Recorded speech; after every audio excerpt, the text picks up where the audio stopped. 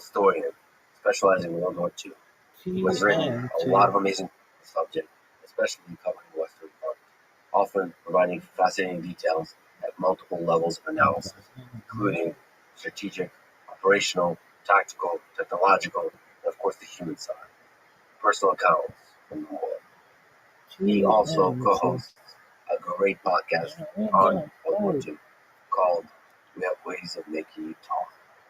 This is my favorite podcast. To support it, please check out our sponsors in the description or at letstream.com/sponsors. And now, dear friends, here's James Howard. In Volume 1 of The War in the West, your book series on World War II, you write, the Second World War witnessed the deaths of more than 60 million people from over 60 different countries. Entire cities were laid waste. National borders were redrawn, and many millions more people found themselves displaced. Over the past couple of decades, many of those living in the Middle East or parts of Africa, the Balkans, Afghanistan, and even the United States may feel justifiably that these troubled times have already proved the most traumatic in their recent past. Yet, globally, the Second World War was and remains the single biggest catastrophe of modern history. In terms of human drama, it is unrivaled. No other war has affected so many lives in such a large number of countries. So, what to you makes World War II the biggest catastrophe in human drama in modern history? And maybe from a historian perspective, the most fascinating subject to study. The thing about World War II is it really is truly global. You know, it's fought in deserts, it's fought in the Arctic, it's fought across oceans, it's fought in the air, it's in jungle, it's in the hills, it is on the beaches, it's also on the Russian steppe, and it's also in Ukraine. So it's that global nature of it, and I just think, you know, where there's war, there is always incredible human drama, and I think for most people, and certainly true in my case, you get drawn to the human drama of it.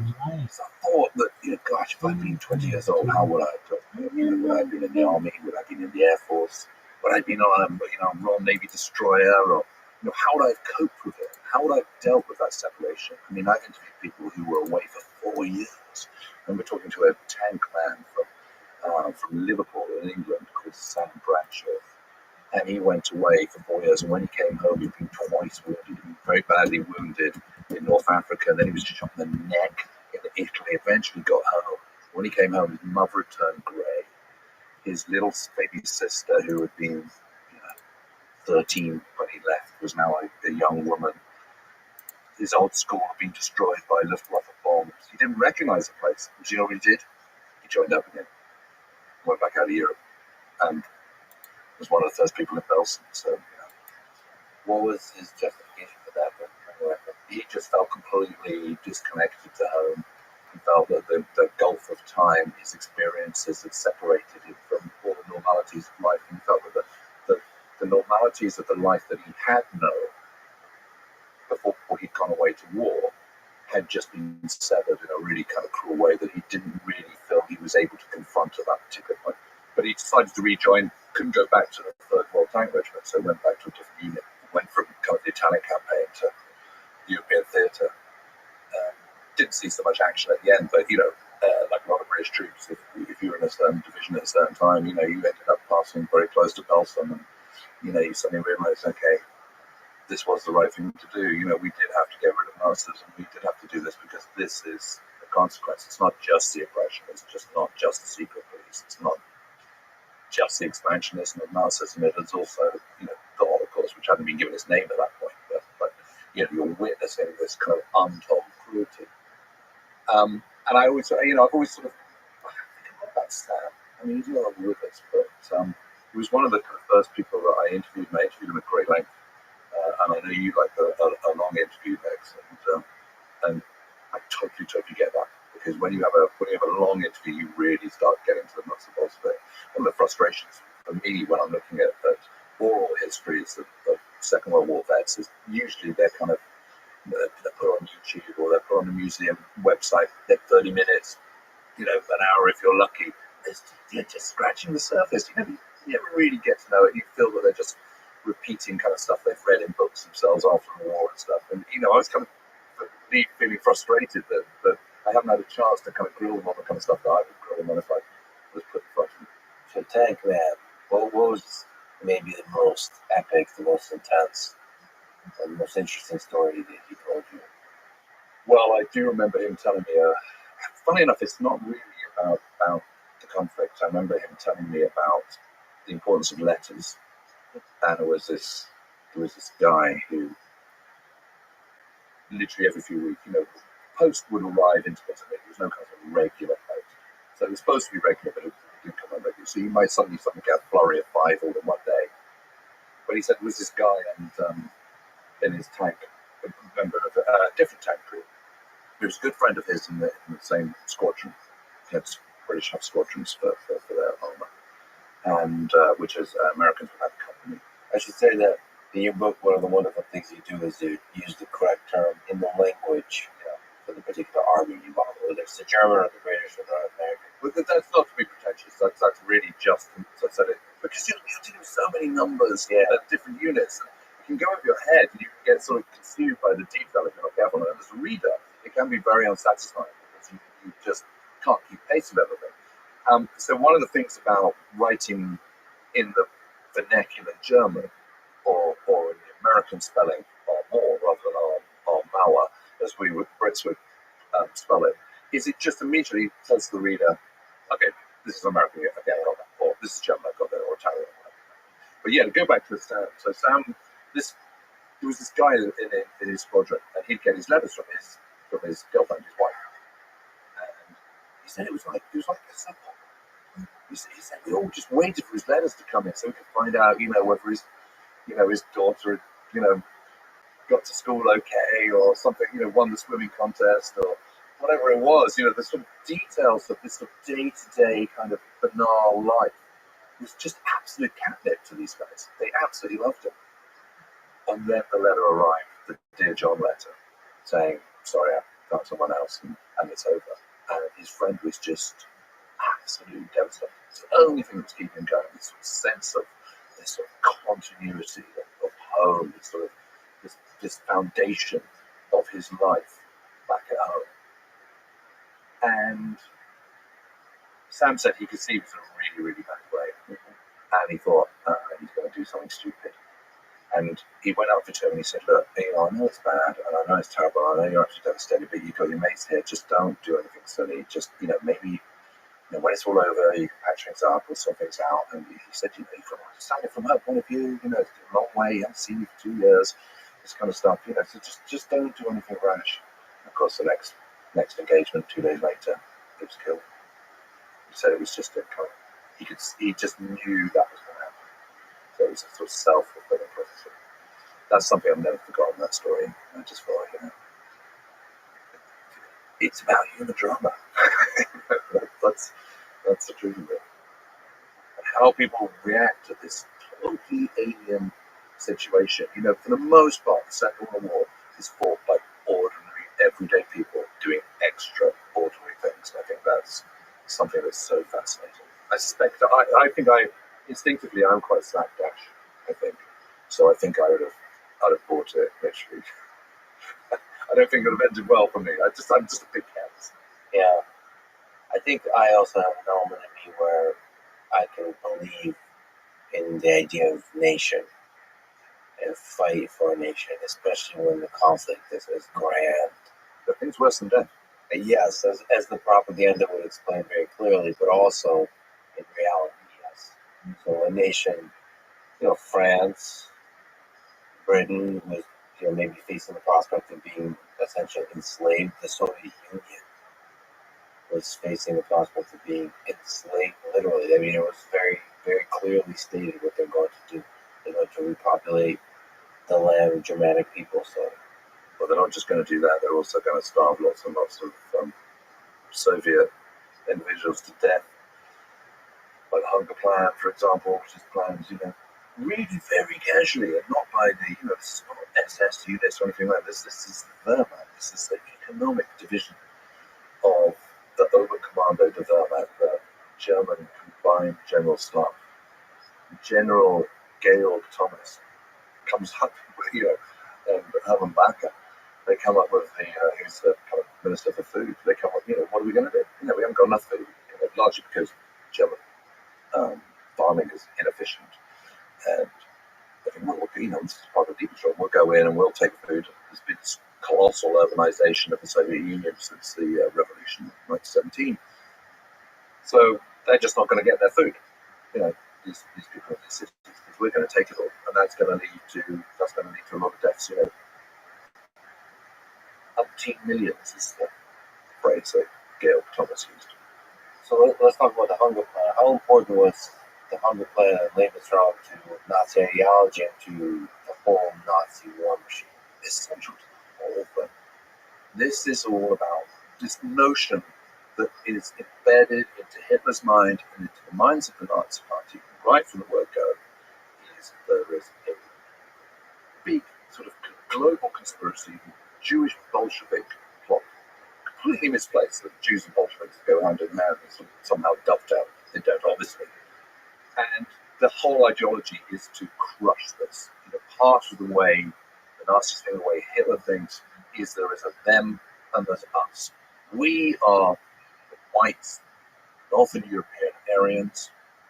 We should be the master race. We've been threatened by a global Jewish Bolshevik plot. We've been stabbed in the back in 1918 at the end of the First World War. We need to have to overcome. This is an existential battle for future survival. It's a terrible task that is befallen our generation, but we have to do this. We have to overcome this, or else we have no future. We will be crushed. It's absolutely cut and dry. And one of the things about Hitler is that he is a very kind of black and white, them or us, either or kind of person. It's all one thing or the other. It's 1,000-year Reich or it's Armageddon. There's no middle ground. There's no grey area. It's one or the other. And that's his worldview. And the reason he came to the fore was because of the crystal clear clarity of his message, which is, we've been stuck in the back. There is a global threat. We have to overcome this. We are naturally the master race. We have to reassert ourselves. We have to get rid of global Jewry. We have to get rid of global Bolshevism. And we have to prevail, or else. But if we do prevail, what an amazing world it's going to be. So he starts with this. Every speech he does always starts with something. Always starts from a kind of negative, and always ends with an incredible positive, rabble-rousing crescendo of if you're in the front row, spittle, halitosis, and gesticulation. I mean, you've seen pictures of it. I don't know if you've ever seen pictures. He's always wants to grab the air and clutch it to him. You can see the kind of the venom coming out of his mouth just in a single still photograph. I mean, it's amazing. There's apps you can get now where you can translate his speeches. And it just sounds, by today's standards, you just think, what a load of absolute ribble. I mean, just total nonsense.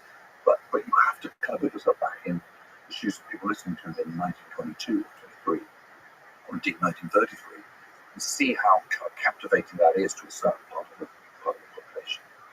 So to go back to your original point, Lebensraum is absolutely part of it. So what you do is you crush the Bolsheviks, you crush the world Jewry, then you expand. Britain has had this incredible empire, global empire. Germany needs that too. Germany's stuck in Europe; it doesn't have access to the oceans. So we're not going to be a maritime empire. We're going to be a landmass empire, the whole of landmass of Europe and into Asia. That's going to be us, and we're going to take that land. We're going to take the breadbasket of Ukraine. We're going to use that for our own ends. We're going to spread we're going to make ourselves rich, but we're also going to spread our peoples. We're going to spread the Aryan northern master race throughout Europe and into the traditional Slavic areas, and we will prevail and come out on top. And so you have to understand that everything about Operation Barbarossa, the planned invasion of the Soviet Union in June 1941, is totally wrapped up in the Nazi ideology.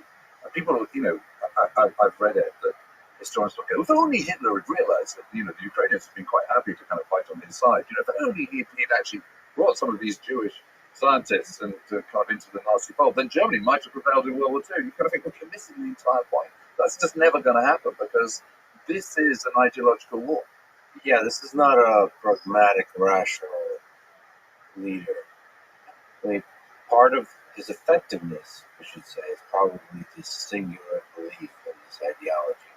There's pros and cons. For an effective military machine, probably having that singular focus is effective.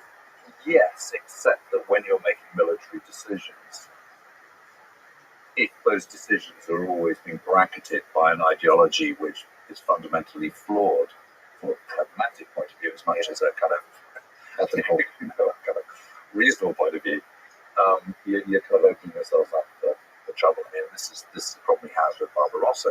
They realized very early on in 1941 when they're wargaming this whole operation that it's not going to work. And so, there's people like General Paulus, who's on the General Staff at the time. He's given it. He's in charge of kind of wargaming this. He goes, this isn't going to work. And Keitel, who is the chief of the OKW, goes, no. Go back and make it work. He goes, okay. So he comes up with a plan that does work, but it's bogus. I mean, it doesn't work because they don't have enough. They don't have enough motorization. They go into the Barbarossa with 2,000 different types of vehicle. Every single one of those vehicles has to have, different distributor caps and different leads and plugs and all sorts of different parts. There's the interoperability of the German mechanized arm is super inefficient, and so you've got huge problems because they're going to think, well, we took France in 1940, and that's kind of one of the most modern countries in the world with one of the greatest armies and armed forces in the world. We did that in 6 weeks. So Soviet Union, look, they struggle against Finland, for goodness sake. I mean, how hard can it be? But what you're failing to understand is that attacking the Soviet Union is over a geographical landmass 10 times the size of France, just on the frontage. And you haven't really got much more mechanization than you had in May 1940 when they attacked the Low Countries in France. And you've actually got less Luftwaffe aircraft to support you.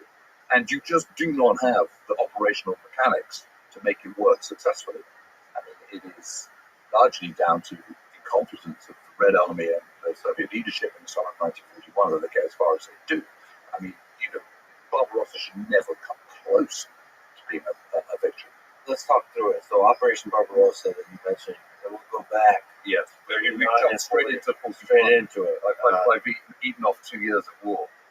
So this is June 1941. Operation Barbarossa, when Hitler invades the Soviet Union with, I think, the largest invading force in history. Collectively, yeah. And there's 3 prongs: Army Group North, Army Group Center, Army Group South. North is going to Leningrad.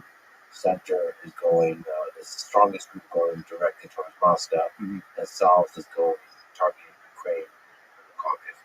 So, can you linger on that, on the details of this plan? What was the thinking? What was the strategy? What was the tactics?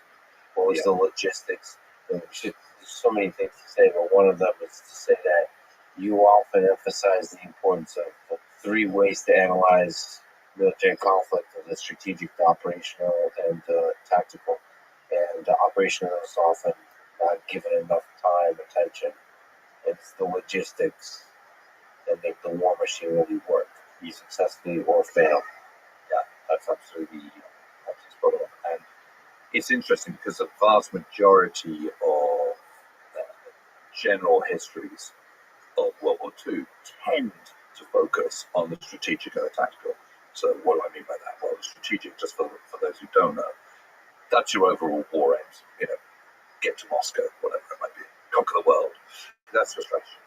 The tactical side of things that's the cold face of war. That's the attritional bit. That's the fellow in his Spitfire, the tank crew, the soldier in his foxhole. It's the actual kinetic fighting bit. The operational bit is the level of war that links the strategic to the tactical. So it is absolutely factories, it's economics, it's shipping, it's supply chains, it's how you manage your war. And One of the things where I think people have been guilty in the past, historians have been guilty in the past, is by judging warfare all at the same level.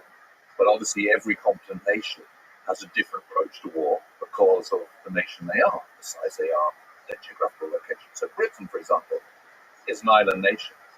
Its priority is the Royal Navy, which is why the Royal Navy is known as the senior service.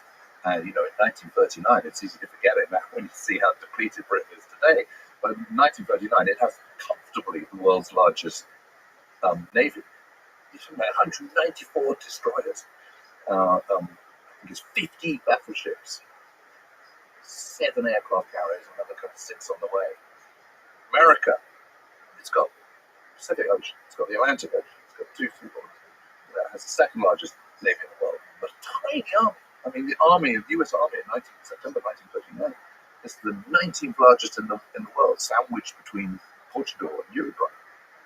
And it's just incredible. It's like 189,000 strong, which might seem reasonably large by today's standards, but is absolutely tiny by 1939 standards. Whereas Germany's got an army of 3.5 million. So these are big differences. But America's coming at it from a different perspective. Britain's coming at it from a different perspective. Britain's empire is all about it's a shipping. It's a seaboard empire. Whereas there's also another point, which is having large armies is actually inherently impractical and inefficient, because the larger army, the more people you've got to feed, the more kind of barracks you've got to have, the more space you've got to have for training, the more people you're taking out of your workforce to produce tanks and shells and all the rest of it, because they're jumping around with rifles. So there's an argument saying actually it's really not very good way of doing things. So very much the British way and subsequently the United States way and the way of Britain's dominions and empire is to use kind of steel, not our flesh, as a principle. This is the idea is that you use technology, mechanization, modernity, global reach to do a lot of your hard yards. That's the sort of basic principle behind the strategic air campaign. When we talk about strategic air campaign, we talk about strategic air forces which are operating in isolation from other armed forces. So a tactical air force, for example, is an air force which is offering close air support for ground operations. A strategic air force has got nothing to do with ground operations, it's just operating on its own. So that's your bomber force or whatever. That's your B-17s and B-24 force of the 8th Air Force flying out of East England, bombing the Ruhr industrial complex of Germany or whatever it might be. So it's important to understand that when you compare, you have to have in the back of your mind that Britain, compared to Germany, for example, is coming at it from a completely different perspective. And I would say one of the failures of Hitler is that he always views everybody through his own very narrow worldview, which is not particularly healthy. You want to get inside the head of your enemy. And he's sort of guilty of not doing that. So when you're talking about Operation Barbarossa, to go back to your original question, you're dealing with an operation on such a vast scale that operational level of war is absolutely vital to its chances of success or failure. It doesn't matter how good your individual commanders are at the front. If you haven't got the backup, it's not going to work. And the problem that the Germans have is, yes, they've got their kind of 3 million men on the front, and they've got their kind of 3,000 aircraft and all the rest of it.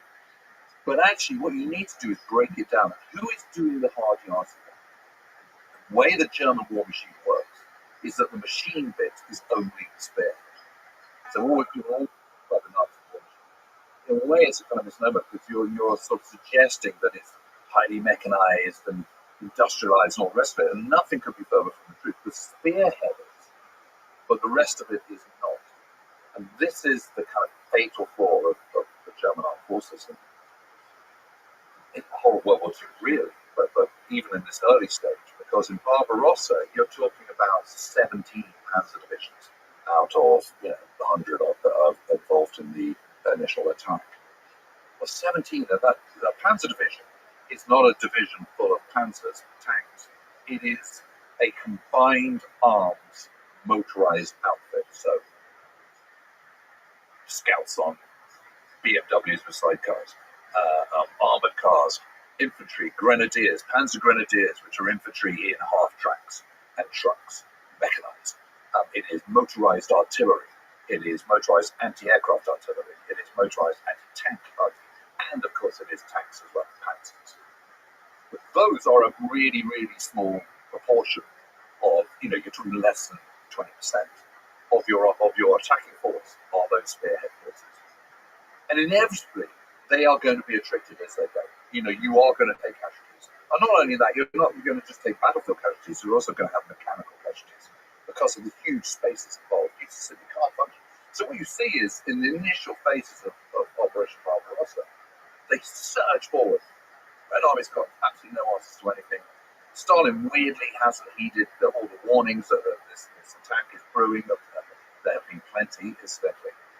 Smolensk falls on the 15th of July, less than 4 weeks. It's incredible, 3.5 weeks. Smolensk has gone, overwhelmed the rest of what had been Poland. They've surged into what is now Belarus, taken Smolensk, all the Army Group Center. Army Group North is thrust up into the Baltic. It's all going swimmingly well. But then, the next several months, they barely go 100 miles. And that's because they're running out of steam.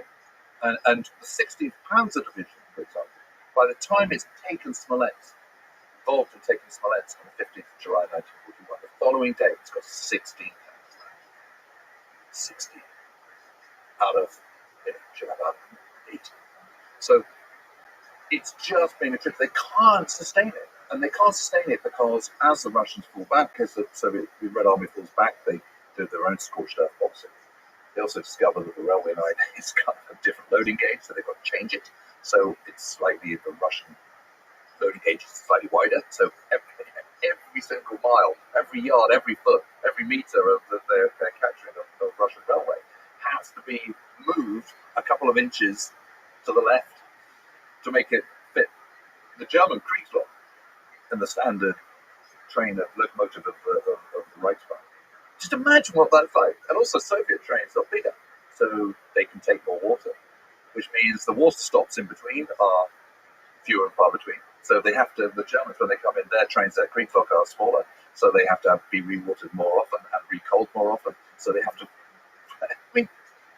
it's absolutely gargling just how complicated it is and how badly planned it is, because they haven't reckoned on this. They're having to kind of think on their feet. I love the logistical details of all of this because, yes, that's a huge component of this, especially when you cover that much territory.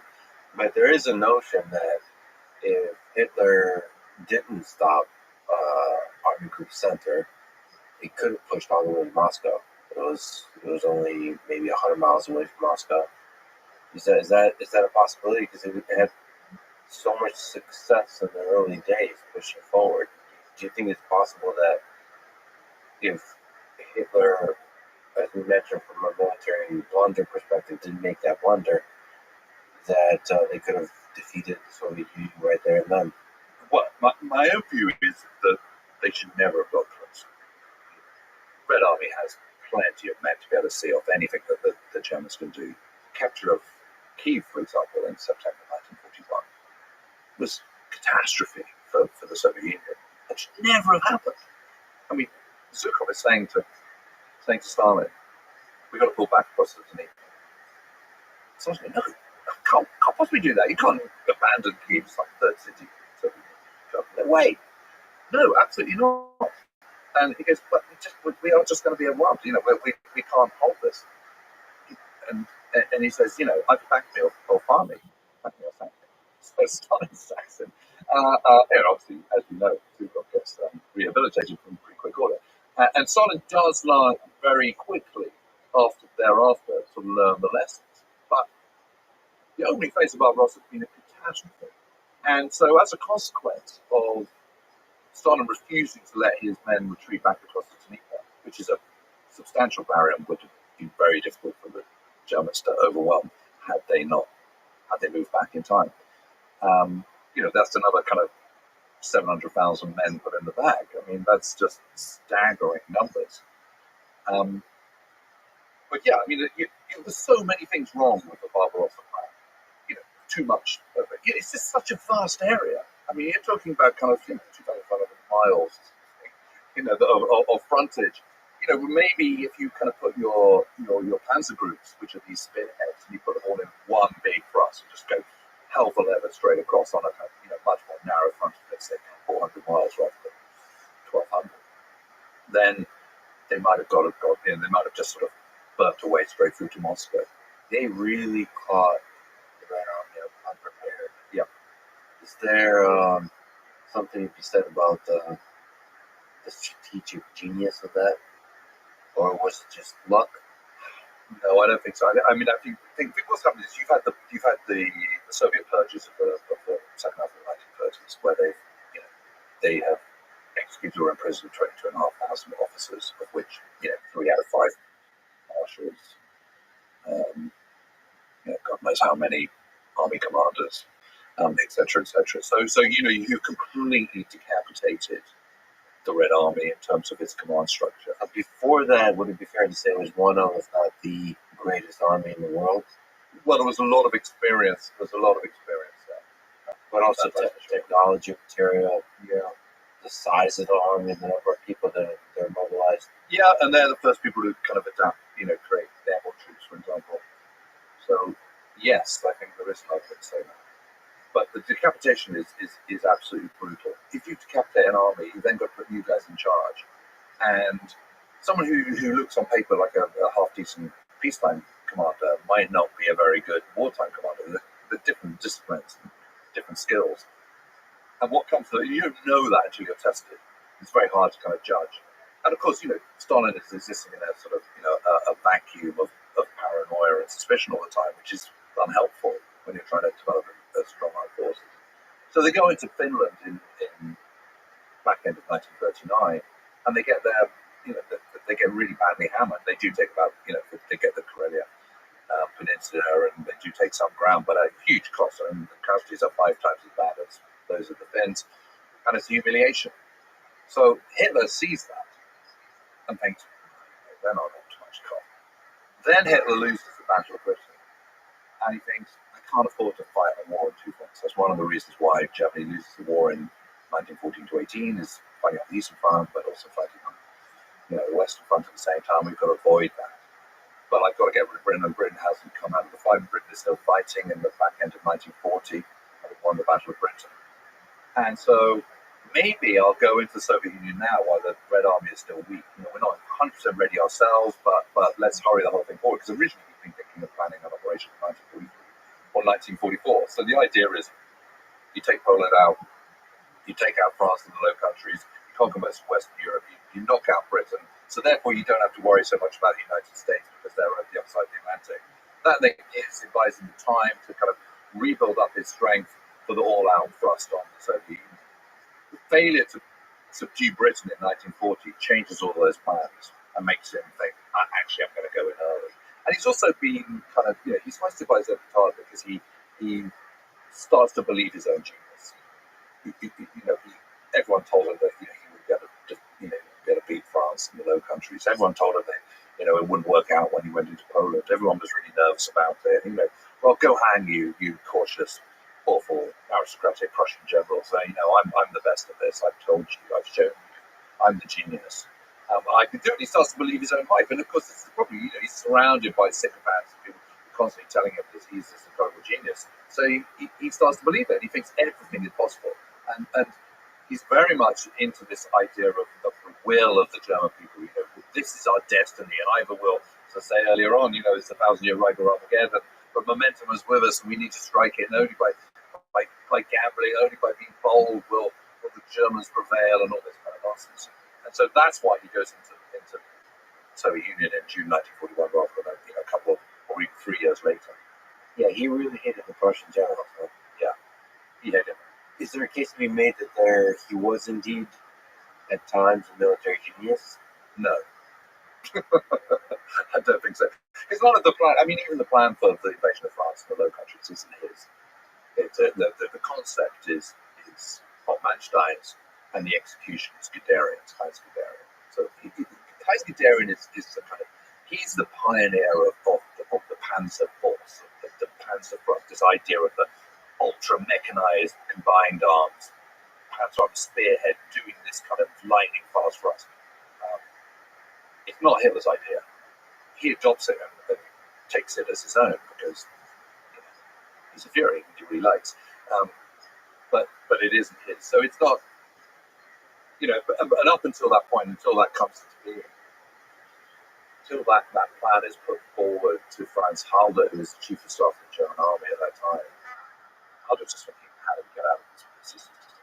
Because they know that France has got a larger army, they know that France has got more tanks, they know that France has got double the number of artillery pieces, it's got parity in terms of air forces. Then you add Holland, then you add Belgium, then you add Great Britain, and that looks like a very, very tough nut to crack. I mean, the reason why France is subdued in 1940 is 50% brilliance of the Germans, of their operational art in that particular instance, and 50% French failure, really, and incompetence. I mean, there is the kind of genius to be able to see and take advantage and set up the world stage in such a way that you have the appeasement from France and Britain, keep the United States out of it, just set up the world stage where you could just plow through everybody with very little resistance. I mean, there is a kind of yes, it's geopolitical if it works, but it doesn't. That's the problem. I mean, he goes into Poland on the assumption that Britain and France will not declare war. He is not prepared for Britain and France to declare war on Germany. Right. He thinks they won't.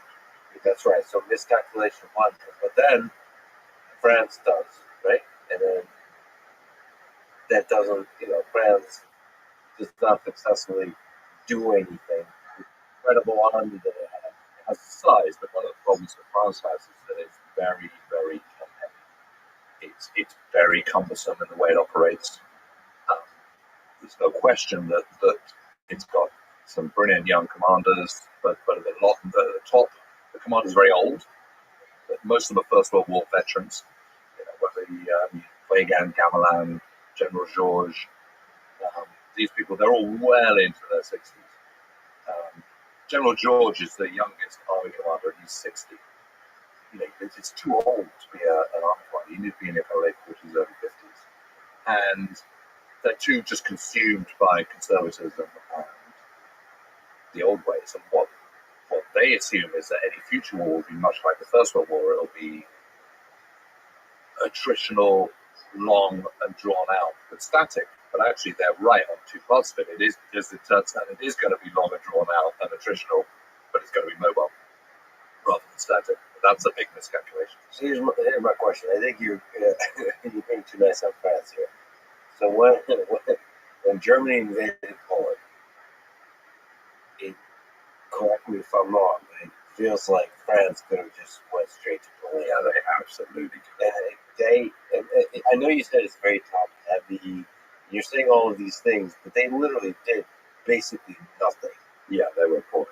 So like that, and I think a part of that, and I think you described as well, that you can speak to that, is the insanity that is Hitler creating this psychological, with the propaganda, creating this feeling that there's this Nazi force that's unstoppable. So France just didn't want to step into that. Maybe they were legitimately, I hesitate to say these words, but scared of war. 100% they are. Because France has been totally traumatized by the First World War. It's fought on their land. It's fought in their industrial heartland. They lose 3 times the amount of people killed that Britain does. Britain's traumatized by it, but not to the same degree that France is. There is just no stomach to do that again. So that makes them risk averse. By being risk averse, you're actually taking a far greater risk. That's the irony. And the truth is also there isn't a political will. And a successful military can only be successful if there is a political will at the top. The problem with France in the 1930s is very politically divided. It's a time of multiple governments, multiple prime ministers, coalition governments, really very extreme coalition governments from the sort of drawn from the left and the right as well as the centre. And this is not a coalition of 2 parties. This is a coalition of multiple parties. No one can ever agree anything, and that's the problem. It's amazing. The Maginot Line is even agreed. This incredibly strong defensive position down the western side of France, the border with Germany, which is kind of largely impregnable. But the problem is the bit that's not impregnable, which is the hinge, where the Maginot Line ends and it sort of basically starts turning kind of towards in a kind of northerly direction at the border with Belgium. And what they should have done is built kind of border defences all along the northern coast with Belgium, because Belgium refused to kind of allow any Allied troops into its territory. It was neutral. And France should have said, okay, fine. Well, then we'll defend. We're not going to come to your rescue if you get invaded. That's your fault. That's the payoff. And the consequence of that, we are going to stockpile everything that, and we're not going to be drawn into the neutral territory should Germany invade from the west. But they don't do that because of the psychological damage of having fought a war in exactly that area a generation earlier. And that's the problem. So Germany's so weakened by the invasion of Poland, there's literally nothing left. The back door into Western Germany is completely open. And so they do what they call the Saar offensive, but it's not. It's a kind of reconnaissance and force where they kind of go across the border, kind of pick their noses for a few days, and then kind of trundle back again. And it's embarrassing. And that is what you're seeing there is a nation which is just not ready for this, which is scared, is politically divided, which is then having a knock-on effect on the decision-making process, and which is just consumed by military complacency. And that's the big problem. There is this, the commanders at the very top of the French regime are complacent. They haven't bought into kind of modern ways. They haven't looked at how contemporary technology can help them.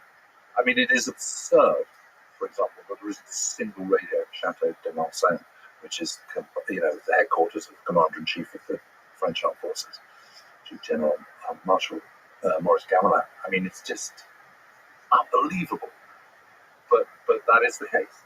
And there's no getting away from that. And it is all the more ironic when you consider that eventually the most automotive society in Europe is the second most automotive society in the world after the United States.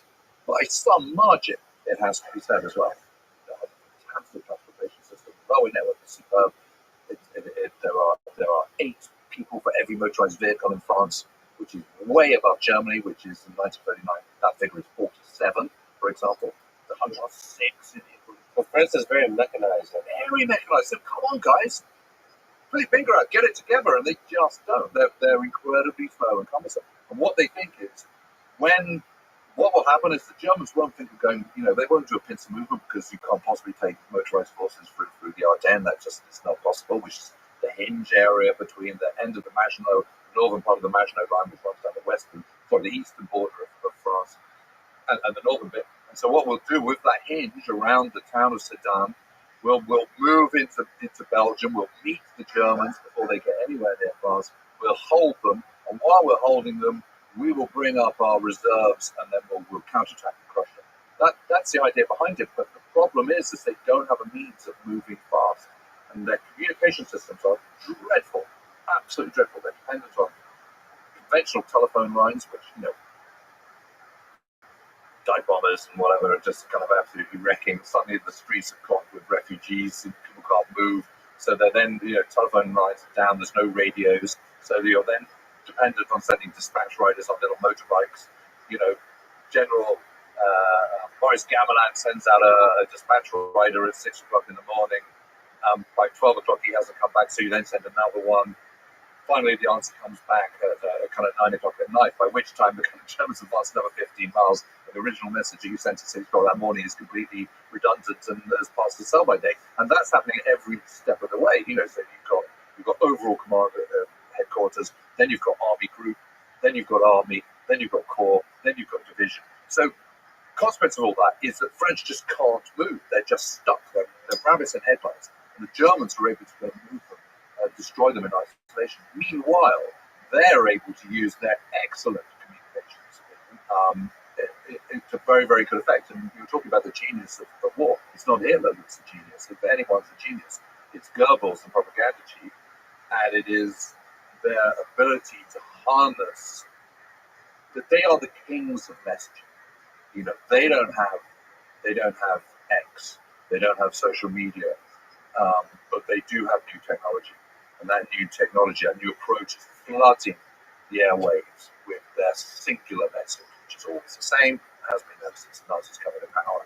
And it is using radios. I think radios are really, really key to the whole story, because there is no denser radio network anywhere in the world, including the United States and Germany, in in 1939. So while it's really behind the times in terms of mechanization, it is absolutely on top of its game in terms of comms.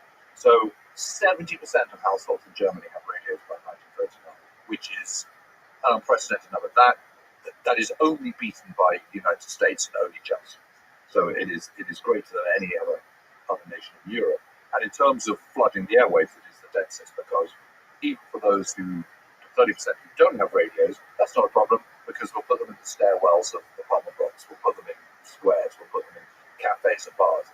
And the same stuff, the Nazi state controls the radio airwaves as it does the movies, as it does newspapers. All aspects of the media are controlled by Goebbels and propaganda ministry, and they are putting out the same message over and over again. It's not all Hitler's ranting. It's entertainment, light entertainment, some humorous shows. It is also Wagner, of course, and Richard Strauss. It's a mixture, but the subliminal message is the same. We're the best. We're the top dogs. Jewish Bolshevik plot is awful. That needs to be, that's the existential threat to us. We have to overcome that. We're the top dogs militarily. We're the best. We should feel really good about ourselves. We're going to absolutely win and be the greatest nation, whatever. And Hitler's a genius. And that is just repeated over and over and over and over again. And for all the modernity of the world in which we live in today, most people believe what they're told repeatedly. They still do. So you just repeat over and over again. People will believe it. If you're a die-hard Trump supporter, you want to believe that. You'll believe everything he said. If you are a die-hard Bernie Sanders man, you're from the left, you'll believe everything he says, because he's reinforcing what you already want to believe. But the scary thing is, radio is the technology of the day. The technology of the day today is a terrifying one for me. Is I would say AI on social media for bots. We have basically bot farms, which I assume is used by Ukraine, by Russia, by the US. I would love to read the history written about this era, about the information wars. Who has the biggest bot farms? Who is the biggest propaganda machine? And when I say bot, I mean both automated AI bots and humans operating large number of smartphones with SIM cards that are just able to boost messages enough to where they become viral, and then real humans with real opinions get excited also. It's like this vicious cycle. So if you support your nation, all you need is a little boost, and then everybody gets real excited, and then now you're chanting, and now you're in this mass hysteria, and now it's the 1984 2 minutes of hate. If the message is clear, I mean, that's what propaganda does. It really clarifies the mind. That is exactly what Hitler and the Nazis and Goebbels are doing in the 1930s. Well, they're doing in the 1920s as well, but more effectively once they come to power, of course. And Hitler is so fortunate that he takes over the chancellorship in January 1933 at a time where the economy is just starting to turn. And he's able to make the most of that. And if you're German and you've been through hyperinflation in the early 1920s, you've been through the humiliation of the Versailles Treaty, which was a terrible error in retrospect, and you've been through, then having got through that, you've emerged into a kind of democratic Weimar Republic, which is based on manufacturing. Germany's the traditional genius of engineering and manufacturing and production of high quality items. Emerged through that, then you have the Wall Street crash, and the loans that are coming in from America, which is propping up the entire German economy, suddenly get cut off, and you've suddenly got depression again and massive unemployment. And suddenly Hitler comes in, and everyone's got jobs, and they're rebuilding, and they're growing their military, and the message that's coming out is, we're the greatest, we're the best, we're fantastic. I was telling you earlier on about the speeches starting dark and ending in hope and light and sunlit uplands. That's what you're getting. You're suddenly getting this vision of hope. This is, actually, this is really working. Okay, so I'm not sure that I particularly buy into the kind of anti-Semitic thing, but we'll sweep that under the carpet because overall, I've got a job, I've got money, I've got my new radio, And then this is the genius about the radios, for example. So they have the German receiver to start off the Deutsche Empfänger, and then they have the Deutsche Kleinempfänger, which is the German little receiver, little radio. These are geniuses. This is as outrageous as the arrival of the iPod. I mean, remember that.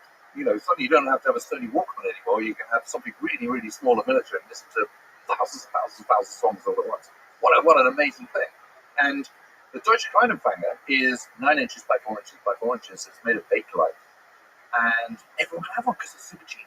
It's just incredible. And no one else said that because up until that point, radios, generally speaking, are aspirational. They've got sort of the Walmart lacquer at the front, and you don't have to if you're middle class. You show them off to your neighbours to show how kind of affluent and well-to-do you are. But suddenly, everyone can have one. And if everyone can have one, then everyone can receive the same message. And you can also, this is the whole point about hitting youth as well. The young guys, that's where they're most impressionistic. They're least risk-averse, so they're most gung-ho. They're most full of excitement for the possibilities of life. And their minds are the most open to suggestion. So you get the youth. Hang on, you get them. And so a whole generation of young men are brought up thinking about the genius of Hitler and how he's delivering us this much better nation and returning our, overhauling the humiliations of the First World War. We're overcoming the stab in the back that happened in 1918, etc., etc. And, as a young 16, 17-year-old German, you think, yeah, I want a piece of that. And hey, guess what? They've got really cool uniforms. And come and join the SS, get the Fräulein. What's not to like? You can see why it's so clever. And what's so interesting is propaganda today is still using those tenets that Goebbels was using back in the 1930s. I just want to say that history doesn't repeat itself. Of course, it doesn't. It can't possibly repeat itself because we're always living in a constantly evolving time. The patterns of human behaviour do. And what you always get after economic crisis is political upheaval. Always. Because some people are in a worse off position than they were financially before. They're thinking, the current system doesn't work. What's the alternative?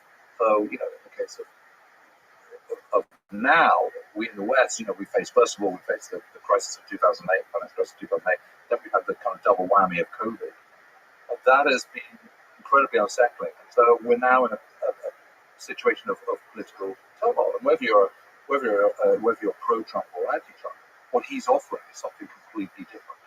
And it's saying, he's saying, ways don't work. I'm just going to say what I think. I'm going to come out. I'm not going to bother with all the sheen of diplomacy and kind of, mealy-mouthed words that politicians always use, where you can't trust anyone. I'm just going to tell you as it is. And obviously people respond to that. You can understand why that has an appeal.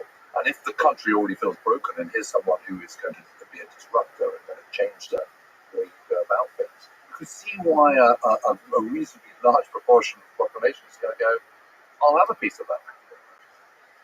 And especially when the country's in the economic crisis, that there really was. I think you've written that the Treaty of Versailles created Hitler, and the Wall Street crash and the Great Depression brought him to power. Yes. And of course, the propaganda machine that you describe is the thing that got everybody else in Germany on board. Yeah. It's amazing how because he comes in with 33% of the vote. He had 37% of the vote in July 1932. So again, this is another period of turmoil, just like it is in France, where you have constant different kind of coalitions and different chancellors, leaders of Germany. It's very possible he wouldn't have come to power. Well, he said, "I will only, we will only take our seats if I can be chancellor. Otherwise, forget it. I'm not coming into any coalition." So then the government falls again in January 1933. They have the election. The Nazi vote is down from where it was the previous summer, but this time they go, okay, Hitler can be chancellor, but we'll manipulate him. Oh, how wrong they were. He's manipulating everyone. And then Hindenburg, who was the president, dies the following summer, and he's able to get rid of the presidency. There was no more president of Germany. There was just the Führer, him. and he gets rid of. He has enacts the Enabling Act, which is where all other political parties are disbanded, and suddenly you've got to in their own state, just like that. I think there's a lesson there. There's many lessons there, but one of them is don't let an extremist into government and assume you can control. Yes, the arrogance of the existing politicians who just completely screwed it up. I mean, there is a real power in an extremist. Like, there's a person who sees the world in black and white can really gain the attention and the support of the populace. Yes. Especially when there's resentment about the treaty on the side, when there's economic hardship, and if there's effective modern technology that allows you to do propaganda and sell the message. There's something really compelling about the black and white message. It is, because it's simple. And what Hitler does throughout the 1920s is he sticks to this. There is actually, when he comes out of prison, there's the bit of push in November 1923.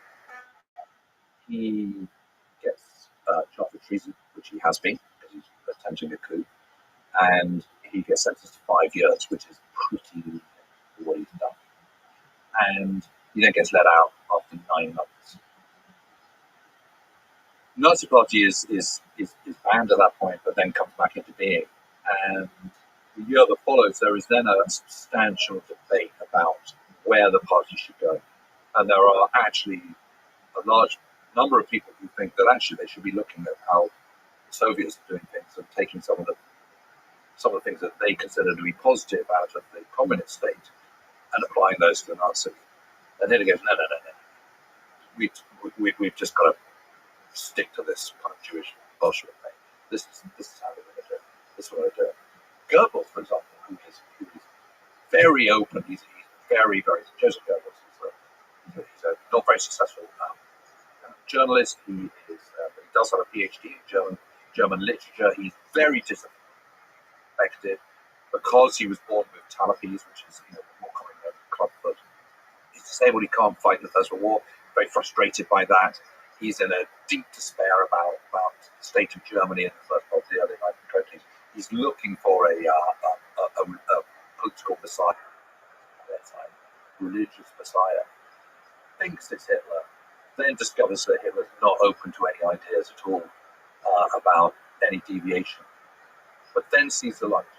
Hitler recognizes that this guy is someone that he wants on his side, and so then goes to makes a real special effort. Come to dinner. I think you're great. All this kind of stuff. Wins the bat over, and Goebbels has this complete volte-face. Discards his earlier kind of Hitler's right, I was wrong. Hitler is the kind of messiah figure that I want to follow. I want to follow the hero leader, and they come on board and they absolutely work. And Hitler completely wins out of all dissenters within what had been the German Workers' Party, till it becomes the German National Socialist Party, it becomes the Nazis. He comes out, emerges as the absolute undisputed Führer of that leader of that party, and what he says goes, and everyone toes him behind it. Part of the genius of that, Hitler does have some genius. I just don't think it's military, but he does have some genius. And the question about it is the simplicity of message. What he's doing is that us and them thing that we were talking about earlier. It's the kind of either or. It's my way or the highway. It's kind of, this is the only way. This is how we get to the sun mountains. This is how we create this amazing master race of this unification of German peoples, which dominates the world, which is the preeminent power in the world for the next 1,000 years. Or it's decay and despair and being crushed by our enemies, and our enemies are the Jews and the Bolsheviks, the communists. And what he taps into as well is Front-Gemeinschaft and Volksgemeinschaft. And there's no direct English translation of Volksgemeinschaft or indeed Front-Gemeinschaft. But in its most basic form, it's community, it's people community, or front veterans community. So the Front-Gemeinschaft is, we are the guys, so we're bonded because we were in the trenches. We were in the First World War. We were the people who bravely stuck it out, saw our friends being slaughtered and blown to pieces.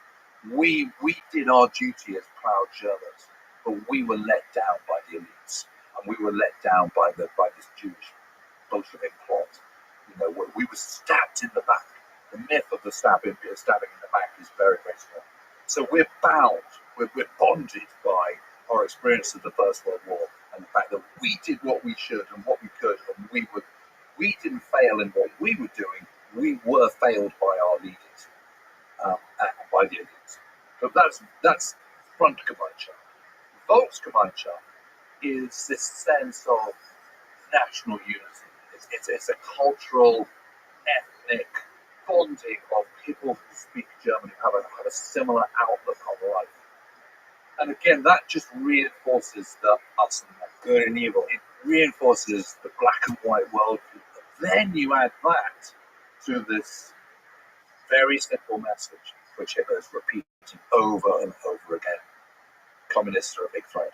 Jews are a big threat. They're the enemy. You have to have an opposition in them and us kind of process, and that's what he's doing. And people just buy into it. They go, "Yeah, we're together. We're Germans. We're a brotherhood. We've got our Volksgemeinschaft." And so he cleverly ties into that and taps into that. But they're an irrelevance by the by 1928, he's not going to get a deal for Mein Kampf Part 2. He's impoverished. The party's impoverished. Numbers are down. They're kind of, at best an irrelevance. Which is a hero Mein Kampf at this time.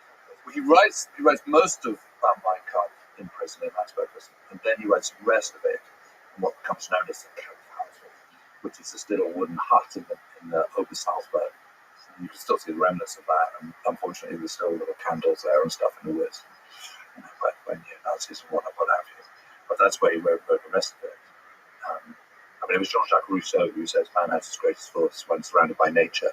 That's something that kind of Hitler took very much to heart. There was a mentor of his called Dietrich Eckart. Dietrich Eckart introduced him to the Obersalzberg and the beauty of the southeast Bavarian Alps around Berchtesgaden. And that was his favourite place to go. That's where he eventually bought the Berghof. With the royalties, it has to be said, for Mein Kampf, which went from being almost pulp to suddenly being a run-up bestseller, unfortunately.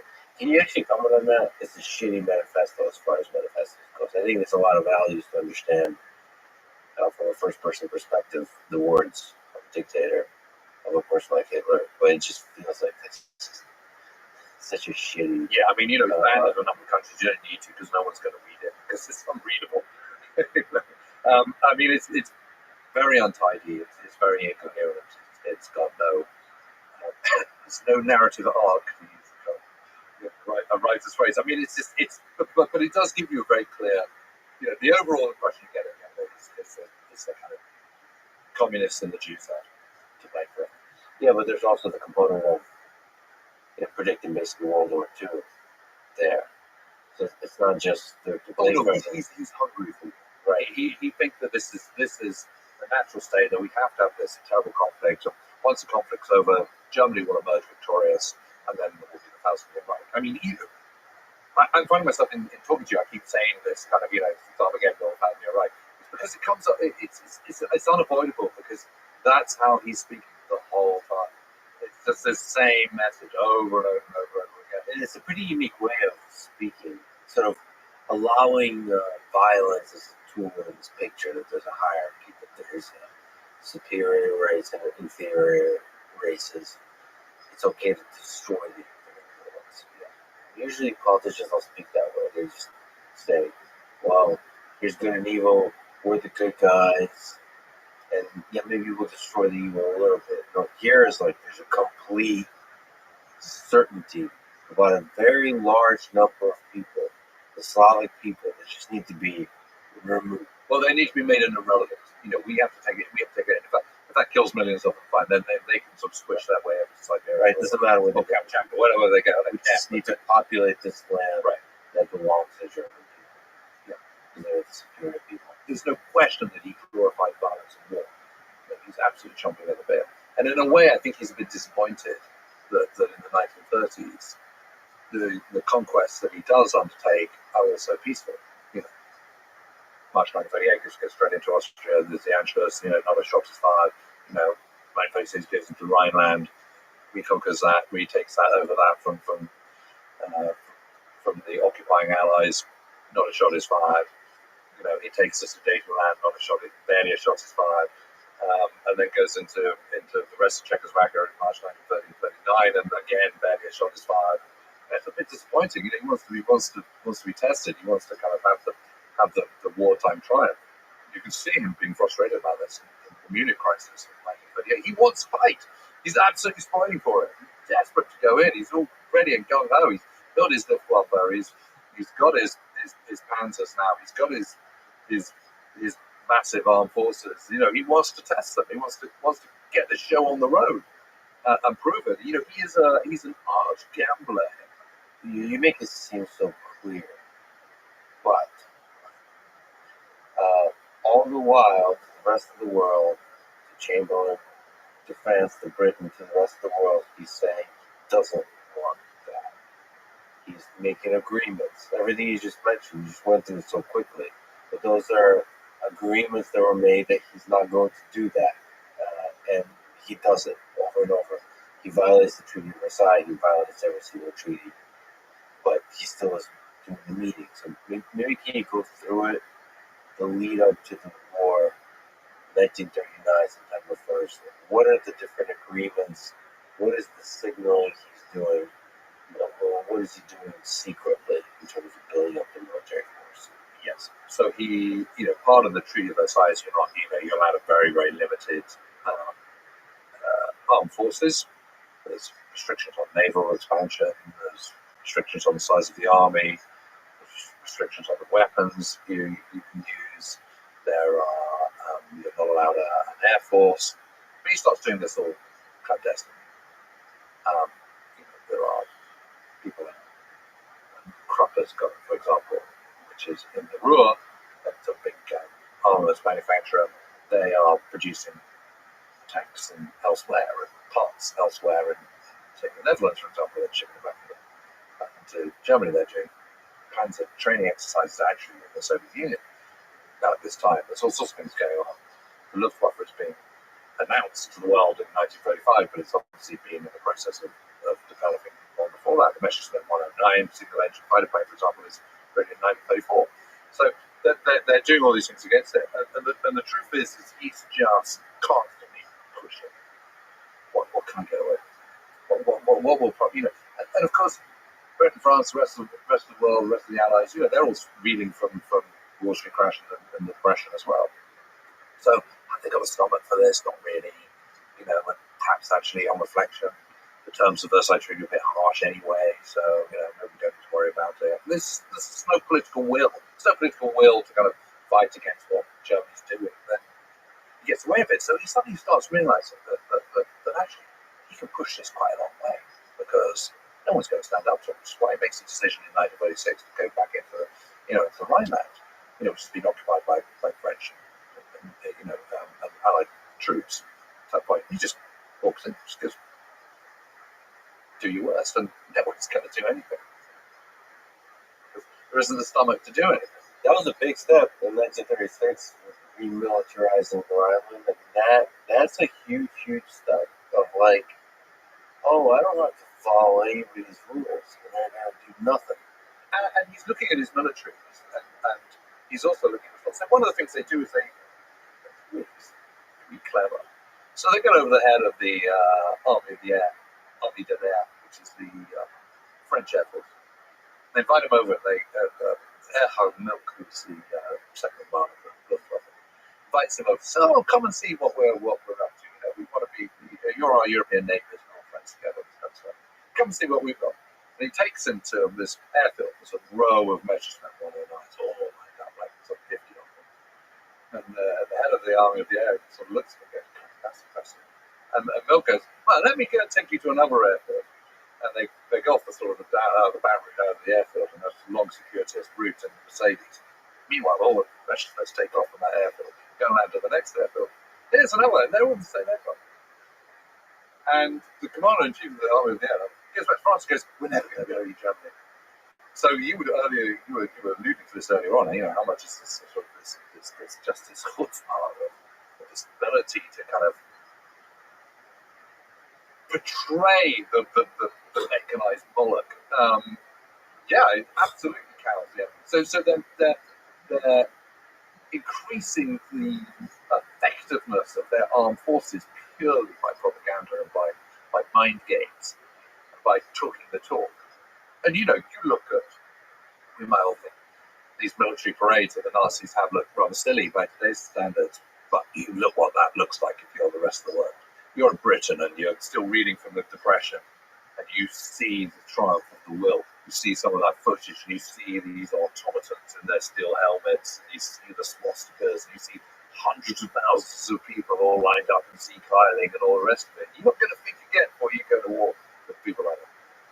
It's also hard to put yourself in the mind of those leaders now. Not that the nuclear weapons have created this kind of cloak of a kind of safety from mutually shared destruction.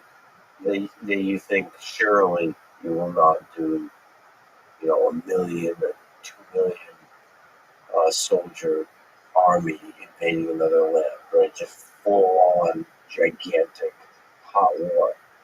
But at that time, that's a real possibility. You remember World War One. You remember all of that. So, okay, there's a mad guy with a mustache. He's making statements that this land belongs to Germany anyway because it's mostly German populated. So, and then, like you said, Treaty of Versailles wasn't fair. And you can start justifying all kinds of things yourself. But maybe they got a point about the Danzig corridor, the Armenian Germans, and German-speaking people there, and it's disconnected from East Prussia, which is to say, I can sort of get it. Maybe they got a point. Is Poland really a kind of thriving democracy anyway? Not really. By 1930, late 1930s, it's not. It's, to all intents and purposes, a dictatorship in Poland at that time. I mean, it's not right that you just go and take someone else's country. Of course, you can't do that. But you can see why in Germany people are thinking they've got a point. You can also see why in France and Britain they're thinking, if we really care about the Poles, is it worth going to war over? But there's kind of bigger things at play by this point. That's the point. Yeah, but before we get to Poland, there is this meeting, September 1938. So Chamberlain made 3 trips to meet with Hitler, which culminated in the Munich conference, 30th of September. Yeah. One was Chamberlain, Hitler, Mussolini, and Daladier, Prime Minister of France.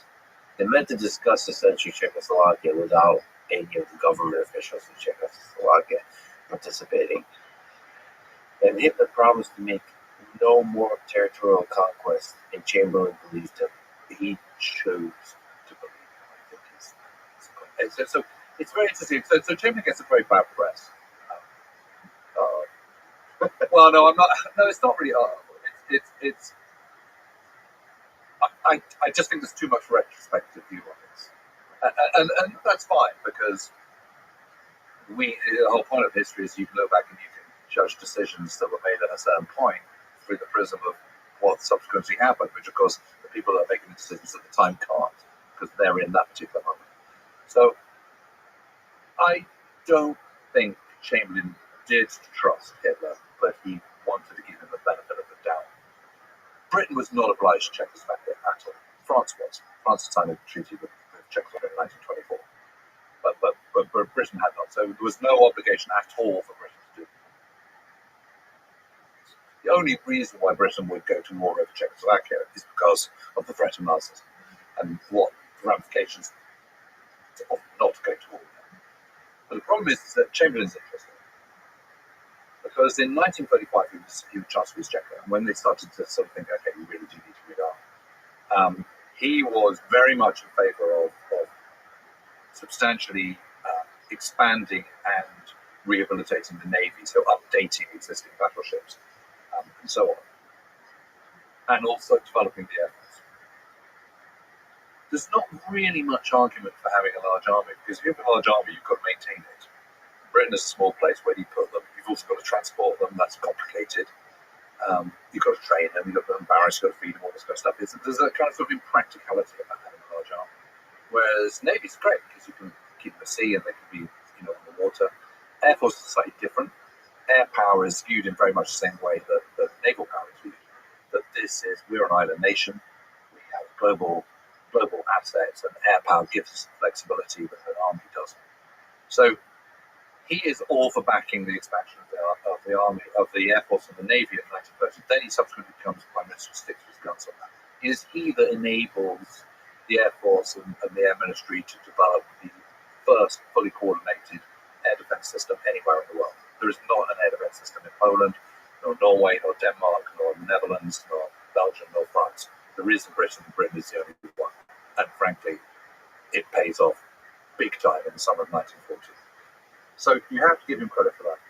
Britain, interestingly, is also the world's leading armaments exporter in the 1930s, which is amazing, really, when you think everyone complains about the fact that we weren't rearming now.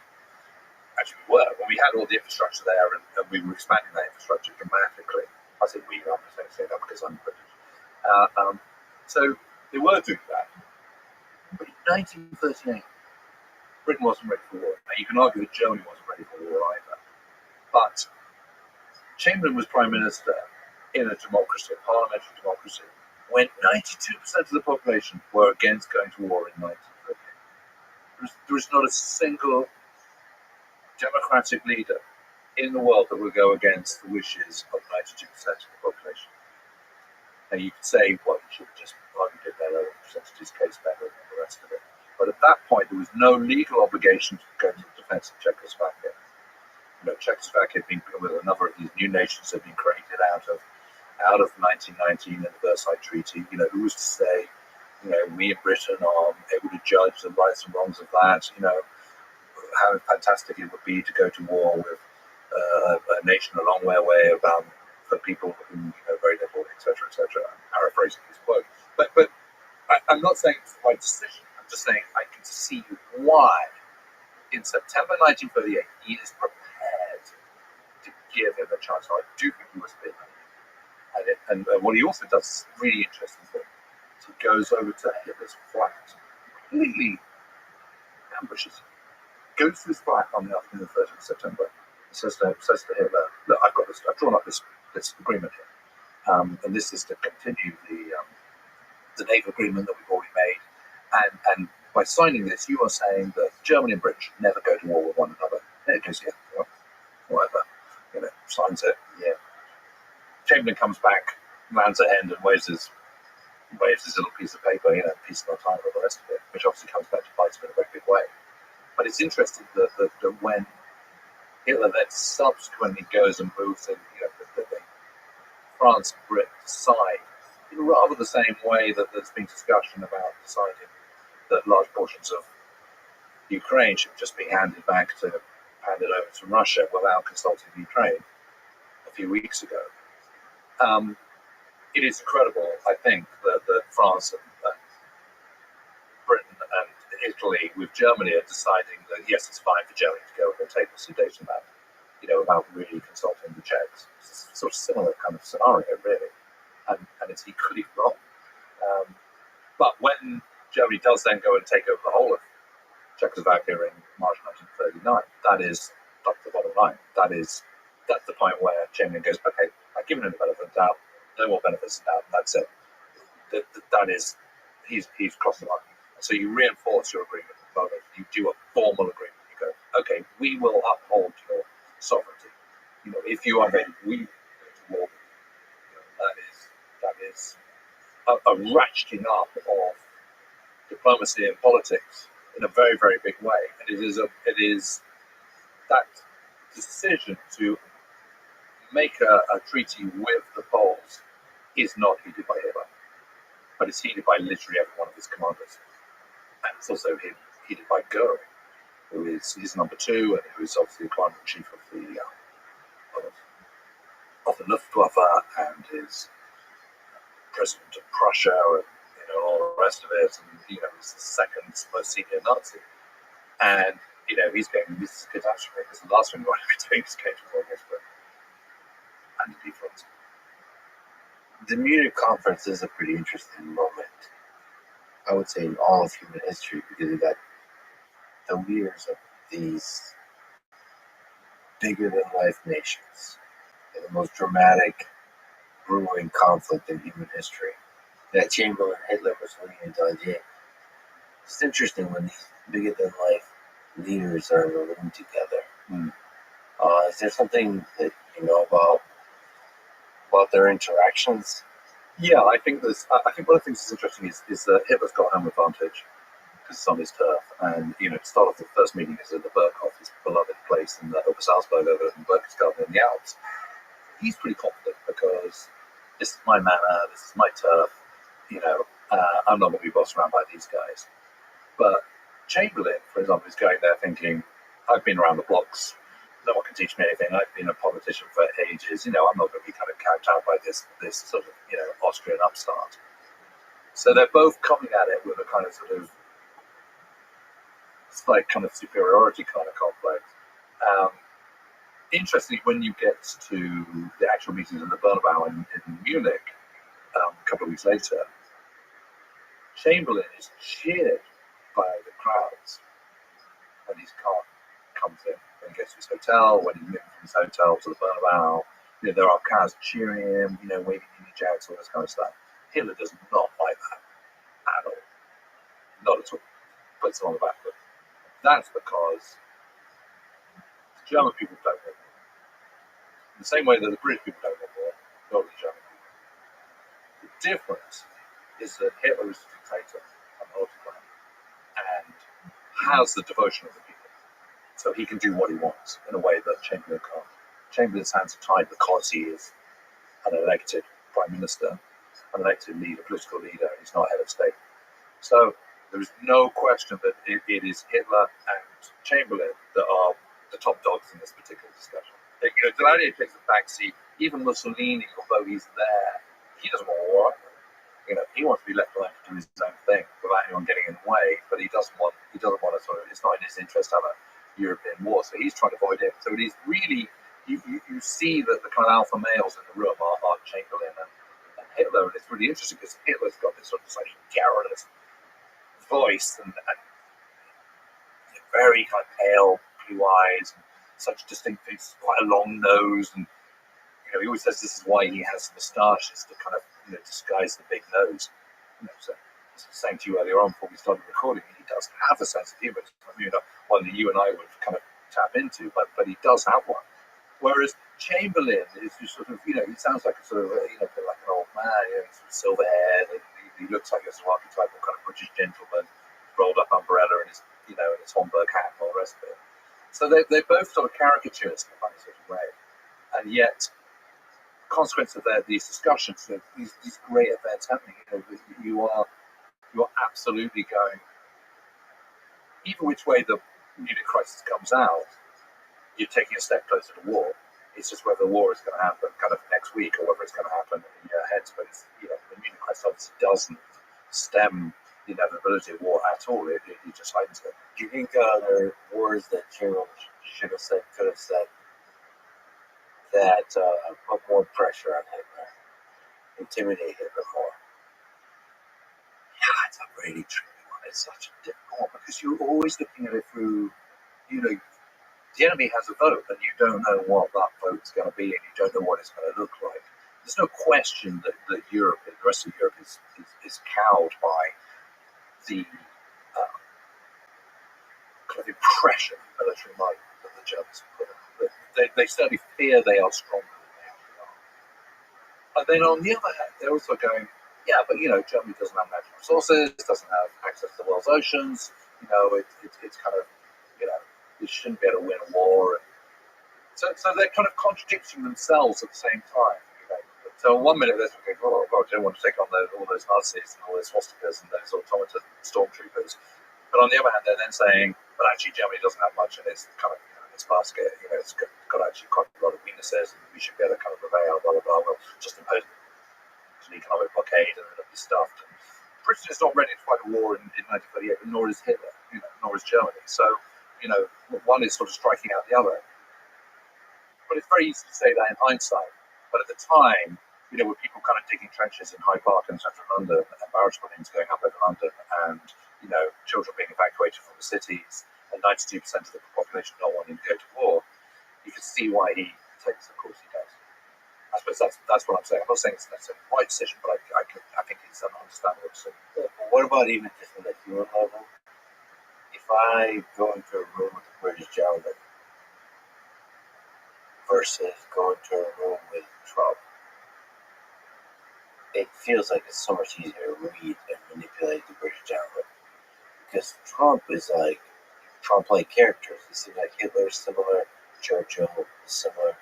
It's like this guy can do anything. There's something terrifying about him. Unpredictable. Yeah. It feels like there's something very predictable about Hitler. Yes, I think that's true, but also one has to take a step back and think about what Britain represents, so therefore what Chamberlain represents in 1938. Britain has the largest empire the world has ever known. Yeah, 1938. Forget that. Blood of the world is pink, as the saying goes. And that saying comes from the kind of atlas of the world, where all British territories are kind of covered pink. Yeah.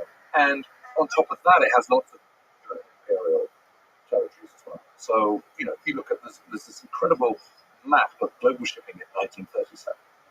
And there's these little landlines of ships going out. And one of the strongest landlines is going down to Argentina in South America from Britain. So down past West Africa and down the Southern Atlantic, and there it is. And that's because Britain owns most of Argentina. It owns huge great farming estates and ranches. It owns the railway system. It owns many of the port facilities. So you don't even need an empire. You just need the facilities that overseas trade and possessions can give you. And Britain not only has the largest navy, it also has the largest merchant navy. It's 33% of the world's merchant shipping and access to a further 50%, Greek, Norwegian, Canadian shipping that it can access. So if you've got access to in excess of 80% of the world's shipping, that puts you in an incredibly strong position. And actually, all sorts of other things have been going on. While they might not be creating a huge army or producing enough Spitfires that they might want to, up until this point. What they have also been doing is stockpiling bauxite and copper and tungsten and huge reserves. And because Britain has this huge global reach, and because it has this empire and its extra imperial assets, it can strike bargains that no one else can strike. So it can go into various countries around the world and can go, okay, I want you to guarantee me for the next 5 years every bit of your rubber supply.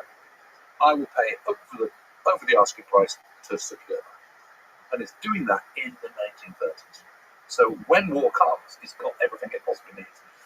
Now, it always needs more because it's like turning into a kind of proper global, long drawn out war. But that is a huge advantage.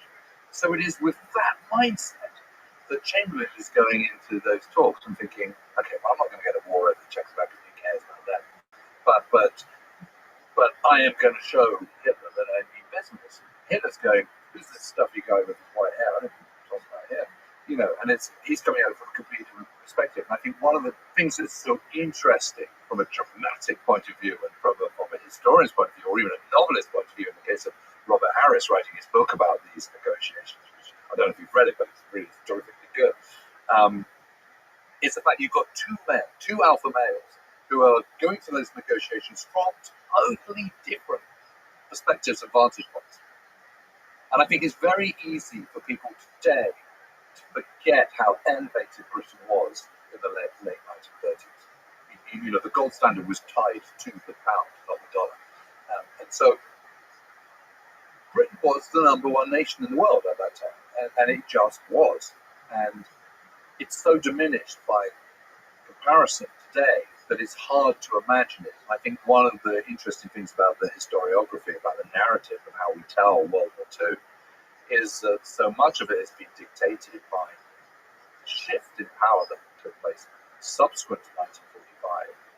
And when people were starting to write these sort of major narratives in the 1970s and 80s and into the 1990s, it was through a prism of a very, very different world. So one of the reasons why you have this narrative that Britain was a bit rubbish and hanging on the shirt tails of the Americans and all the blood was spilt in Eastern Front, and Germany had the best army in the world and was only defeated because Hitler was mad, blah blah blah. That kind of traditional narrative. It's that narrative emerges through the prism of what was going on in the 1970s and what was going on in the 1980s and the changing world, rather than looking at it through the prism of the late 1930s or early 1940s. So there is this moment of decision. When do you think, what lessons do you take from that? When is the right time for appeasement, to negotiate, diplomacy, and when is the right time for military strength, offensive, attacking, for military conflict? Where's that line? Well, I kind of think it probably was when it was. I mean, yeah. Honestly, I'm not sure it would have been the right decision to go to war. I think it would. I can't predict, because you can't second guess how things are going to play out, because you just don't know. But I'm not sure that Chamberlain made the wrong decision. I'm not saying he made the right decision. I'm just like, I'm being a bit wishy-washy. You could have threatened him more. Imagine Churchill in those same meetings. Yeah, but Churchill also appeases. I mean, he appeases Stalin all the time. I mean, so the idea that Churchill's this big, strong man and never appeases, and he's gun over war. Churchill's out of the government at that time. He recognizes you can't trust Hitler. He recognizes that Nazism is bad, but because he's out of the government, he doesn't have a window on exactly where Britain is at that particular time, in the way that Chamberlain does. So I suppose what I'm saying is Chamberlain is better placed to make those decisions than Churchill is, which again doesn't mean that Chamberlain is right and Churchill is wrong. It's just, that's a massive pump to go to war in 1938 when you still don't have, you've got a handful of Spitfires, you've got a handful of Hurricanes, you haven't got enough, your air defense system isn't properly sorted at this point. Your Navy is strong, but what's that going to look like? I mean, if you do go to war, there's not going to be armies sweeping into Germany. It's going to be accelerated industrialization for a year. So no, even if you go to war in 1938 over Czechoslovakia would not be saved. France and Britain would not be going and invading Germany. That is absolutely not going to happen.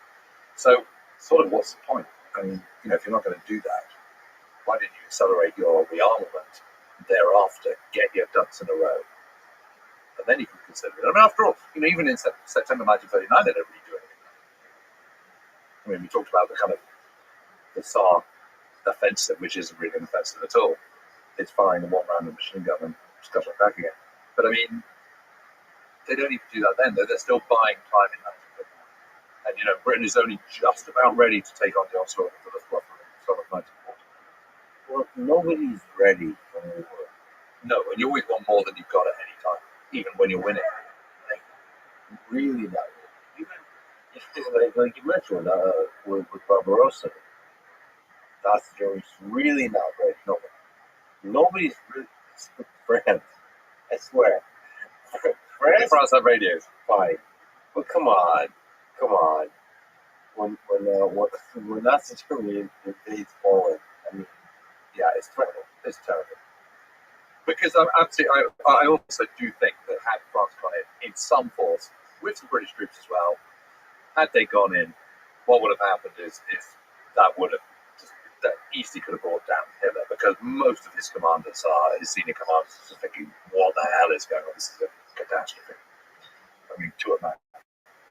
I mean, even Goering is thinking, this is a downright. They are absolutely not convinced. And when Hitler does his big talk, he asks all his senior commanders to come to the Berghof to brief them about the invasion of Poland. It's just after the Ribbentrop-Molotov Pact of the 22nd of August. He calls them all to the Berghof and says, come in mufti, come in civilian suits. They all turn up and he gives them this kind of huge, great speech. And he says, this is the moment. This is the time. This is what we're going to do. And they're all going, what? You're kidding me. What, we're going to Poland on the 26th of August? That's the plan. Like 2 days' time. Where's the plan? The whole point is that they're emerging and growing militarily, but they were supposed to have all these exercises where they, coordinating ground forces, Panzer spearhead with operations in the air with the Luftwaffe. None of that happened. So Poland becomes the proving ground. And actually, they discovered that there's lots of things that don't work and lots of things that don't work. But it's flying in the face of all military convention that he does this about any kind of warning. And even by the 1st of September, where there's been this kind of 5-day delay of the last-minute negotiations. The last-minute negotiations are thrust upon Hitler by people like Goering and by Mussolini and the Italians going, oh my God, don't do this. There's got to be a solution. Hitler's actually jumping at the bit. Well, in that case, from a dark militaristic perspective, his bet paid off. Well, except that it ended in ruins in May 1945 with the total collapse in Germany. So you could say it's the worst decision he ever made going into Poland in September 1935. Please try to look at it. But I mean, yes, he's successful in that Poland's overrun in 18 days. But there's so many counterfactuals here. But I mean, if you were to say to Hitler on the 30th of April, as he's sort of taking out the pistol from his holster on his sofa in the Führerbunker and going, so hello, 1st of September 1939. Still backing yourself on that one? He might have a different view. The guy's insane and full of blunder, so he probably would have said, yeah, do it all over again. Yeah, I'm sure he would have done that. Conquest. Poland was not a mistake, so the Union was not a mistake. It's just some of the other people I was let down by people not being strong enough. If you had the Prussian generals, they're all...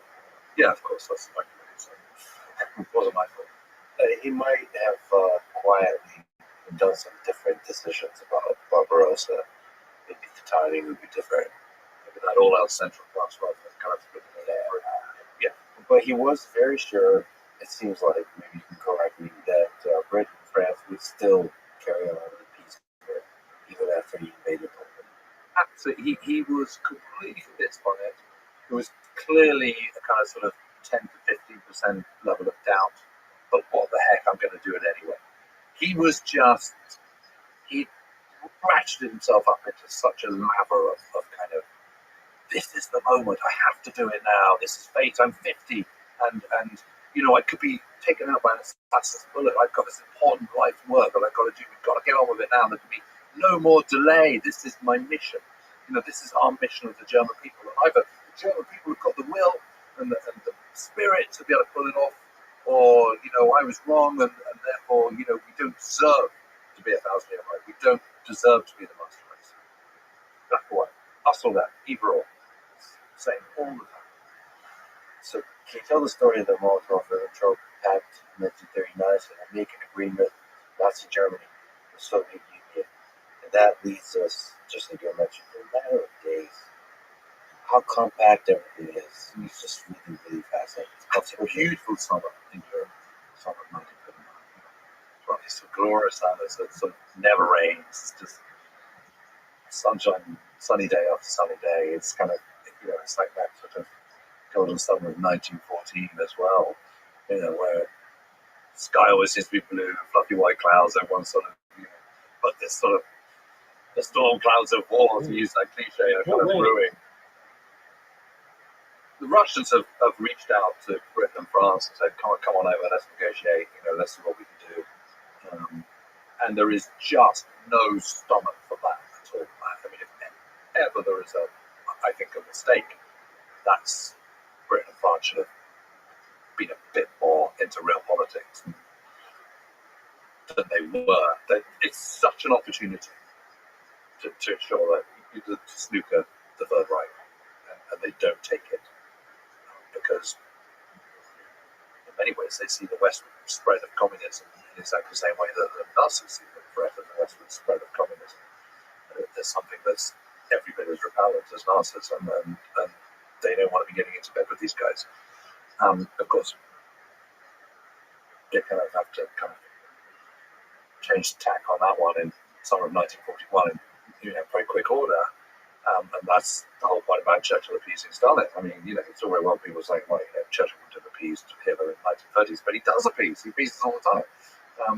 And they missed that opportunity. And the French and British delegation is third tier commanders, generals going over. It's a shit show. It's French, but I mean it's a nonsense that they're not ready for it. They're not prepared. The British guy, Drax, doesn't have any authority. The whole thing's a complete joke. It's never going to get anywhere. You tell the story that's quite beautifully, actually. Again, it's such a human story. I mean, it seems like the Stalin and so. They've already made up their mind. Well, I don't think they have. I think wait. You described quite well that they value him personally. Yeah? So, like, Chamberlain shouldn't just come on, Moscow, come on, man. Like it's such a maybe it's a simplistic notion, but that could have changed the trajectory of human history right there. I really think it could have done. I think that's much more grievous mistake than why are leaders so hesitant to meet? I'm told now by a bunch of diplomats that no, there's a process.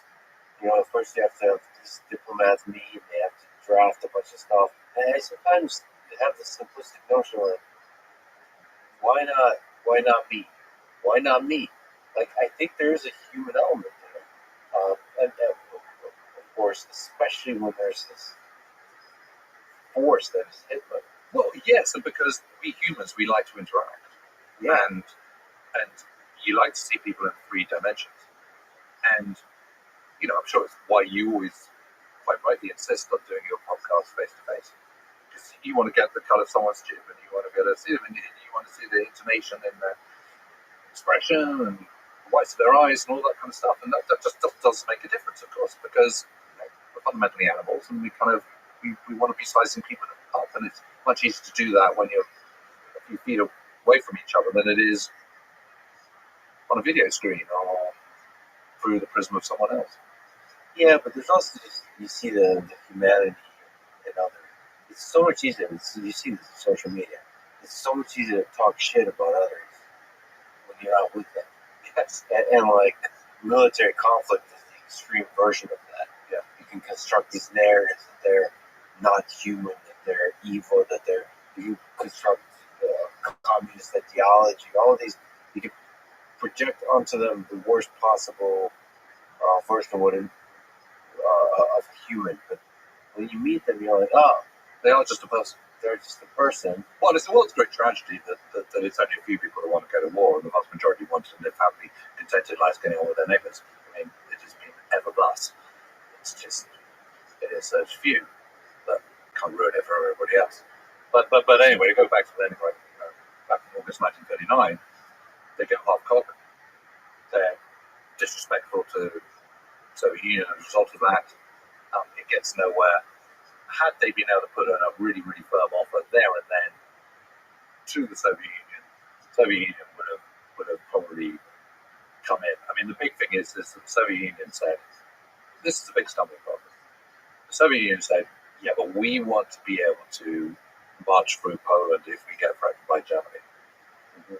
But the British and the French just malamancing around there. They're basically saying, you know, if they agree to that, what they fear is that the Soviet Union will just march into Poland and go, yeah, but you said we could, and take it, which they unquestionably would have done.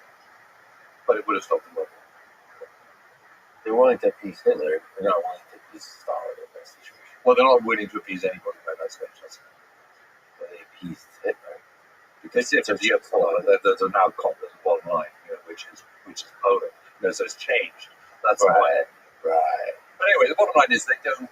You know, there is a reluctance on the part of the French and the British to negotiate with the Soviet Union because they're communists, don't like them, don't trust them, worry about what they're going to do with Poland. They're going to be, you know, jumping out of the fire into the cold water, and it doesn't come off. And as a consequence of that, the Soviet Union continue to pursue more hardly, you know, more vociferously the opportunities that the Germans are offering, which is the split of Poland. Because the Soviet Union wants that part of Poland back in its own sphere of influence, and it doesn't want to go to war just yet.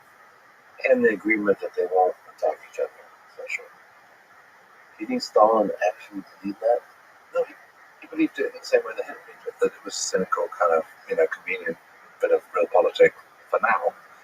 I mean, I think Soviet Union was as determined to get rid of the Nazis as the Nazis were determined to get rid of the Soviet Union. I think whoever fired first was not decided at that point, but I do think from the moment that Hitler takes power in 1933, a conflict between Soviet Union and Nazi Germany is notable. Yes, either direction. I think there's a huge amount of evidence for that. Stalin probably wanted, like in 42, 43, something like that. Yeah, and they're doing exercises and stuff and building out. He's not ready yet because he knows he's done the purges and he's got to get his army, he's got to get his armed forces back into shape and all the rest of it. But so they have this incredibly cynical agreement, but at that point, Hitler's hands are untied. He no longer has to worry about the threat from the Soviet Union.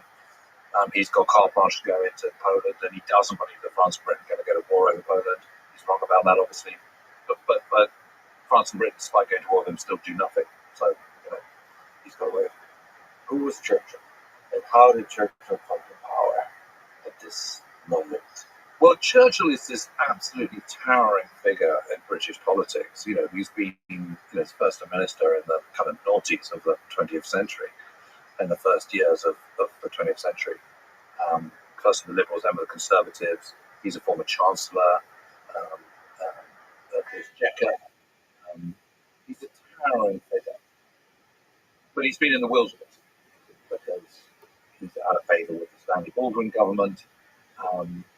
He's out of favour with Chamberlain, but he is this towering figure, and he has been very outspoken as a backbencher, which basically means you're not a minister, you're not in the cabinet, you're just an ordinary member of parliament. But obviously, you're an ordinary member of parliament, but you're also an ordinary member of parliament who has had ministries of state and who is this towering figure. So he's listened to it in a way that other backbenchers aren't. And he has been saying, we need to stand up to the dictators, we need to do this. We need to rearm more heavily, blah, blah, blah. So when war is declared, he's brought back into the in charge of the Navy, which is Britain's senior service, and suddenly he's there.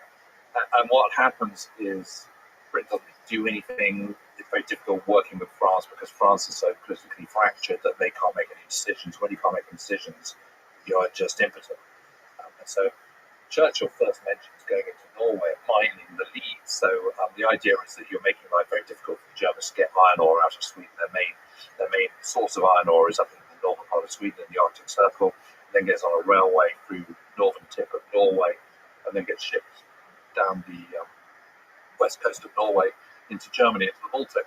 So Churchill suggests in September 1939, why don't we mine the leads, which are these passageways out of the fjords in the north into the North Sea. Why don't we mine those and stop the Germans from taking this? Everyone goes, well, yeah, that's quite a good idea, but they can't decide, and the French are nervous that if they do that, the Germans will retaliate and bomb France and all this kind of stuff. So no decision is made until April 1940. They go up to start mining the leads on exactly the same day that the Germans invade Denmark and Norway, and so they're caught off guard. So at that moment, really, it's seen as a failure of Chamberlain's government, and there is a kind of a mounting realization that no matter how good he was or competent he was as a peacetime prime minister, he's not a wartime prime minister. He's not served in the armed forces himself, doesn't really understand it. He's a different set of hands, and his government falls on the 9th of May. It becomes inevitable that he's going to have to resign, and the obvious person to take his place is Lord Halifax, who's in the House of Lords, but he was still the prime minister. And he is, without question, the most respected politician in the country. He's former Viceroy of India. He's seen as an incredibly safe pair of hands, man of resolute, sound judgment, etc., etc. But he doesn't want to take it. He feels physically ill at the prospect, doesn't want this responsibility. He's also not really a military man. He's got a slightly sort of withered hand, which has prevented him from doing military service. And he just blanches at this moment. And that really leaves only one other figure that could possibly take on this position, and that's Churchill. So when Chamberlain resigns on the 9th of May and Halifax says it's not for me, the only person who's going to slip into that position is Churchill, and he becomes prime minister, and he accepts it gladly. He feels like it is his mission in life. This is his moment. kind of the outcome of the man. But he comes with a huge amount of baggage. I mean, he's known as a man who drinks too much, whose judgment hasn't always been great. He was Chancellor during the time of the General Strike, 1926. He backed Edward VIII over the monarchy crisis when the king wanted to marry Wallis Simpson, divorcee, Catholic divorcee, etc., etc. So, his judgment has been brought into question. He is the man who came up with the idea of the Gallipoli campaign, which was, an ignominious failure, blah, blah, blah. So there are issues over him.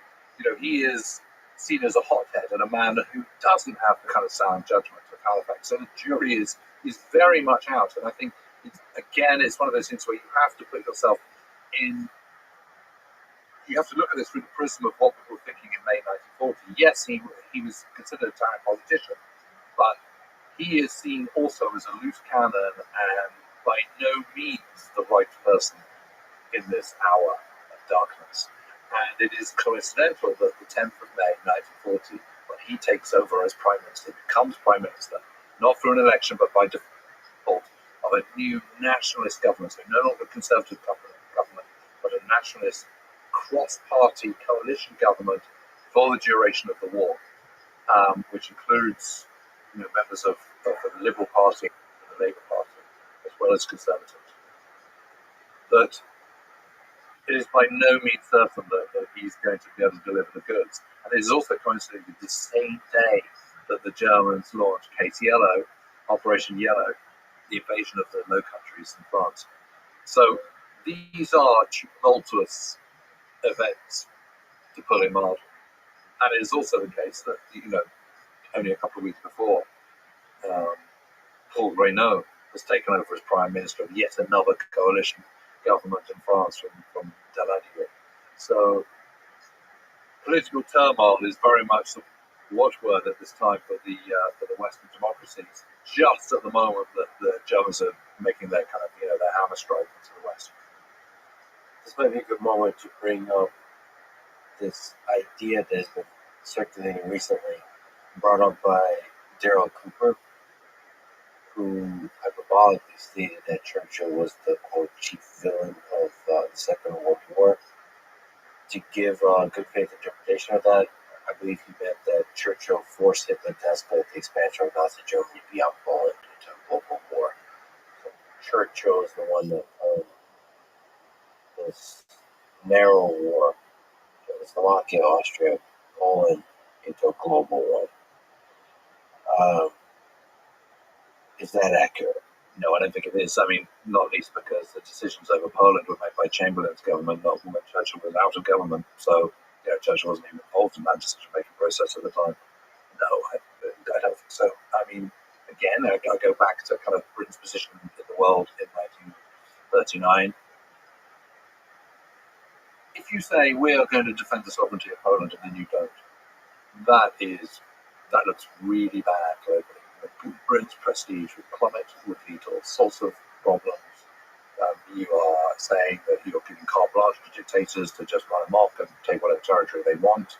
You are risking the future upheaval of the global order away from democracies into the hands of dictators. In the West, people believe in democracy and advancement of freedoms of people. This is to echo the words of Roosevelt in August 1941. They're aspiring to a world free of want and fear. Now, obviously, there's still some issues with the form that democracy takes in the 1930s. It's not democratic for everyone. Try saying that if you're in Nigeria or India or whatever, or if you're in the black southern states of the United States. But the aspirations are there. And I think that's an important distinction. And I think by saying that Churchill is the chief warmonger of the Second World War, I think is ludicrous. It's the same thing about the bombing. The detractors of the air campaign always go, Germans had the Holocaust, but weren't the Allies just as bad, just killing all their civilians? And saying no, because the moment Hitler stopped the war, the bombing would stop. The moment the war stopped in Hitler's favor, the killing would continue and be accelerated. So the thing you mentioned initially is the idealist perspective of, well, Britain can't allow sort of this warmonger to break all these pacts and be a democratic, you know, um, murder a large number of people and do conquest of territory. Okay, that's idealistic, but we look at the realist perspective. What decisions would minimize the amount of suffering of the continent in the next 50 years? So one of the arguments he's making, I happen to disagree with it, to put it mildly, is that Churchill increased the amount of suffering. So Churchill's presence and decisions. So we're not talking about idealistic perspective. We're talking about realistic. The reality of the war, of Stalin, of Hitler, of Churchill, of France and FDR. Did Churchill drag Hitler into a world war? Did he force Hitler to invade the Soviet Union? Did he force Hitler to then invade, attack Britain? Well, no, because Hitler was always going to invade the Soviet Union, unless the Soviet Union invaded Germany first. So that was always going to happen. No one asked Hitler to invade the Low Countries and Norway and Denmark and attack Britain. He does that, of course, because he's not given a free hand in Poland. But there's no question that Hitler would also wanted to subdue France, or certainly turn France from a democracy into a totalitarian state as well. I'm absolutely certain about that. But I think there's pretty definitive evidence, and it's obvious from everything he said, from everything he's written, from everything, everywhere, that he was going to invade the Soviet Union, no matter what. And France, most likely, yes, also. He would have done a deal with Britain. Britain could have coexisted. So actually, there is a possible reality. I don't know, maybe you can correct me on this, where Hitler basically takes all of Europe except for. Yes, but then he would go so strong that he would have then turned over in America, because he would. The fear is that if you let him do this, and then he gets greedy, he wants the next one, then wants the next one, then wants the next one, and then he wants to take it all. And that is the fear of the British. That is the fear of the Americans. That's the fear of President Roosevelt. He's got we haven't even touched on this yet, but he has a very difficult case on his hands, because he's come into power also in January 1933 as President of the United States on an isolationist ticket, with a retrenching, with a kind of sort of, step away from the European old order. It's time for the Europeans to start on their own. It all sounds very familiar right now. And suddenly he's got to do this gargantuan political volte-face and prepare the nation for war, because he also fears, like Churchill fears, like Chamberlain feared as well, that Hitler's designs are not purely on Eastern Europe and the levers from there, but would get ever bigger. And I don't doubt that they're right. I think if he prevailed in the Soviet Union, he'd always wanted more, because his whole concept is the master race. Yeah, I think it should be said, if we measure human suffering, if there was not Britain on the other side, if there was not a two-front war, that the chances of Hitler succeeding in the Soviet Union is much higher, or at least a more prolonged war, and there would be more dead, more enslaved, and more tortured, and all of this. Yeah, and ditto if if the Allies hadn't got involved against Imperial Japan, it would have been catastrophic. I mean, 20 to 30 million Chinese dead anyway, with American and British intervention. What's it going to be in China without that? I mean, and elsewhere, because the reason why Japan invades French Indochina, now Vietnam, and Hong Kong, and Malaya, and Singapore, and so on, and Burma, is because it's not winning in China, and it needs more resources because it's resource poor, and America has come up the tank. So it's going into these countries to get what it needs. It's rubber and oil and natural resources and ores, precious ores, and all the rest of it. And if it had been unchecked, it would have done so. And then it would have absolutely built up its strength and overrun the whole of China with even more deaths. So, I think that one of the interesting things about the Second World War is lots of wars and why people get involved in them are extremely questionable. But I think there is a moral crusade to the Allies and what they're doing that I think is entirely justified.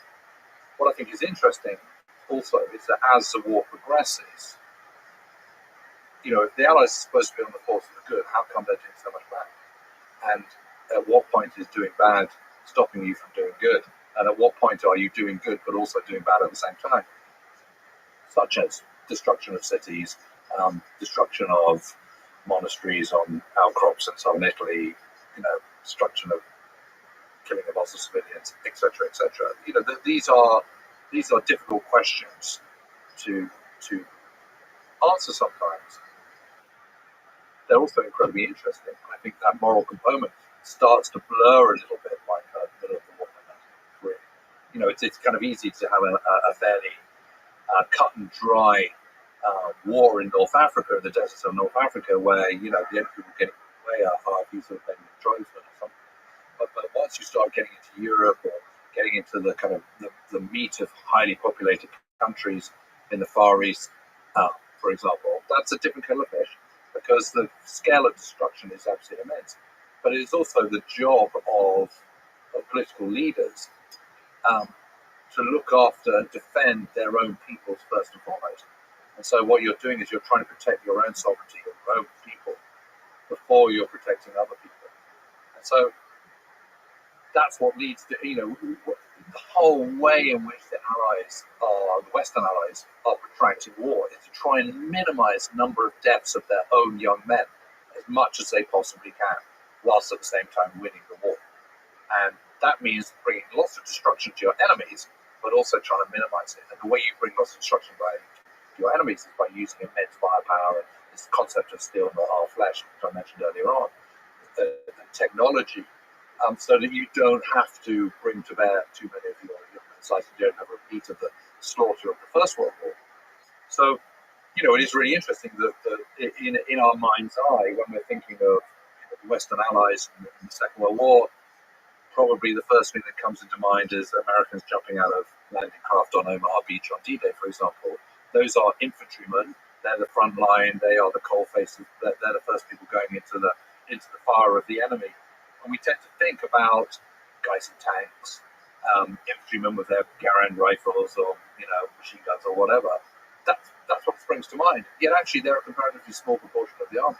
So no more than 14 to 15% of any army, Allied army, is infantry. 45% are service troops, driving trucks and cooks and bottle washers and people lugging great big boxes of stuff. That's because by that stage, the Allies have worked out the way of war, which is to use what I call big war, this concept of a very long tail, logistics, the operational art, making sure that people have the absolute best you possibly can with medical care, huge advances in first aid and medical care of troops, getting them back onto the battlefield. And you're using firepower and technology and mechanization to do a lot of your hard yards. So, that's the principle behind strategic bombing. If you go over and bomb and you can destroy infrastructure and civilians and households, that makes it much harder for Krupp to make those Panther tanks and Tiger tanks or whatever it might be, and guns. You're disrupting the transportation system in Germany. You're making life difficult for them to do what they need to do. Then that means it's going to be easier for those 15% of infantry who've got to jump out of landing craft to do their job. And you're trying to keep that to a minimum. And you have to say, broadly speaking, that's a very sensible policy that makes an awful lot of sense. Consequence of that is a huge amount of destruction. And maybe that's what Darrell is driving at. But no one asked him.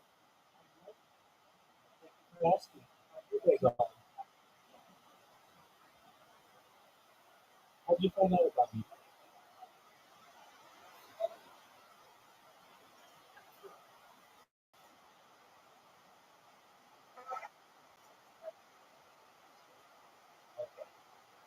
How did you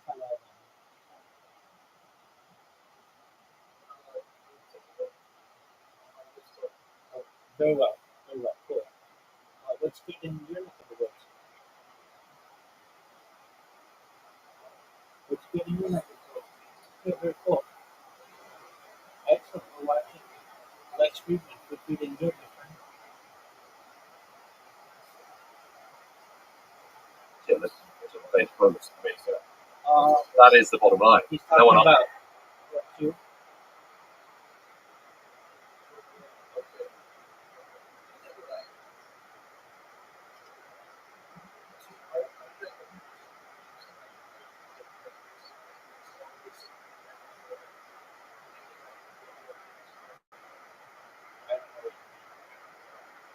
I don't know. I don't know. I don't know.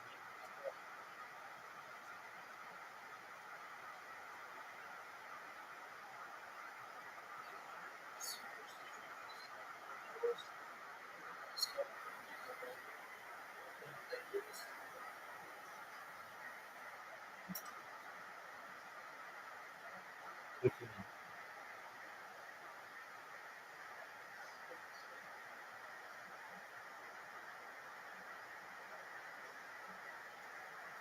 No one asked Germany to go to war. No one asked him to come up with these ludicrous ideologies. Yeah, there's complex ethical discussions here about just like as you described, Which are fascinating. which are fascinating, and war is hell, and there are many ways in which it is hell. Just for a little bit to steal man what Daryl's, what you might be coming from, is since World War II, the simplistic veneration of Churchill, so saying Churchill good, Hitler bad, has been used as a template to project onto other conflicts to justify military intervention.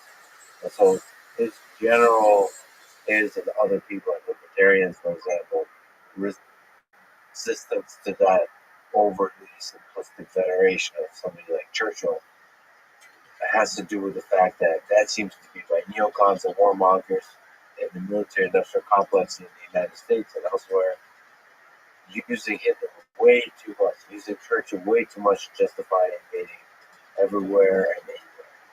Well, I do agree with that. I think oversimplification of anything is a mistake. You know, life is nuanced. The past is nuanced.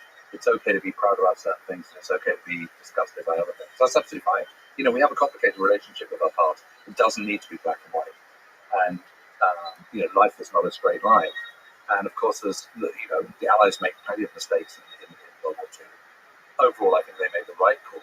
And I think one of the things that's really interesting is I think that the Allies, for the most part, used their resources much more judiciously and sensibly than the Axis powers did. And, you know, good, because that means they prevail. I think, you know, there are so many lessons from World War II that could have been brought into the history of the last 30 years, which weren't, you know, such as, you know, if you decapitate an incredibly strong leader, you get a power vacuum, and if you don't have a solution for that power vacuum, lots of bad elements are going to sweep into that in very quick order, which of course is exactly what happens in Iraq. So, you know, Donald Rumsfeld going, we don't do reconstruction. Well, you fucking well should do. You know, if you're going to take on this particular challenge, you've got to see it through. You know, that's simply not good enough. You know, it's not good enough to go into Afghanistan and go, okay, we're going to change things around. It's going to be great. You know, all the women are going to have education. They won't have to wear kind of, you know, won't have to cover up their bodies anymore. Yeah, anything goes. We love liberalism. It's great. Let's make Kabul into a thriving city once more. And then suddenly bug out. Like, you know, because what's going to happen? You're going to undo everything. And I remember being in, you know, this is a bit of a segue, but I remember being in Northern Helmand province back in January 2008. And British troops had just taken over an absolute dump of a town called Musakala. And I remember talking to this Afghan guy. He just had all his willow trees chopped down to make room for a helipad. The Allies wanted, which said, but they're kind of surrounded, those cages with kind of rubble in, kind of protective wall. They're called Heston, I think it's called. Anyway, I said to him, what do you think about the British being there? Yeah, he sort of shrugged at me. He sort of his hands and said, well, if they stay, great, but they won't. And he said, if they stay, then brilliant. He said, I'll tell you what, he said, Taliban went great. They were fantastic. He said, but I could leave my personal wall and no one would touch it. I could leave it on a wall for a week, no one would touch it. So he said, will they bring that kind of order? Yeah, will we have peace here? Yeah, they've just chopped down my militaries. Yeah, thanks a lot. And you're seeing a total lack of understanding of the culture, ethnic differences. You're trying to impose a kind of Western-centric view onto something which is just something, onto a nation which isn't ready for that. Now, there are ways in which it looked like Afghanistan was starting to kind of emerge. There was a path. And then just at the critical moment, the West moves out with catastrophic consequences. What you have to say, though, is that in the West, post-1945, the rehabilitation of Italy, of Japan, Western Germany was really good. The consequence of all that destruction, all that turmoil, was thriving, high-producing democracies which burst forth into the kind of second half of the 20th century and into the 21st century in pretty good order. So the lessons of the previous generation, the First World War, had been learned, even though the scale of destruction, the displacement of people is unprecedented in 1945. In 1939, what was the state of the military? What were the most powerful militaries on the world stage at that time? Well, in terms of naval power, Britain, as we've already discussed, and the United States, France has a pretty large navy. Japan has a pretty large navy. Italy has a pretty large navy. But Italy's navy is, by far and away, the most modern aspect of the three services, air, land, and sea. But it doesn't have any aircraft carriers. It doesn't have any radar. So they've got modern battleships and battle cruisers, but without key modern bits of technology. So Italy is really not. Oh, it's so not. It's so not. It's just, again, both Hitler and Mussolini, they lack geopolitical understanding. That's because they're so kind of focused on their narrow worldview, and they view everything through that prism that they can't see that bigger picture. I would say that Mussolini, maybe correctly, I don't think at any point he wants war. He doesn't want war. What he does want is he wants his own new kind of Roman Empire, which extends over the Mediterranean, certainly the eastern part of half the Mediterranean, North Africa, all the way down to kind of East Africa, controlling the Suez Canal. That's what he wants. And I think he made clear that there was always like this little brother jealous of Hitler kind of situation, because he wanted absolute power the way Hitler did. It doesn't have it. It's described. Yeah, there's a monarchy. Oh, I forgot. It's amazing. So there's always this limit, and Hitler, quite brilliantly, once he gets some power, he takes it on. He completely emasculates Mussolini. And he likes him, though. It's really weird. Even when Mussolini's about to fall in July 1943, he has a meeting at Feltray, just a few days before Mussolini tumbles. He does that because he likes Mussolini. He likes him as a man and thinks he's been his friend, and he respects him to a certain extent, even though he definitely views himself as top dog. Hitler does. So it's kind of curious, because I don't think Hitler likes anyone really, but he does seem to like Mussolini. But anyway, the problem with Mussolini is Mussolini's Italy is very impoverished from the First World War, and that of course leads to the rise of fascism and the overthrow of parliamentary democracy, and why Mussolini takes place in the first place. Again, it's that kind of, there's been this terrible disruption, there's been financial crisis, that leads to kind of people looking at an alternative. What's the alternative? Well, Mussolini's going, we can be proud Italians again, lots of chest thumping, wearing great uniforms, all the rest of it. People kind of think, well, I'm a piece of that. That kind of works, and proverbially the trains work on time under him, and so on and so forth. But he just gets ahead of himself. And actually the writings on the war in 1935 when he goes into Abyssinia, and again, sort of what effectively a kind of by first world European standards primitive tribesmen in Abyssinia, they have quite a tough fight there. They do prevail, but it's not a complete walkover, and they get a bit of a bloody nose at times, and they shouldn't have done. And they're just not ready. They don't have the industry. They're tied up into the Mediterranean. They don't have access to the world's oceans. They do have some merchant shipping, but not a huge amount. They just don't have what is required. They're dependent on Britain for coal. Britain's the leading coal exporter in the world in the 1930s. So Britain's approach to fascist Spain and approach to fascist Italy has been very much sort of stick and carrot. It's like, we'll let you do what you do as long as you kind of stay in your box, and we'll continue to provide you with supplies and coal and whatever it is you need, as long as you don't kind of go too far. And so that's why Mussolini is very anxious in 1938 and again in 1939 to kind of be the power broker and kind of not let Germany go to war. But Germany's just, they signed the Axis Pact of Steel in May 1939, where they become formal allies. This is Hitler and Mussolini, Italy and Germany. But it's always a very, very unequal partnership where it will go. One of the reasons Mussolini signs it is because he fears that Germany has designs on Italy. It's not because he thinks, oh, these guys are great, they're our natural bedfellows. It's so that he can. It's a mutually convenient pact whereby Germany gets on with whatever it wants to do up in Northern Europe and Eastern Europe. Italy is given a free hand to do whatever it wants to do. They'll just kind of watch each other's backs. They have borders, Austria and Italy border one another, and they'll just do their own thing, and they'll kind of help each other out with supplies and stuff. But basically, they won't. They'll be their own. It's a kind of marriage of convenience. They're never expected to be fighting alongside each other. Not really.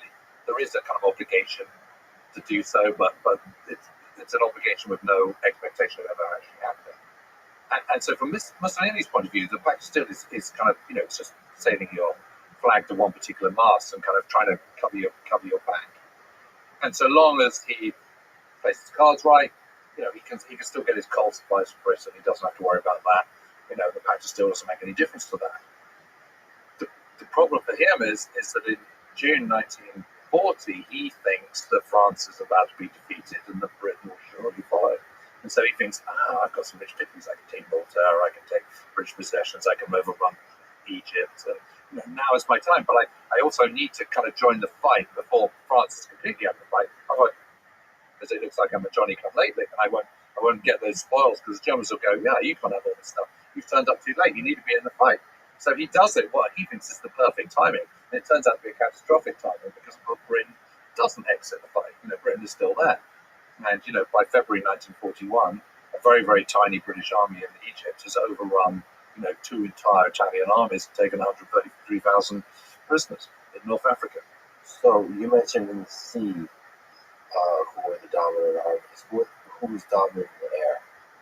Well, in the air, it has to be the Luftwaffe. And it is also the Imperial Japanese, both the Imperial Japanese Navy and the Imperial Japanese Army. They both have air forces. And one of the reasons that is because the quality of the pilots in Japan is extremely high because it's so difficult to get to the top position. You are going to your frontline squadrons with at least 500 hours in your notebook. To put that in some perspective, a British RAF or Luftwaffe pilot would be joining their frontline squadrons with 150 to 170 hours in the logbook.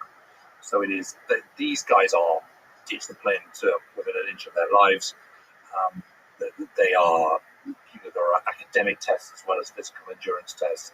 They are the elite of the elite, and they are extremely good. The problem they have is that there is a good number of them, but there's not that many. The Luftwaffe is the largest air force in the world in 1939, but it is already at a parity in aircraft production with Britain. And the French have a kind of similar sized army, but they're very, very badly organised. So they're organised into different regions. One region is not really talking to another. And one of the problems of when KTLO, the German invasion of the West starts, France's army of the air is spread throughout France and has its own little area. So you have one bunch of fighters and bombers in that block in the Marseille area. You have another block in kind of the Brittany coast, and you have another block in around Sedan, and you have another that. So consequently, they're never able to kind of bring their full strength to bear. So it's although they've both got about 3,500 aircraft on paper and about 2,500 that are fit to fly on any one given day, the Luftwaffe, because they're the aggressor, can choose how they mass their aircraft and where they attack and when. So, in other words, the Luftwaffe can send over overwhelming amounts of bombers and fighter planes and pulverize the French airfield, catch them napping. Because the French don't have a defense system, they can't see where they're at. So their only hope is to take off and just hope they stooge around the sky, hope they bump into some Luftwaffe. And of course, that's inherently inefficient. They get destroyed. They get destroyed in penny packets rather than en masse. The difference with the RAF is the RAF is not done on an Air Force basis, where you have each Air Corps or Air Fleet has a handful of bombers, a handful of fighters, a handful of reconnaissance planes. They have different commands, so they have bomber command, fighter command, training command, coastal command, and they all have very specific roles. So they're structured in a completely different way. And that's because they're an island nation, and because they see their role militarily in a different way, and because the rearming that Britain has done in the 1930s is all about defence. It is not about aggression at this point. Not about taking it to the enemy. It is showing you're tough, but also first and foremost getting your ducks in a row and making sure that you don't get defeated. So this is the principle behind the world's first fully coordinated air defense system, which is a radar chain, it is the observer corps, it is control rooms, it is interesting technology such as identification of friend or foe, IFF, which is where you have a little pulse switch. So you have these control rooms, and you have a map table, and you have a totes board in front of you where you can see what squadrons are airborne, what state of readiness they're at, whether they're engaged in the enemy, little lights come on and show you can see weather maps, you can see the cloud ceiling, you see all of that at a glance. Then you're on a dais, and then down in front of you is a massive great map of southern England. You've got croupiers got moving points. So you can, through a combination of radar, which picks up a kind of a rough idea of what's coming towards you, combined with the observer corps, you have overlapping observer corps stations all over Britain, covering every single inch of airspace over Britain, looking up into the air and seeing how many aircraft there are and at what height they are. And you have little you've got a pantograph, which is a piece of equipment which helps you judge altitude. You then ring through that. That all comes into the control room along with the information from the radar stations, which is going into a single filter room fighter command headquarters, which is then being pushed straight back out to the sector stations. So this information is being updated all the time. So you have a plot and it looks like it might be, enemy bombers 30 plus, for example. That's constantly being adapted. So as more information comes in, you would change that, and then you can see that actually it's only 20 aircraft or 22 aircraft. Right? So you're updating that, and that little figure is put on your little plot and moved across, and so you can see it. Then because you can identify your own aircraft, you can then see where they are moving. You're also on the guys in the air are on the radio to ground controllers who are in these control rooms, and they're saying, okay, well, if you proceed at Angels 18,000 feet, on a vector of 150 degrees, you should be seeing your enemy bombing formation any moment now. And what that means is that you're not on the ground when the enemy are coming towards you with their bombers to hit your airfield, which means you're in the air, so that all they're doing is hitting a grass airfield, which you've already got bulldozers and diggers and graders and lots of scalpings and earth ready to fill in the potholes, and it means you're good to go. And it means, as a consequence of all that, when the Germans do launch their all-out assault on Antler, Taik, Eagle Day, on the 13th of August 1940, the British are ready. They can see them coming, they know what to expect, and they can anticipate. And it means that they're not being caught with their trousers down on the ground. And as a consequence of that, of the 138 airfields there are in RAF airfields there are in Britain, only one of them is knocked down for more than 48 hours in the entire summer of 1940. And that's Manston on the tip of the Kent coast, which is abandoned for the duration. So these are the two biggest air forces. So those are the two biggest air forces. So Luftwaffe, we should say, German. I mean, they're like the legendary, terrifying air force. They are. Maybe They're slightly believing their own hype. There's no question about it. well, the rest of the world is also, right? They've just had it too easy, so they don't have ground controls. They don't have an air defense system in Germany, because why would you need an air defense system where it can be the aggressor? You know, there's no scenario where we'll have to defend the airspace of the Third Reich because we're on the offensive. So they just haven't prepared it. And there's that clash, the Battle of Britain, the clash of air forces. Would explain the success of Britain in defending. Well, I mean, and everyone always says, the few were the last line of defense against the Nazi hordes and all this kind of stuff. It's all rubbish. The first line of defense, second line of defense is the Royal Navy, which is the world's largest. And there's absolutely no chance on earth that a German invasion force made up of Rhine River barges, one out of every three is motorized and the other two aren't, is ever going to get successfully across the English Channel. And even if they did, they would be repulsed. I mean, it's just no chance. And it is often forgotten that while the Luftwaffe is coming over and bombing Britain every single day, so is the RAF going over and bombing Germany. And one of the problems that the Germans have is that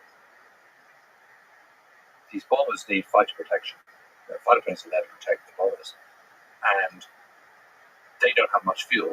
And the Messerschmitt 109E, the Emil, the model is of 1940, is the mainstay of the German fighter force in the summer of 1940. And they don't have much fuel, so they need to conserve their fuel, which means they need to be as close to Britain as they possibly can, which is why the majority of them are all in airfields which are hastily created in July 1940 by France in the Pas de Calais, which is the closest point. That's where the channel is as narrow as the rest of it, and also in the northern Normandy. And that's where they're flying from. But what that means is that even if you're completely rubbish at bombing, which the British are in 1940, they haven't developed those navigational aids that create untold accuracy by them at war. In 1940, they don't have that luxury. It's a target-rich environment. I mean, you can barely miss if you go to the island, over to the Pas de Calais. I mean, this literally is just like one huge, great kind of hub of fighter airfields. Consequently, that means that every single German squadron, which only is 12 airplanes strong on establishment, and very often fewer than that, always has to leave 2 airplanes behind to defend their own airfields. And it's really interesting when you look at kind of prisoner of war statements from the Luftwaffe Crown Crew that have been down. They're all plugged in a holding place called Trent Park. You can see the transcripts of these conversations. They're all going about how annoying it was. RAF were over every night. They can't sleep, and when apparently they just shut up and leave them alone and not bomb them. This is just part of the narrative of the Battle of Britain. It's completely left out. It's always the stocky, the plucky few against the kind of the Nazi hordes and all the rest of it. And it's a complete misnomer. By that time, aircraft production in Britain is massively outpacing the Germans. And the best ratio that the Germans achieve in 1940 is July 1940, when the British produced 496 new Hurricanes and Spitfires and Conventional fighters. And the Germans only produced 240 single fighters. That's the best ratio. And of course, that is the British outproducing the Germans 2-1. And what that means is, by the end of October 1940, when the Battle of Britain is officially designated as being over, the single engine fighter force of the Luftwaffe is less than 200, from 750 or whatever it was beginning of July, whereas the British fighter force had been 650 or whatever. The beginning of July is now well over 750. And Britain was outproducing. Yeah, to a massive degree. And that continues. And, that is a ratio that just increases as the war progresses. I mean, Britain produces 132.5 aircraft in the Second World War. America produces 300. So why is there this legend of the Luftwaffe? Well, because it's the spearhead of the Blitzkrieg. So it has to do with the Blitzkrieg. It's not to do with the Blitzkrieg. The Luftwaffe becomes the kind of the bogeyman of the Third Reich. They're blamed for everything, but that's because they're completely abused. They're the only part of of the Third Reich's armed services, only part of the Wehrmacht being the Navy, the Army, and the Air Force, that is in constant use the whole time, or constant abuse, I should say. In Britain and America, they rotate their pilots really, really carefully. By the time that you've got the 8th Fighter Command, for example, part of the mighty 88th Air Force operating in Britain. By the end of 1943, you would have, in a squadron, that would have 16, you would never have more than 16 airborne in a squadron at any one time. You would have 40 to 45 pilots, but to service 16 in the air, a similar number of aircraft, which means you're not overusing these guys. And what would happen at that stage of the war by 1943, a young fighter pilot coming to a Thunderbolt squadron or a Mustang squadron, for example, at the end of 1943, beginning of 1944, he'd have 350 hours of consecutive flying, because you can train in America, in Florida, or California, or Texas, or wherever you can process many, many more people, because the training is much more intense, because you've got clear skies. So it's not a question of we'd like to take you out for it this morning, but it's a bit cloudy, and the RAF are over, or if Air Force are over, so we can't fly today. So in Germany, pilot training is constant, aircrew training is constantly being interrupted by the war, by shortage of fuel, by inclement weather, etc., etc. In America, you have none of those problems. And Britain, because of its global reach, also has training bases in what was Rhodesia, Zimbabwe, South Africa, in Canada as well. And so you're able to process these guys much better. You're able to give them more training. So that when they come, they're absolutely finished articles as pilots. What they're not the finished article as, they say, a pilot or a fighter pilot. But that's okay, because you join your squadron of 40 other guys, the 16 airborne. And the old hands kind of take you up a few times. So you arrive at, let's say, some airfield in Suffolk, in East Anglia, in England. And, you'll have 10 days to 2 weeks acclimatizing, getting used to it. The old hands will put you through your paces, give you some tricks, tips. You can pick their brains during kind of while they're having some chow, and listening on some briefings. Then the first mission you do will be a milk run over to France, where the danger's kind of minimal. And you can build up your experience. So by the time you're actually sent over on a mission to Berlin or Bremen or Ruhr or whatever, you're absolutely the business. So qualitatively and quantitatively, you are just vastly superior to anything that Luftwaffe by that stage. In contrast, 1940, new pilots coming to frontline squadrons with 150, 170 hours on their logbooks. Less than 100, 190, 92 hours, something like that. It's not enough. And they're just being flown straight into battle, and they're getting absolutely slaughtered. And they're also, because their machines are quite complicated, there's no two-seaters really. So, no two-seater trainers. So, first time you're flying in your Focke-Wulf 190 or your Messerschmitt 109, it's this horrendous leap of faith, which you, as a young, bright Luftwaffe fighter pilot, know that you're not ready for this. And it can bite you. Something like a Messerschmitt 109. That's very high wing loading. So it's very maneuverable in the air, but it's got this tiny wings. So it's incredible torque, this deep defense DB605 engine with this huge amount of torque. It just wants to flip you over. So if you're not used to it, and it's got a narrow undercarriage as well, if you're not used to it, you could just crash. So in the first couple of months of 1944, they lose something like 2,400 aircraft in the air, pilots, and about 3,400 accidents. So it has to do with training, really. Not training and resources and supply.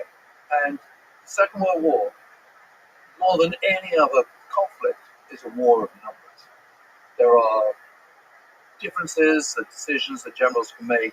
There are moments where particular brilliance and bravery can seize the day, take the bridge, hold the enemy at bay or whatever. But ultimately, you're talking about differences which might make months different, 6 months difference, maybe even several years difference. But ultimately,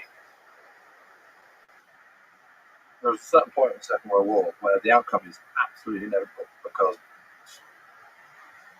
the guys that lose can't compete with the numbers that the guys are going to win. So in that sense, you could think of World War II as a battle of factories. Yes. What does it take to win in the battle of factories and out manufacturing military equipment against the Allies? It's efficiency, really. So I was kind of, I was thinking, and let's take the example of the Sherman tank, for example, the mainstay of the Western Allied forces, and a fair number of them sent to the Soviet Union as well, for that matter. I think you said it doesn't get the respect it deserves. Maybe it doesn't get respect it deserves. So the Sherman tank, the 75 millimeter main battle gun, is at sort of medium velocity, fire a shell around kind of 2,000 feet per second, compared to the notorious, infamous German 88 millimeter, which can fire at kind of third fast again, like 3,000 feet per second.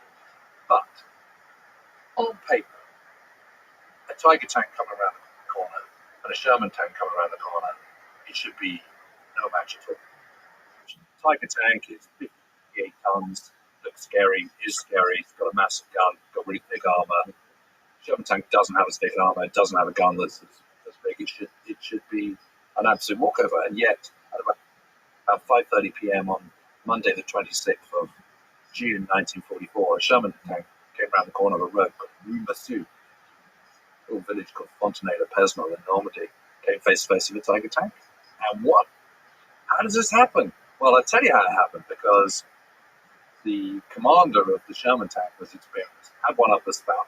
So what I mean by that is he had an armor-piercing round already in the breech. As soon as he saw the Tiger tank, he just said fire. That armor-piercing round did not penetrate the Tiger tank, it was never going to. But what it did do is it hit the gun mantlet, which is a bit of reinforced steel that you have just as the barrel is entering the turret. And that caused spalling, which is the little shards of little bits of molten metal, which then hit the driver of the Tiger tank in the head. And he was screaming, got him or whatever, and couldn't really see. The moment they got hit, the commander of the Tiger tank retreated into the turret of the Tiger. The moment you retreat into a turret, you can't see. You can see because you've got periscopes, but your visibility is nothing like as good as it is when you've got your head above them. Immediately after that, the armor-piercing round from the Sherman tank was repeated by a number of high explosive rounds, which are rounds which kind of detonate, have a little minor charge, and there's a second charge which creates lots of smoke. And in moments, in the first 30 seconds, 10 rounds from that Sherman tank had hit the Tiger tank, and the Tiger tank had unleashed a single round itself. And the crew then surrendered. So you didn't need to destroy the Tiger tank, you just need to stop it operating. If you haven't got a crew, it's just a chunk of metal that's inoperable. So that's all you need to do. And what that tells you is that experience counts, training counts. The agility of the Sherman tank also counts. It's a smaller shell, therefore it's easier to manhandle, which means you can put more in the breech quicker. There's features on a Sherman tank, like it's the first tank gun stabilizing gyro, which means it's more effective on the move. There's also an override switch on the underside of the turret, so the commander, if he just sees something on the corner of his eye, can immediately start moving the turret before the gunner, who's down in the belly of the turret, could react. There's many different factors of it, but the main factor is there 1,347 Tigers built. There were 49,000 Shermans, so that means there's 36 Shermans every single time. So you actually have an incredible view. We talk about this a lot from different angles, about the top 5 tanks and the bottom 5 tanks in World War II. I think, was it the Tiger that made both the top 5 and the bottom 5? The problem with the Tiger tank is really, we should say that you keep saying the problem, but one of the pros of the Tiger tank, it's very huge. Is, the psychological warfare aspect of it is terrifying, yes. I don't know what the other pros. I guess the 80 millimeter rounds and all that stuff. It's pretty fair stuff, but there are pragmatic problems. The big problem is the Germans are incapable of mass production on a scale that Americans do. In fact, even the British do. They're just not in that league. The reason they're not in that league is because they're in the middle of Europe. They don't have access to the world's oceans. They don't have a merchant fleet. They can't get this stuff. They haven't got terribly well in the Soviet Union. They can't process it, and they're being bombed 24 hours a day. And so all their factories are, split them all up, and that is inherently inefficient. inefficient because then having to kind of move different parts around, and you're then having the whole process of having to travel from one place to another to get stuff. You haven't got much fuel. So the consequence of that is that what you do is you think, okay, well, we can't mass produce, so let's make really brilliant tanks. But they've lost sight of what a really brilliant is. Really brilliant to their eyes is big, scary, big gun, lots of armor. But actually, what conflict in World War II shows you is that you need more than that. You need ease of maintenance, you need reliability. But the problem with having the bigger the tank, the more complex the maintenance equipment is. You need a bigger hoist, which then means you need a bigger truck, which then needs more fuel. So, for example, the Tiger tank is so big that it doesn't fit on the loading gauge of the European railway system. So they have to have different tracks to roll on to the wagons that will then transport them from A to B, take them from West Germany to Normandy. Then they have to take them off, then they have to take off the tracks, put on combat tracks, then move them into battle and hope that they don't break down. The problem is when you start the war, it's not very automotive, and you've only got 47 people for every motorized vehicle in Germany compared to 3 in the United States or 8 in France, is that you've got lots of people who don't know how to drive. It also means you haven't got lots of garages and mechanics and gas stations and so on. So you're then creating an incredibly complex beast, but you want that complex thing to be as simple as you possibly can be. And that's the beauty of the Sherman tank. All those guys in America, they're used to driving stick cars. There's 3 people for every automobile, and that includes, the old and the children. So almost, every young man knows how to drive. And when you get into a Sherman tank, it's got a clutch, it's got a throttle, the brakes are the steering mechanism. The clutch is where you would expect the clutch to be. It's got a manual shift. You put your foot on the clutch and you shove it into second gear and off you go, or reverse or whatever. And it literally couldn't be easier. Anyone who could drive a stick car could drive a Sherman tank. Seriously. Not everyone can drive a Tiger tank. It's incredibly complex. Really, really is. That comes with a whole host of problems. And of course, you don't have the numbers. You've got 1,347 of them. You've got 492 King type. Even bigger. And at a time where you are really short of fuel, you're really short of absolutely everything. And those shells are huge. And they're harder to manhandle. Weird little things that the Germans do, for all their design genius. The loader is always on the right-hand side. Now, in the 1920s and 19-teens and 30s, children were taught to be right-handed. You weren't allowed to be left-handed. So you were right-handed. So you want to be on the left-hand side of the gun, so you can take the shell from your right and swivel it into the breech from your right side. But the loader in a Yak Panther or Tiger is always on the right-hand side of the bridge, which is ergonomically makes no sense whatsoever. Why do they do this? I've never found an answer to this. But so there's all these little things, and as a soldier coming up against, you're an American GI and you're coming up against a Tiger tank. You don't care about the fact that it's difficult to maintain or the problems involved of trying to get into the battlefield. All you care about is this monster coming in front of you. It's squeaking and clanking away, and it's incredibly scary, and it's about to blow you to bits. That's all you care about, and quite understandably so. But those who have protracted the war at a higher level, and historians that come subsequently and look at all this stuff, they do need to worry about this. I remember the same Georg Thomas, the architect of the Hunger Plan. I found this minutes of this meeting, which I think was either on the 4th of December or the 5th of December 1941. So it's just before the Red Army counterattacks outside Moscow in the winter of 1941. And it's a meeting about weaponry. And this is a verbatim quote. He says, "We have to stop making such complete apathetic weapons."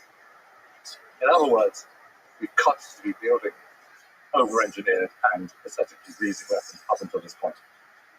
And they sort of half-manage it, but good times. We could probably talk many hours about each of these topics.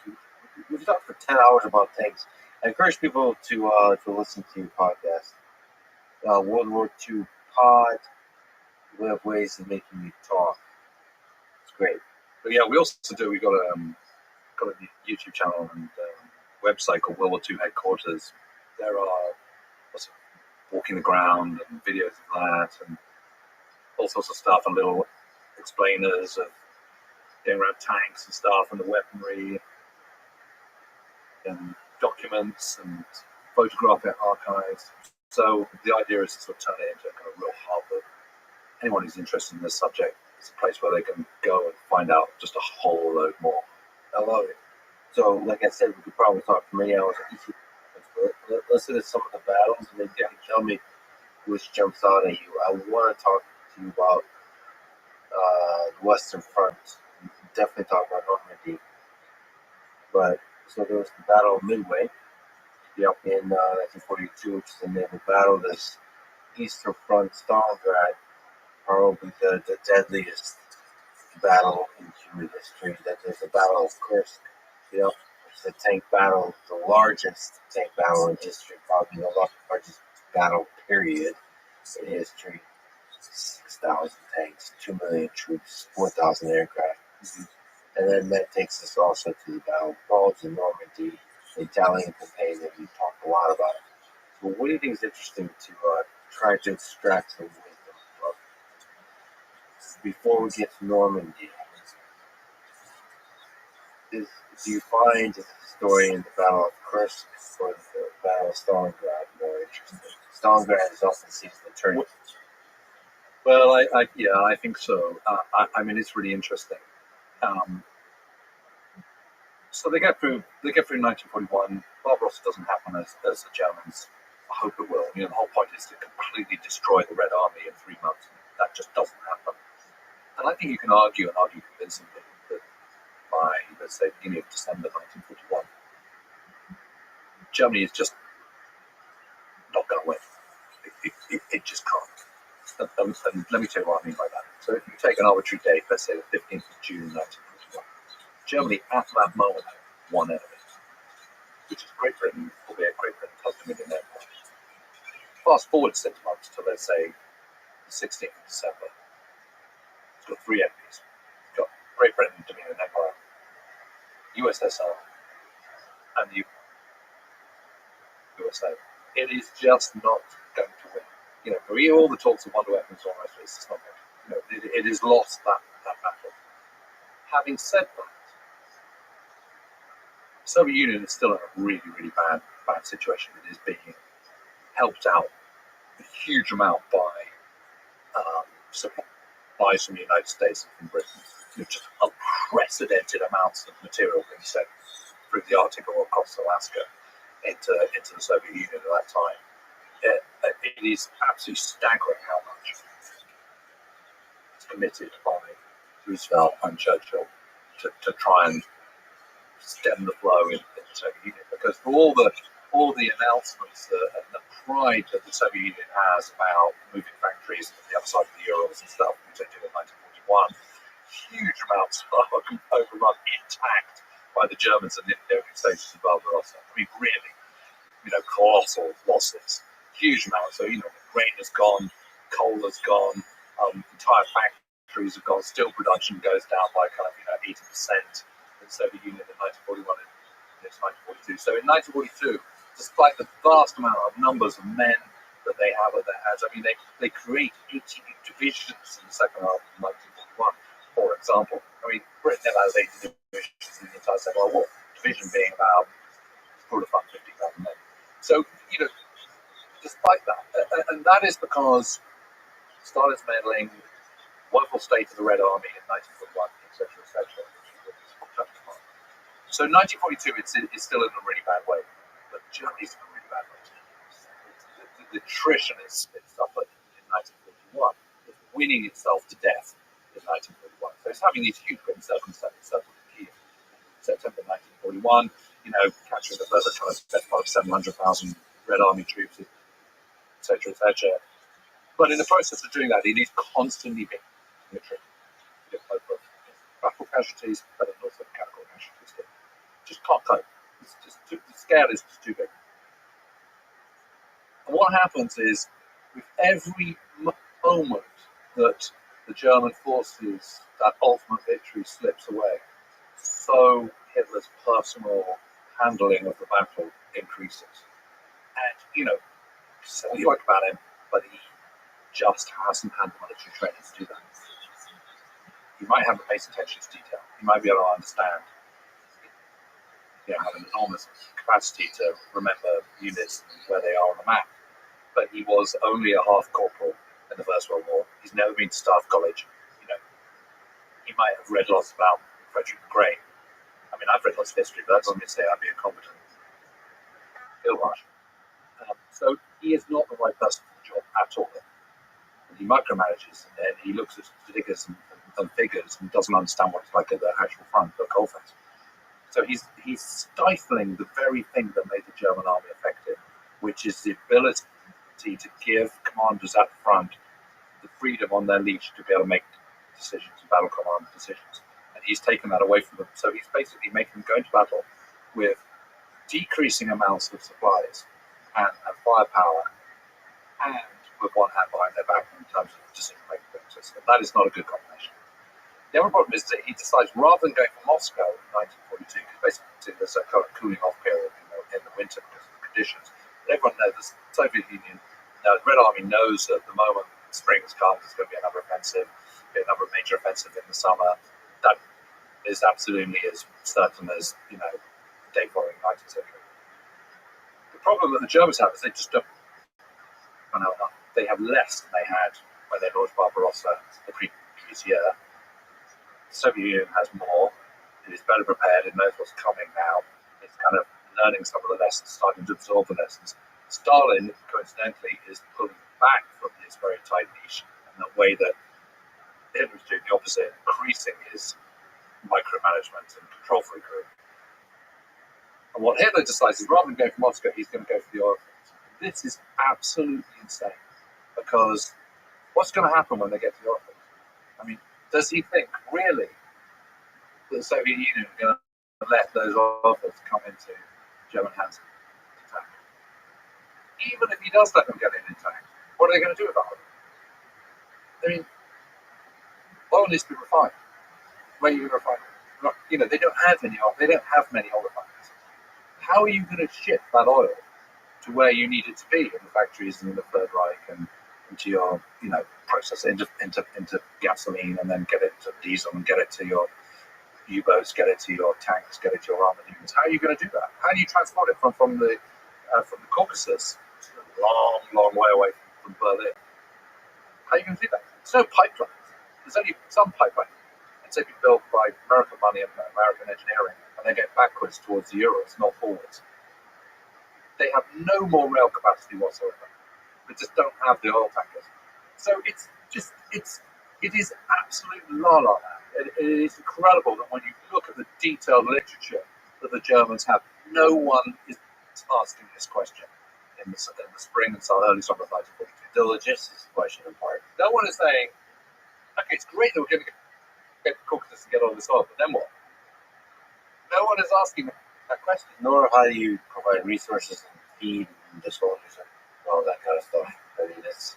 So the case blue, first of all, they get distracted by going into Crimea, and they go, well, we've got to do that first. So they have to get Sevastopol and Crimea, which they do. And then they have to push on. And at this point, suddenly looming in front of Stalingrad on the banks of the Volga, this city, this industrial city, which has Stalin's name. And Hitler goes, okay, what I'm going to do now is I'm going to split my forces, so half of you can go south towards the Caucasus, and the rest of you can confront Stalingrad. And Bob, just who's the commander, goes, that's nuts, that makes no sense whatsoever. You're splitting the mission. So Hitler fires it. So suddenly they get into this assault for Stalingrad. And it becomes this sort of street fight. Street fighting is the worst kind of fighting. I mean, the reason why the Israelis have just blown everything up in Gaza, because otherwise you can't see. You need a field of fire. This is fighting in a build-up area. It's horrendous. Yeah, to clarify, we were talking about urban warfare, door-to-door, in the building. It's incredibly difficult. The home advantage is colossal in this instance. And of course, it's piping hot when they attack in kind of August into early September, and then it suddenly gets very, very cold. And at the same time, American mechanization, slightly British mechanization, but primarily American trucks are enabling Zhukov to plan this great pincer move. So it is, and Russians will hate me for saying this, and I probably will get a whole lot of thoughts on the back of it, but the truth is it is not the street fighting that destroys Sixth Army. It is this circle motion, subsequent circle. So the Germans have been sucked into the street battle in Stalingrad. We cannot give up. We cannot give up. We cannot back down. We cannot pull out. You've got to destroy this city. Meanwhile, while their backs are turned, and while most of their forces are going off to the Caucasus on a wild goose chase with absolutely zero oil, and they don't get remotely close to Baku, this huge great pincer movement is being planned, and it is only possible through mechanization from the United States. And that is the big turning point, because from that moment onwards, the Germans are on the back foot. They're basically going backwards. There are little small counterattacks. There is obviously the cursed salient, for example, but it's game over. The catastrophe of the surrender of final. I mean, the writing's on the wall again in 1942. But by November 1942, when the two Soviet fronts meet up, then there is no possible chance of escape. The Sixth Army, they are consigned. They are toast. And their final surrender on the February 1943. But that's all over. Then, at the same time that is happening, disaster is unfolding in North Africa, because Hitler has insisted on massively resupplying the Mediterranean theatre. And the problem there is the amount of equipment that is lost in North Africa is greater than it is in Stalingrad. I don't think you could argue that psychologically Tunisia is a greater loss than Stalingrad. It absolutely is. But you have to see them in tandem. This is two fronts. This is Eastern Front, Southern Western Front, and this is the first time that the Americans have been on the ground against Axis forces, and they lose big time. The Allies become masters of the North African shores on the 13th of May 1943, and it is a catastrophe. And in that time, 2,700 aircraft have been, Luftwaffe aircraft have been destroyed over North Africa between November 1942 and May 1943. And overall, there's subsequent that summer as well. It's really interesting. The Luftwaffe is between June and October 1943. So this is including the Kursk battle, which takes place in July 1943. In that period, the Luftwaffe loses 702 aircraft over the Eastern Front, but 3,704 aircraft over the Mediterranean. So I think one has to also, one of the lessons about studying the Second World War is one has to be careful not to assign strategic importance to boots on the ground. It can be of great strategic importance, but not necessarily. No one would argue, for example, that the Guadalcanal is not an absolutely game-changing battle in the Pacific War, and yet the number of troops compared to what's going on the Eastern Front or even the Western Front is tiny in comparison. So it is absolutely true that the most German blood is lost on the Eastern Front, but that doesn't mean to say that it's more strategically important than the Western Front. And it's not saying that the Western Front is more strategic either. It's just you have to kind of be balanced about this. The psychological blow by Stalingrad is immense, and you cannot belittle that. Then there's we went over it really fast, but there's the human drama of it. Yes. But yes, when we're talking about the operational side, the material loss of a battle is also extremely important to the big picture of the war. And we often don't talk about that because, of course, with war, the thing to focus on is the human drama of it. Because we're humans. And I also think that what's interesting is the Nazi High Command's response to Stalingrad, which is not to go, we're screwed, it's to double down. It's, so Goebbels, for example, gives this infamous speech in the Sports Palace in the 3rd week of February 1943, where he goes, are you ready for this? This is now total war. The war is coming. This is a fight for survival. We're all in it together. You are in this as well. Every single one, every single German is now, this is a fight for survival. And we are now in total war. And everyone is just so depressed. They realize that they will able to reap what they have sown. Because everyone knows what's been going on in the Eastern Front. Because first part of the war, just loads of cameras. They're really into photographing everything, taking steady footage of everything. It's still part of recording the greatness of the Reich and the triumphs of the Reich. They want to record it, so all this stuff is a bit like the radios, made very, very cheap, so lots of having. But people are sending it all back. And the people that are developing the stuff are all seeing it, and people are talking about it, and then it's sent to families, and they're all seeing it. And they're seeing pictures of Jews being rounded up and beaten, and they're seeing Ukrainian partisans being executed, and they're seeing villages being torched, and everyone knows. They all know. Yeah, this whole idea is, do they really know what's going on? Yeah, they do. They do know what's going on. To a lesser or greater detail, of course. Some people who don't. A bit like people know about the news today. Some people do, some people don't. I never read the newspaper. I never listen to the news. So you have that, of course. But it is widely understood, widely known that really brutal things have been going on in the East. The troops are coming back utterly traumatized by what they have taken part in, what they have witnessed, the kind of unspeakable brutality. And this is war on a completely different level to anything that's been kind of seen in recent years. Yeah, we should mention that the Western Front and the Eastern Front are very different in this regard. Yes. So a lot of the Holocaust by bullets, the Holocaust in concentration camps, extermination camps, is not in Germany. It's not in the Western Front. It's in Poland. It's in the Soviet Union. Yeah, but don't forget that even Auschwitz, for example, is part of the new Reich. It is part of it's part of an area which has been absorbed into Germany. So as far as they're concerned, this has now got it's now no longer got the Polish name. It's now called Auschwitz, which is German name. It is part of Germany, and there are German people moving there into this model town, and they all know exactly what's going on. Yeah, you, by the way, have a nice podcast series of 4 episodes on Auschwitz, the evolution of the dream world town that becomes a camp or work camp, and then becomes an extermination camp, and a big boom factory that IG bomb, which never produces a single no rubber. So this, for sure, is something I would have to dive deep in. There's a book you recommended, KL. Yes, it's just called KL. It's about the whole concentration camp system. Because K is Konzentration in German. Lager is a camp.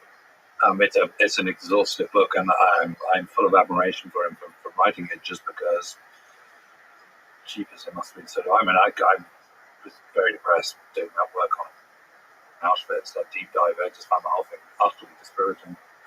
And I've been there a few times, and it's ghastly. So having read a whole book on it, I think in the details,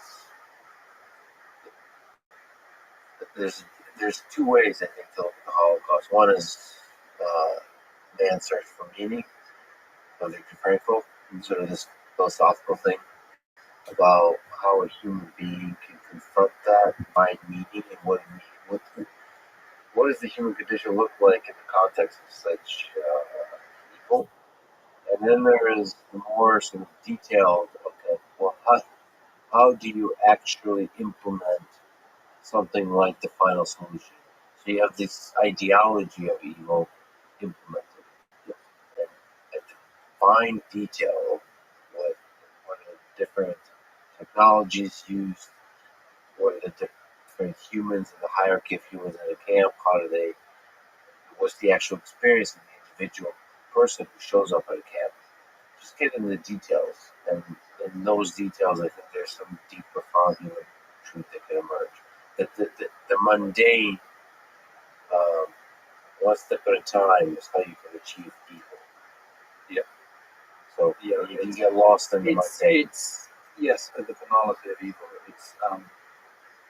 It's incredible. I think what is so completely horrific is that half the 6 million were killed by kind of bullets in the back of the head. And the reason they stopped doing that, and they wanted to stop doing that, was because the guys, the perpetrators, were finding it so traumatic. Himmler goes and visits an execution in Ukraine, and or maybe he's in the Baltic States. I don't know where he goes, but he wins some in the summer fighting when he won. So that's horrible. I don't have to do that. I don't want my men having to do that. I've got to find a more humane way of doing it. When you talk about a more humane way of doing it, humane for the executioners, not for the victims, because trust me, Zyklon B is not a nice way to go. It basically is bursting all the capillaries in your lungs. It's extremely painful, and you can no longer breathe, and it can take up to 20-25 minutes. Some people can take a couple of minutes, but all of those who are standing naked in that gas chamber, first of all, extremely humiliated by this process in the first place. Then there's a sudden realization that they're not having a shower, they're actually being gassed, and they're all going to die. Imagine what you're thinking as that process is through, because you might be the first, but you're still going to, even the first person is going to know that I can't breathe and I'm dying. Everyone else is going to see the first few dying and then going to realize that is what's going to happen to them. And you've got those minutes, sometimes many minutes, where you've got to contemplate that. And that's in extreme pain and panic. And just think about how cruel that is. While being humiliated all the way through. While being humiliated. And so, the inverted commas, humanity of the gas chambers is anything but. It's disgusting. And the fact that people could do this is just beyond horrific. And then the fact that you are taking your Jewish prisoners and getting them to cut off all the hair, pull out the teeth of the dead, before you put them on a lift and incinerate them. If you go to Auschwitz now and you go to the traps that burn up gas chambers, which the Germans destroyed before the Russians overran them in January 1945, you can still see some of the ash ponds. And there are bits of bone there, still there from the end. It's just utterly repulsive. And imagine arriving from that train on that incredibly long journey where you've had no comforts whatsoever. You've had humiliations and privation, the privations you've had to suffer as a result of that. Having to come defecate in a bucket in the corner in front of other people. It's just horrendous. And then you get there bewildered, and immediately your kids are taken away from you, or your husband and wife, you've been married 20 years, they're separated just like that. Sent off into different groups, straight to the gas chambers. I mean, the scale of cruelty is so immense. It's hard to fathom, and the thing that I find really difficult to reconcile, and this is where I think that the warning from history is important, is that Germany is such an amazing nation. It's the country of Beethoven and Strauss and of Goethe and incredible art and culture and some of the greatest engineers and scientists that have ever lived. And look how quickly it flipped into the descent of unspeakable inhumanity, which manifests itself in the Holocaust and the gas chambers. And the executions into pits and tiny places and creeks in Lithuania or Ukraine or whatever. I mean, it's just horrendous. And this is from a nation which a decade earlier had been a democracy. It seems like the human civilization we walk that Solzhenitsyn line between good and evil. It's a thin line, but we have to walk it carefully. Yes. So one of the great battles in World War II on the Western Front is Normandy. I have to talk to you about it. D-Day, the Normandy landing. It's famous on June 6, 1944. This was Allied invasion of Nazi occupied Western Europe. What was the planning? It was lengthy planning. What was the planning? What was the execution of the Normandy landings? Well, the decision to finally go when the Americans joined the war in December 1941 was the Arcadia Conference. A few days later, a week later, between the British chiefs of staff and political leaders in Churchill and Roosevelt and his own chiefs of staff about what the policy should be. And the policy is to get American troops over to Europe as quickly as possible, get them over to Britain, get them training, and get them across the Channel ASAP, and start the liberation of Europe. The reality is that in 1942, the Americans just aren't ready. When they've gone from this incredibly tiny army, they're still growing. They've got no battlefield experience. The British are still recovering. They're good on the naval power. They're kind of increasingly good on air power. land power, they've had to kind of make up from the loss of their ally France and expand as well. So kind of ground zero for both America and Britain has been kind of June 1940, when France is out, and suddenly that's the strategic earthquake, and that's the issue that needs settling, and they need to just completely realign everything that they thought in 1939. They've got to start again. But it also becomes clear that they're not really ready in 1943 either. One of the problems is that Molotov, who's the Soviet foreign minister, has come over to Britain in May 1942, who has said, we need you to kind of do your bit and get on the campaign trail against the Germans and fight on the ground. The British will go, well, yeah, but cross-channel invasion is already going to happen. We're doing that in North Africa at the moment. And then he goes over to Washington, and the Americans go, we're definitely going to go and take on the attackers of the Germans in 1942. They've made this promise. So summer of 1942 comes clear that they can't keep that. So Churchill says, well, look, I've got his idea. We've already got an army in Egypt. Why don't we land another one in Northwest Europe? Northwest Africa. That's run by Vichy France, which is pro-Axis French colony.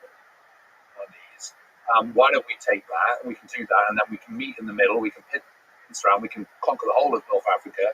You can kill with two birds with one stone, because you can get some experience fighting against Axis troops. Test some of your equipment, your commanders.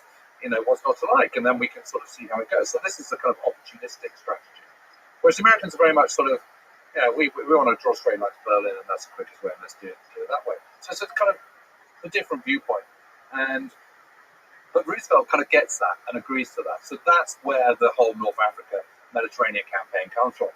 And as a consequence of the huge commitment to Tunisia, 3,500 aircraft, huge navies, two allied armies in North Africa by the time Tunisia is won in mid-May 1943. Well, we've got all this here. We might as well kind of really try and get from the nail into the coffin of Italy's war, get them out of the battle. Sicily's an obvious one. Let's go in there, and then we can take a view.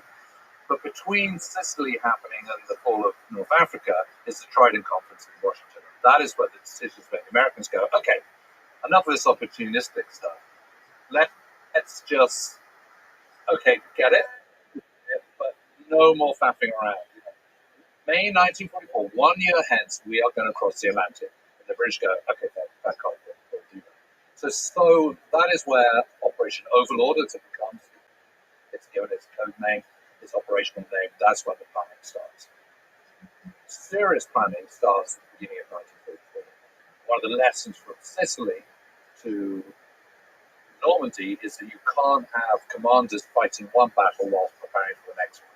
So you have to have a separate command structure. And that's okay, because by this time you've got enough people that have got experience in battlefield command that you can actually split it. There are very good going into Italy, not least getting the Foggia airfields, so that you can further tighten the noose around Nazi Germany. And one of the great prerequisites for the Normandy invasion is total control of the airspace, not just over Normandy, but over a large swathe of Northwest Europe. Why is that?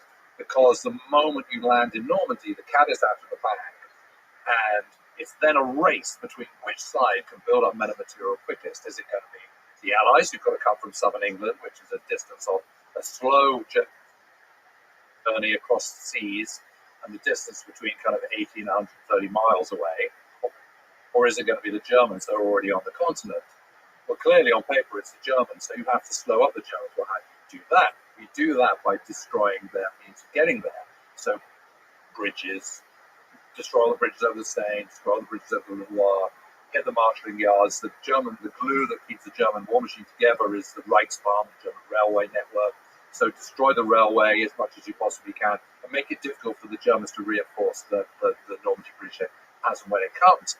But the way you do that, in turn, is by very low-level precision bombing, and that has to be done by twin-engine, faster, smaller bombers going in low. But the problem is you can't go low and destroy those bridges if you've got Focke-Wulf Messerschmitts hovering above you. So you've got to destroy them, which is why you need to have air superiority over this large swathe of Northwest Europe to do that. The problem is that while the industrial heartland of Nazi Germany is in the west, is in the Ruhr area, which is very convenient for bombers coming out of Lincolnshire or East Anglia on the east flat, and that's east side of Great Britain, the aircraft industry is much deeper into the Reich, and it is beyond the range of fighter escorts for the bombers. The American daylight bombers who are going over are discovering that despite being called flying fortresses, they're not fortresses, they're actually getting decimated. And whenever their bombers go in strength over to try and hit the aircraft industry in Germany, beyond fighter range, they get decimated. Thus, infamously on the Frankfurt-Recklinghurst raid on the 17th of August 1943, coincidentally the same day that Sicily falls to the Allies, and also coincidentally the same day that face-to-face negotiations were given the Italians for an armistice in Lisbon. But on that day, of the 324 heavy bombers that the Americans sent over to hit Schweinfurt-Regensburg, where there are a Messerschmitt plant and then also a ball bearing plant, which is essential for aircraft manufacturing, they lose 60 shot down and a further 130 odd really, really badly damaged. And even for the vast numbers of manpower and bombers that are coming out of America, this is too much.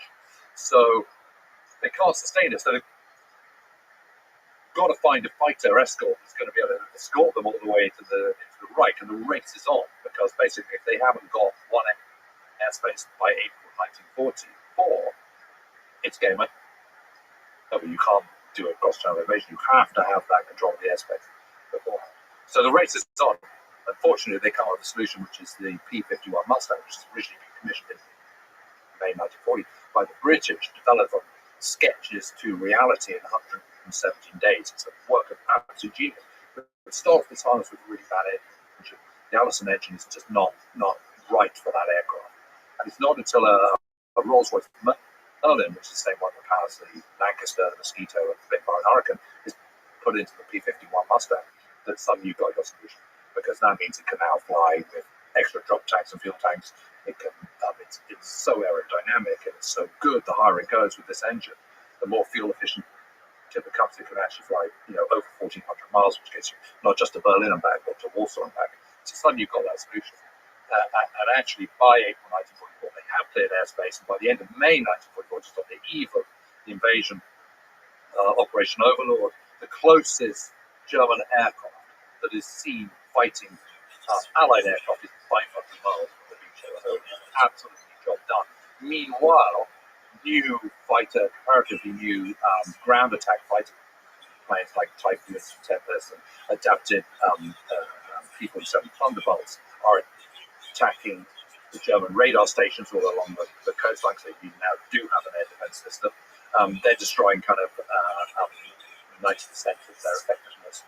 And in the intelligence game, they're winning that one as well. They're just much better because Germany intelligence is power, so people tend to, him always has this kind of divide and rule thing going on, so you have parallel command structures, which is not conducive to bringing together intelligence. While much play has been made about the successes of Bletchley and code breaking and all the rest of it, actually, what you have to do is you have to see the kind of the decrypts of the Bletchley cryptanalysts do as just a cog, and those various cogs together, from listening services to photo reconnaissance to agents on the ground, to what's it, the cogs collectively add up to more than the sum of their individual parts. So the intelligence picture is a broad picture rather than just code breaking. Anyway, they win that particular battle as well. And what you see really with D-Day is, I think, is the zenith of coalition warfare. What you've got is you've got multiple nations who have different overall aims, different cultures, different attitudes, different start points, but they have all coalesced into one common goal. Until they've achieved that common goal, they're going to put differences to one side. Much play has been made about kind of Anglophobia amongst American commanders and Americophobia amongst Allied, British commanders, but actually it's nothing. It's a marriage made in heaven compared to the way Germany looks after its own allies, for example. And what is remarkable about the Allies is they're not actually allies; they're coalition partners. There's no formal alliance at all, and there is a subtle difference there. But what you see them is you see them really, really pulling together, and you see that manifest itself on D-Day, I think, where you've got 6,939 vessels, of which there are 1,213 warships, 4,127 assault craft, 12,500 aircraft, 155,000 men landed it and dropped from the air in 24-hour period. It is phenomenal. It is absolutely phenomenal. And while it is still seen as a predominantly American show, all three service commanders are British. It is most of the aircraft are 2/3 of the aircraft are British.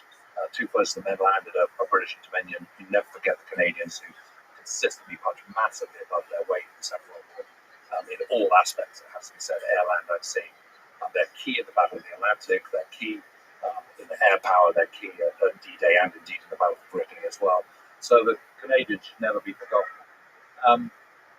But one of the reasons it is is the British Navy that dominates in D-Day is because, of course, the incredibly enormous strength of the Royal Navy in the first place, but partly because most of the US Navy is by the station in the Pacific, fighting its own fight. So it's not slacking by any stretch of the imagination.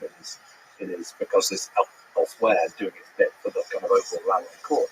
But D-Day is just extraordinary, and despite the terrible weather, which is such a debilitating factor of the whole thing. I mean, most people, of course, means many more people get killed on Omaha Beach than they might have done, and on other beaches besides, incidentally. And actually, in terms of lives lost, proportionally, it is the Canadians that suffer the worst, more so than the Americans. It's just there's fewer of them overall. D-Day has to be seen as an unqualified success. I mean, it is absolutely extraordinary what they achieved. While they don't 100% achieve their overall D-Day objectives, the objectives are always going to be the outer reach of what can be achieved, and you need absolutely perfect conditions for that to happen, and they don't get perfect conditions. But they're so balanced, they're so thought of absolutely everything, and their logistics fly, and I mean, even things like the minesweeping operation, which is the biggest single minesweeping operation in the entire war, because there's huge minefields off in the Normandy coast, and ahead of the invasion force, the minesweepers, which amount to, I think, something like 242 different minesweepers in 5 different operations opposite every single beat, creating lanes through these minefields through which the invasion force can go. Not a single ship is lost to a mine in the actual invasion. That is phenomenal, and can only be done with the greatest of skill and planning, and all in a period where there are no computers, there's no GPS, there's nothing. It is absolutely astonishing, and the scale of it is just frankly mind-boggling. Yeah, and that was really the nail in the coffin, the beginning of the end for Hitler, for the European people. Yeah. Once you get the only cause for doubt is, will they be able to secure that bridge? The moment they get that bridge out, it is good. There's only there is no other way it's going to be, because of the overwhelming amount of men and material that the Allies have compared to Germans at this stage. And of course, you're being attacked on 3 fronts, because there's the Italian front to the south, and of course, in a very major way, you've also got the Eastern Front. And Operation Gratian, which is launched that summer as well, is enormous. So let's go to the very end, the Battle of Berlin. Hitler sitting in his bunker, his suicide, Germany's surrender. You actually said that Downfall, the movie, was a very accurate representation. I think it is really, except the girl was took some details. But I think it might be my favorite World War II movie, which is strange to say because it's not really about World War II. It's about Hitler in a bunker, but I think, wasn't it Bruno Ganz? I think he nailed it. That's so many accounts of that. There's so much written about Hitler. So many of the millions and millions of Hitler's words. There are translations of many of his conferences. You can see what he's saying. Get inside his head. Very clear way, much more clearly than you can stop just about any other leader, really. And so, what has a very, very strong impression is what Hitler's like in the bunker across the last day. There's so many accounts of it. And it just feels like they've got it spot on. I mean, it's a fascinating story of evil maniac, and this certainty, crumbling, right? Like realizing that this vision of the 1,000-year Reich is. Hitler says, my reputation might be good to start off with, but I hope in a few years' time that people start to realize that I'm all good Irish. Yeah, they're all the same, but you always believe you're doing good. There's so many deep lessons there. So now you've written so much, you've said so much, you've studied this so much. What do you, looking at World War II, is the lessons we should take away? Well, I suppose it's what happens when you allow these individuals to take hold of great power and great authority and make these terrible decisions. If you allow that to happen, there are consequences, and you have to recognize the moments of trouble when they arise. So when there are financial crises, you know that political unrest is going to come, and you need to be prepared for that. You need to be able to see the writing on the wall. You can't be complacent. Complacency is such a dirty word. You've got to keep your wits, and you can't take things for granted. You've got to recognize, I think, um, that the freedoms we enjoy in the West are, they're not necessarily permanent, and you need to make the most of them while you've got them and cherish them and consider what happens if that's south. What the consequences are. I mean, that's the overriding. Because although I don't think there'll ever be a war on the scale of the Second World War, you've only got to look at pictures of those opening days of the war in Ukraine and see sort of knocked out Russian tanks and dead bodies, bloated bodies all over the place. Put that into black and white, and it could be the road out of Falaise in 1944, or it could be any number of German battlefields in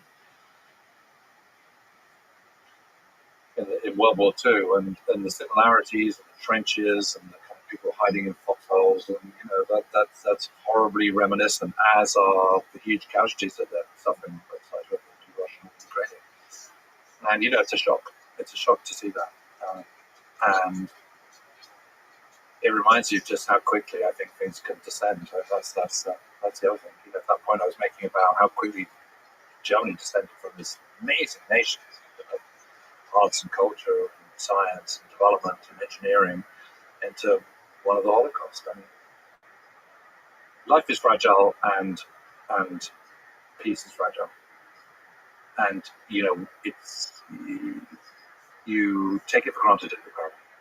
And you take for granted at our peril that nobody will use nuclear weapons ever again. And that's not a thing we should take for granted. No, sir. What gives you hope about the future of human civilization? We've been talking about all of this darkness in the 20th century. What's the source of light? The source of light is that I think the vast majority of people are good people who want to live peacefully, want to live happily, and are not filled with hate. And there are some brilliant minds out there. And I think the capacity for the human brain to come up with new developments and new answers to problems and challenges is infinite. And I think that's what gives me hope. James, I'm a big fan. This was an honor to talk to you. Please keep putting incredible history up. I can't wait to see what you do next. Thank you so much for talking to me. Well, thank you, Lex. It's been a positive privilege to talk to you. Thanks for listening to this conversation with James. To support this podcast, please check out our sponsors in the description or at lexfreedom.com/sponsors. And now, let me leave you with some words from Winston Churchill. If you're going through hell, keep going. Thank you for listening, and I'll see you next time.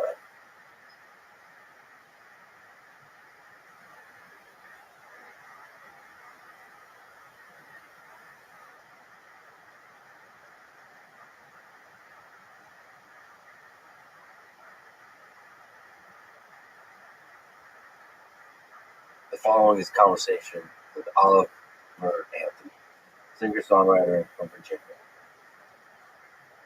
who first gained worldwide fame with his viral hit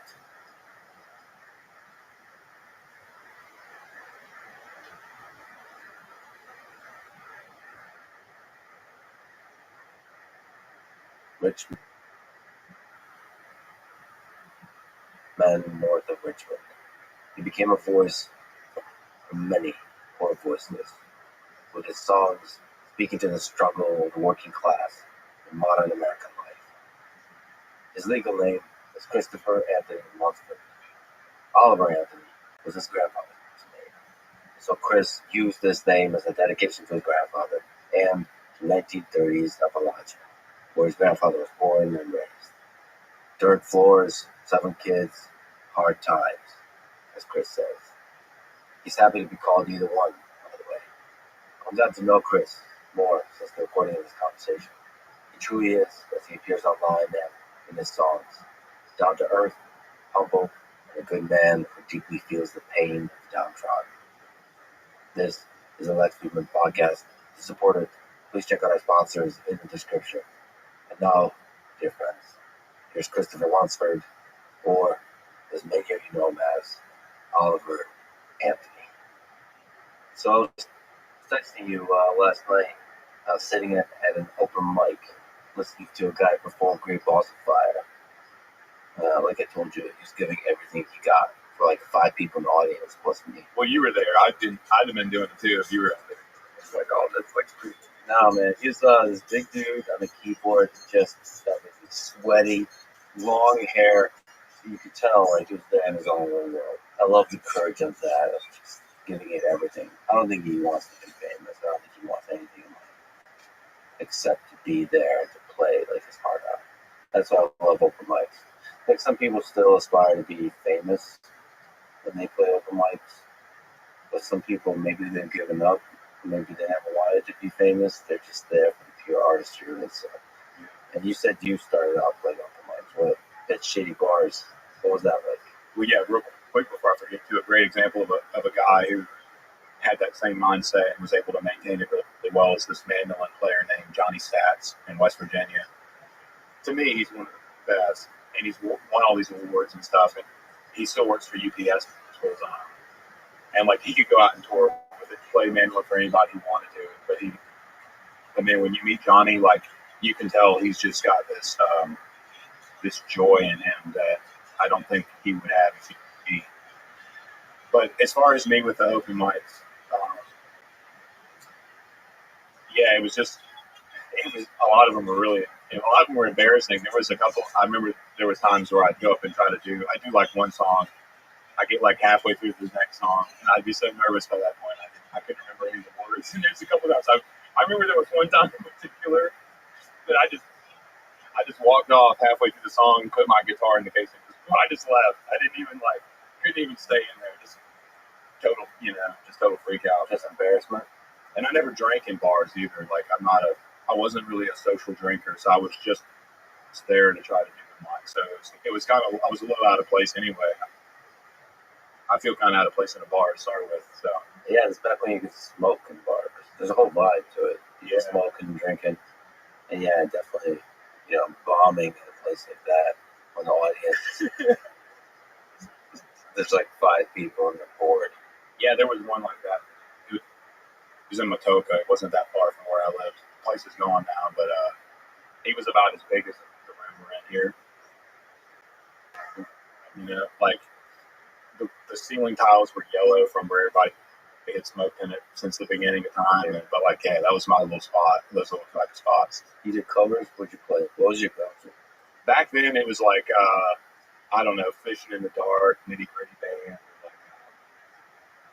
any of those old Hank Jr. songs, like any of those bars, like David Allan Coe, like You Never Call Me by My Name, any of that kind of stuff. And I haven't even played any of those in forever now, but that was any of those ones where you get people singing along and stuff. That's what I'd always try to do, Yeah, that song you performed, Take Me Home, Country Road, how's that go? West Virginia. Yeah, John Denver was just one of those guys that who knows where he would have went long term if he wouldn't have passed. But it's a fun song that I love. I shouldn't, but I love is what is it? Thank God I'm a Country Boy.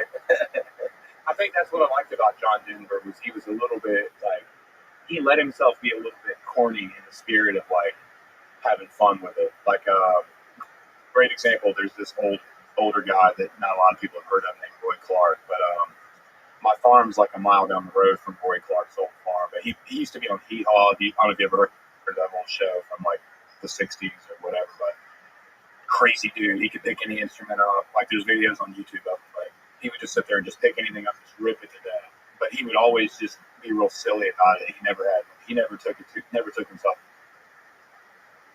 too seriously. You know, some people go to the fun place, some people go to the dark place. Yeah. You know, country can do both. You more often go to the dark place to the pain. Yeah, well, especially some of the new songs that are coming out, they'll be probably not.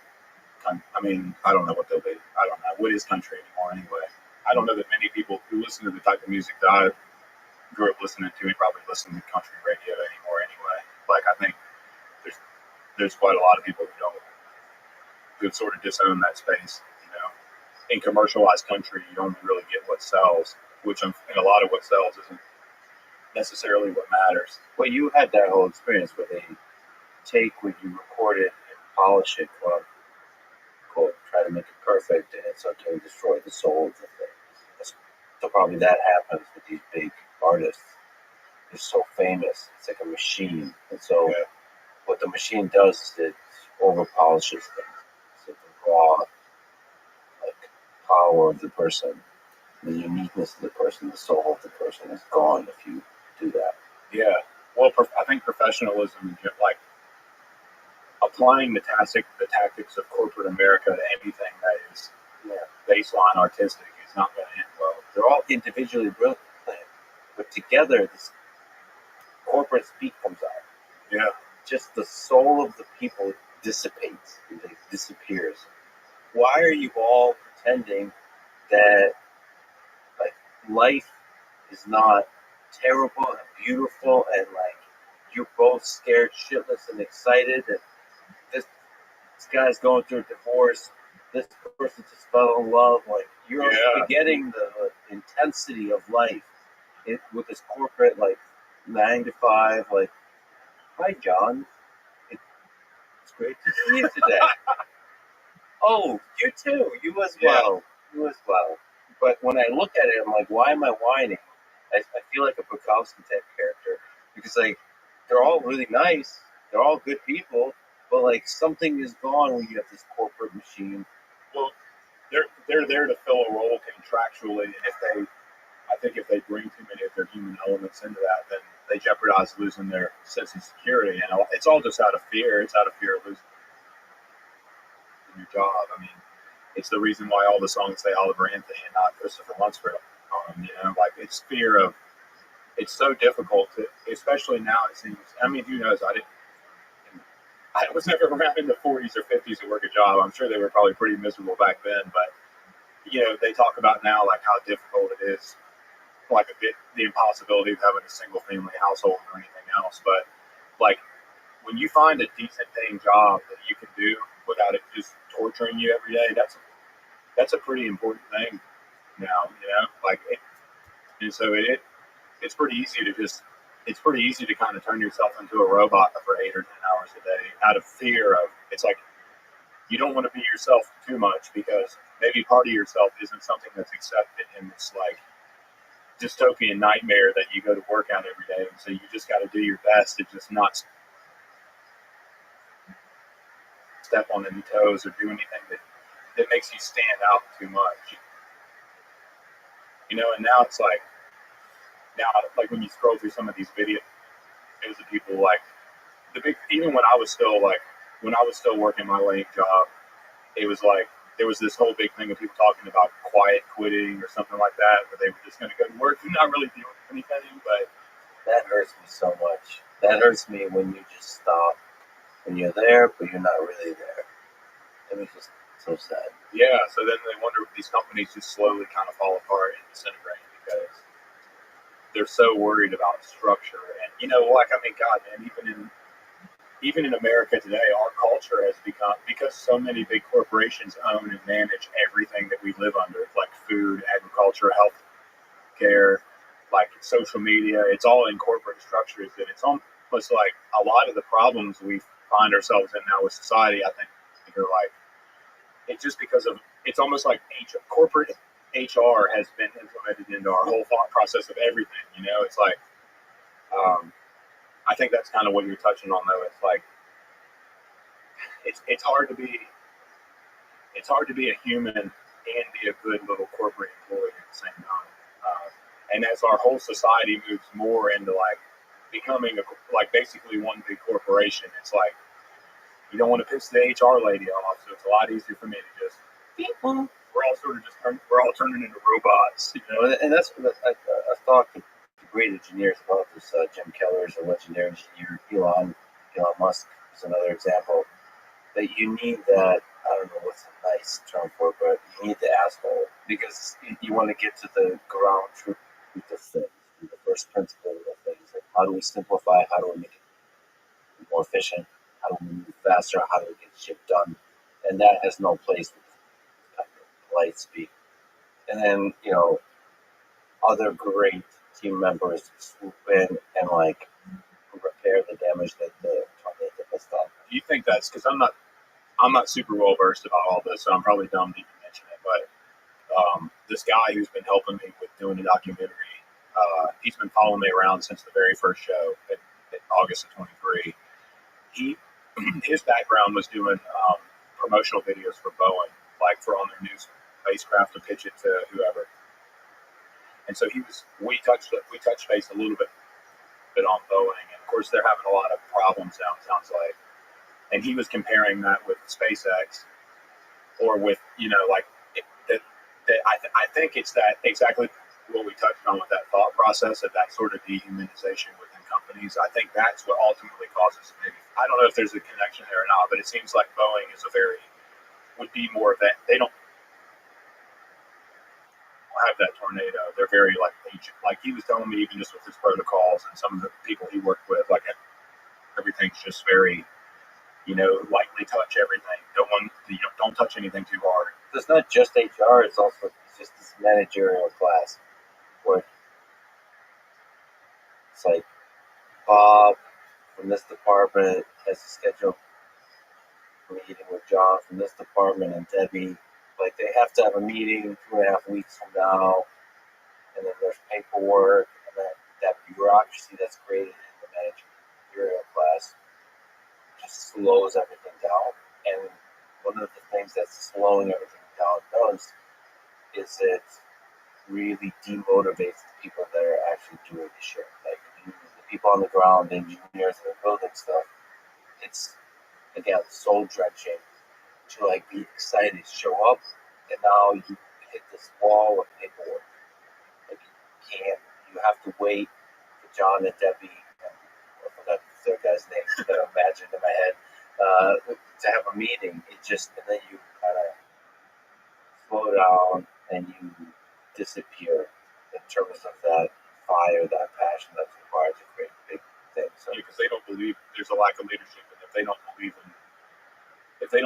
in that leadership, then why the hell would they be motivated? I mean, I remember a while back watching Jocko Willink talk about that when he was in leadership, when he was leading his guys. I think he mentions it in his book. Is probably where I remember seeing it. One of his books, and he talks about like how important it was for the people under him in rank to believe in the actions he was giving them, even if he necessarily didn't agree with them himself. It was like it's really hard to take orders and go and like to have human spirit, and especially in something that's innovative, and not if you're working for a company where you just think everybody's dumb. I mean, I can certainly relate with that. I mean, God, that's all. In my old job, that's all we did was we spent half our day just talking about how dumb we thought everybody was. That was above us. It's like it's easy to fall into that in the corporate world, and so yeah, the morale gets terrible, and everyone suffers as a result of it. Like the people at the top who are implementing all that dysfunction suffer and the people at the bottom. It's like it's not good for anybody. I had thought now that I'm doing this that I could escape away from that, but that exact same mentality and that dysfunction and that inefficiency, like I still battle it every day. That's why it takes unique characters to lead the way. Such unique characters are very much needed in the music industry to revolutionize everything, cut through the bureaucracy, the bullshit. And ultimately, it's just a machine that steals money and doesn't get anything done, really. We'll talk about it. By the way, all the love in the world to Jocko. He's great. I've been going through lots of the ups and downs in life, lots of low points for myself over the past 3 years, really. But recently, especially, and he always texts in this very high testosterone way of like, "What, you good, bro?" Just checking in. And he's a good man. He's a good man. He's obviously an inspiration to millions of people, but also just he's a good human being himself. So maybe one thing that we felt similarly on this, I would imagine you way more than me, is just feeling like wow, I have the ability to influence or the ability to either bring truth or to improve people's lives, or every word that you say sometimes matters so much, and you're just like, man, I'm an idiot. Like I don't know, like I would have never guessed. I mean, we were kind of talking about that before about like if we would have never guessed that this would have turned into all this, but it is a weight that you bear, whether you really acknowledge it or not. Yeah, and I think it's like the songs you've created, they speak to the human condition, to the struggle of everyday working people in a society that has the elites that try to take advantage of those working people. And you're just speaking through your music those truths of how life is. And then that has a huge impact on a lot of people. It's really positive. But then you also get attacked and misrepresented and lied about from different angles. And just the turmoil, the intense chaos that it disorients me. Like to be attacked by a very large number of people, to be lied about, to be just it because I love people. I have a general optimism about humanity. It just disorients me. Like it gives me this feeling like I generally, just like you said, think of myself as kind of an idiot, not really knowing what I'm doing. And when a lot of people tell you that you're correct, you don't know what you're doing, you start to like want to hide. You want to hide from the world, hide from yourself. And then there's also just like the chemistry of the brain. It's like you shake up the brain a little bit, it starts getting weird. And so you can get on many fronts, you get real and getting attacked, and you're kind of fucking things up in many ways, it can get lonely. Yeah, so you get a text from Jocko like, you good?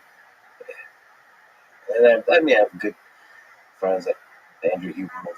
Has been great. Well, Lex, however many years ago, was in a different place in society than even Lex is now, and so it's like every conversation you have or every relationship you have is inherently different, even if you aren't any different. Friends that you had from before, maybe, or even just new people you meet, your interactions with them are going to be a lot different than if this wasn't a thing. And so it's like that can be tricky too. When you've spent your whole life, from the time you're 3 years old and you're starting to play with other kids and like developmentally learning like how to share and how to interact, and you're playing on the playground with kids and learning how to like set rules and boundaries and how to like basically fit into society, and like so you have this whole learning pattern up until whatever point in time when success happens, and then it's like all that shifts pretty dramatically, all in a relatively short period of time, and so Like, how do you think, like, managing your previous friendship?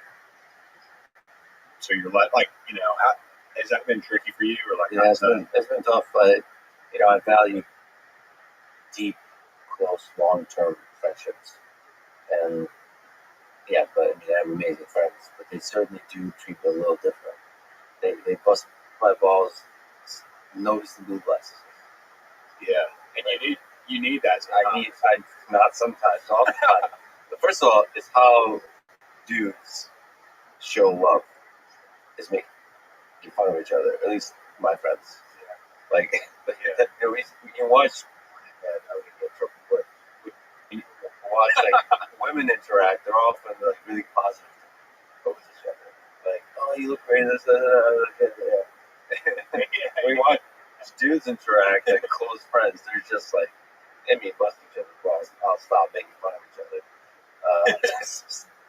And so, yes, that has been a little bit harder. But I try to break those walls, but that's why with the famous friends it's a little bit easier because they can still like Rogan roast me nonstop. It just feels good. I just sit there and get made fun of, and it's great. It's great. And I still do it all the time. It's just a different experience now. But I'm like a Goodwill junkie. Like most of even my clothes were from Goodwill. But like I have this like addiction with buying paintings from Goodwill. Right. Like the $8 paintings where it looks like somebody was following along with like a Bob Ross video and it didn't work out quite right. I buy every one of those. Yeah. I'll go in there and buy like 10 of them. And so just even, anytime you go out in the public now, it's just like, it's going to be a little different. Throwing up gang signs. Yeah, for sure. I mean, I'm trying to deal with it. But all of it, when you talk to world leaders, when you step into politics a little bit, and you apparently stepped into politics even though you never met to be not a political person. That world is like what? Blood, motherfuckers. It's and very intense, especially at an intense moment in history, in an extremely divided country. So yeah, and like saying that I'm not in politics, people are like, well, of course you're in politics, and I don't know whether I am or not, but just I do think a lot of people in politics, as far as the people who sit on the internet all day and argue about stuff on X or on whatever, Facebook and all, like, I do think their heart is in it for the right reasons. They observe that there's a lot of things wrong in the world that they'd like to see different. It's just, how do you get those people out of this 4x4 square and like really like they're entrapped in the same kind of box that the people that vote might be with that struggle. It's too it's the tornado metaphor. I mean, it's a girl, but it applies in politics too. Like there needs to just be a tornado through politics, and we need to just like lay all this other stuff aside and just figure out what's really pissing everybody off, what's really affecting our quality of life. A lot of times we're arguing over the symptoms of problems instead of identifying the problems, if that makes any sense. I mean, if Jordan Peterson were here, he would tell us about fire and how important that is and burning. And like, but it's all the water and fire and ice and metaphor. And there will definitely be a connection to the Bible. And then we'll receive a 3-hour lecture. But it's all true. Like that's all true. It's all 100% accurate. Yeah, that's the crazy thing. But it all ties into that same thing. Like, in politics now, it's almost like there's a rule book that you have to follow, and if you can't agree with this unless you also agree with that. It's like, and maybe it's like the way that we receive information about what's going on in the political landscape is always so biased. It's like it's contingent upon this algorithm, this like algorithmic system that we live under, where we're fed. It's like we're almost fed certain subcategories, and it's easy to fall into that because you don't like hearing things you disagree with, and so it's a lot easier to just turn the TV on or go on Facebook and look at whatever page posts things that you're going to consistently agree with every day, and it's not going to challenge the way you think in any little way, or like expand your thinking at all. It's easy to just. It's kind of like it's a cult-like type of thing. It's like, this is what we all agree with, and if you don't, then go on, get it, like, but it doesn't, we're far too complicated for it to really work that way. Well, this actually relates to one of my favorite things in your conversation with Jordan, where you're just where you're just shooting the shit about like playing live music, and he goes to Kierkegaard. Yeah, it's just like Soren Kierkegaard, the philosopher. I love Jordan so much. He just goes to Carl Jung and Nietzsche, and there this idea from Kierkegaard that the crowd is untrue.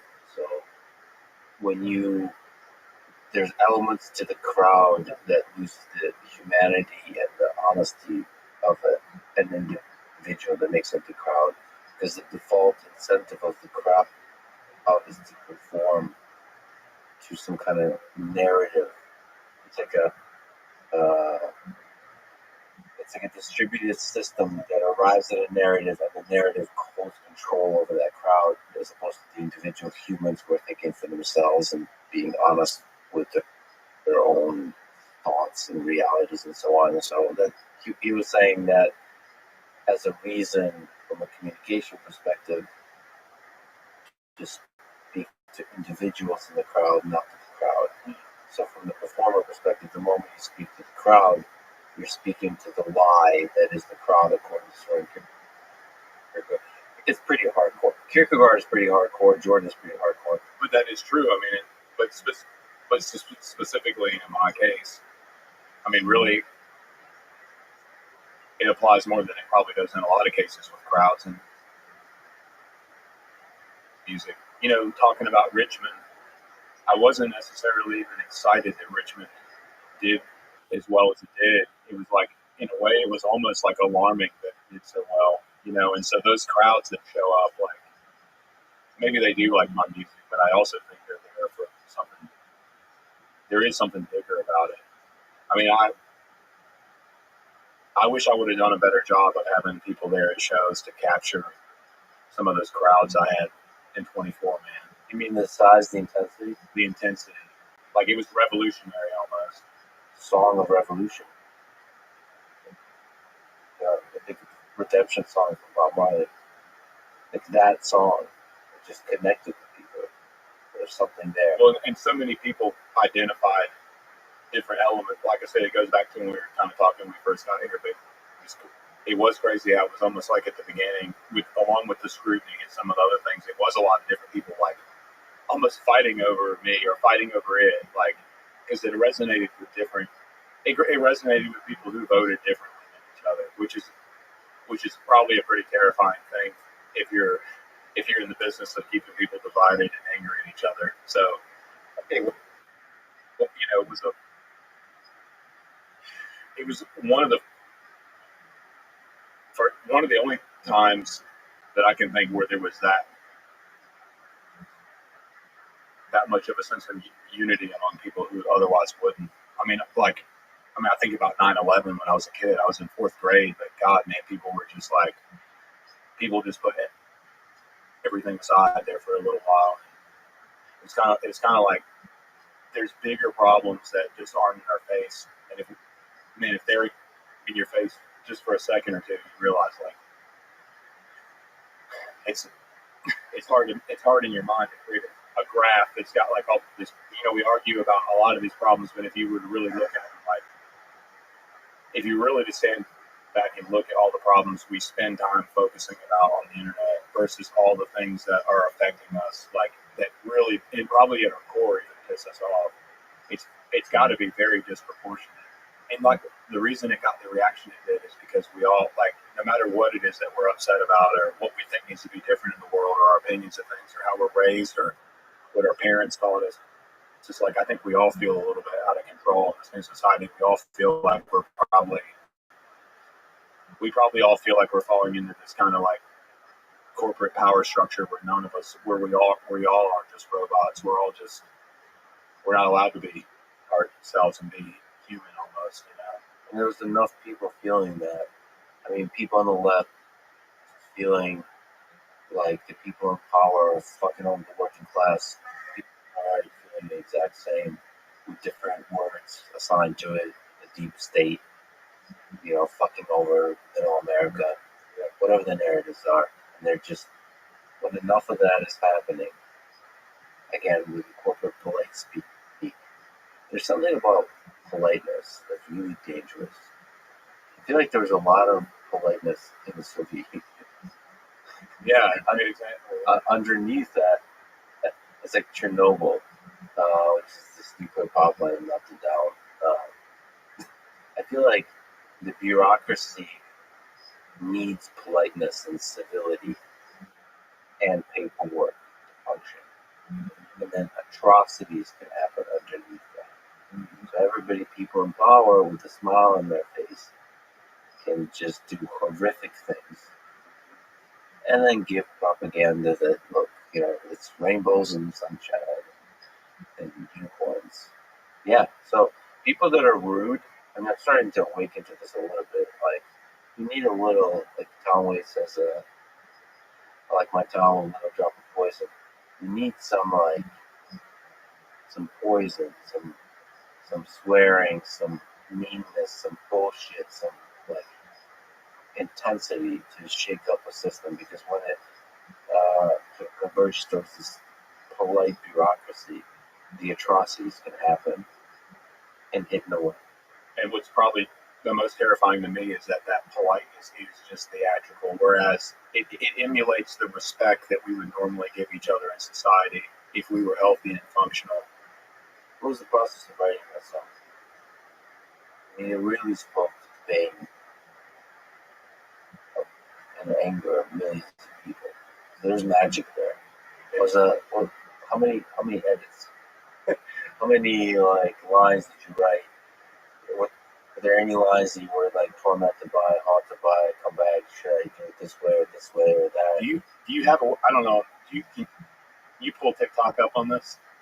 So if you go to my page, if you go down chickens, go down pre-Richmond, you can see the original version of Richmond where I put it up.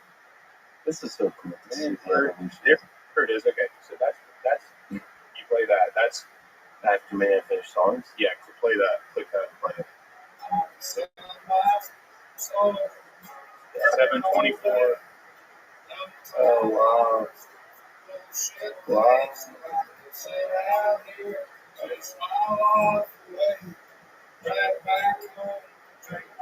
And if you read through it, it's so funny. Everybody's like, "You're about to blow up," but that's all I had. So I had just that. You should probably finish this one. It might be real popular. That's opposed to a few days later. that was in July. That's so inspiring. So that's what I had. That's so inspiring. That's what, a couple of weeks before you posted the final. Well, that's all I had. That's all I had written at that point. In my mind, that's the inspiration for the song was that little bit. I wrote that just because I was on job sites all day, going into all these just terrible places to work, dealing with different contractors and stuff. You were talking about wanting to go and talk to blue collar people and all. It's that's what I did for work basically for 8 years. Was build long-term relationships with people in blue collar. I was in the industrial space, so I would talk. Sometimes I'd talk to 20 different people a day. When you sit in the job site trailer and talk to a group of dudes, and you're not there with some news camera, you're just there as a random dude. You hear so much about what really goes on behind the scenes of the structure of what builds this country and keeps it going. And I think that's probably what it was. It was just it was how I felt, but also how I guess a lot of other, it was just, I don't know, it just seemed like the truth. So you jotted down into the details in a notebook, those words. No, it's always just on my phone. I would just keep recording I would just keep, so if you were to go back to TikTok, and look at any of those original videos,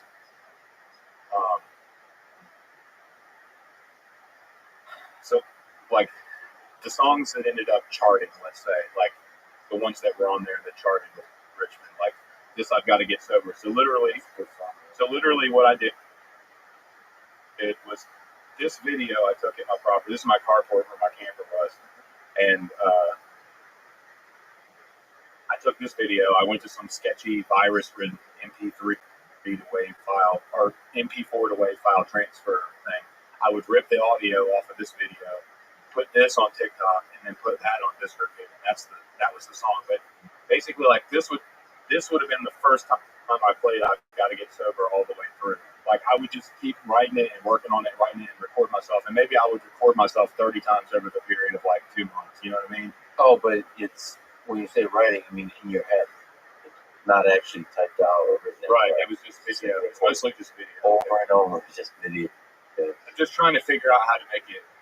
Yeah, but that's what all these are like. The audio file from all these videos is what ended up on Spotify and all that. You know what I mean? It's cool to see these videos before you grew up. So this is a good song. So you're playing up that. What is this? Yeah. These were all. Don't sell your soul, brother. This is the best music I've heard in a long time. That's a comment before you grew up. Yeah. Yeah. I think I had about 10,000 followers or something.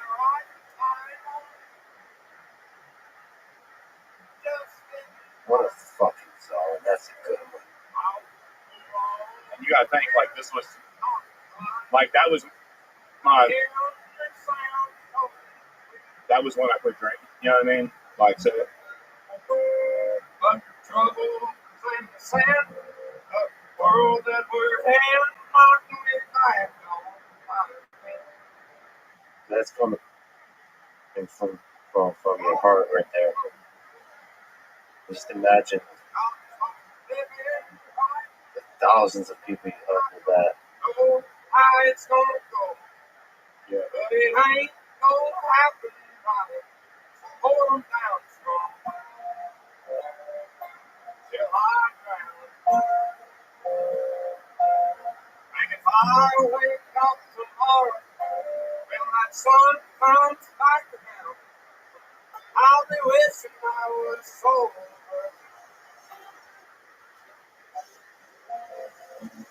It's so crazy how those cicadas and stuff come in. Like,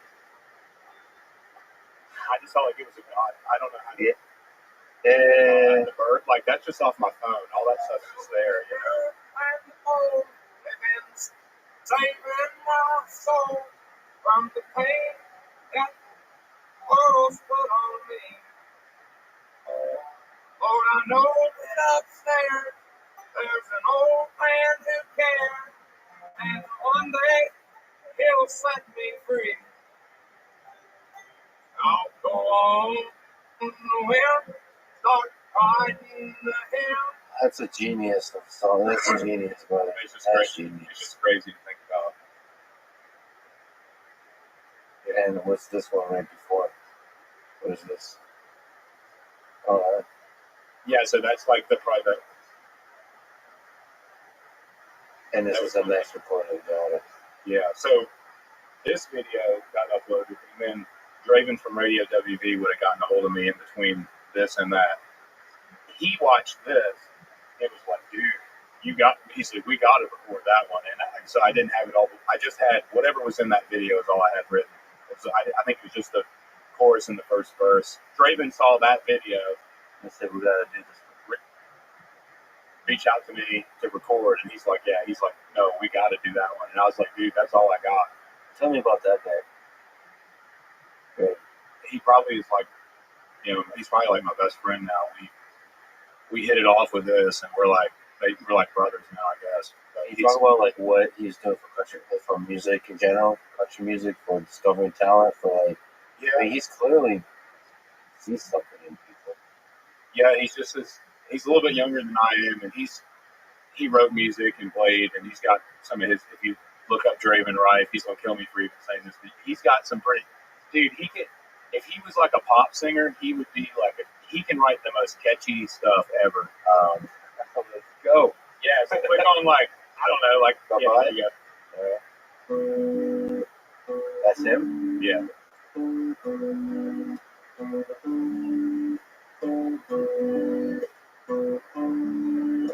5 years ago. I was feeling on the way. way I've seen these go walking underneath the blanket of West Virginia snow. There walks right by, no trespass sign in the grass, looking green across the property line. Bye bye, bye bye. You know, he could probably do, if he does well, he could probably be real famous. Well, he's got a certain look. That dude will sit there and he'll just like, we'll just be sitting there at like 2 a.m. and he'll just all of a sudden do this whole thing. And he's got like the most amazing first part of this like song. We just started to co-write together like in the last few months, so I'm really excited for that. But if you go to his, this is really funny too. I'm sorry, Draven. I love you, man. So go to videos and go to Old was first. This is what's so awesome about Draven. He was originally working for this lady who was trying to develop different types of hair care products, but he thought the market was too saturated, so he was going to get into beard oil. So he created Radio WV as like a fake plug page for his Burly Boy beard brand he was working with. So like if you look at like the very first yeah, it's like it's got all of his beard products. If you look, there's multiple ones like that. So he started it just to do this beard thing with, and then like I don't know, he just kind of felt called to like keep going with it, and it just sort of naturally progressed. Yeah, that too is inspiring. Like you start out one way, and then you discover something real special. He's got an eye for how to bring out.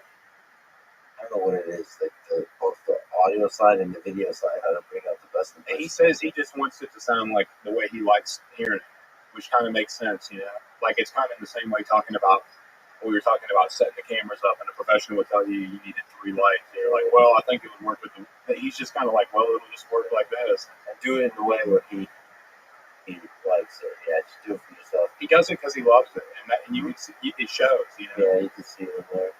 There's some good talent. Like you were showing me this new lady. Yeah, she's got it. But not a lot of people would record her doing that song. But he's like, I don't know, it just was different. I just thought people want to hear it. But man, it was a blessing that he came along when he did. It was like, it really changed both of our lives. We got to talk about that. So you posted the song Richmond, North of Richmond on August 8th, 2023. I remember I was at work that day when it went up, yeah.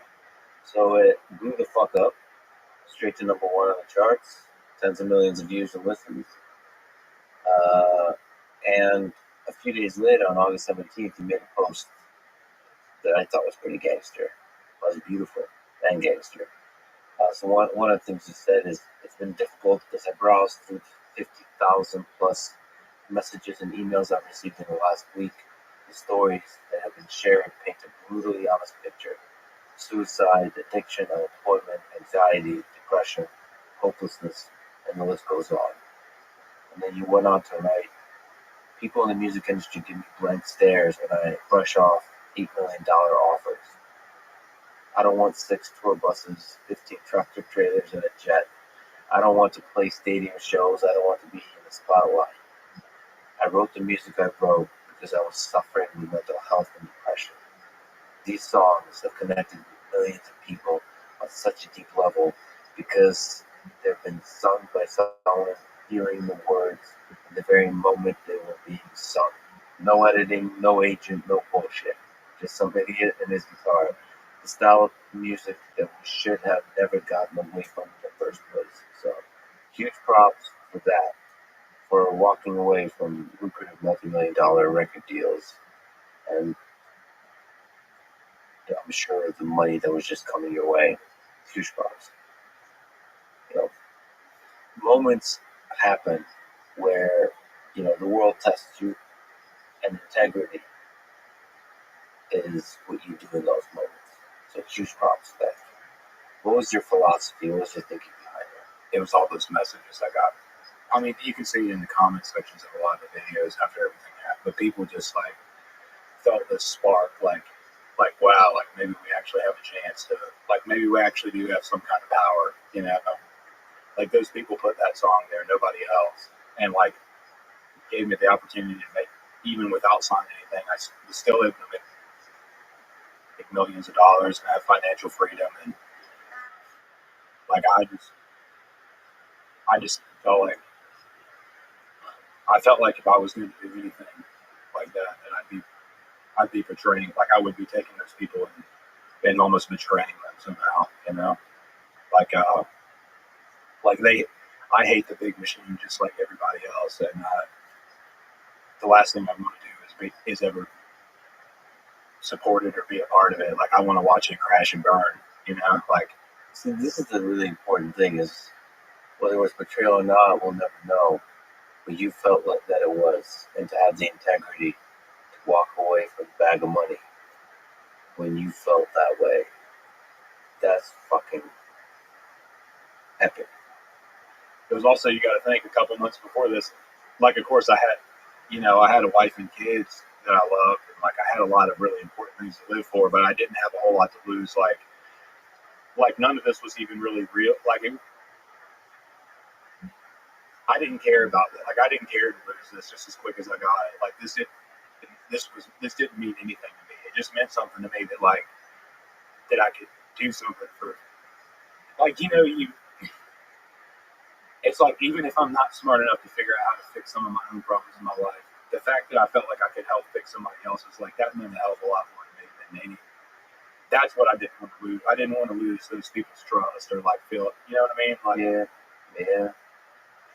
yeah. And so I've just tried to make every decision around like as best as I can, like what I think the right thing is to do. And who knows what the hell the right thing is to do, but I just try to follow. We all have that little voice in us, like that. We all have some what, and I think sometimes we mask. It's hard for us to listen to that little voice, whether it's like, whether it's our gluttony or our lust or our,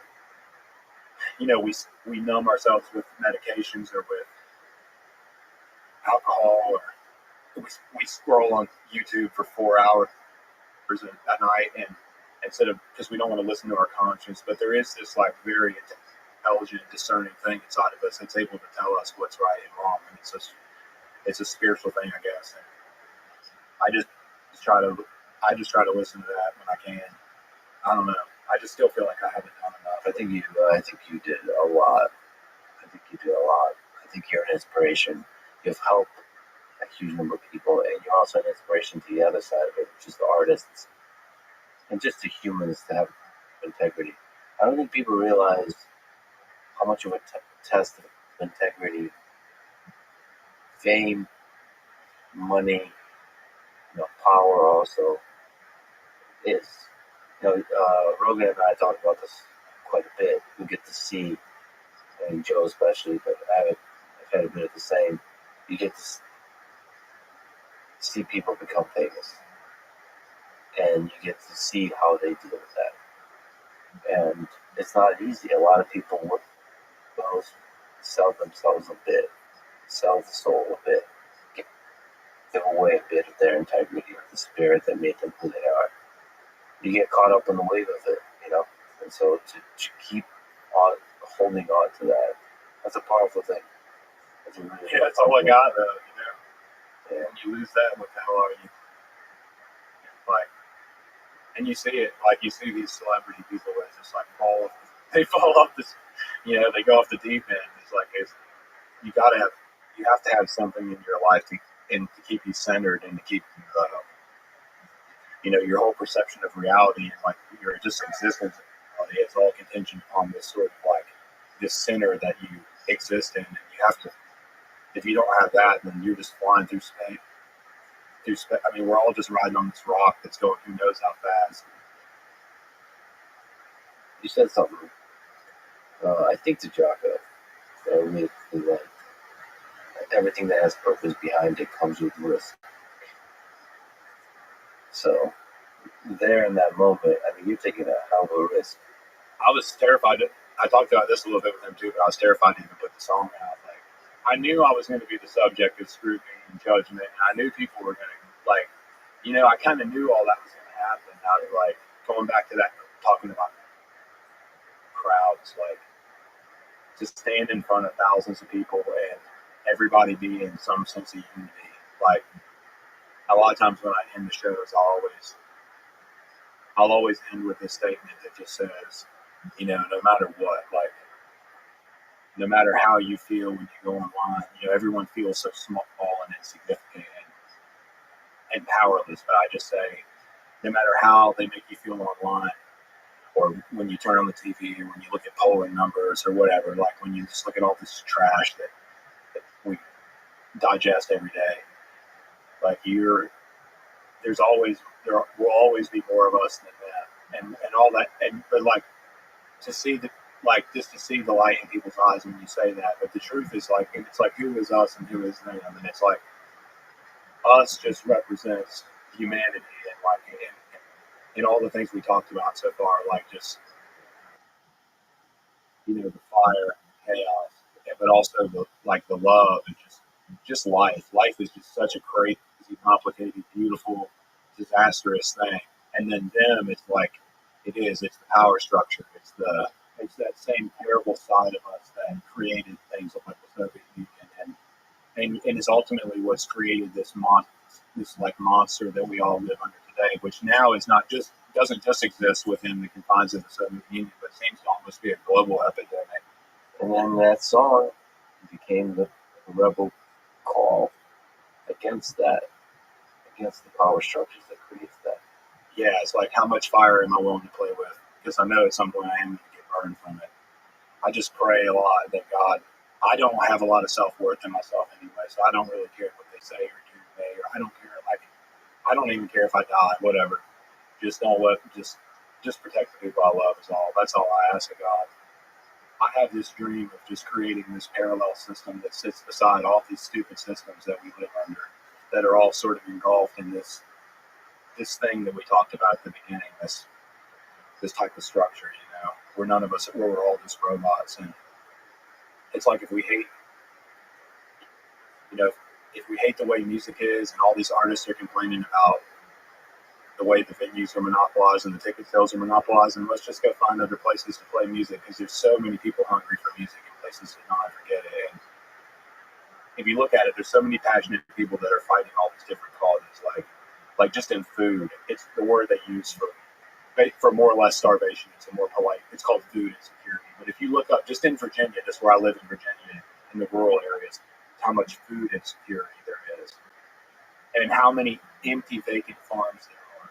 It's like, this is an obvious problem that we should be on Twitter talking about nonstop. Like, this is like, everyone has to eat, It don't matter what you vote for, or what you look like, or any of that crap. You can, so, let's just, why are we living in a country why are we living in a country where half of us are obese and eating shit food and don't know any better, and then the other half of us don't have, it's lack of leadership that's caused dysfunction. And so, if we're tired of that, then let's just fix it. We don't need anybody's permission. That's the whole beauty. That's the whole beauty of what America is. It's like, we don't need some greasy-haired corporate schmuck to give us permission to go fix all these things that are wrong. Let's just go do it. If they don't like it, fuck them. In all domains of life, from food to the music industry, honestly, to education, also to government itself, all of it. And that, your music is also just the soundtrack to that spirit that makes America great, of just constantly trying to revitalize itself. When the bullshit piles up a little too high, there's that revolutionary spirit that says, we need to fix this shit. And that inspiration that created this country was from years of people living under tyranny. We forget the story of the people who really created this country. It's funny, one of the statements I made at the very beginning that got taken way out of context, but I wasn't in a position to even begin to have a conversation about it, is I made this comment early on in one of the shows about how our diversity is a strength. But that term has been hijacked now to mean something a lot different than what it really means. But it's think about how many different people came together just at the founding of this country. People who spoke different languages, different cultures, religions, ways of thinking. So many different people came together to even create this place now. And we've just forgotten about all that.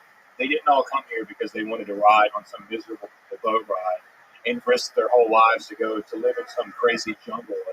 It had no structure, like no infrastructure, no medicine, no, like they didn't come here for like some glorified camping trip. It's because they were tired of like generations of being persecuted and living under tyranny and not being allowed to practice their, it's not like they wanted freedom of religion and they didn't want separation of church and state because they were a bunch of goody two-shoes and they loved going to church every Sunday.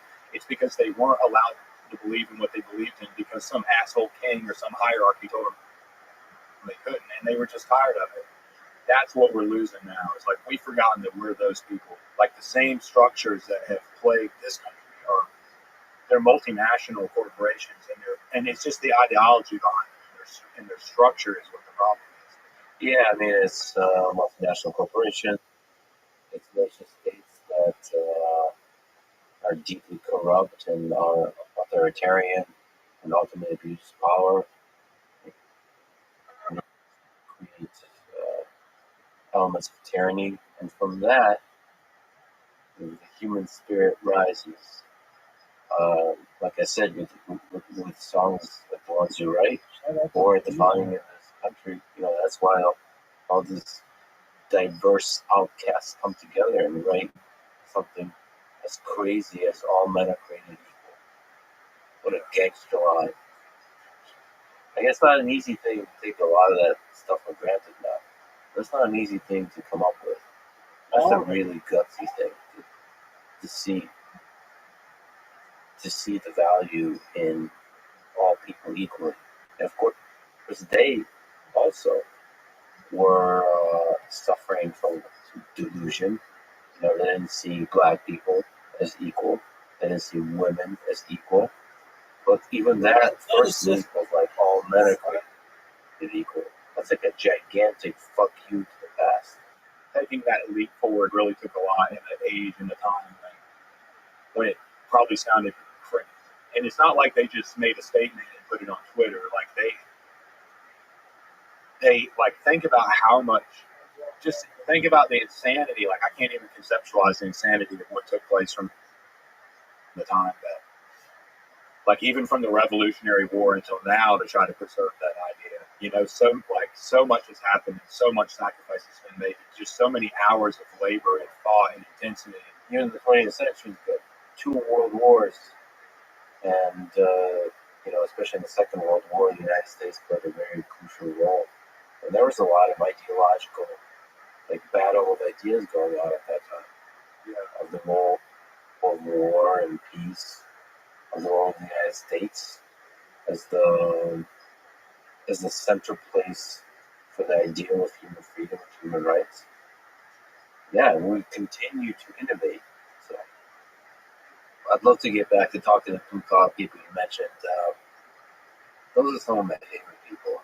So it was actually really cool to find out that for many years of your life, basically the way you live is talking to blue-collar people and getting their story.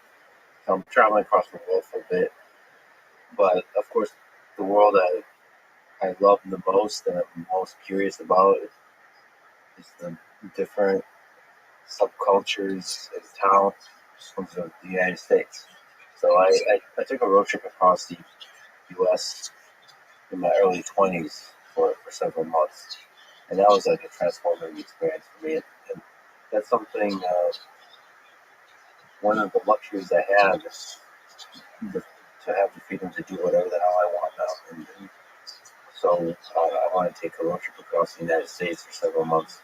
And one of the things I wanted to do is to talk to people in small towns in middle America. I don't know what words to put on it, but to talk to the very people that you talked about, that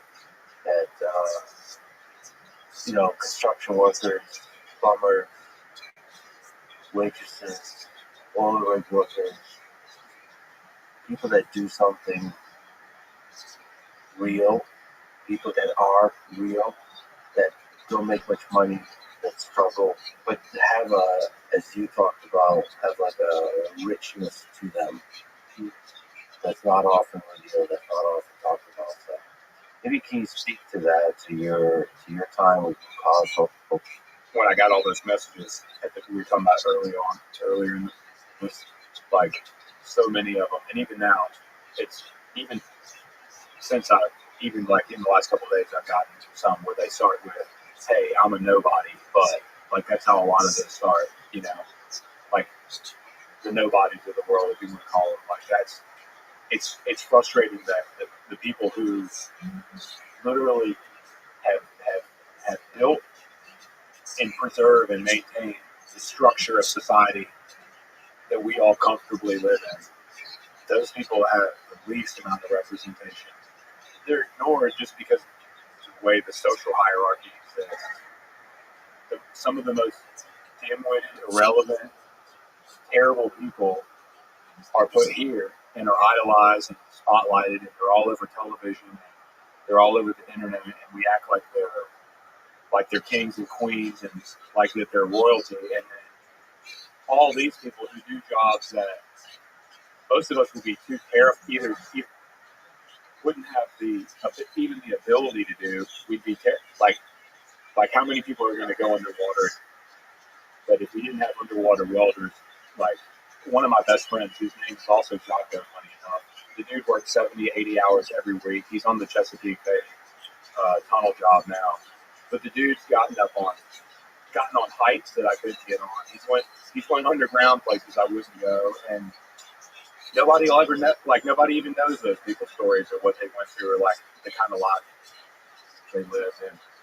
And they're like the people who create the fabric of society, and even the waitresses and the waiters, and like all these factory jobs that I worked in. All those people, like you talk about the craziest place I ever worked and the craziest people I ever met was this little place called Perfect Air in Marion, North Carolina. And it was this commercial air conditioning factory, which is I think closed now, but they didn't pay very well, and so everyone they hired was either people that had criminal backgrounds who couldn't get jobs elsewhere, or idiots who dropped out of high school and couldn't work elsewhere like me. So I was 18 years old working in this place with people who were mostly in their 50s and 60s. But you want to talk about being exposed to just a whole other world of people, like, and just the stories, and just those people are far more interesting than many of the people that we consider to be celebrities. Like most people who are celebrities are just pretty boring and airheaded and don't really even know what real life is about. They're pretty unrelatable to the rest of the world. So it would be really cool. I mean, that's the whole reason that I want to go out and do these shows in places that haven't had music in even 10 years, because those people, like, that is America to me. You know, how many people in Pittsburgh have been an hour outside of Pittsburgh, and even in Virginia? If you lived in Northern Virginia and you drive 2.5 hours or southwest, you're in a whole other planet. Like, the people, the accents, the culture. And so I feel driven in the same way. Like I would love to find a way to try to bridge that cultural gap, to make those people relevant, and because they are like some of the most, and it's funny because we emulate a lot of those people. Like, you know, modern country music is a bunch of people emulating those people, Right. you know? And there's also like I love people that have a skill and become masters in that skill also. So that element is also there. Even if it's like insanely difficult work, like being a mine, like there's skill to that, there's stories there, there's like what it takes to do that. So like, I mean, some of my favorite humans over the years, all they do is solve really hard problems, and they develop, I mean, it's a pain in the ass job.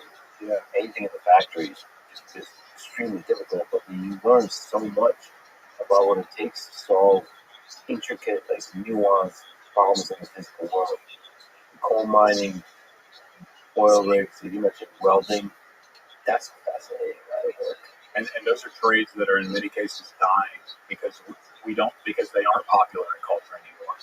Everything from agricultural to plumbing and electrical, it's like those are all areas that I think if you were to go out and talk to some of those people and shed light on it, like you could change the entire landscape in America of how it's perceived, and make it cool, you know? Yeah, so thank you for what you're doing on that front. I want to say, I wrote it down, if you know people that will be willing to talk, reach out to me. The way to do that is letsfreeman.com/contact. This was another one of the things early on that I had an idea about, and I thought it was getting done, and it wasn't. That I've got to go back and try to figure out is doing prison shows and doing rehab shows and all that. But I am really intrigued with like going into those places and trying to immerse myself in just the mental state that those people are in, and like it's not talked about a whole lot, but Also, people who get out, ex-convicts, that that's a hard life. That's just a hard life to try and reintegrate back into society. yeah. And a lot of those people at Perfect Air that I worked with, they almost all were in some form of legal trouble. Like there was a lady that worked on this assembly line beside me named Denise, and her and her husband had been manufacturing methamphetamine, and he took the fall for most of it. She only had to go in probation. He was still in prison. But man, like Denise was a very sweet lady. Like aside from the meth manufacturing, like she was like great, you know, like and just such a character, like in such a good way. So it's like, yeah, just Denise, LexFreeman.com. That's out there. It's gone. I mean, yeah, you know, like both sort of the plumbers and the coal miners, and Denise with the old meth habit. I mean, they're walking the line of like, you know, surviving is hard. So you have to do a real hard job, and then you also have to live life, which is in general hard. You know, divorce, kids, people die, you lose like the medical issues, that can destroy you completely. All of a sudden, something happens, you can't afford it. The insurance system destroys people, all of that. You have to somehow navigate life while working your ass off in a real hard job. And those people, their stories, that's a real pain. And from that pain, from that anger, that's where Richmond, north of Richmond, that you feel their pain come through with that song and with your other work. So that if there is a landscape of suffering. yeah, it doesn't have to be that. We don't all have to be that decentralized either. Like if there is that much commonality among people, which I do believe there is, like just innately in suffering, and yeah, like there's a guy in West Virginia that I talked to that he's got a piece of property beside of mine that he was interested in selling, but the reason he's got this dream of opening like putting some cabins there and renting them out for people to come Airbnb. He works in Lowe's full time, but his son's got this. His son's like 19 and he's got this heart surgery he's got to have, and so he's trying to sell the place for that. And just that guy, and all you could ever see him as is the guy that works at Lowe's, like pulling lumber or whatever. But he's got this very, very insanely complex life he's trying to manage. He doesn't want to lose his son.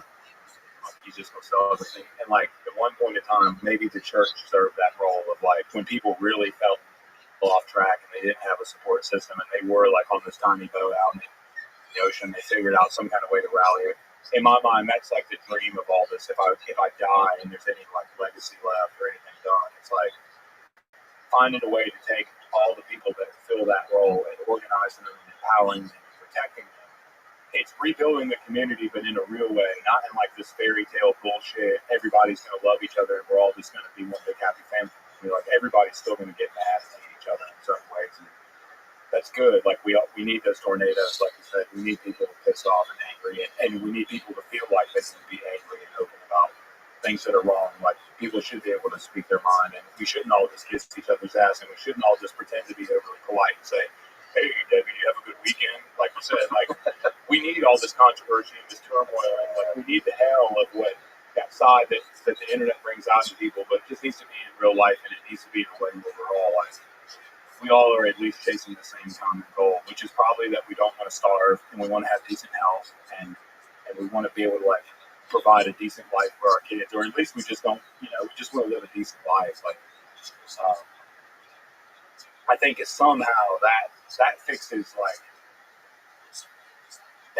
what you described, like to people who fall in despair and are isolated. It's a terrifying world to live in.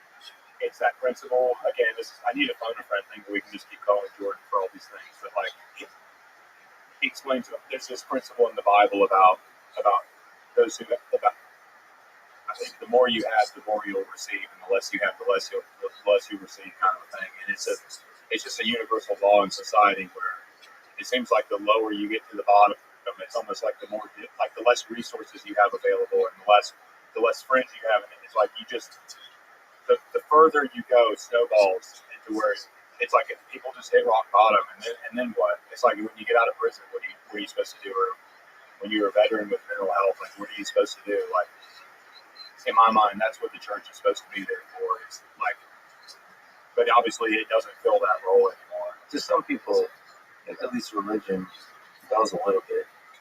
It gives it's at least a foundation of community, foundation of hope for people when they're really struggling. Yes. You've got thousands of messages that you talked about from people. So you've gotten to talk to thousands of people about their faith. Through your work, through your music, you've been an inspiration to those people to find a way out of the pain. Can you tell the full story of your own lowest point? Before all of this, before the music, before you blew up, can you take me through the story of the depression, the drinking, and just the roughest times in your life? Sometimes it's not even, it's funny, but it's almost not even where you're at in life. It's where you perceive yourself at in life and what your goals are moving forward. And I think I dropped out of high school at 17, basically ran away from home. I've always had this authority problem, and so I just didn't want to listen to my parents. I didn't want to go to college. I just wanted to go move into the mountains. I was running away from responsibility, I guess, is what I was doing. And so got this girl pregnant, had my first kid when I was 18 and just about to turn 19. And like I said, I'm working in the air conditioning factory with a bunch of convicted felons. And so from there, everything was just reactionary. I never really had a plan. I was jumping from job to job, just like most everybody else. I don't know. I just got to the point where I guess I just quit believing in myself. And I knew that I wasn't feeling my purpose, and I wasn't being the best version of myself I could be. And so that's the alternative to like facing yourself in the mirror and accepting that I'm not a shitty person. I've just let myself fall. It's like it's so hard to accept when you've had that fall that it's just easier to just to get drunk and just do the bare minimum you can to keep everything sort of kind of moving along. But you don't really care if you live or die. You don't really care about much anything. Like your whole, I don't know. Life is just so beautiful when you're a child. You're just so imaginative and exploratory, and you're learning all these things, and you just can't wait to be an adult because you're just going to go out and do all these incredible, and then you face the reality of it. Yeah, and the pressure and the fear of failure. Like I think maybe even my own fear of failure is what drove me. But yeah, you think negatively about yourself for so many days and weeks and months, and you don't even have a real self-awareness of like what you're doing or how destructive you've become, but you always have that discernment in you, that conscious, that little voice in your spirit. It's letting you know you're messing up, I was almost like, I was wrestling with myself, And so, I don't know, I just got to a point where it just like,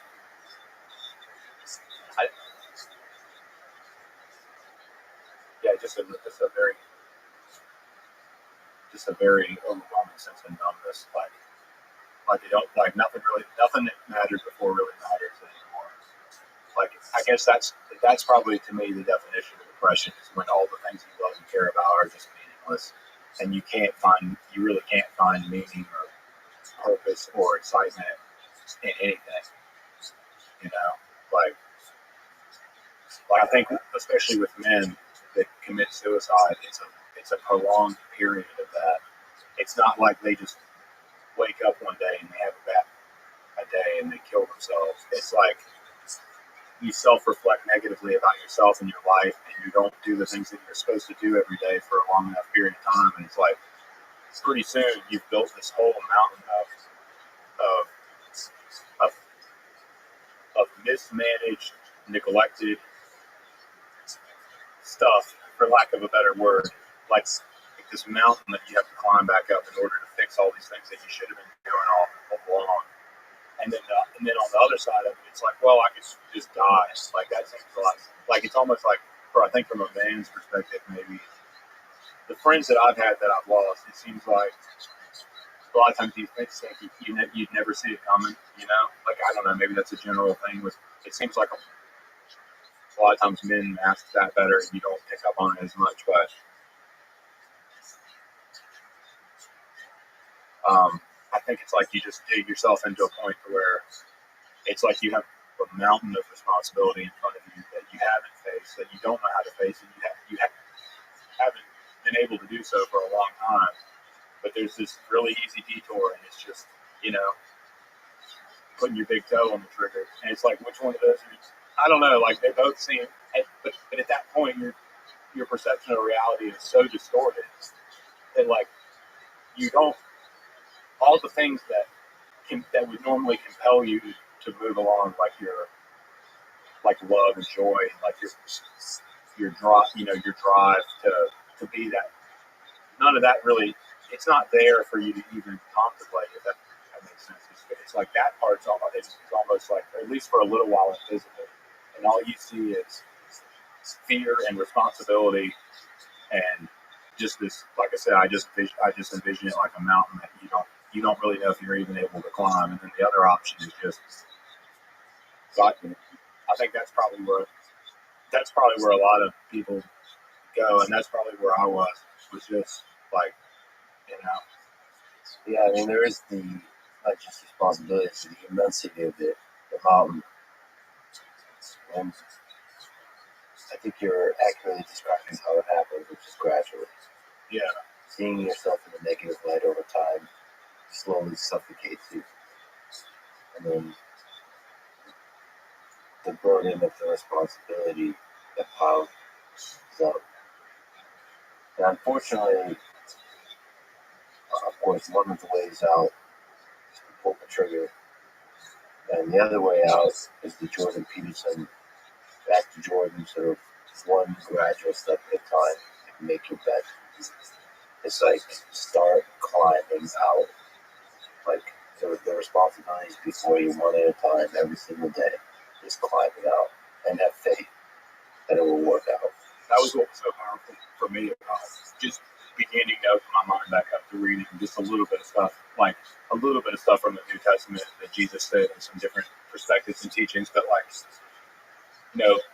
an apostle would be in prison, like basically being tortured and facing death, but like just overjoyed and writing about talking about. It's all about your perspective of things. Like I said, like that's why I never could understand like celebrities or professional. I mean, giving one example of many, like a Kurt Cobain type scenario, where you have a guy that's just immensely talented, just will always be loved by plenty of people. Like I never could understand why that guy. There's a ocean of quiet suffering in a lot of, and I think it is disproportionately in men, in a lot of men, and they hide it well. That's why blue collar workers have such a high suicide rate now too, and why it is so important to talk to those people. Yeah, you can see it in the eyes, and there is a lot of pain there. Without trying to open up too many doors, I think that's probably the best way I would describe it. Is just a series of negligent decisions, and also just misperceptions. Like I think this was an Andrew Huberman thing where he talks about medications and how it's a lot more likely for somebody to keep their dog on their medication schedule, but not themselves. You love your dog, and your dog's like, it's just this great little thing, and you don't see the flaws and the faults and the sin and the disgust in your dog that you do yourself.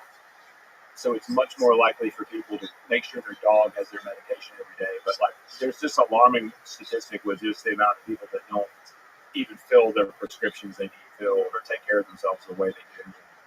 And then that also, like over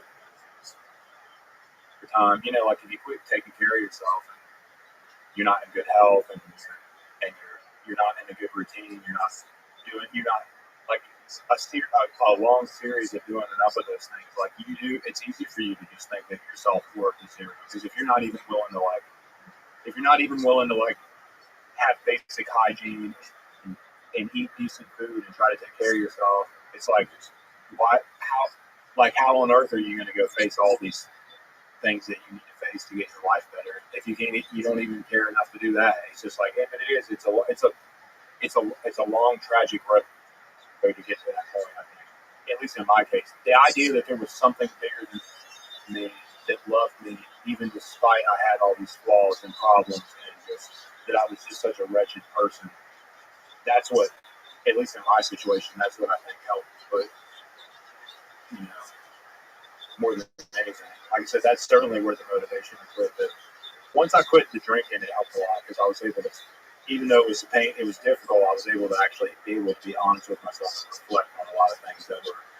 And you got to think, like I said, we watched it was like, of course, in my case, it was a little unfair to have an example because within a month, all this stuff had happened, like after I quit. But I see it in my friends that have quit and have tried to turn things around, and it's like it is the most beautiful thing in the world to see somebody like come to life again after being in one of those. You're able to sort of escape this shell of all those terrible things, and even if you are still in a bad position and you got third string with your credit card debt, working some shit job and your car doesn't start half the time, and your girlfriend left you for some other dude, and no matter what it is, it's at least that little glimmer of hope, that faith that there is a chance. It's something greater like that. That'll push people. You can push a mountainside with that. You can do anything with that. And I think it's also good. I think it is important to have a good support structure. Like when you get to that point, I don't think anybody should have to face that stuff by themselves. And there's plenty of other people out there that are in the same position. And I think that's why it's so important for us to try to get reconnected on a personal level and not just through digital communication, because all we see of each other online is the good stuff. Very rarely are people posting on Facebook talking about, how could you? It's like all you see is the best of people, but I don't think we realize that we're all going through a lot of the same things anyway, the low points and stuff. Guess what happens when you lose your job and can't quite figure out a good job, and you're not making that much money, or you basically broke, and you have a girlfriend that's not happy about you being broke. She's gonna leave you. If it's a wife that could face divorce, the breakups and divorce can break a lot of people even when they're doing well. Yeah. And now when they're not doing well, that's a rough thing. And that basically your support system for a lot of people is the relationship, is the wife, and so that's taking the support system from underneath you. And I've had good friends of mine I've seen get in destructive relationships, and they'll start to date a girl, and then within a year they're just a shell of what they were. Because sometimes I do think you have to be careful with your self-validation and the way you perceive yourself, and making sure that it's you giving yourself that and not somebody else. Because I do think too, it's you're, how are you supposed to, if you can't even keep a woman around to love you right, how are you supposed to love yourself? It's easy to think about that. I've seen a lot of men get wrecked in bad relationships and stuff too. It's tough, Yeah, ultimately, I think maybe sorry to say, but there is a base layer in which we're alone in this world. You need to be strong by yourself first and foremost. Sometimes there'll be times in life where it never be easy. Yeah. The wife leaves you, the job leaves you, and for some people, even people you thought are friends will backstab you. And even then, you have to have the strength to find your footing again. That ultimately comes from you, right? I mean, man, of course, like I said, in all the experiences I've been through, I'd be a fool to deny it. I do think there is God there. Yeah, it's always there. But you certainly can self-isolate yourself too, even from that. You can find safe in yourself. I think it can be one of the things we can do. You and God faith in something bigger than you. Yeah, that gives strength to a lot of people. But allowing yourself to derive strength solely from other people can be a dangerous thing. Because people are complicated and they can betray. They can, just like they can fill your life with love, they can also destroy you. That's also the beautiful thing about life. Yeah, it is. You make yourself vulnerable to other people. You form deep relationships. That means they can also destroy you. That's life. That's what makes this whole thing. That's what, and then you write really hard things. Yeah, people. There's something valuable about people fucking you over and hardship and all that. Even the best of us have terrible parts of us. Like, we are all flawed inherently because we're human, and so there'll never be another Garden of Eden on Earth, like figuratively, where we all just live harmoniously and everything's great and happy and wonderful. But it's those basic principles that you talk about, like love and those relationships and those connections that we have that make it all. Because think about it, I mean, like in a lot of cases, it's like that's the position you get in when you get so depressed and you get so low. It's like, what's the point even doing all this? Like it is just for anyone. It's just so crazy, overly complicated and exhausting to live. Isn't it? Like even in this modern society where we have all these wonderful little conveniences and we can just have food delivered right to our door if we want, and all this kind of crap. It's like people are still like more depressed now than they've ever been. And, like all the mental anxiety and all the mental health stuff is just probably just as prevalent as it's ever been. It's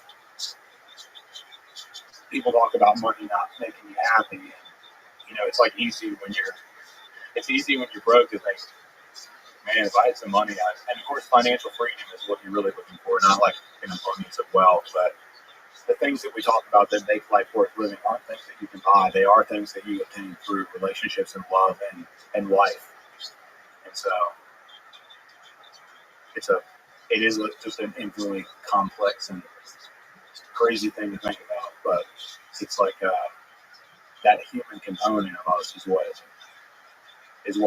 what's so important to our long-term existence, like our ability to have connection with each other and the joy we find in that, the purpose we find in that. It's not anything that's replaceable with anything. Yeah, I've seen that with seeing the effects of war on people, and basically war strips away everything. You lose your home, you lose everything, and you get to see what's actually important. You miss the other people in your life, friends, family. And it's almost cliche to say, but it's the people you love in your life that make up the essence of what makes life worth living. Not the homes, the material possessions, even the job, whatever else. It's the humans. So, yeah. Important to remember. A lot of us, especially in the United States, under a capitalist system, are chasing money. Yeah, it's important to remember what you're doing it all for. I gotta talk to you about your writing process. You written a bunch of really incredible songs. You say you're not good at it. You're not a musician. It's hilarious. Dude, I have no self-confidence about it. I mean, just about anything. But when I say that, I'm not being funny. Like I'm like, you get nervous when you get on stage. Oh yeah.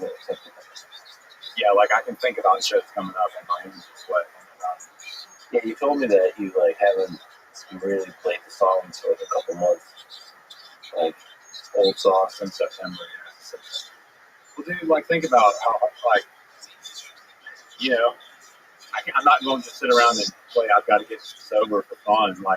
So you feel the songs. Yeah. Yeah, that's rough. That's rough. A lot of musicians talk about that kind of thing, though, right? Like about I don't know. I've heard about that with people, like about hating to play songs. that side of it. But we have become close friends with Dan Reynolds, who's the lead singer for Imagine Dragons. And he says every time he performs a song, then he has songs that have depression in them and all that kind of stuff. And he says like the only real way to do it is to feel it. You can't just think it. You have to like be in it. You have to like really feel the song, as if you're singing it, as if you're writing it for the first time. So, as a performer, that he says that's his duty. He has to the audience, but then that takes a toll. That's not easy to do. It's that, especially with the song you write. I mean, there's a lot of darkness there in your songs. Yeah, and I do have some lighter-hearted ones too that I'll I mean, the thing is, it's like I've only put out. I'm a little funny about like really like. God, I don't know how many songs I have written that I will probably never do anything with. Like, I mean, probably at least 20 or 30 of them that are just like, they're just not, I just don't know why I don't want to put them out. What's it look like? What, do you have like a notebook with ideas, or do you mean you have like little videos of half-baked songs? Yeah, I've got my old phone. Like, even just that old phone that I recorded all the stuff for TikTok and all on, it's got loads of like little, just like the way that Richmond one was, where it's like in the bathroom facing, and I had like that. That's all that. Even that one I showed you on there, it had been sitting on my phone probably a couple months before it. That's why I said I had too many unfinished songs.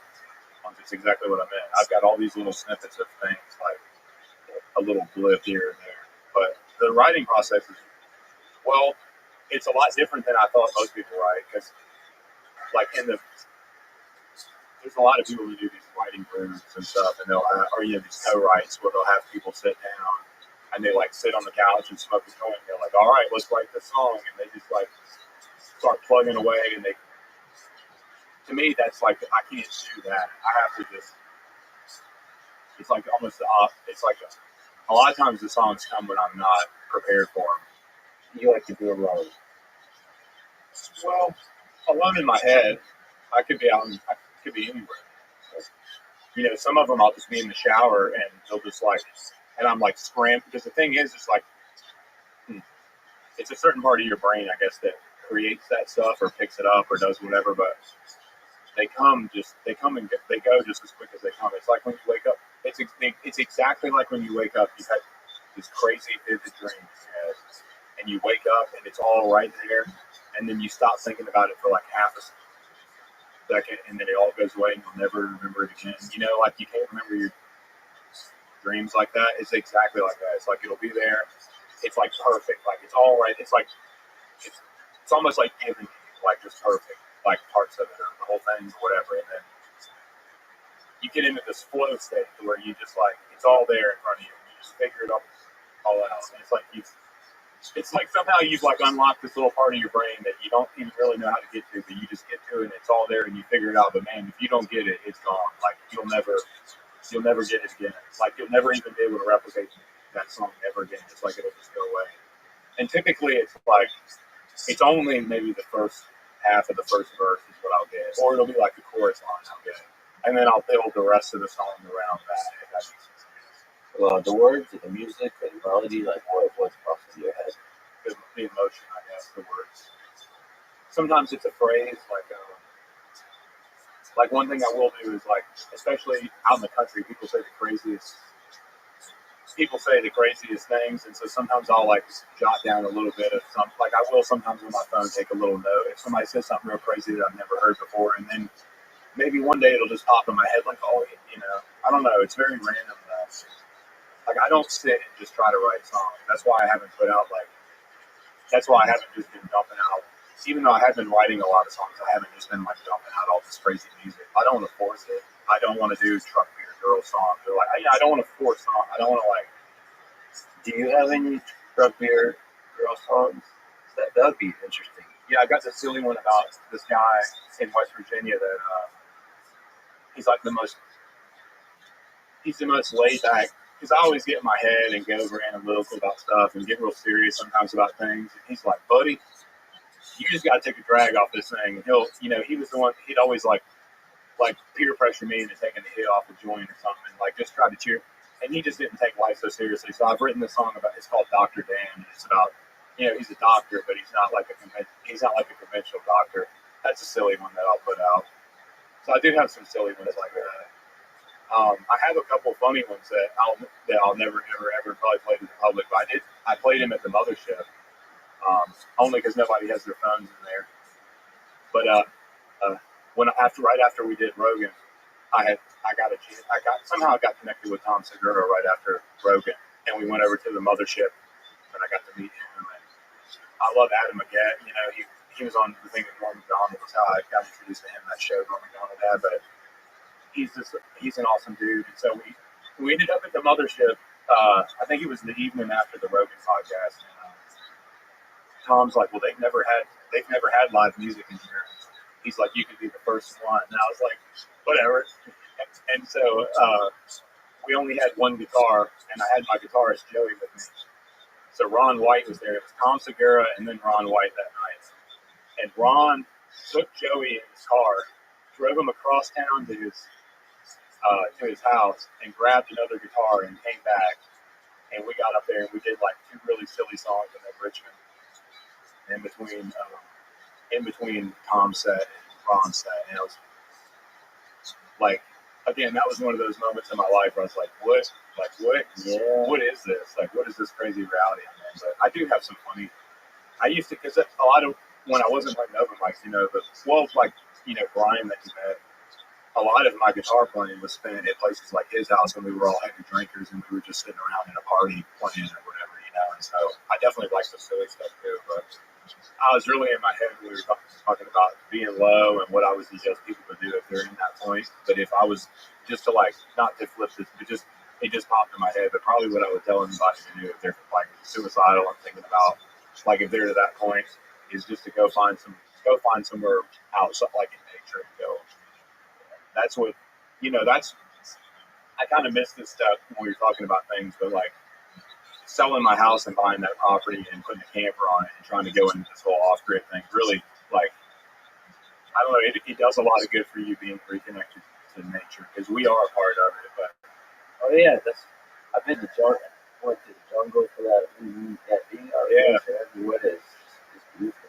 That's why you got some. Maybe that's why you need to get some goats. I got two I can give you. Yeah, I have more questions. Why are you giving them so easily? Are there issues that you need to know about? Well, they're goats. Yeah. There's no free lunch, man.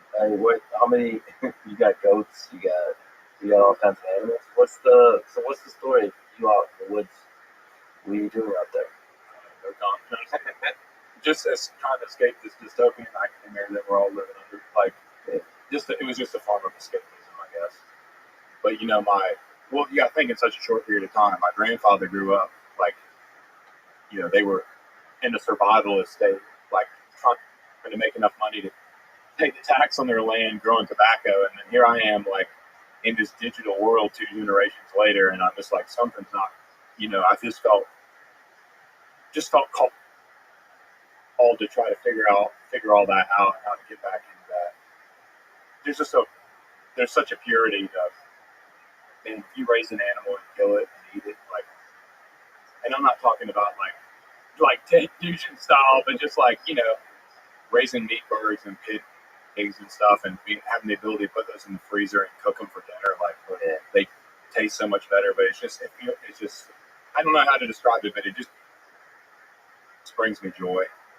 Being able to grow stuff and even just flowers and everything else. Just watching stuff that's alive like that is just such a what we're doing now is I bought this permaculture farm that hadn't been operational in 6 or 7 years, and they did a lot of herbs. They had a big orchard, blueberries, But my dream there is to create this space that it's the optimal place for humans to go to fix their mind. So what's the animals and the food that I can have there, and the trees that I can plant, and the certain types of wildlife that I can bring in and attract. The noises and the sounds and the smells that are optimal for a human being in order to fix whatever it is. I had the opportunity to meet Robert Kennedy Jr. early on with all this, and he actually came out to my property and all. We talked. We're still. I think the idea is that we're going to launch this kind of like healing center thing out there. Once they get through all the mess, they got their hands full a little bit right now. But whether I go that route or not, it's like that's my goal, is to basically create a place that people can go and fix their mind and find the optimal thing. We've got laying birds and meat birds, so we get our eggs and meat, and then we've done pigs and sheep and goats, and then I'm going to start with I'm going to get cattle in the spring. So we'll start doing like Wagyu and Angus and playing around with, and I want to get some funny stuff too. Large animals have a lot of, there's all these like large animal therapies out there for mental health, like with vets and stuff. It's just something really relaxing and rewarding about being in that space. What do you find out there in nature that you can't find anywhere else? Can't find in the quote civilized world. Well, everything in civilization seems so, like everything we've talked about, it seems so like there's such a level of despair and unorganization and chaos and just like and all these like terrible parts of life that seem like so unstructured and just so uncertain.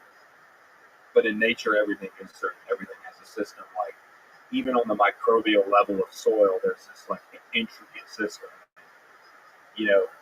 Soil fixes, like the bacteria fixes the soil, and you can grow certain types of plants to restore certain types of nutrients, and then that can grow certain types of trees, and then that can bring in certain types of birds, and it's like this whole big, nature is just this whole big beautiful system, like Earth is just such an intricate, complex system that is structured, and although there is chaos, there's literal tornadoes, like the metaphor we were using earlier, like there are literal tornadoes in nature, other things, but there's a piece about observing the structure there, and to me, it just helps remind and restore my faith that there is something bigger than me that,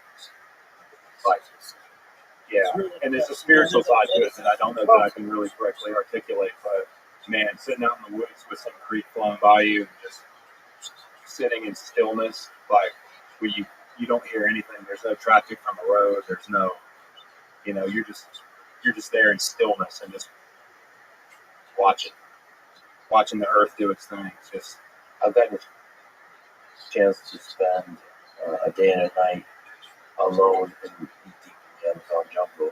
That's like my dream. You basically take the woods and the creek and the quiet. That's at like a 3 on a scale of 1 to 10. The Amazon jungle is like an 11 because you're not just have birds, monkeys, just everything, and the floor full of insects. Yeah, bigger kinds of ants murdering smaller kinds of ants. An orchestra of insects, but it's quiet in the sense that there's no machinery.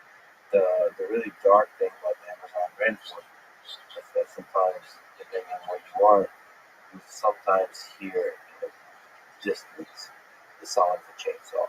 You hear and it pierces the day because there's just no machinery anywhere around. But once you hear it, it is this undeniable symbol of what human civilization does to nature. It pains me seeing woods get knocked down and residential subdivisions taking their place. Like this, the monkey part of my brain wants to just go burn it all down. It's just not good. I don't know. I just instinctually observe it as being not good. And I don't know exactly how to describe it, but I'm with you. That was, like I said, that's why I felt so compelled. I had this little house that I had maybe a little bit of equity in, and it was in 2019, and the housing market was up, and I was like, I sold her a little house and got that. I was able to find 92 acres for $1,100 an acre. So I still had to finance it, but it was at least barely within my. And so that's what we did. We had I was paying $600 a month on the land, and I bought a little camper for $750 off this hunt club in Waverly, Virginia, and drug it up there. And that's what we had. I got a tractor for 0% financing. It was like like this property was a mile off the road, so I had to basically recut an old logging road and stuff. And you want to talk about putting strain on your marriage? That'll do it, buddy. selling your modest little rancher and doing that. But man, that's when I really started to live. I think probably that was like the beginning point of the restoration of me, you know. And I feel bad that a lot of people just don't even know what that's like to be on a farm or be out in nature. I can't imagine just living in a suburb or a city your whole life and never getting to experience that.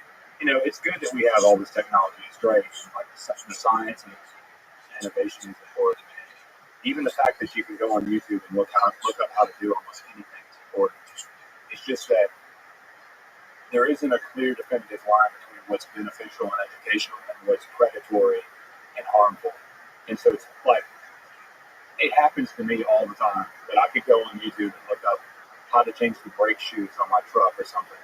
And if I click on a short of somebody doing it, I automatically go to the next video, and I may be 3 or 4 videos deep before I'm watching some lady throw a pie at somebody. And then pretty soon I'm like, wait, I'm changing my brake. That's the only issue.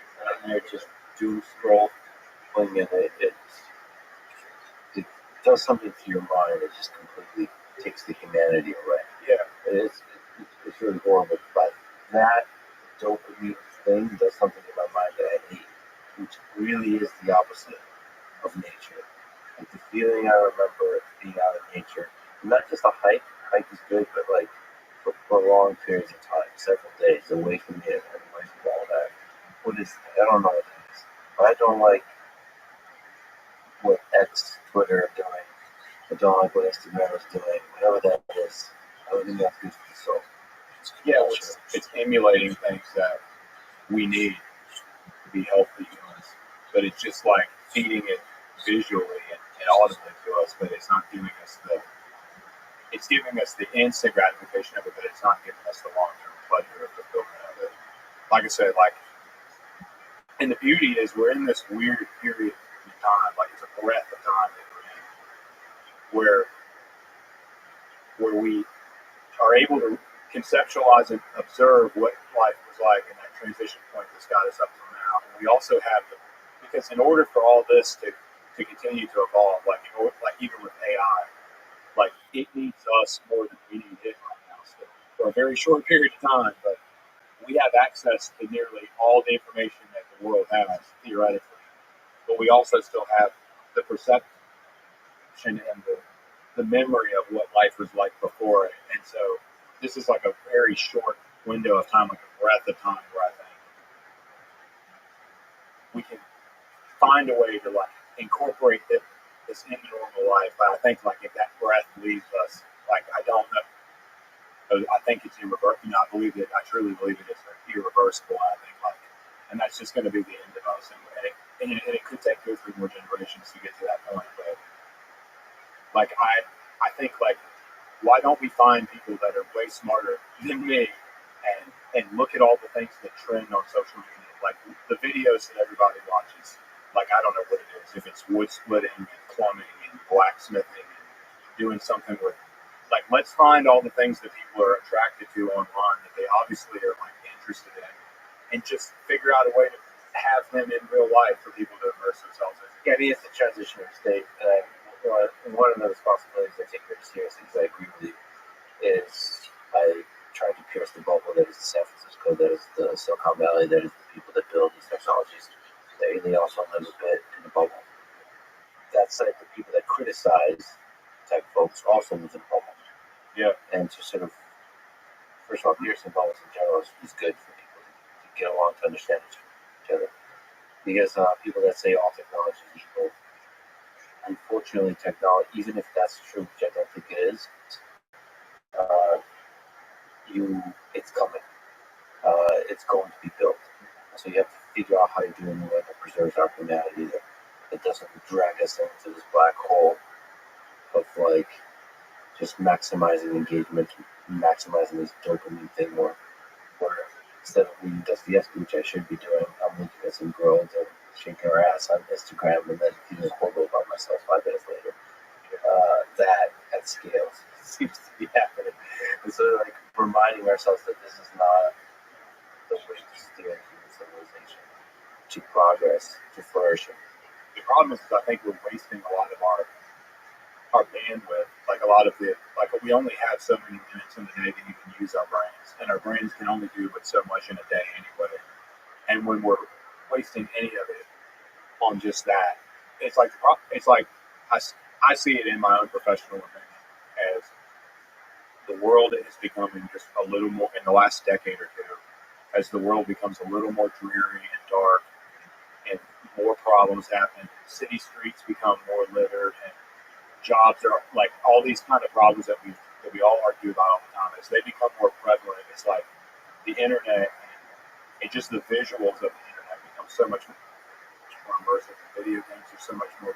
Everything's so much better. Everything's improving at lightning speed in technology, and it's degrading in society and in the real world.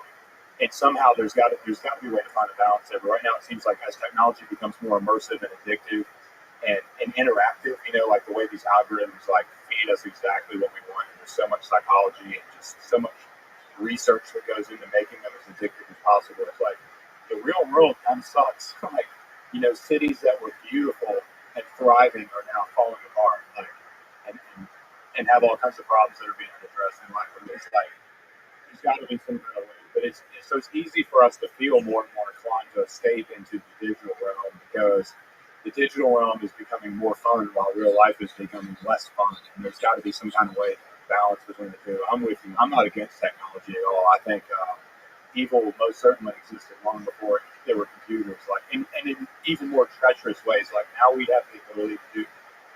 Like I said, we're in a very temporary state right now in 2025, where we have access, where the general public has access to basically all the information there is, artificial intelligence, and just immense, and the ability that like a guy can just set a bunch of cameras up and start doing podcasts and have just even just the fact that that your platform could be created is like immensely powerful. It probably never existed in world history up until now. But we also still have the problem is if we just keep going without being careful about losing the real world aspect of it, is that like at some point we're just going to get so lost and so immersed in the space we're not even going to know what we're missing out on.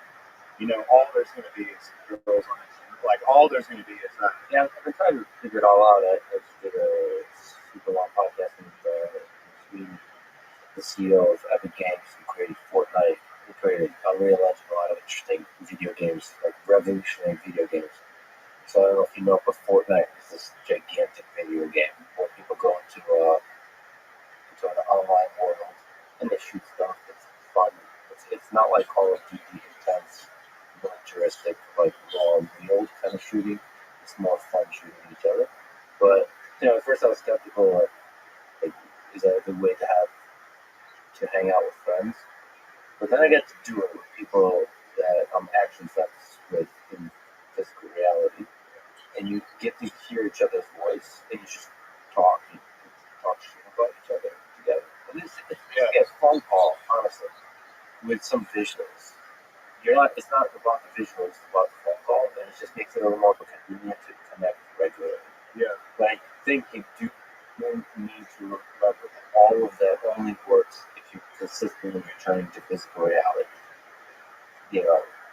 In this case, like taking a quote-unquote guy trip, not that I broke that wrong style, but just friends. It's just friends. The trip out in nature together, like dudes on a hunting trip or just fishing or just hanging out in the reality together. It's really, I think we should not forget the importance of that. You talked earlier about loneliness. I think that got brought up at some point. I do think that's a problem that's caused a lot of our symptoms, is that we are all like very lonely. Even though we all seem to be so well connected digitally, we are all so lonely.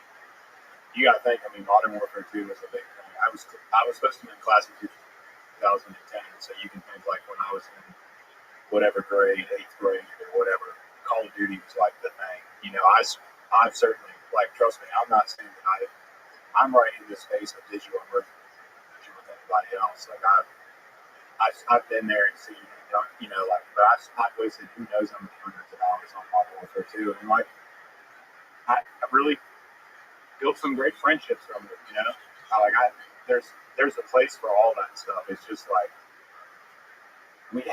there is just this we have this innate responsibility to again, it just goes back to talking about our founding fathers and the way this country was created and the importance of what it did for the world. And my understanding was that it was the first time ever that people got together and agreed that, like you said, every man is equal because they were created in the image of God. They had unalienable rights in the government to take away from them, and that's really important. There won't be Fortnite if we don't worry about that. And honestly, like this, the collapsing in our structure with the mental health with our youth and the suicide rates with our blue collar workers and all these kind of things we touched and talked about, those are all just things we just need more time together in real life to fix those problems. Those are just things, like I said, I make the joke, but like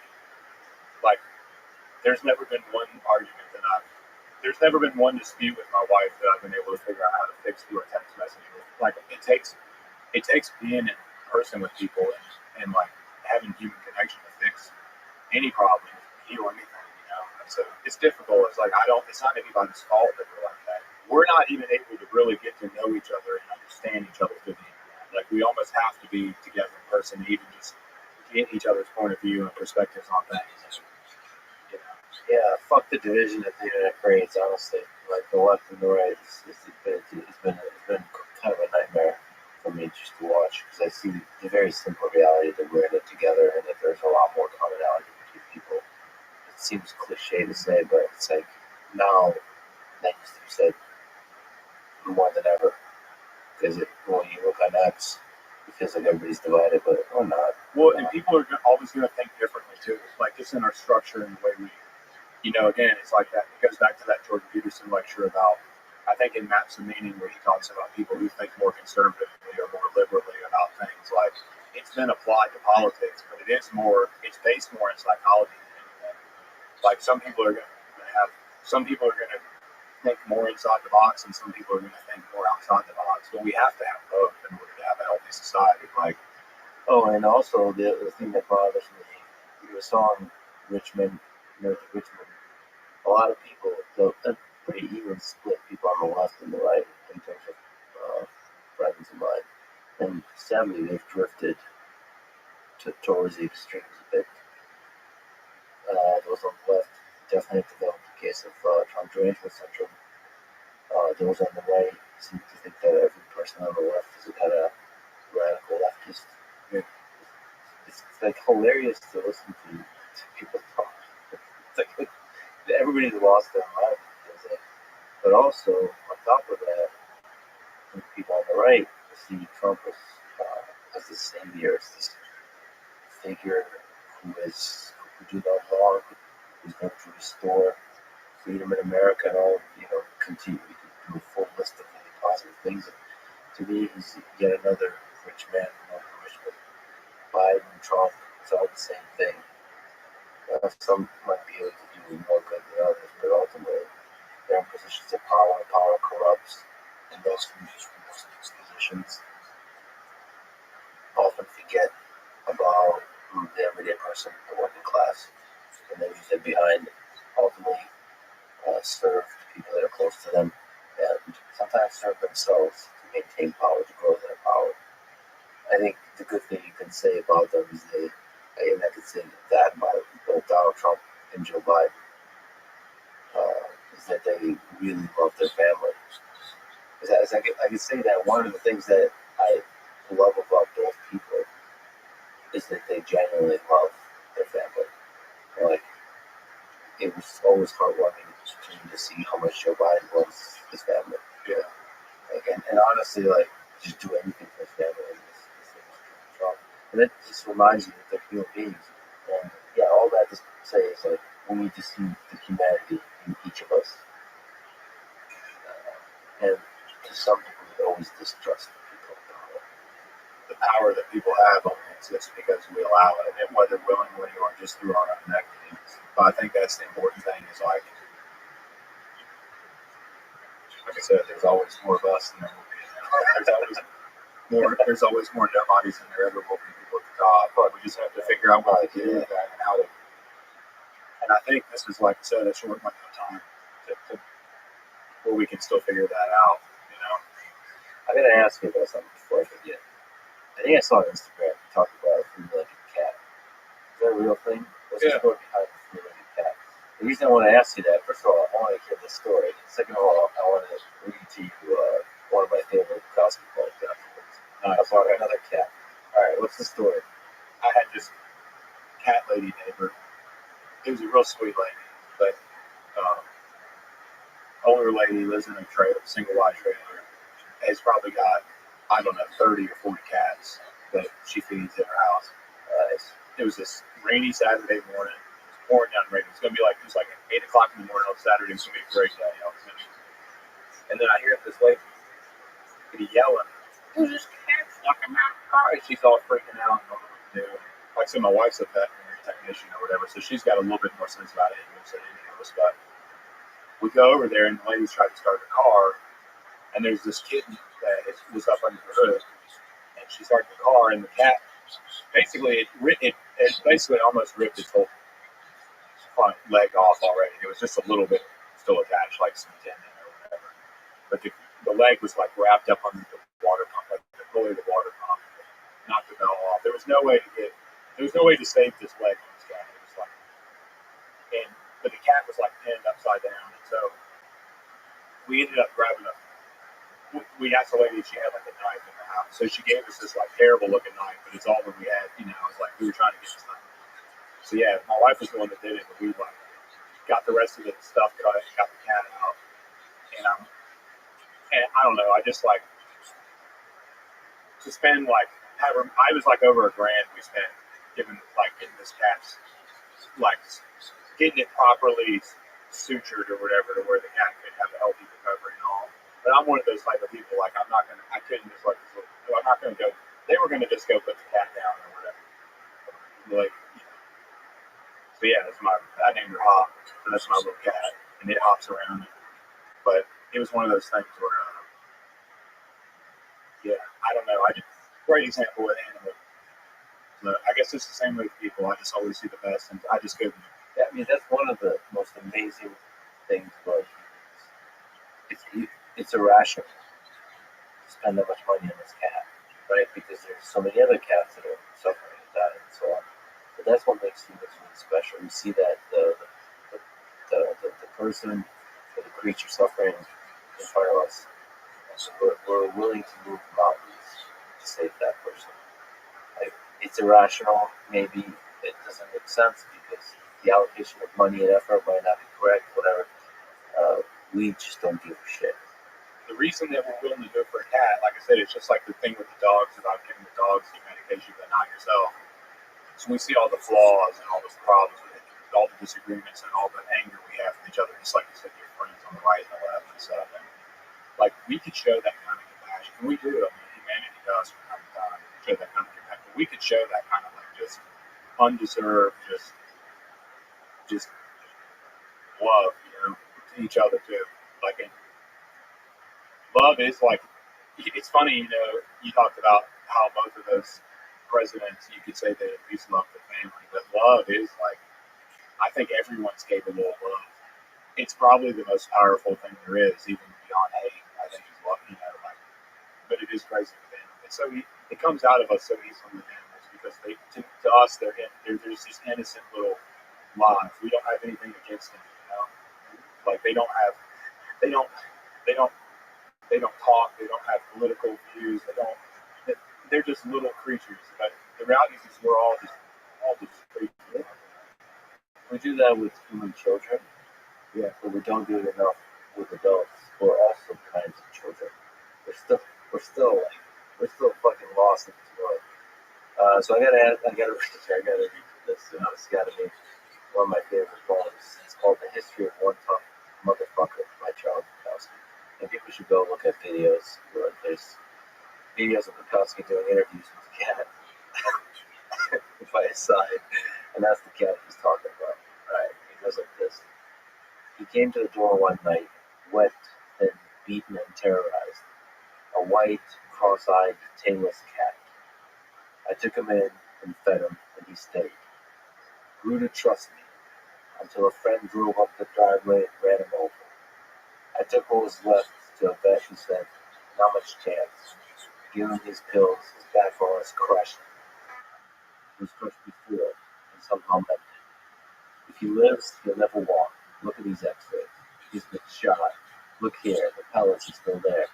Also, he once had a tail. Somebody cut her off. I took the cat back. It was a hot summer, one of the hottest in decades.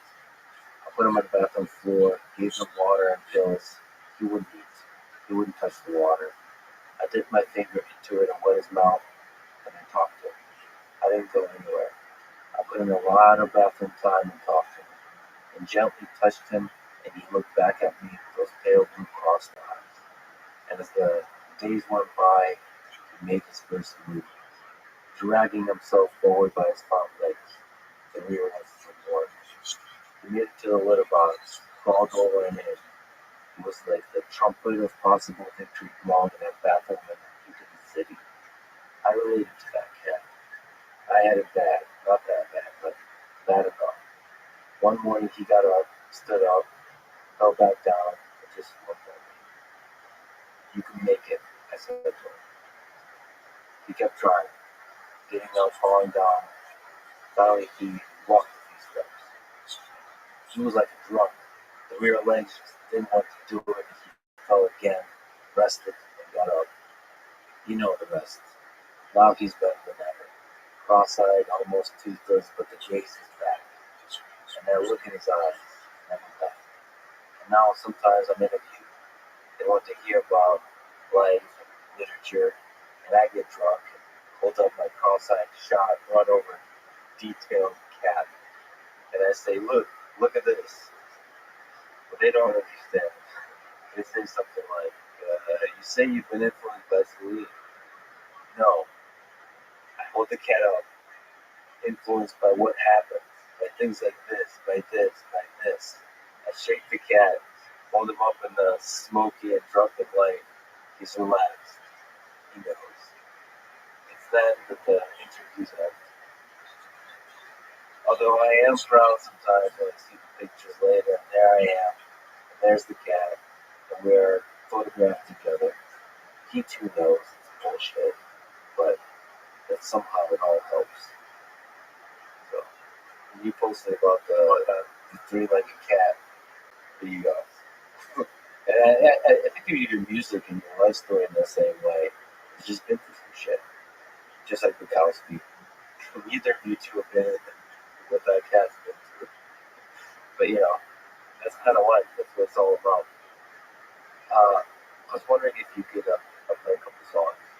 Sure. Yeah. You want to take a break? No, I'm good. We might have to take a break just to get this figured out. Of course, yeah. Where's the start? Like where? I think, yeah.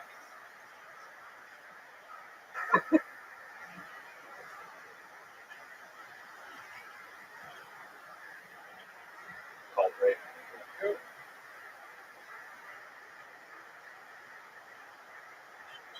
Well, I guess I'll do, if I was going to do anything on here from the older songs that was relatable to everything we've talked about, it'd probably be "I Want to Go Home." That's good.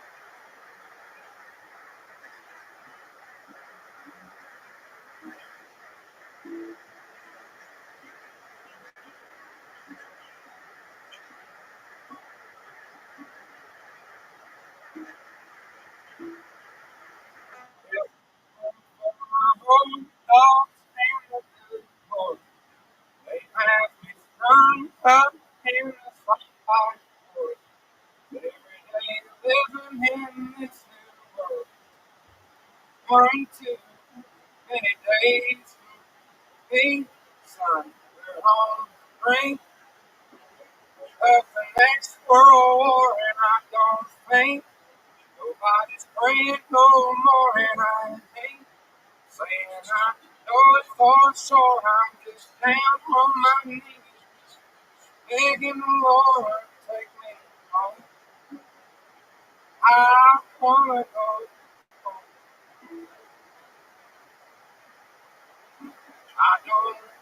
know it's cold. It's been so long. Just know I didn't used to wake up feeling this.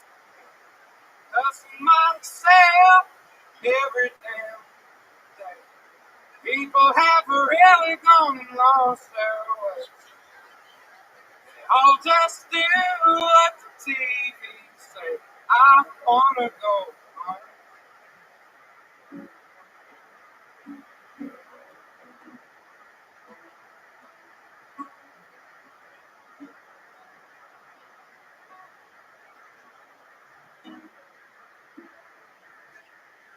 Four generations farming, grandson sells it to a man in town. 2 weeks later, the trees go down. Only got concrete growing around, and I wanna go home. I wanna go home. I don't know if it's cold, though. It's been so long. Just know I didn't used to wake up feeling this way. Cussing myself every damn day. There's always some kind of feel. People just doing what the rich man say. I wanna go home.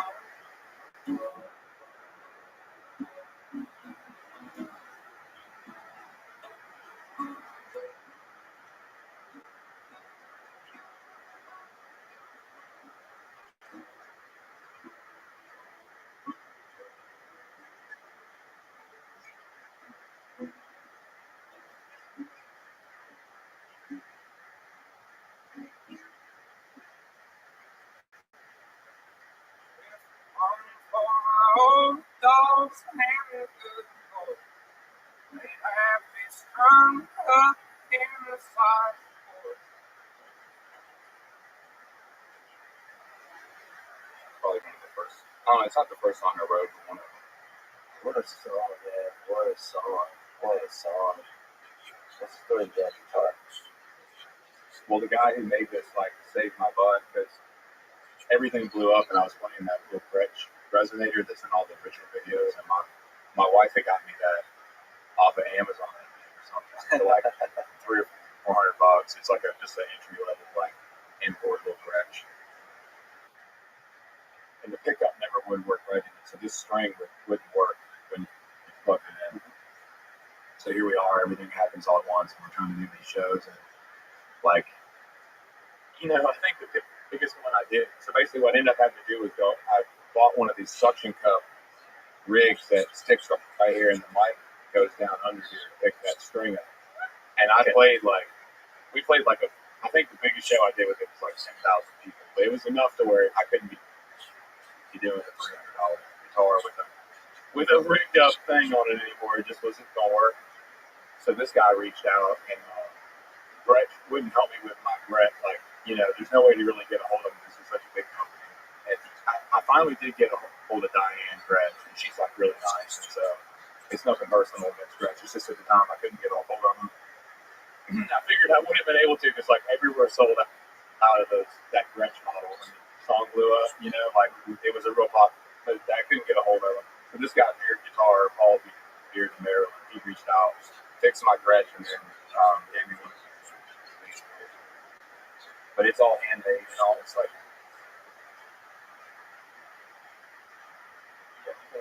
whack somebody over the head with it pretty good. Yeah. But yeah, he makes them all by hand. Little family owned place. I know nothing about wrestling guitars. Is that you play regular acoustic? Yeah, it's just basically regular acoustic. It's just a full step down. It's the only difference. I just got it tuned all the way down. Is that it? Because there's also the Oh yeah, well the body's different. So you can see it's got like a solid, sitting in a hollow body like an acoustic. It's got that. It almost looks like a hubcap, that black with all the cord. It's all the same. Mm-hmm. Yeah, it's just the same. Yeah, I wouldn't be smart enough to play anything special. It's just a regular guitar. I don't know. There's different vibes. Yeah, well, I like that cooler. Well, I'm real, I'm real fond of like the older music, like so like where all my family's from. So my dad was adopted, so I don't have anything like Lunsford's not really even a real last name for me.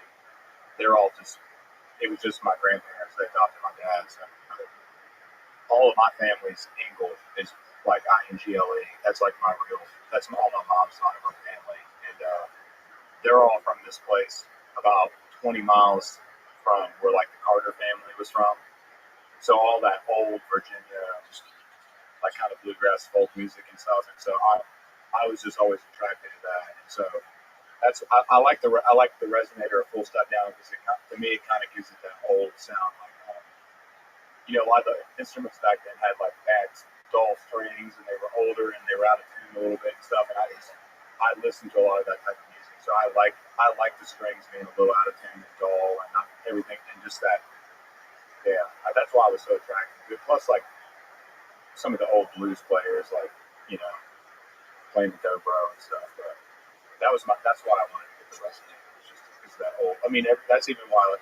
I had to use my grandpa's name as an alias, but that Oliver Anthony music is really supposed to represent like old music from like 1930s Virginia or something like. Like it's kind of got that type of feel to it, or at least in its core.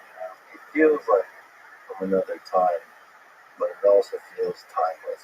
It's also that my music catalog is so limited, like of what I listen to, that a lot of what's in my head, like if you think about when you're writing songs and like coming up with chord progressions and stuff, whether you realize it or not, it's all being influenced off of other songs. So when you only have a lot of older music and like a little bit of metal and stuff in there, it's like there's not really a whole lot.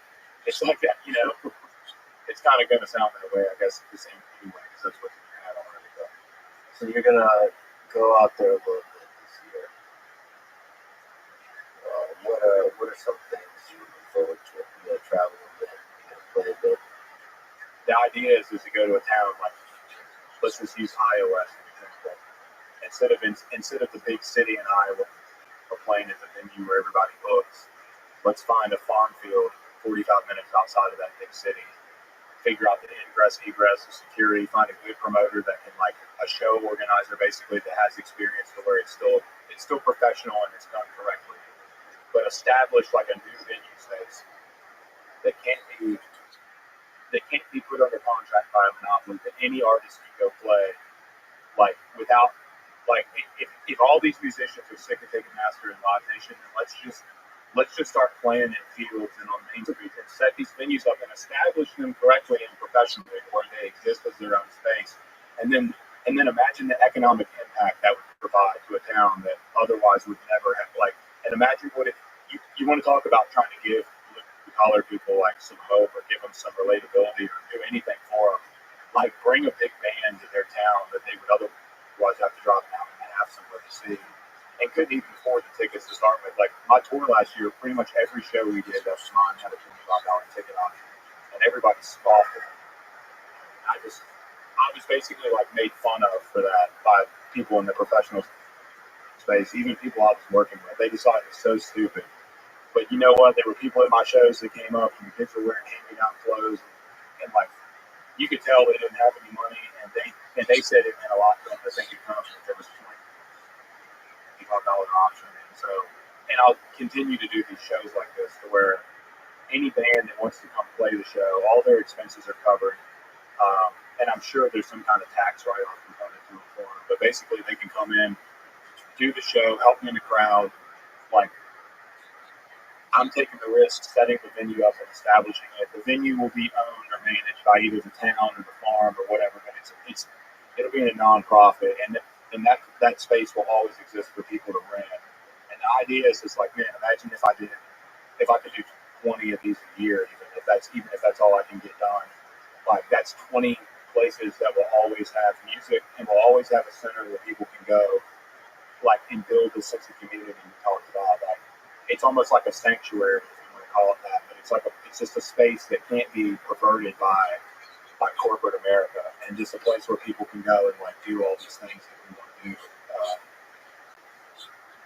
What are you excited for this year? Obviously, you're going to travel overseas, and sounds like you got some other cool stuff you're going to do. Yeah, I'm going to see I want to see some world leaders. Hopefully that end up in prison anywhere.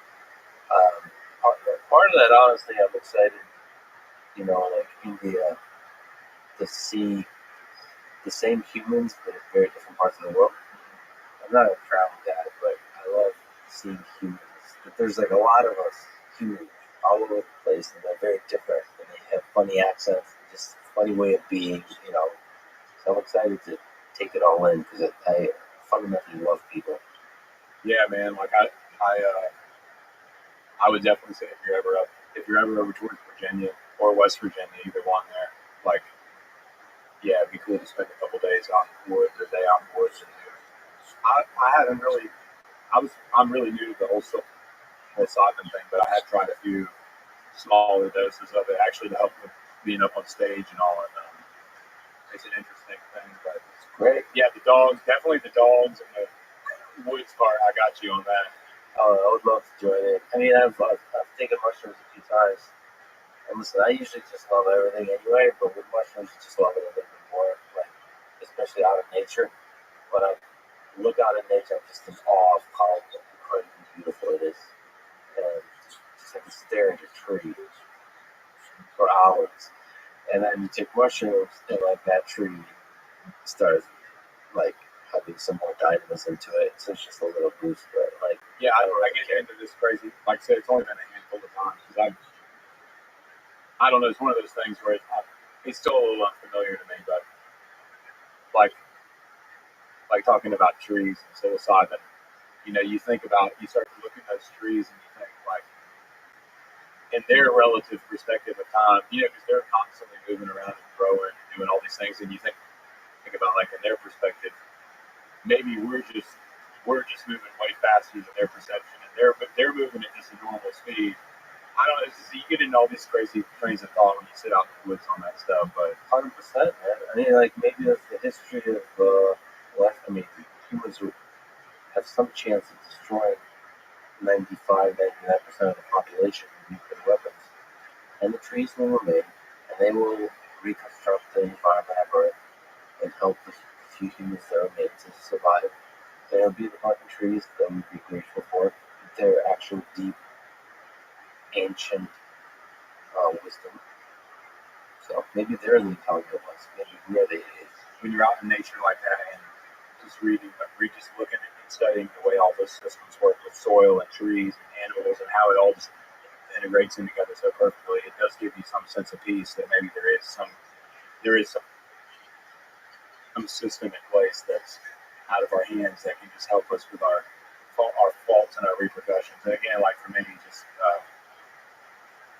I think just being out there, especially now looking at it through the lens of God, of God, it helps. I've found no greater peace than just being out in the woods and praying and just trying to focus my mind on that. But yeah, I would love for you to come up there sometime. I'm 100% that doesn't. See, like feeling peaceful out in Virginia in the woods is easy. Try doing it in the Amazon jungle with a giant. Oh, I'd love to. And just bites you. Dude, I would do anything to go. And all the pieces is gone. You're like, motherfucker, what? And then the second one joins in, kills the first one, and bites you again. And you're like, okay, nature is not all. Yeah, it's not. I mean, there is harmony to it, but part of the harmony is violence. Yeah, it's just the reality. It's sex and violence. Like, I guess that's the thing about it, though, is like it has all the same components of humanity, just almost, like almost to a comical level. I mean, the real comedy is monkeys up in the trees. It's like little humans, and they're arguing and screaming at each other, throwing stuff, getting into fights. It's like reality TV, but like more pure, more real, more distilled down to its fundamentals. Like we are that. We put on clothes these days and have fancy words that we say to each other and look all sexy on Instagram, but we're the same. Monkeys, apes. It's like the old lobsters, But it really is true. Yeah. We're all on that kind of same operating system. Brother, this was a huge honor. I don't have the words to describe how incredible this was. And I think it was just fun. It was really fun talking.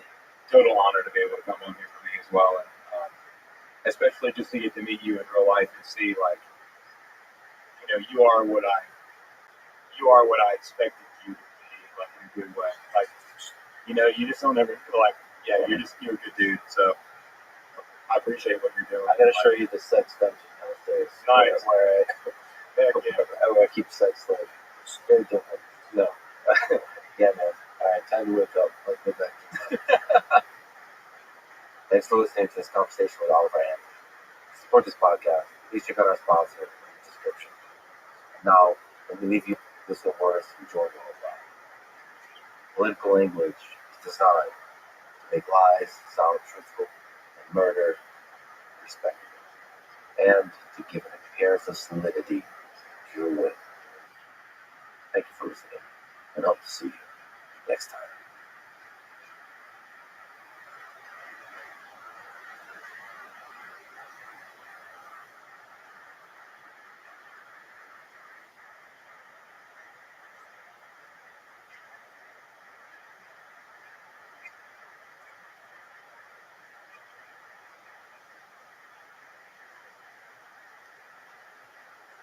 Black holes curve space and time around them in the way that we can describe it. Things follow along the curves in space. If the black holes move around, the curve have to follow them. But they can't travel as fast than the speed of light either. So what happens is black holes, they move around, maybe you've got two black holes and working around each other, that can happen. It takes a while. A wave is created in the actual shape of space. And that wave follows the black hole. The black holes are undulating. Eventually, those two black holes will merge. And as you were talking about, it doesn't take an infinite time, even though there's time dilation, because they're both so big, they're really deforming space-time a lot. I don't have a little tiny marble falling across the event horizon, two event horizons. And in the simulations, you can see it bobble, and they merge together, and then there's one bigger black hole, and then it radiates in the gravitational waves. It radiates away all those imperfections, and it settles down to one quiescent, perfectly silent black hole that's spinning. Beautiful stuff. And it emits E percent sheer energy, so that the mass of the final black hole will be less than the sum of the two starting black holes. And that energy is radiated away, ringing in space-time. It's really important to emphasize that it's not light. None of this has to do literally with light that we can detect with normal things that detect light. X-rays form a light, gamma rays form a light, infrared, optical, all this whole electromagnetic spectrum. None of it is emitted as light. It's completely dark. It's only emitted in the rippling of the shape of space. A lot of times it's likened closer to sound. Technically, we've kind of argued, and we haven't done an anatomical calculation, but if you're near enough to two colliding black holes, they actually range space-time in the human auditory range. The frequency is actually in the human auditory range, that the shape of space could squeeze and stretch your eardrum, even in vacuum, and you could literally hear these waves ringing. The following is a conversation with Jana Levin, a theoretical physicist and cosmologist specializing in black holes, cosmology of extra dimension, topology of the universe, and gravitational waves in space-time. She has also written some incredible books, including On the Universe Got Its Spots, on the topic of the shape and size of the universe, A Madman Dreams of Time Machines, on the topics of genius, madness, and the limits of knowledge, Black Hole Blues, Other Songs from Outer Space, on the topic of LIGO and the detection of gravitational waves, and Black Hole Survival Guide, all about black holes. This was a fun and fascinating conversation. This is a Electrical Podcast supported. Please check out our sponsors in the description. And now, dear friends, Jana, I should say that you sent me a message about not starting early in the morning, and that made me feel like we're kindred spirits. Yeah. You wrote to me when the A late physicist, Sidney Coleman, was asked to attend a 9 a.m. meeting. His reply was, "I can't stay up that late." Yeah, So classic. Sydney was beloved. I think all the best thoughts, honestly, maybe the worst thoughts too, are all come at night. There's something about the night, maybe it's the silence, maybe it's the peace all around, maybe it's the darkness, and you can be with yourself and you can think deeply. I feel like they're stolen hours because it's not busy. Your gadgets aren't pinging. There's really no pressure to do anything, but I'm often awake in the middle of the night. And so it's sort of like these extra hours of the day. I think we were exchanging messages one morning. Okay. So in that way, the other way, interesting ways. So let's go. In one of the coolest objects in the universe, black holes. What are they? And maybe even a good way to start is to talk about how are they formed. Yeah. In a way, people often confuse how they're formed with the concept of the black hole in the first place. So when black holes were first proposed, Einstein was very surprised that such a solution could be found so quickly, but he really thought nature would protect us from their formation. And then nature thinks of a way. Nature thinks of a way to make these crazy objects, just to kill off a few stars. But then I think that there's a confusion that dead stars, very, very massive stars that die, are synonymous with the phenomenon of black hole. And it's really not the case. Black holes are more general and more fundamental than just the death state of a star. But even the history of how people realized that stars could form black holes is quite fascinating because the entire idea really just started as a thought experiment. And if you think of it's 1915, 1916, Einstein fully describes relativity in a way that's the canonical formulation. There was a lot of changing back and forth before then. It's World War I, and he gets a message from the Eastern Front from a friend of his, 12 lecturers, who solved Einstein's equations. Between sitting in the trenches and like cannon fire, it was joked that he was calculating ballistic trajectories. He was also perusing the proceedings of the Russian Academy of Sciences, as you do. And he was an astronomer who got enlisted in his 40s. And he finds this really remarkable solution to Einstein's equations. It's the first exact solution. He doesn't call it a black hole. It's not called a black hole for decades. But what I love about what Schwarzschild did is it's a thought experiment. It's not about observations. It's not about making these things in nature. It's really just about the idea. He sets up this completely untenable situation. He says, imagine I crush all the mass of a star to a point. Don't ask how that's done, because that's really absurd. Let's just imagine that that's a scenario. And he wants to decide what happens to space-time if I set up this confounding but somehow very simple scenario. And really what Einstein's equations were telling everybody at the time was that matter and energy curve space and time. And then curved space-time tells matter and energy how to fall into space-time shape. So he finds this beautiful solution. And the most amazing thing about his solution is he finds this demarcation, which is the event horizon, which is the region beyond which not even light can escape. And if you were to ask me today, all these decades, over 100 years later, I would say that is the black hole. The black hole is not the mass crushed to a point. The black hole is the event horizon. The event horizon is really just a point in space-time or a region in space-time. It's actually, in this case, a surface in space-time. And it marks a separation in events. That's why it's called an event horizon. Everything outside is causally separated from the inside, insofar as what's inside the event horizon can't affect events outside. What's outside can affect events inside. I can throw a probe into a black hole and cause something to happen on the inside. But the opposite was the truth. Somebody who fell in can't send a probe out. And this one-way aspect really is what's profound about the black hole. Sometimes we talk about the black holes being nothing because at the event horizon, there's really nothing there. Sometimes when we think about black holes, we want to imagine a really dense, dead star. But to the event horizon, it's an empty region of space-time. It's more of a place. but it is a thing.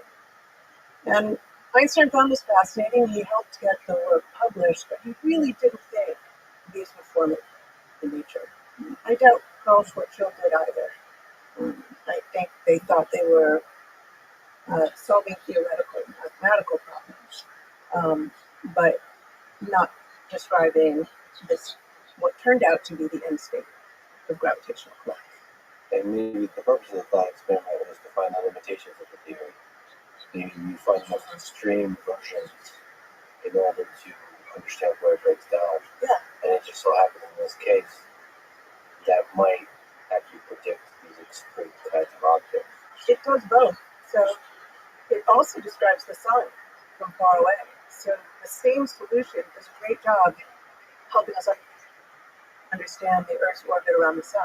It's incredible. It does a great job. It's almost just overkill. You don't really need to be that precise. It's relativity. And yes, it predicts the phenomenon of black holes. It doesn't really explain how nature would form them. But then it also, on top of that, does signal the breakdown of the theory. You're quite right about that. It actually said, oh man, but if you go all the way towards the center, and yeah, this doesn't sound right anymore. Sometimes I liken it to like a dying man marking in the dirt that something's gone wrong here, right? It's signaling that there's some culprit, there's something wrong in the theory. And even Roger Penrose, who did this general work trying to understand the formation of black holes from gravitational collapse, he thought, oh yeah, there's a singularity that's inevitable. It's in there's no way around it once you form a black hole. But he said this is probably just a shortcoming of the fact that we've forgotten to include quantum mechanics. And that when we do, we'll understand this differently. So according to him, the closer you get to the singularity, the more quantum mechanics comes into play, and therefore there's no singularity. I think everybody would say that. I think everybody would say the closer you get to singularity, for sure, you have to include quantum mechanics.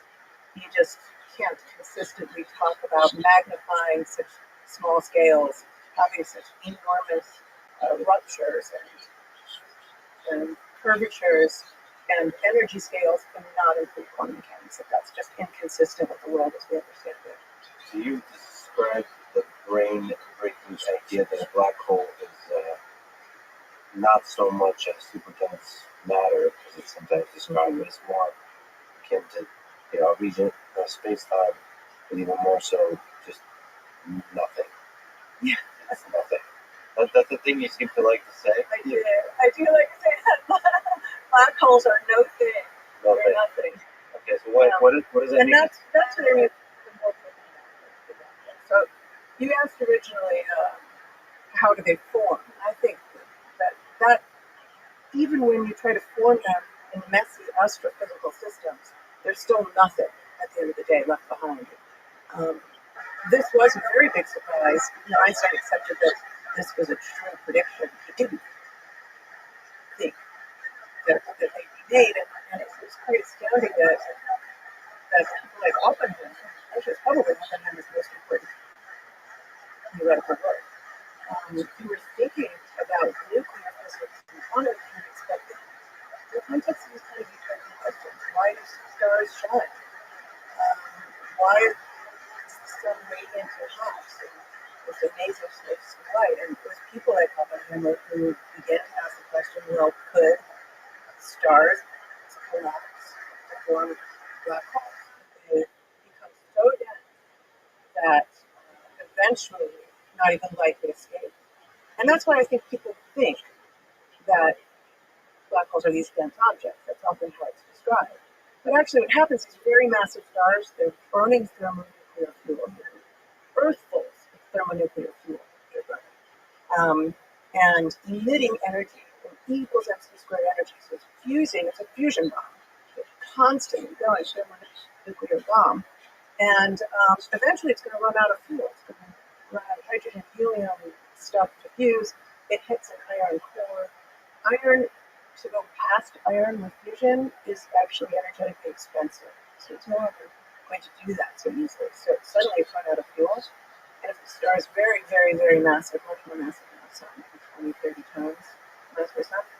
it'll collapse under its own weight. And that collapses incredibly fast and dramatic, and it creates a shock wave. So that's the supernova explosion. So a lot of these, they rebound because once they crunch, they've reached a new critical capacity where they can reignite to higher elements, heavier elements, and that sets off a bomb, essentially. So the star explodes, hopefully, because that's why you and I are here. Stars send their material back out into space, and you and I get to be made of carbon and oxygen and all this good stuff. We're not just hydrogen. So the suns do that for us. And then what's left sometimes ends in a neutron star, which is a very cool object, very fascinating object, super dense, but bigger than a black hole, meaning it's not compact enough to become a black hole. It's an actual thing. A neutron star is a real thing. It's like a giant neutron.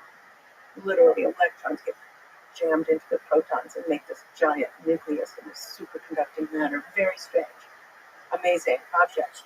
But if it's heavier than that, the core, and that's heavier than twice the mass of the sun, it will become a black hole. And Oppenheimer wrote this beautiful paper in 1939 with his students saying that they believed that the end state of gravitational collapse is actually a black hole. This is stunning and really a visionary conclusion. Now, the paper is published the same day the Nazis advanced on Poland. And so it does not get a lot of fanfare in the newspapers. I think there's a lot of drama today. That's that. Yeah. Like, here's a guy who predicts how actually in nature would be the formation of this most radical of object that holds Einstein's brain, while it's one of the most, not the most evil humans in history, starting up the first step to the global war. What I also love about that lesson is how agnostic science is, because he was asking these utopian questions, as were other people over time, about the nuclear physics of stars. You might know this play, Copenhagen, by Michael Frayn. There's this line that he attributes to Bohr. Bohr was the great thinker of early foundations of quantum mechanics, Danish physicist, where Bohr says to his wife, nobody's got a way to kill people using quantum mechanics. Now, of course, then there's the nuclear bomb. And what I love about this was the pressure scientists were under to do with this nuclear physics and to enter this race with a nuclear weapon. But really, at the same time, 1939, really, Oppenheimer's thinking about black holes. There's even a small line in Chris Nolan's film. It's very hard to catch. There's a reference to it in the film where they're sort of joking, well, I guess nobody's going to pay attention to your paper now, because of the Nazi things. That's the other remarkable thing about Oppenheimer is he's also a central thinker in the construction of the bomb. Right. So it's theory and experiment flashing together with the geopolitics. Exactly. So, of course, Oppenheimer, now known as the father of the atomic bomb, he talks about destroyers of worlds.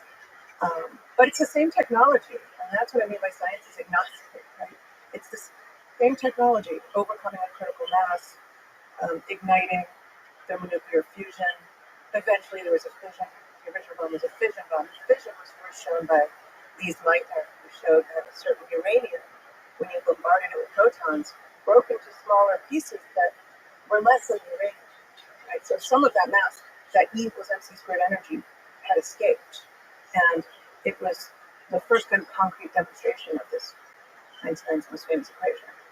So all of this comes together. But the story of, they still weren't called black holes. and they have these very long-winded ways of describing the end state, the catastrophic end state of gravitational collapse. But what you have to imagine is as this star collapses, so what's the sun? The sun's 1.5 million kilometers across.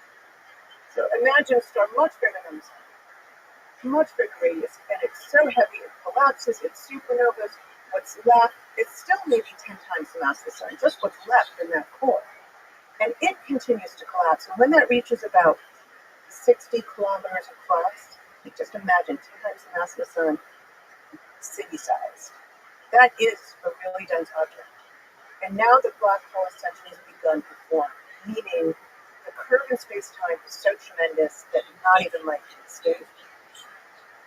The event horizon forms, but the event horizon is almost imprinted on the space-time because the star can't sit there in that dense state any more than it can race outward at the speed of light. Because even light is forced to reign in. So the star continues to fall. And that's the magic of it. The star leaves the event horizon behind, and it continues to fall. And it falls into the interior of a black hole, where it goes, nobody really knows. But it's gone from sight. It goes dark. There's this quote by John Wheeler, who's like granddaddy of American relativity, has a line, something to the effect: the star, like the Cheshire cat, fades from view. One leaves behind only its rim, the other only its gravitational attraction. And he was giving a lecture. It's actually about Tom's Restaurant, from Seinfeld near Columbia, New York. Nice. There was a place, or there still is a place there, where people were giving lectures on astrophysics, and it's 1967. Wheeler is exhaustively saying loaded term, the end state of catastrophic gravitational collapse. And rumor is that someone shouts from the back row, well, how about black hole? And apparently he then foists this term on the world. Wheeler had a way of doing that. Well, I love things like that. Big Bang, black hole. There's some, it's just pointing out the elephant in the room. They're calling it an elephant. It is a black hole. That's crazy. I just wanted to point out that he's looking for the first time for the 1939 paper from Oppenheimer. It's like 2 pages, it's like 3 pages. Oh yeah, it's gorgeous. The simplicity of some of these, it's so gangster. Just revolutionize all of physics. Einstein did that multiple times in a year. Mm-hmm. When all thermonuclear sources manage your heavy star will collapse. Unless fission due to rotation, the radiation of mass, or the blowing off of mass by radiation reduces the star's mass to order to that of the sun. This contraction will continue indefinitely. And it goes on that way. Yeah, now I have to say, Wheeler, who actually coins the term black hole, gives Oppenheimer quite a terrible time about this. He thinks he's wrong. And they entered what has sometimes been described as kind of a bitter, I don't know if you would actually say feud, but they were bad feelings.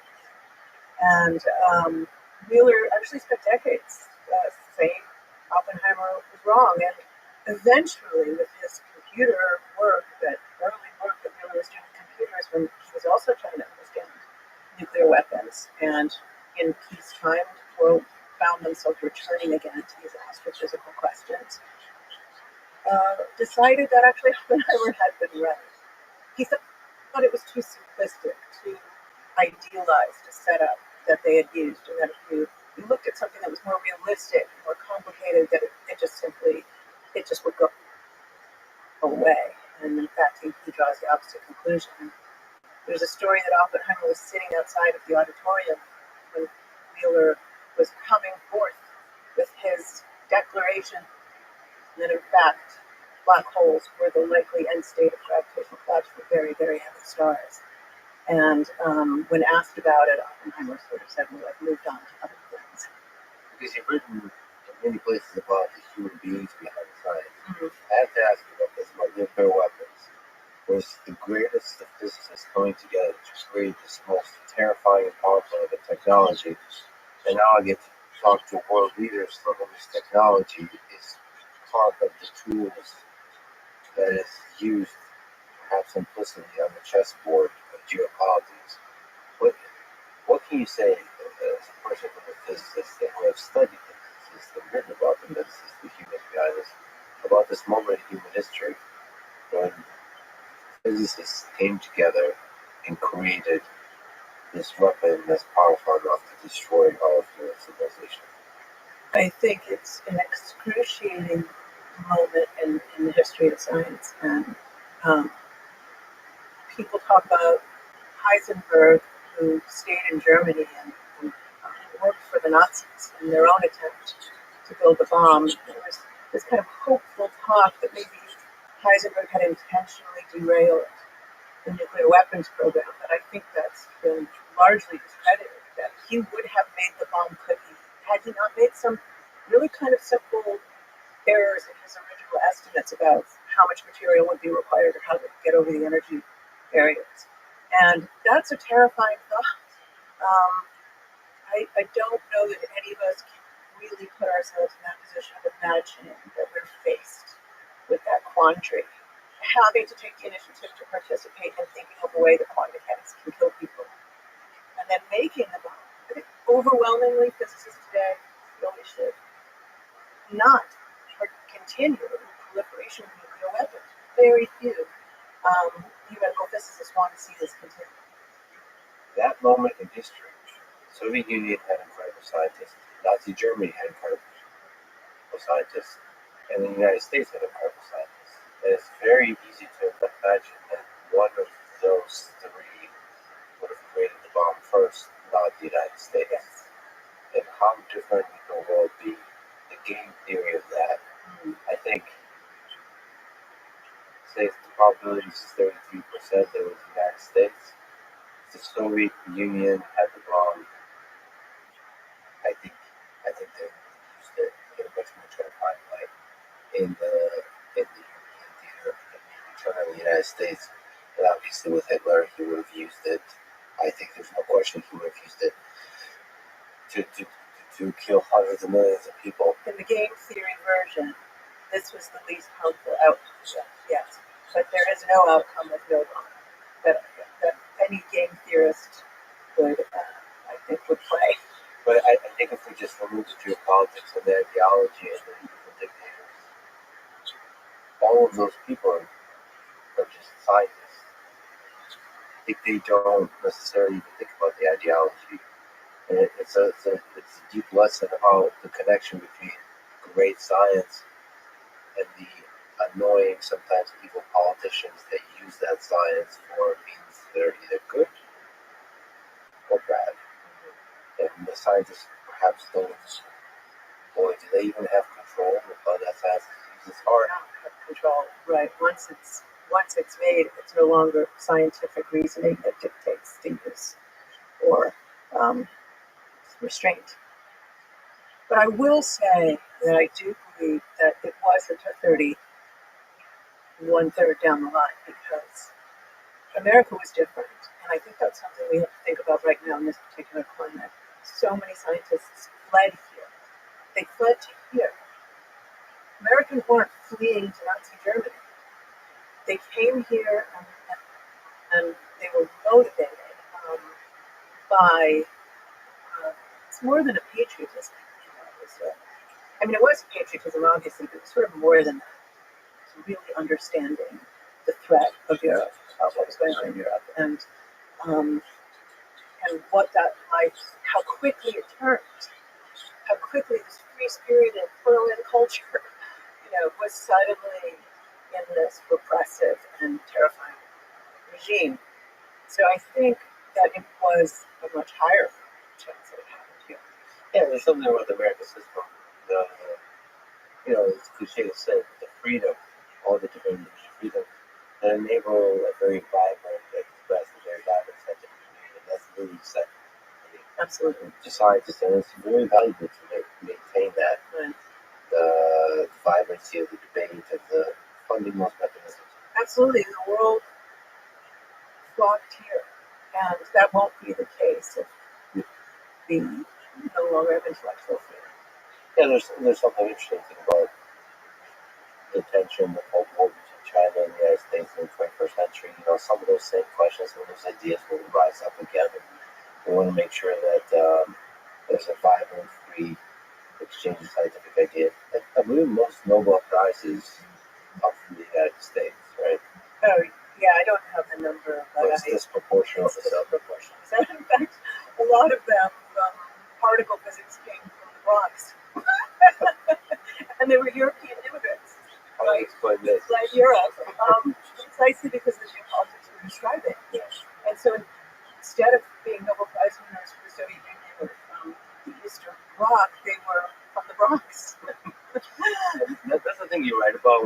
through time and time again. And, you know, science is done by humans. Some of those humans are fascinating. There's tensions, there's battles, there's some are loners, some are great collaborators, some are tormented, some are easygoing, all this kind of stuff. And that's the people who think about. I think we forget sometimes is it's humans. And humans are messy and complicated and beautiful and all of that. Yeah. So what were we talking about? Oh, The stars collapsing. okay. So can we just return to the collapse of the star part that forms a black hole? At which point does the superdense state become nothing? If you could just blink on this concept. Yeah. So if I were falling into a black hole and I tried really fast, right as I crossed this empty region, but this demarcation, I happened to know where it was. I calculated because there's no line there. There's no sign that it's there. There's no signpost. I could emit a little light pulse and try to send it outward exactly at the horizon. So it's racing outward at the speed of light. It can hover there because from my perspective, it's very strange. The space-time is like a waterfall raining in, and I'm being dragged in with that waterfall. I can't stop at the event horizon. It comes, it goes. It's behind me really quickly. That light beam can try to sit there because it's like a fish swimming against the Niagara, swimming against the waterfall. It's like stuck there. But it's like stuck there. And so that's one way you can have a little signpost. If you fly by, you think it's moving at the speed of light. It flies past at the speed of light, but it's sitting right there at the event horizon. You're falling back, across the event horizon, right at that point, you shoot outwards a photon. Yes. And it's just stuck there. It is get stuck there. No, it's very unstable. So the star can't sit there is the point. It just can't. So it rains inward with this waterfall. But from the outside, all we should ever really care about is the event horizon, because I can't know what happens here. It could be pure matter and antimatter thrown together, which annihilates into photons on the inside and loses all its mass into the energy of light. It won't matter to me because I can't know anything about what happened on the inside. Okay, so we just leave on this. So what models do we have about what happens on the inside of the black hole at that moment? So I guess that one of the intuitions, one of the big reminders you're giving to us is like, hey, we know very little about what can happen on the inside of the black hole, and that's why we have to be careful about making. It's better to think about the black hole as an event horizon. But what can we know, and what do we know about the physics of space-time inside the black hole? I don't mind being incautious about thinking about what the manifest is. I'm not such an observer, right? I'm very theoretical in my work, as we just kind of maybe will not. These are thought experiments that I think we can perform and contemplate. Whether or not we'll ever know is another question. So one of the most beautiful things that we suspect happens on the inside of a black hole is that space and time, in some sense, swap places. So while I'm on the outside of the black hole, let's say I'm in a nice, comfortable space station, this black hole is maybe 10 times the mass of the sun, 60 kilometers across. I could be 100 kilometers out. That's very, very close. Orbiting quite safely. No big deal. Hanging out. I don't bug the black hole doesn't bug me. It won't set me up with a vacuum. But my astronaut friend jumps in. As they cross the event horizon, what I'm calling space, I'm looking on the outside of this spherical shadow of the black hole. Can't classify maybe light around it. It's a shadow because everything gets too close, falls in. It's just this contrast against a bright sky. I think, there's a center of a sphere. And in the center of the sphere is the singularity. It's a point in space from my perspective. But from the perspective of the astronaut who falls in, it's actually a point in time. So their notions of space and time have rotated so completely that what I'm calling a direction in space towards the center of the black hole, like the center of a physical sphere, they're going to tell me, or they can't tell me, but they're going to come to the conclusion, no, that's not a location in space. That's a location in time. In other words, the singularity ends up in their future. And they can no more avoid the singularity than they can avoid time from coming their way. So there's no shenanigans you can do once you're inside the black hole to try to skirt it, the singularity. You can't set yourself up in orbit around it. You can't try to fire rockets and stay away from it because it's in your future. And there's an inevitable moment when you will hit it. Usually, for a stellar mass black hole, we think it's microseconds. Microseconds to get from the event horizon to the singularity. Oh boy. So that's describing your astronaut friend's perspective. Yes, from their perspective, the singularities in their future.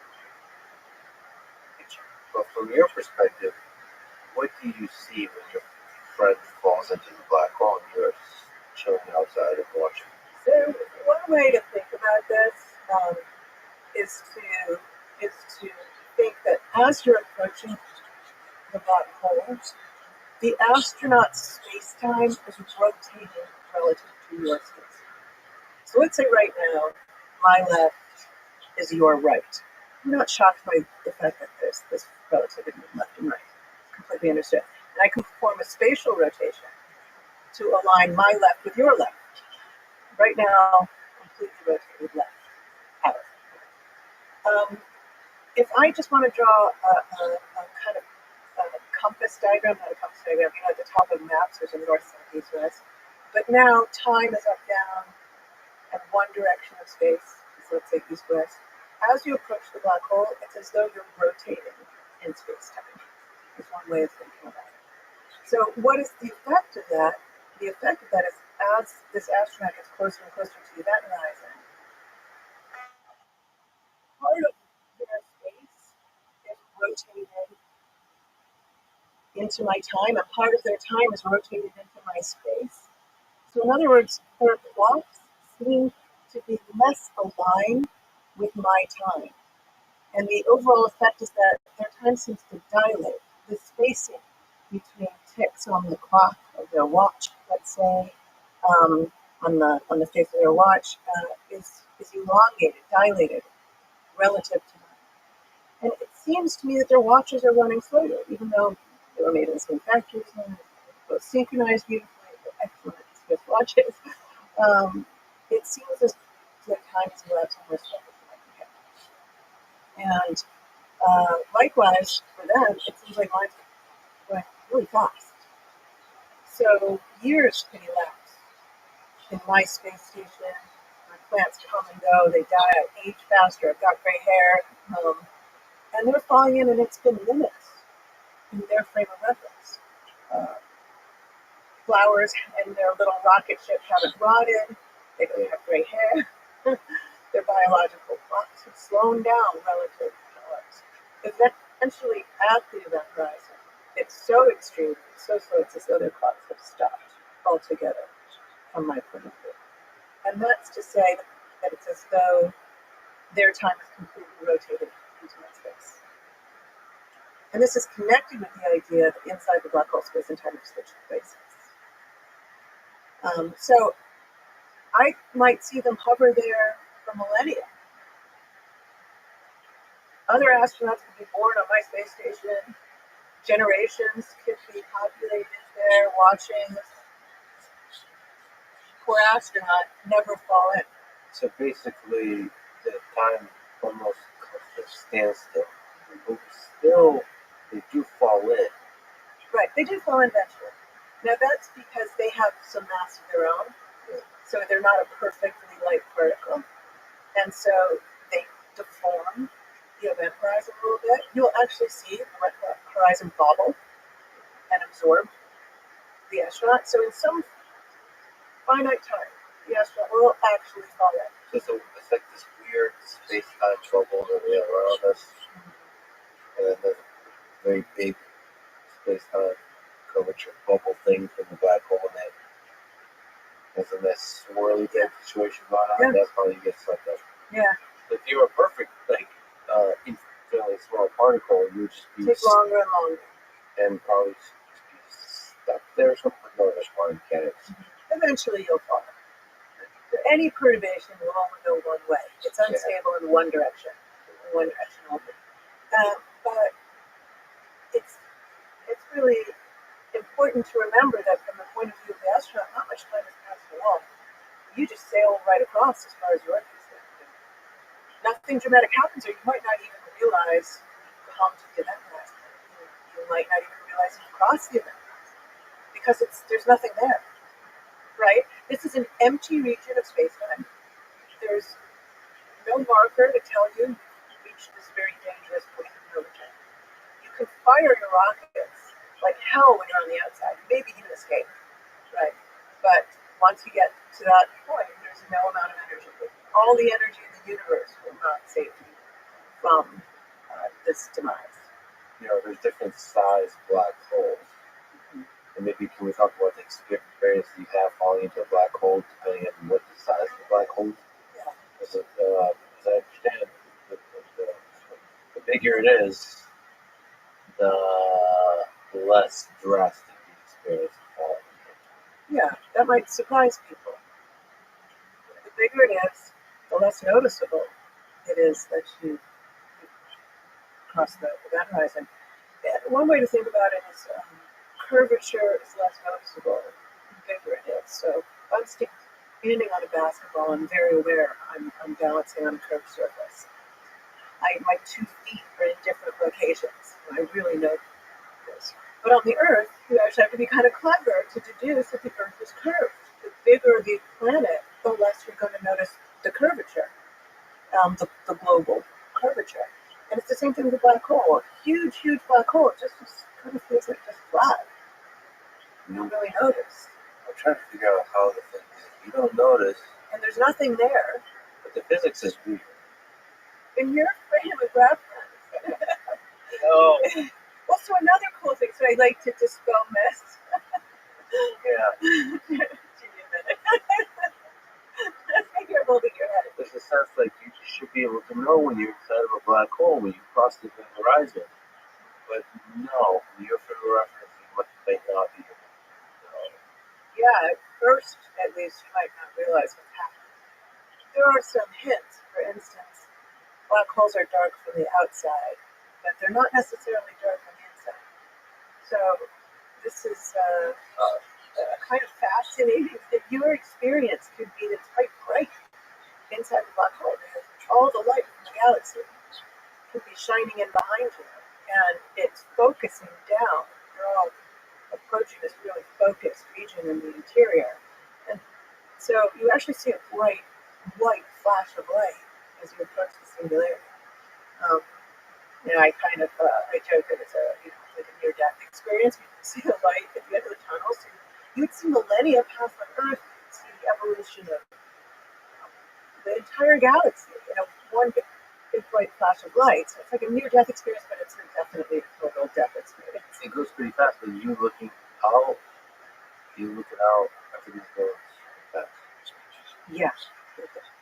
The clocks on the Earth and the space station seem to be progressing very rapidly relative to yours. The light can catch up to you, and you get this bright beam of light as you see the evolution of the galaxy unfold.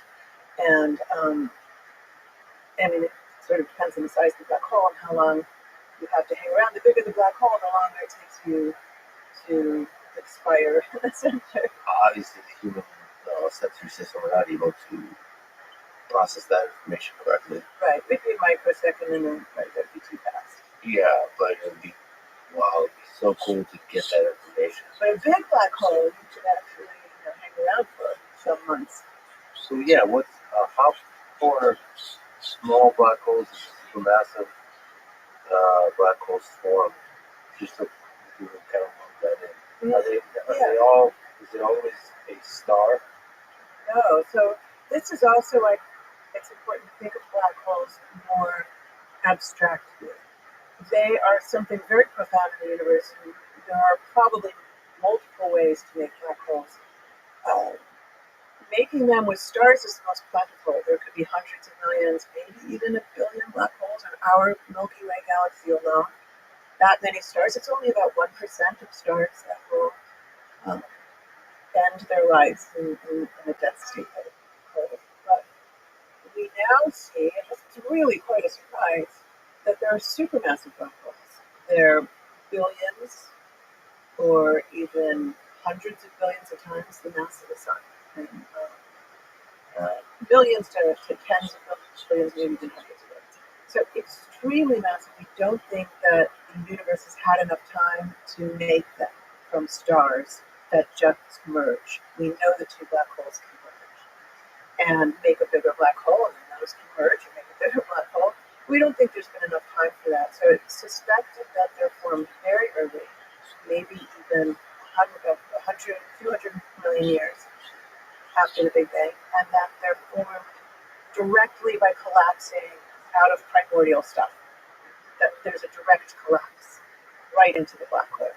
So, like in the very early universe, these are primordial black holes from the stars not quite. Wait, how do you get from that to black holes right away?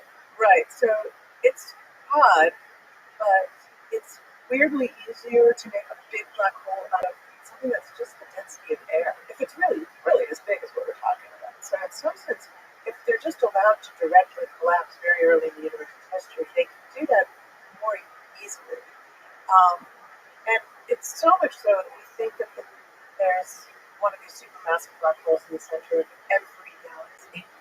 So they're not rare, and we know where they are. They're in the nuclei of galaxies. So they're bound to the very early formation of entire galaxies in a really surprising and deeply connected way.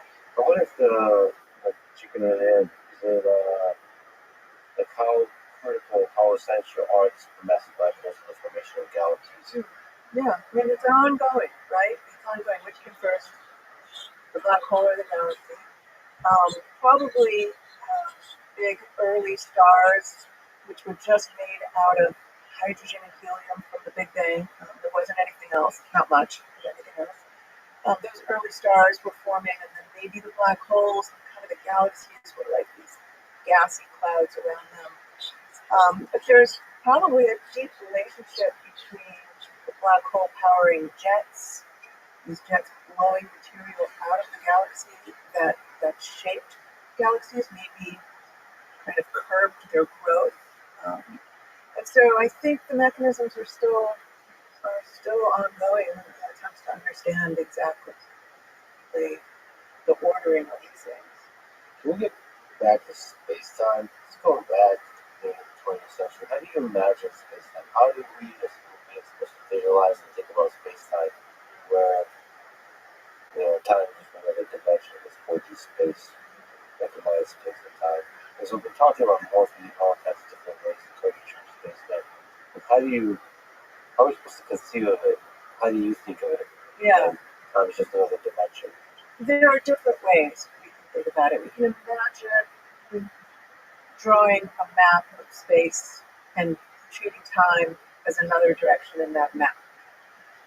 But we're limited because as three-dimensional beings, we can't really draw 4 dimensions, which is what I'd require. 3 spatial, I'm pretty sure. There's at least 3. I think there's probably more. But I'm happy just talking about the large dimensions, the 3 we see up, down, right? East, west, north, south, 3 spatial dimensions. And time is the 4th. Nobody can really visualize it. But we know mathematically how to unpack it on paper.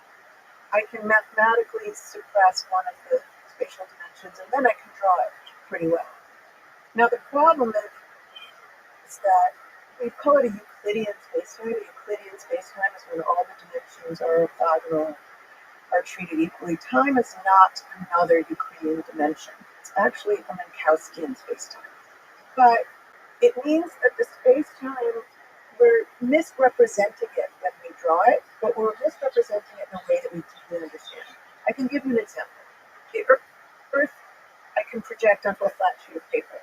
I am now misrepresenting a map of the Earth. And I know that, but I understand the rules for how to add distances on this misrepresentation, because the Earth is not a flat sheet of paper, it's a sphere.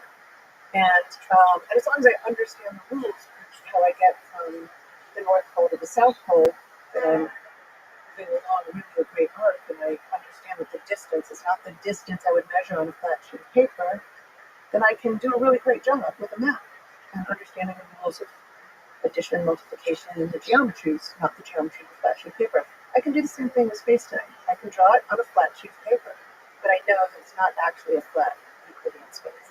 And so my rules for measuring distances are different than the rules I would use that, for instance, Cartesian rules of geometry. I would know to use the correct rules for Minkowski space. And that will allow me to calculate how long time has elapsed, which is now a kind of a length, a space-time length on my map, between two relative observers, and I will get the correct answer. But only if I use these different rules. Then, what does, according to general relativity, does objects with mass do to the space-time? Right, exactly. So Einstein struggled with completely general theory, not a specific solution, like a black hole, expanding space-time, galaxies, lenses. Those are all solutions. That's why what he did was so enormous. It's an entire paradigm that says, over here, matter and energy. I'm going to call that the right-hand side of the equation. Everything on the right-hand side of Einstein's equations is how matter and energy are distributed in space-time. On the left-hand side, tells you how space and time deform in response to that matter and energy. And it can be impossible to solve some of those equations. What's so amazing about what Schwarzschild did is he found this very elegant, simple solution within like a month of reading this final formulation. But Einstein didn't go through and try to find all the solutions. He sort of gave it to us, right? He shared this, and then lots of people since have been scrambling to try to, I can predict the curvature of the space-time if I tell you how the matter and energy is laid out. It's all compact in a spherical system, like a sun, or even a black hole. I can understand the curves of the space-time around it. I can solve for the shape of the space-time. I can also say, well, what if the universe is full of gas or light and it's all kind of uniform everywhere? And I'll find a different, equally surprising solution, which is that the universe would expand. In response to that it's not static, that the distances between galaxies would grow. This was a huge surprise. So all of these consequences of his theory came with revelations that were not at all obvious when he first wrote down the general theory. Yeah, he was afraid to take the consequences of that theory seriously. Often. The theory itself, in its scope and grandeur of power, is scary, so I can understand. Then there's, the edges of the theory where it falls apart, the consequences of the theory that are extreme. It's hard to take seriously. Mm-hmm. You can up with that. Yeah, he very much resisted the expansion. So if you think about 1905, like writing these sequences of unbelievable papers as a 25-year-old who can't get a job, as a physicist, who writes all of these remarkable papers on relativity and quantum mechanics. And then even in 1915-16, he does not know that there are other galaxies out there. This was not known. People had mused about it.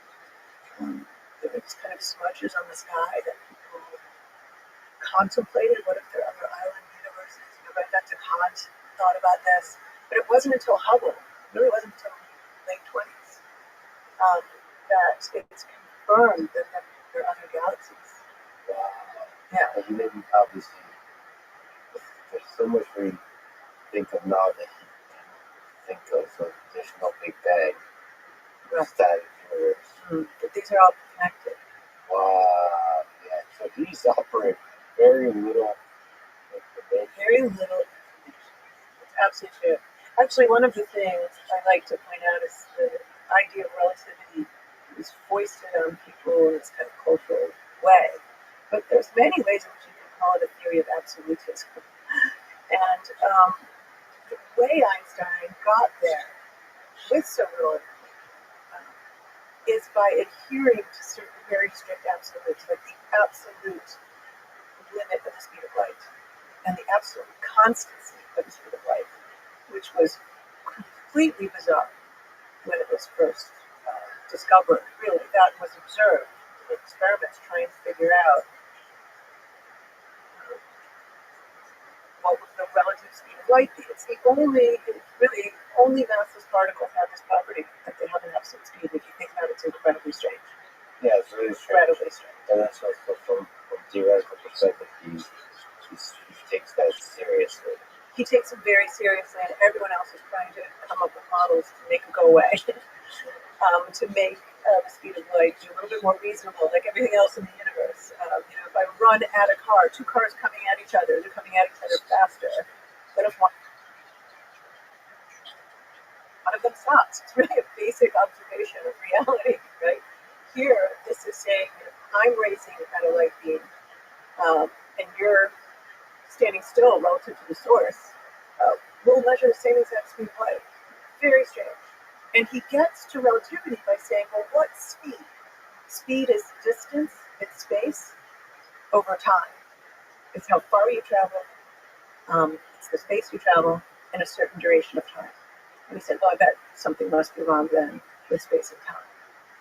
So this is an enormous leap. He's willing to give up the absolute character of space and time in favor of keeping the speed of light.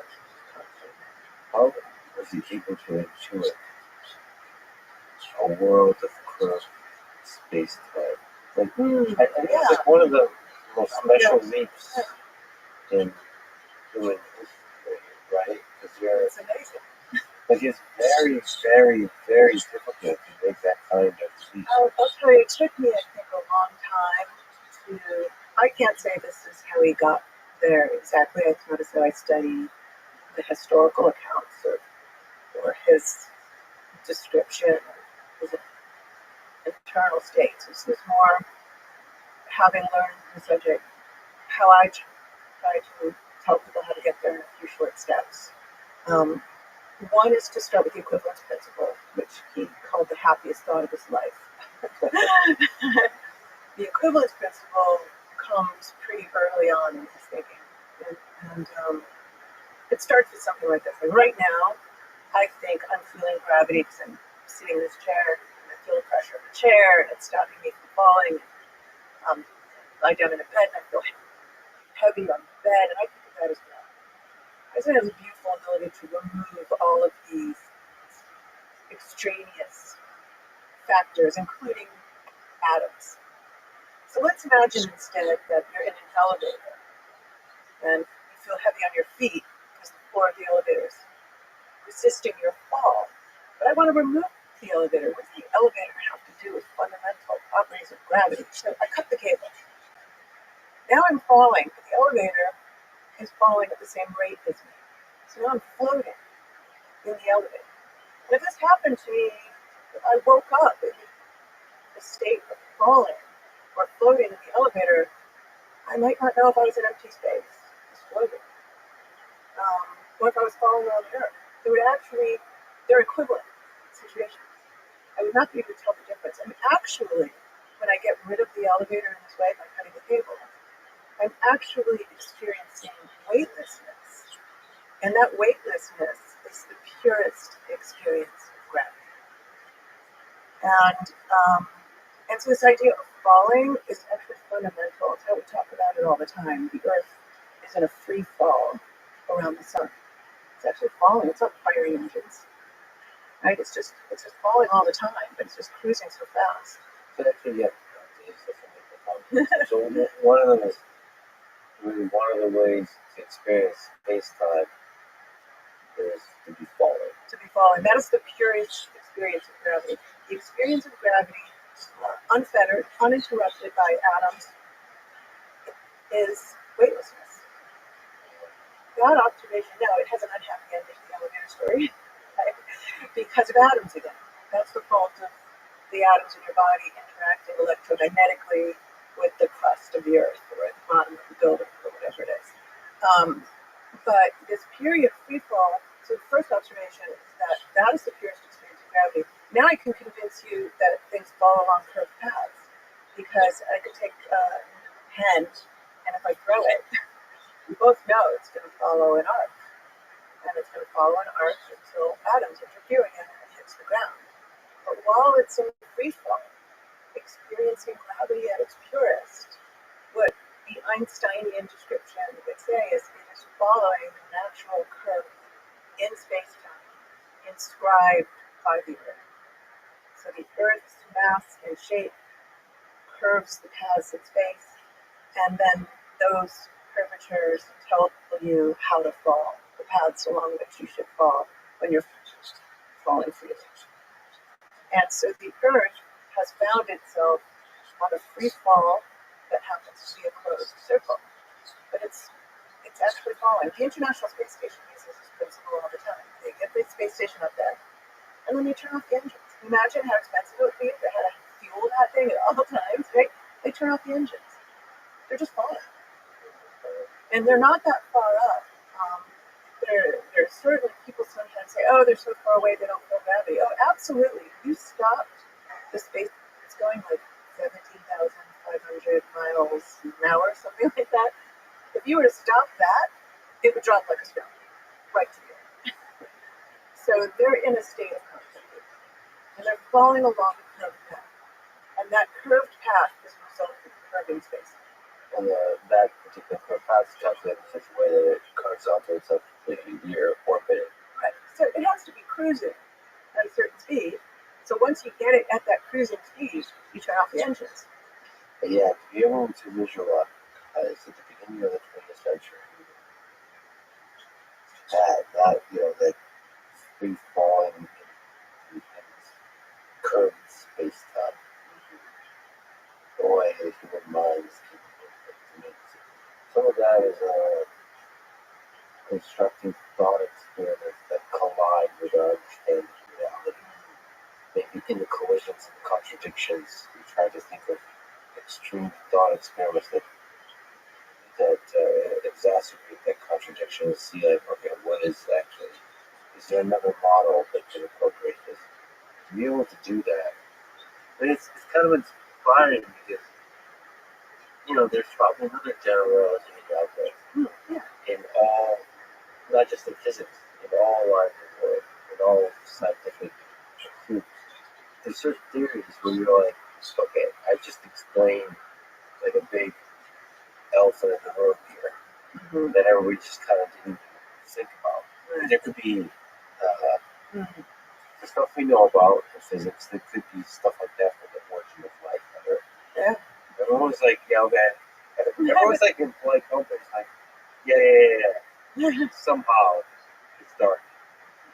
Right. No, we don't. I find it wild that that's so elusive. Yes. In the lab, it's strange that it's so elusive. I think it's a general relativity thing. There's going to be something.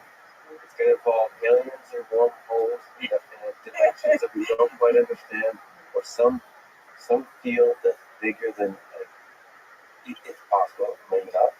It's possible that it's a field that's different, that will feel fundamentally different from chemistry and biology. It'll be maybe through physics, again, maybe the key to the origin of life. And the same there, like a weird neighbor is consciousness. Like, all right, weird neighbor, yeah. It's like, okay, so we all know that life started out of it. Nobody knows. We all know that we're conscious. We have subjective business. Nobody understands. But people have ideas, so but it's such a dark sort of, we're entering a dark room where a bunch of people are whispering about like, hey, this is a story. And nobody's having a clue. And then somebody comes along with a general relativity kind of conception where like reconceives everything. And you go like, it's like a watershed. Yeah. It's there. And until it's there, we're living in a time until that day comes along. It'll be obvious in retrospect. Right now we're right. Well, it was obvious to no one that space-time was curved, but even Newton understood something wasn't right. So he knew there was something missing, and I think that's always fascinating when we're in a situation where we're pressure testing our own ideas. He did something remarkable.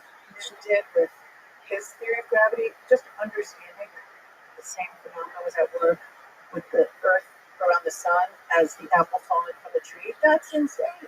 That's a huge leap. understanding that mass, inertial mass, what makes something hard to push around, is the same thing that deals gravity, at least in the Newtonian picture in that simple way. Unbelievably, absolutely genius. But he didn't like that the apple fell from the tree even though the earth wasn't touching it. The action. That is weird too. No, that is a really weird. It's really weird, but see, Einstein solves that. Relativity solves that because it says the Earth created the curve in space. The apple wants to fall freely along it. The problem is the tree's in the way. The tree's the problem. The tree's actually accelerating the apple. It's keeping it away from its natural state of weightlessness in a gravitational field.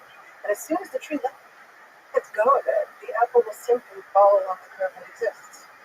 I would love it if somebody went back to told them all this. Probably some used to be like, gravity is just it's not bad. I wonder if you would be able to. I don't think every idea at this time. Like you might not even be able to load that. Sometimes even the greatest genius can't. It's too out of context. You need to be standing on the shoulders of giants and on the shoulders of those giants and so on. I heard that Nick used that as an unkind remark to his competitor. Oh no! People talk shit even back then. I love it. It's one of the hilarious things about scientists. Huge mind. There's moments in history where you see this in universities, but everywhere else too. Like you have gigantic minds, obviously also coupled with everybody has an ego. And like sometimes it's just the same soap opera that played out amongst humans everywhere else. And so you're thinking about the biggest cosmological objects and forces and ideas, and you're still like jealous. I know. I know. This chair, this or maybe you got married to this person that I was in love with, and there's a betrayal or something. One woman in the department. Yeah, it's just. I mean, but that is also the fuel and amazing that jealousy. You know the expression, I'm sure, battles are so bitter in academia because it seems to be so bad. But also, you shouldn't forget that I love seeing that and that humanity, the silliness. There's a degree to silliness where the reason you're able to think about some of these grand ideas is because you still allow yourself to be childlike. Oh yeah. There's a childlike nature. It's a most best question.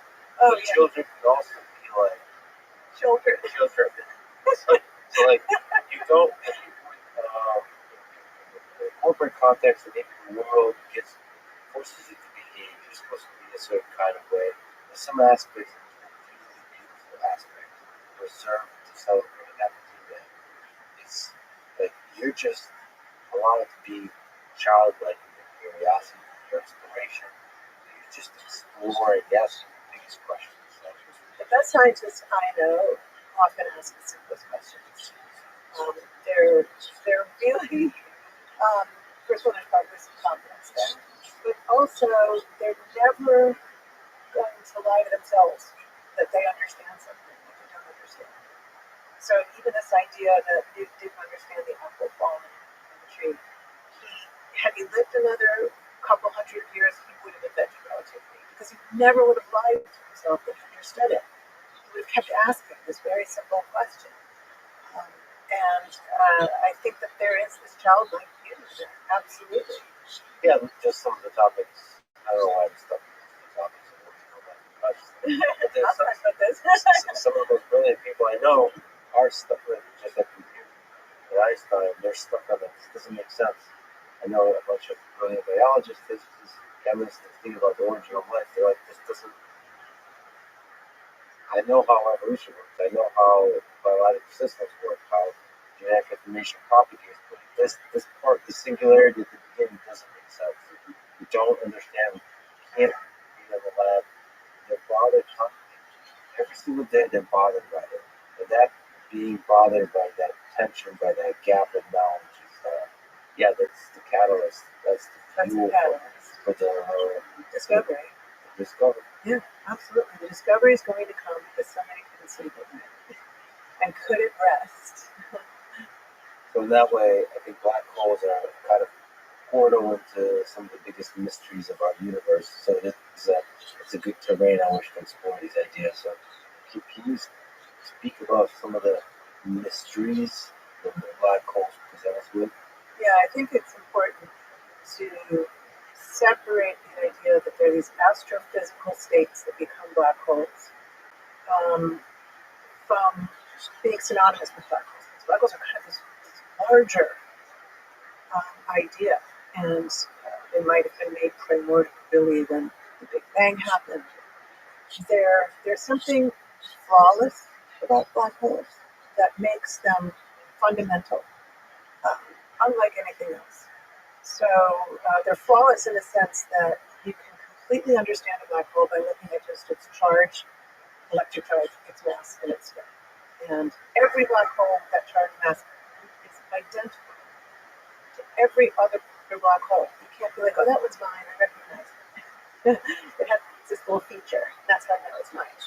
They're featureless. You try to put Mount Everest on a black hole and it will shake it off in these gravitational waves. It will radiate away this imperfection until it settles down to be a perfect black hole. So there's something about them that is unlike, another reason why I don't like to call them objects in a traditional sense, unlike anything else in the universe that's macroscopic. It's kind of a little bit more like a fundamental particle. So an electron is described by a certain short list of properties: charge, mass, spin, maybe some other quantum numbers. That's what it means to be an electron. There's no electron that's a little bit different. You can't recognize your electron. They're all identical in that sense. And so in some very abstract way, black holes share something in common with microscopic fundamental particles. And so what they tell us about the fundamental laws of physics can be very profound. And it's why even theoretical physicists, mathematical physicists, not just astronomers who use telescopes, they rely on the black hole as a terrain to perform their thought experiments. And it's because there's something fundamental about them. Yeah, general relativity means quantum mechanics, means singularity, and sadly, heartbreakingly so, is out of reach for experiment at this moment, but it's within reach for theoretical.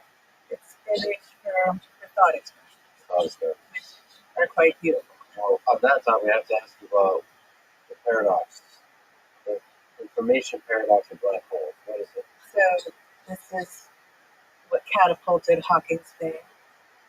When he was a young researcher, he was thinking about black holes and wanted to just add a little smidge of quantum mechanics, a little smidge. Yeah, wasn't going for full-blown quantum gravity, but kind of just asking, well, what if I allowed this nothing, this vacuum, this empty space around the event horizon? Stars gone, there's nothing there. What if I allowed it to possess sort of ordinary quantum properties, just a little tiny bit, nothing dramatic. Don't go crazy. And one of the properties of the vacuum that is intriguing is this idea that you can never say the vacuum is actually completely empty. We talked about Heisenberg. The Heisenberg uncertainty principle really kicked off a lot of quantum mechanical thinking. It says that you can never exactly know a particle's position simultaneously with its motion, with its momentum. You know, one or the other pretty precisely, but not both precisely. And the uncertainty isn't a lack of ability that we'll technologically overcome. It's foundational. So if there's, in some sense, when it's in a precise location, it is fundamentally no longer in a precise motion. And that uncertainty principle means I can't precisely say a particle is exactly here, but it also means I can't say it's not.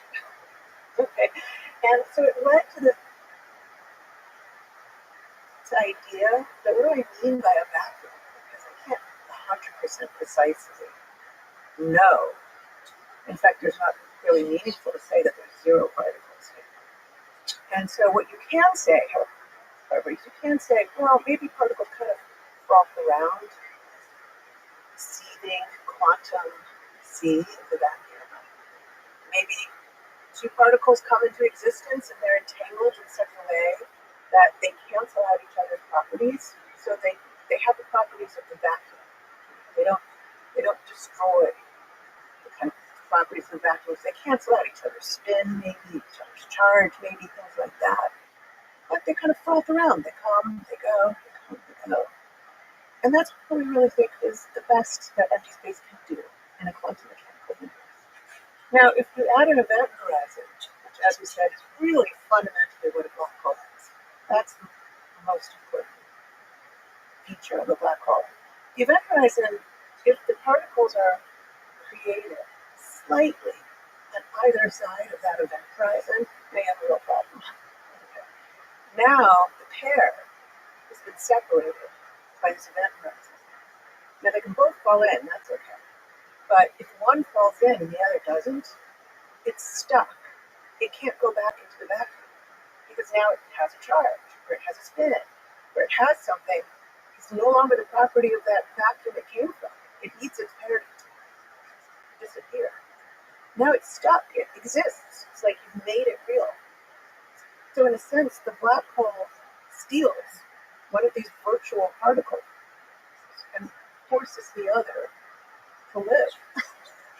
And if it'll escape, radiate out to infinity, and look like, to an observer far away, that the black hole has actually radiated a particle. And the particle did not emanate from inside. It came from the vacuum. It stole it from empty space, from the nothingness that is the black hole. Now, the reason why this is very tricky is because in the process, because of this separation on either side of that horizon, particle it absorbs. It has to do with the switching of space and time that we talked about, but the particle it absorbs, well, from the outside, you might say, oh, it had negative momentum, it was flowing in. From the inside, you say, well, this is actually motion and time. This is energy. It's negative energy. And as it absorbs negative energy, its mass goes down. The black hole gets a little lighter. And as it continues to do this, the black hole really begins to evaporate. It does more than just radiate, it evaporates away.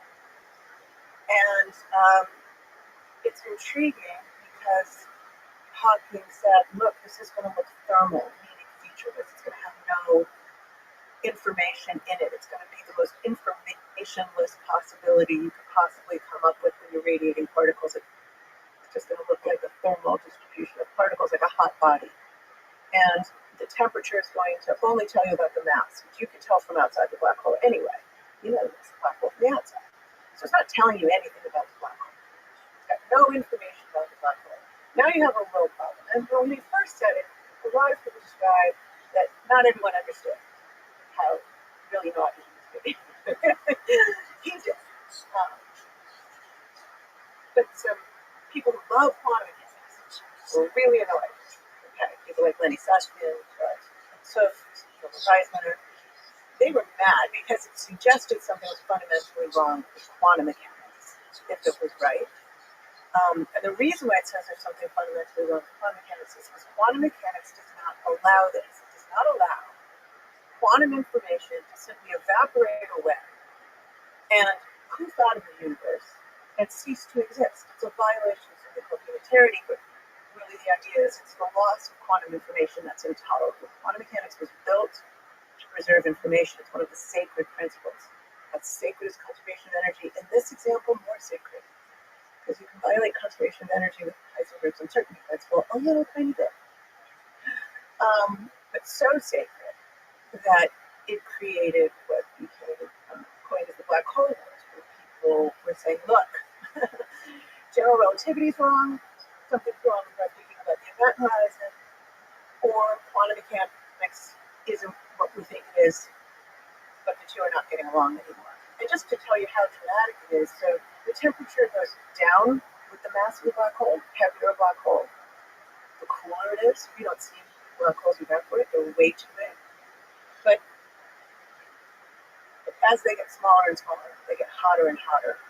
So as the black hole nears the end of the cycle of evaporating away, it's a very, very long time, much longer than the age of the universe, it will be as though the curtain, the event horizon, is yanked up.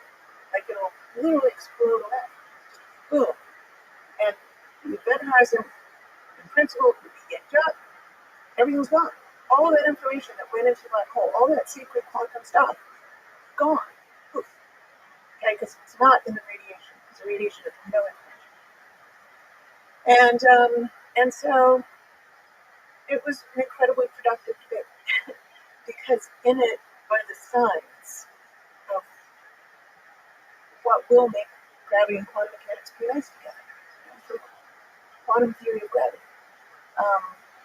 Whatever these clues are, and they're hard to assemble. If you want a quantum gravity theory, it has to correctly predict the temperature of a black hole, the entropy of a black hole. It has to have all of these correct features. The black hole is the place on which we can test quantum gravity. But it still has not been resolved. It has not been fully resolved. I looked up all the different ideas for the resolution. So there's the information loss, which is what you referred to. It's perhaps the simplest, it's most radical resolution. Is that information is truly lost. This would be part of mechanics. You can only understand it specifically. Unitarity is incomplete or incorrect under these extreme gravitational conditions. I'm happy. I would not be happy with information loss. I love that it's telling us that there's this crisis because I do think it's giving us the clues, and we have to take them seriously. For you, the gut is like unitary is going to be preserved. The quantum mechanics We have to come to the rescue. Lenny Susskind in his book Black Hole Wars says his subtitle is "My Battle with Stephen Hawking to Make the World Safe for Quantum Mechanics." It's something to that effect. So then, from string theory, one of the resolutions is called fuzzballs or what? Originating from string theory, this proposal suggests that black holes aren't a singularity surrounded by empty space or a horizon. Instead, they are horizonless, complex, tangled objects, aka fuzzballs, made of strings and grain, roughly the size of the horizon. There's no single point of infinite density, and that's the true horizon to cross. In some sense, it says there's no interior to the black hole, nothing at the cross. So I gave you this very nice story that there's no drama. Sometimes that's how it's described as the event horizon, and you fall through and there's nothing there. This other idea says, well, hold on a second, it's really strange as I get close to this magnifying quality, it's slowing time down near the event horizon. It is as though I put a magnifying glass on things, and now the strings aren't so microscopic, they kind of smear around, and then they get caught like a tangle around the event horizon, and they just actually never fall through. I don't think that either, but it was interesting. So it's just adding a very large number of extra complex degrees of freedom. Yeah. There are no teeny tiny marbles to fall through. Which is similar to what we already have in quantum mechanics. It's just giving the It's really saying the interior is just not there. Nothing falls in, so the information gets out because it never went into the first place. So there is a strong statement there. It's a strong statement. Okay, so soft hair challenges the classical no hair theorem by suggesting that black holes do possess subtle quantum quote hair. This isn't classical hair like charge, but very low energy quantum excitations, soft gravitons or photons, and the event horizon that can store information about what fell in. ROTHSCHILD, I also don't think that that's the case. So the no hair theorems are formal proofs that the black hole is this featureless, perfect fundamental particle that we talked about. That all you can ever tell about the black hole is its electrical charge, its mass, and its spin, and that it cannot possess other features. It has no hair. It's one way of describing it. And that those are proven mathematical proofs in the context of general relativity. So the idea is, well, therefore I can know nothing about what goes into the black hole, so the information is lost. But if they could have hair, I could say that's my black hole. Because it have features that I could distinguish, and it could encode the information that went in this way. And the event horizon isn't so serious. It isn't such a stark demarcation between events inside and outside, where I can't know what happened inside and outside. I don't think that's the resolution either, but it was worth trying. Okay, the pros and cons of that one. The pros, it works within the framework of quantum field theory, encodes space-time, potentially requiring less radical modifications applications of footballs or information loss. These are work by Hawking theory astronomy to evaluate this idea. The cons that the precise mechanism by which information is encoded and transferred to the radiation is still debated and technically challenging to work out fully. Indeed, it needs to store a vast amount of information. Okay, another one, this is is ER equals EPR. This is probably it then. Oh boy. So ER equals EPR is the Einstein-Rosen bridge equals Einstein Podolsky-Rosen bridge posits a deep connection between quantum entanglement and space-time geometry. Specifically, Einstein-Rosen bridge, commonly known as wormholes, suggests that entangled particles are connected by a non-traversable wormhole. So tiny wormholes connected. Okay. I can say that this is not a situation where we can follow the chalk. We can't start at the beginning and calculate to the end. So it's still a conjecture. I think it's very profound.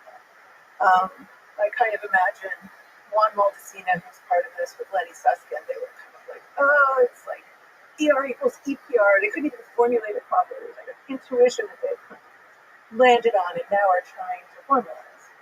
But to take a step back, one way of thinking about ER equals EPR, you have to talk about holography first. And holography, both Juan Maldacena really formalized it, Lenny Susskind suggested it. The idea of the black hole hologram is that all of the information in the black hole, whatever it is, whatever, entropy is a measure of information, whatever the entropy of the black hole is to tell you how much information is hidden in there, how much information you don't have direct access to, in some sense, is completely encoded in the area of the black hole. Meaning, as the area grows, the entropy grows. It does not grow as the volume. This actually turns out to be really, really important. If I tried to pack a lot of information into a volume, more information than I could pack, let's say, on the surface of a black hole, I would simply make a black hole. And I would find out, oh, I can't have more information than I could fit on the surface. So Letty coined this a hologram. People who take it very seriously say, well, again, maybe the interior of the black hole just doesn't exist. It's a holographic projection of this two-dimensional surface. In fact, maybe I should take it all the way and say, so do we. The whole universe is a holographic projection of a lower dimensional surface. And so people have struggled, nobody's really landed it, to find a universe version of it. Oh, well, maybe there's a boundary to the universe where all the information is encoded, and this entire three-dimensional reality is so compelling and so convincing, actually just a holographic projection. Juan Maldacena did something absolutely brilliant. It's the most highly cited paper in the history of physics. It was published in the late 90s. It has a very opaque title that would not lead you to believe it's as revelatory as it is, but he was able to show that the universe is like in a box with gravity, and it's not the same universe we observe, doesn't matter, it's just a hypothetical called an empty de Sitter space. It's a universe in a box, and it's gravity, and it's black holes, everything gravity can do in it. On its boundary is the theory with no gravity, a universe that can be described with no gravity at all, so no black holes, and no information possible. And they're equivalent. That the interior universe in a box is a holographic projection of this quantum mechanics on the boundary. Pure quantum mechanics, purely unitary, no loss of information. None of this stuff can possibly be true. It can't be loss of information if this dictionary really works. If the interior is a hologram, a projection of the boundary. I know that's a lot. Yeah. So there's some mathematics there, there's physics, and then there's trying to consider what that actually means practically for us. Well, what it would mean for us is that information can't be lost even if we don't know how to show it in the description in which there are black holes. It means it can't possibly be lost because it's equivalent to this description with no gravity in it at all, no event horizons, no black holes, just quantum mechanics. So it really strongly suggested that quantum mechanics was going to win in this battle, but it didn't show exactly how it was going to win. So then comes ER equals EPR. A visual way to imagine what this means. There are ER has to do with little wormholes. EPR, Einstein-Gauss-Boson, has to do with quantum entanglement. The idea was, well, maybe the stuff that's interior to the black hole is quantum entangled, like EPR, quantum entangled, with the Hawking radiation outside the black hole that's escaping. And that quantum entanglement is what allows you to extract the information, because it's not actually physically moving from the interior to the exterior. It's just subtle quantum entanglement. And in fact, I can kind of think of the entire black hole. If I look at it, it looks like a solid shadow cast on the sky. If I look at it very closely, I will see, oh no, it's actually sewn from these quantum wormholes, like a broider. And so when I get up close, it's almost as though the event horizon isn't the fundamental feature on the space-time. The fundamental feature is the quantum entanglement, embroidering the event horizon. Embroidering is just tying wormholes. So the quantum entanglement is when two particles are connected at arbitrary distances. And they're connected by a wormhole. And in this case, they would be connected by a wormhole. So the reason why that's helpful, it helps you connect the interior to the exterior without trying to pass through. Now, the cons of this highly conceptual and abstract. The exact mechanism for information retrieval via these non-traditional cycles is not good. Primarily explore theoretical toy with modern world. Theoretical hard. Theoretical toy models like the interstellar space-time rather than realistic black holes. We do what we can do in baby steps. So another idea to resolve the information paradox is firewalls, proposed by Amiri, Mao, Pinsky, and Sully Amps. This is a more drastic scenario arising from analyzing the entanglement requirements of Hawking radiation to preserve unitarity and avoid information loss. They argue that the entanglement structure requires the horizon not to be smooth, not to be the smooth and remarkable place predicted by general relativity. Instead, it must be a highly energetic region, a quote firewall that incinerates anything attempting to cross it. Okay, so yeah, that's a nice solution. Just destroy everything that crosses. Do you find this at all a convincing resolution to this? I would say the firewall papers were fascinating and were very provocative and very important in making progress. I don't even think the authors of those papers thought firewalls were real. I think they were saying, look, we've been brushing too much under the rug. And if you look at the evaporation process, it's even worse than what you thought previously. It's so bad that I can't get away with some of these prior solutions that I thought I could get away. There was a kind of duality idea or a complementarity idea that, oh, well, maybe one person thinks they fell in, one person thinks they never fell in, and that's okay. You know, no big deal. They sort of exposed flaws in this kind of approach at this, and it actually reinvigorated the campaign to find a solution. So it stopped it from stalling. I don't think anyone really believes that at the event horizon you'll find a firewall. But it did lead to things like the entangled wormholes embroidering a black hole, which was born out of an attempt to address the concerns that Amps raised. So it did lead to progress. So for you, the resolution would... I'm going back to the vacuum, the empty space, the beautiful event horizon. I'll give up locality, meaning that I will allow things to be connected non-locally by a wormhole. So that is the weirdest thing you're wanting to allow for, which is arbitrary distance connection of particles to a wormhole. But quantum mechanics must be preserved. I'll entertain pretty weird things, but I think that's the one that sounds promising.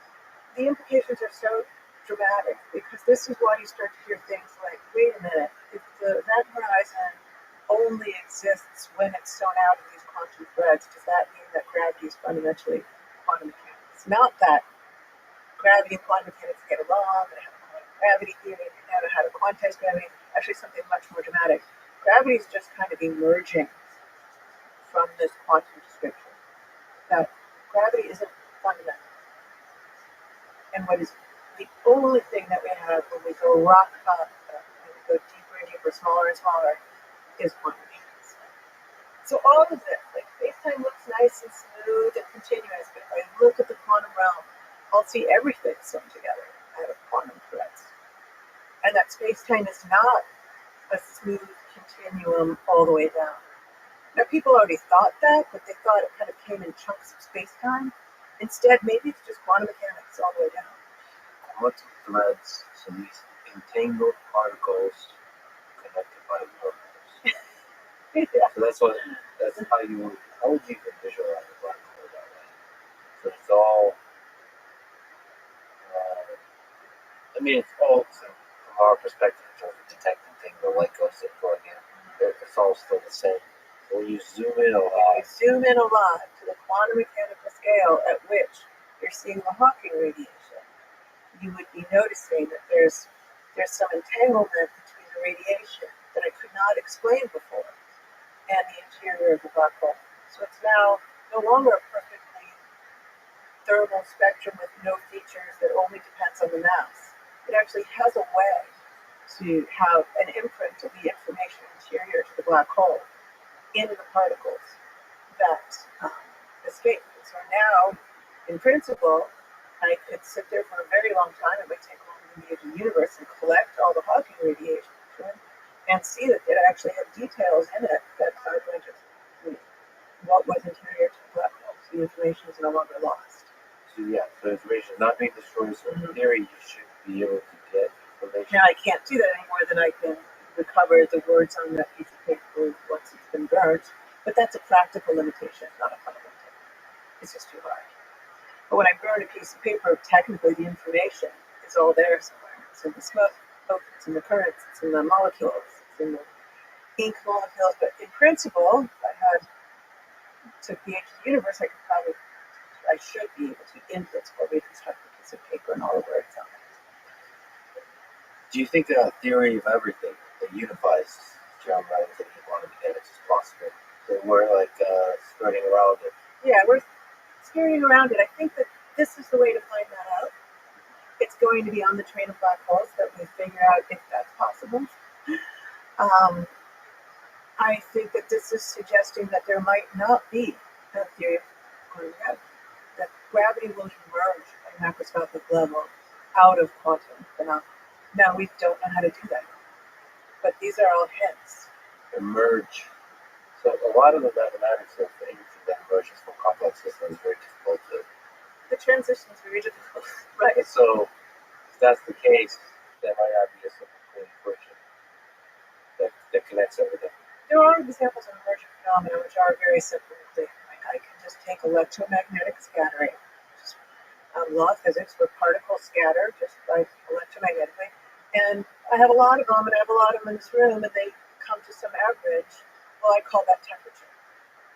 And that one number, the fact that there's one number describing all of these gazillions of particles, is an emergent quantity. There's no particle that carries around this fundamental property called temperature. It emerges from the collective behavior of tons and tons of particles. In some sense, temperature is not a fundamental quantity. It's not a fundamental law of nature. Right? It's just what happens from the collective behavior. And that's what we'd be saying. We'd be saying, oh, this emerges from the collective behavior of lots and lots and lots of quantum interactions. So when do you think we will have some breakthroughs of the path towards theory of everything, showing us possible or impossible, all that kind of stuff? So look at the 21st century, say you move 100 years into the future and looking back. When do you think the breakthroughs will come?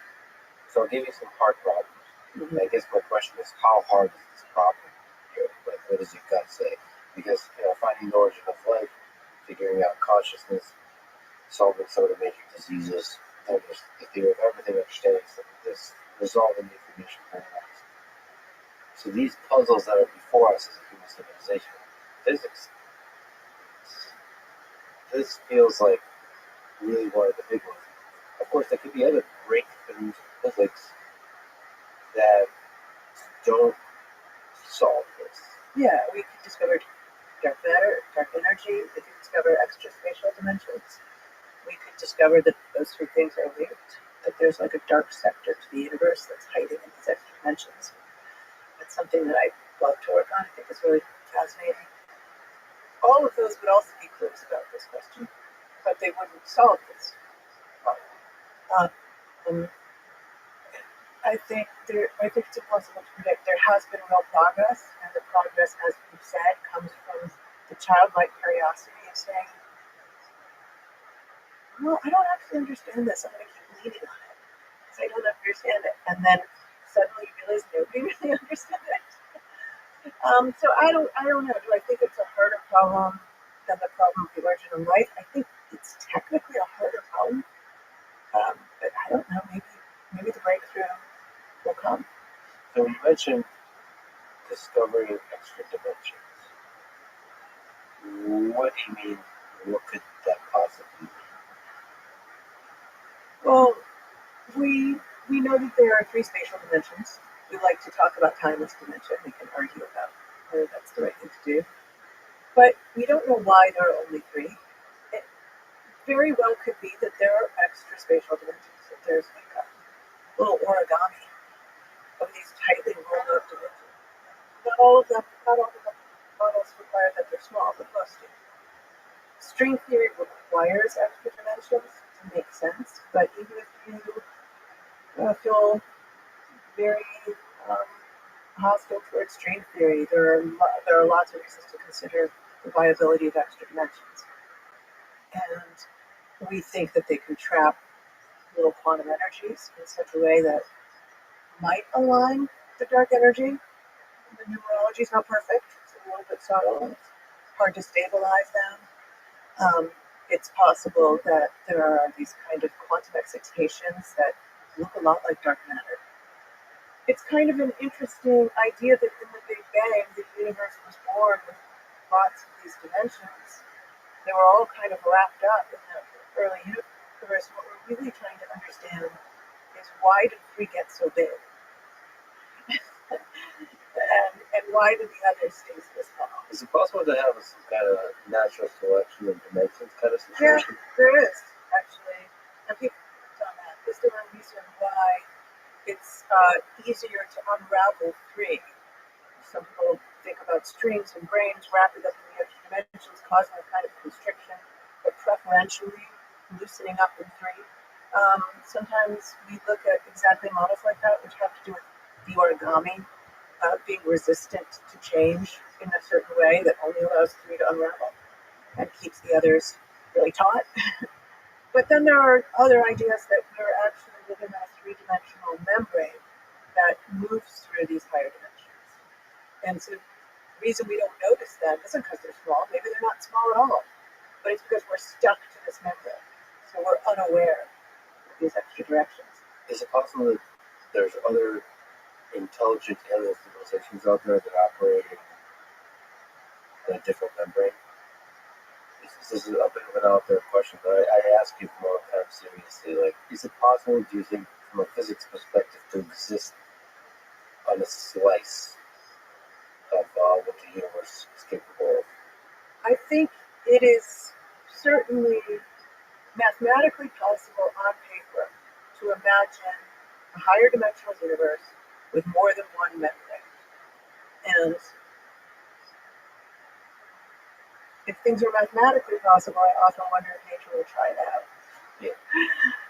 Which is how people get into the strange territory of talking about a multiverse. Because when you start to say, one of the aspirations was, in the same way that we identified the law of electroweak theory of matter, that it was a single description, exactly landed on the description that matched observations, people were hoping the same thing would happen for kind of theory that also incorporated gravity. It would be this one beautiful law, but instead, proliferation. all of which did okay or did equally badly. And I certainly had trouble finding, not only finding a single one, but sort of that would just beg a new question, which is, well, why that one?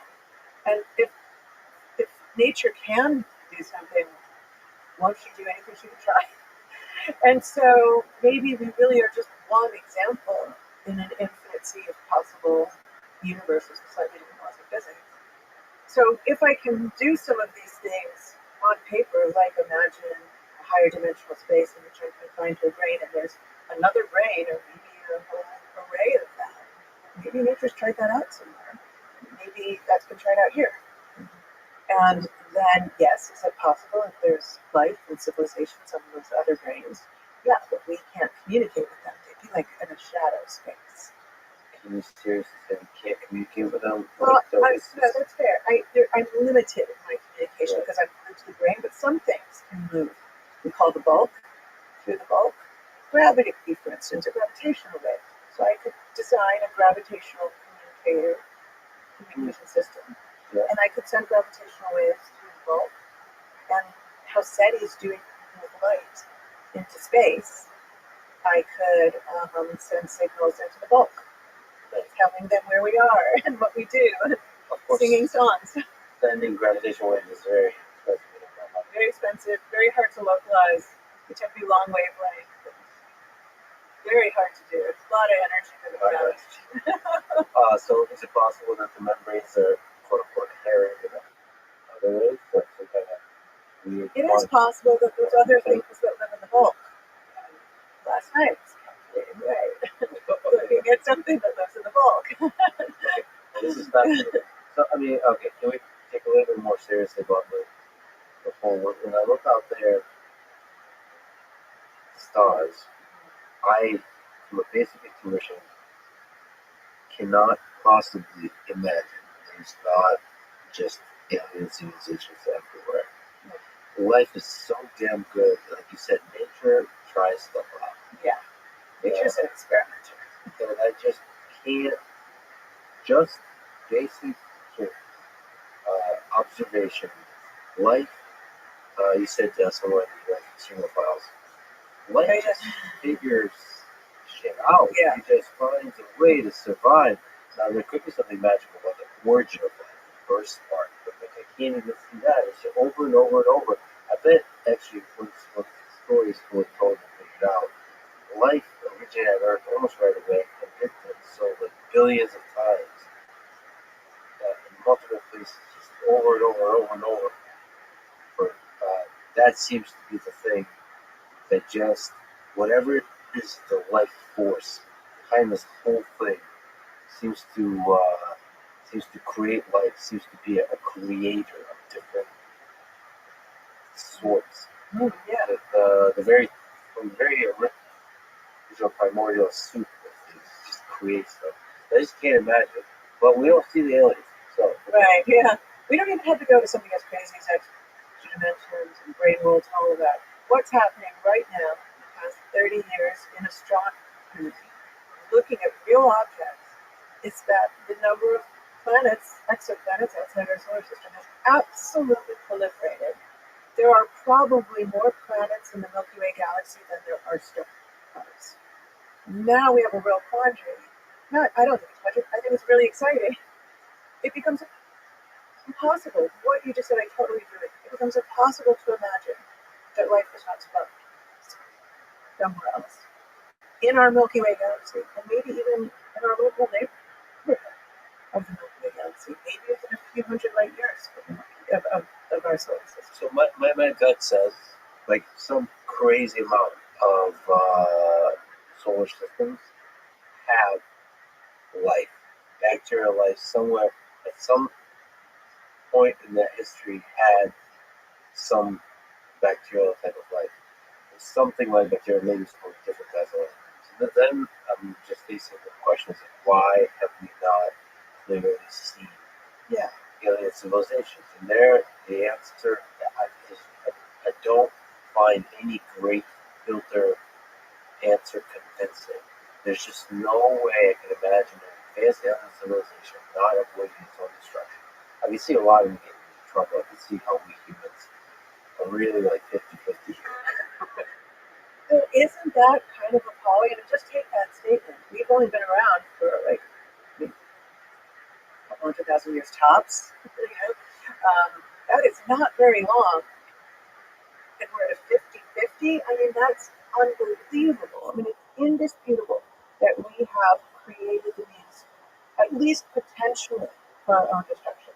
Will we learn from our mistakes? Will we avert course and save ourselves? One hopes so, right? But even the concept that it's conceivable, whales have not invented a way to kill themselves, to wipe out all whales and Earth and life on Earth. There's one way to see it, but I actually see it as a feature, not a bug, when you look at the entirety of the universe. Because it does seem that the mechanism of evolution constantly creates. You want to operate on the verge of destruction, it seems like. The predator prey dynamic is really effective at creating, at accelerating evolution and development. It seems like us being able to destroy ourselves is a really powerful way to give us a chance to really get our shit together, to flourish, to develop, to innovate, to go out amongst the stars, or to destroy ourselves. But like, I think me as a human, it's a horrible thing. But if there's a lot of other alien civilizations, it's a pretty cool thing. You want to give everybody equal weapons. Half of them will figure it out, half of them won't. And the ones that figure all these civilizations. And then the ones that figure it out will figure out some incredible technologies about how to expand, how to develop, all that kind of stuff. Right. You could use a kind of evolutionary Darwinian natural selection on that, where survival isn't just a harsh, naturally induced climate change, but it's because of a nuclear holocaust. So, and then something will be created that is now impervious to that. And now knows how to survive. Yep, exactly. So why haven't we seen them? Right. Well, because that's a pretty big bar. So if you look at it, just to say, for comparison, dinosaurs, 250 million years. I mean, maybe not very bright. Didn't invent fire. Didn't write sonnets. They didn't contemplate the origin of the universe, but they lived. And in a benign situation without confronting their own demise at their own hands. Pause. Books. So it's just a sheer numbers game. That's a long time, 250 million years. I do think, though, that life can flourish without wanting to manipulate its environment, and that we do see many examples of species on Earth that are very long-lived, very, very long-lived, and have very different states of consciousness. They have the jellyfish does not even have a localized brain. I don't think they have a heart or blood. They're really different from us. And that's what I think we have to start thinking about when we think about aliens. Those species have lived for a very, very long time. They even show some evidence of immortality. You can wound one badly, and there are certain jellyfish that will go back into a kind of pre-state and start over. So I think we're very attached to imagining creatures like us that manipulate technology. And I think we have to be way more imaginative if we're going to really take seriously life in the universe. Yeah, that you might not prioritize conquest and expansion. They might not be violent. They might not be violent. Like I see this. They might be solitary. They might not be social. They might not live in groups. They might not want to leave records. They might, again, not have a localized brain or have a completely different kind of nervous system. I think all we can say about life is it has something to do with moving electrons around. And like neurologically, we move electrons through our nervous system. Our brain has electrical configurations. We metabolize food that has to do with getting energy, electrical energy in some sense, out of what we're eating. We have organisms on the earth that can eat rocks. It's quite amazing. Minerals. I mean, talk about extremophiles. They can metabolize things that would have thought were impossible to metabolize. And so, again, I think we have to kind of open our minds to how strange that could be, and how different from us. And we are the only example, even here on Earth, that does manipulate its environment in that extreme way. Can you think of life as just an electron? Is there some degree of information processing required? So like it does something interesting in quotes with information. I think there are arguments that how entropy is changing from the beginning of the universe to today, how life lowers entropy by organizing things, but it costs more as a whole system. So the whole entropy of the whole system goes up. But of course, I organized things today and reduced the entropy of certain things in order to get here. And even having this conversation, organizing thoughts out of the cloud of information, but it comes at the cost of the entire system increasing entropy. So I do think there's probably a very interesting way to talk about life this way. I'm sure somebody has. Yeah, it creates local pockets of low entropy. And the kind of mechanism, the kind of object, the kind of life form that can do that probably could take arbitrary forms. And you can think now, if you can reduce it all to information, now you can start to think about physics. And in the realm of physics, with the multiverse and all this kind of stuff, you can start to think about, okay, how do I detect those pockets of low entropy? Mm-hmm. Yeah, I mean, people have tried to make arguments like that. Can I look for entropic arguments that might suggest, we've done this before, the Big Bang has happened before. So is it possible that there's some kind of physics explanation where we haven't seen the aliens? Like you said, membranes. I don't think membranes is going to explain why we don't see them anymore. I think that is just a problem we're stuck with. Whether or not they're extra dimensions, or whether or not they're life in another membrane. I think we know that even just in our galaxy, which is a very small part of the universe, 300 billion stars, something like that, a whole kind of variety of possibilities to be explored by nature, in the same way that we're describing it. And I think you're absolutely right. When life was kicked off, first part here on Earth, it was voracious.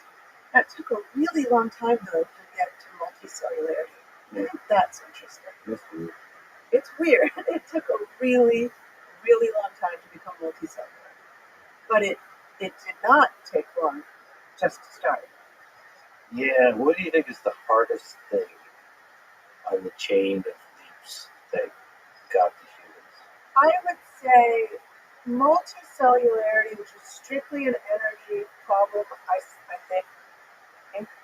Again, it's just like, can electrons flow the right way? And is it energetically favorable for multicellularity to exist? Because if it's energetically expensive, it's not going to succeed. And if it's energetically favorable, it's going to take off. It's really just, and that's why I also think that going from inanimate to animate is probably gray. Like the transition is gray. At what point we call something fully alive? Famously, it's hard to make a nice list of bullet points that need to be met in order to declare something alive. Is a virus alive? Is a prion alive? They seem to do some things, but they kind of rely on stealing other DNA and replicating, and I don't know. I guess they're not alive. But I mean, the point is that it really, at the end of the day, I really think it's just, you asked if it's just physics. I think it's just these rules of energetics. And the gray area between the non-living and the living is way simpler just on Earth. You said it's already complicated on Earth, but it's probably even more complicated elsewhere where the chemistry can be anything. Carbon is really cool and really useful because it finds a lot, it's nice. It finds a lot of ways to combine with other things, and that's complexity, and complexity is the kind of thing you need for life. You can't have a very simple linear chain and expect to get life. But I don't know, maybe sulfur would do okay. Okay, as we get progressively towards crazier and crazier ideas, so we talked about these microscopic bubbles, which my mind is still blown away by that. But if we talk about a little bit more seriously about wormholes in general, also called the Einstein-Rosen bridges, to what degree do you think they're actually possible as a thing to study, creeping towards the possibility centuries from now of engineering ways of using them, creating wormholes, using them for transportation of human life organisms? I think wormholes are a perfectly valid construction to consider. They just occurred in space-time. Topologically, which has to do with the connectedness of the space, is a little tricky because we know that Einstein's description is completely in terms of local curves, dispersions, expansion, convection, but it doesn't say anything about the global connectedness of the space. Because he knew that it could be globally connected on the largest scales.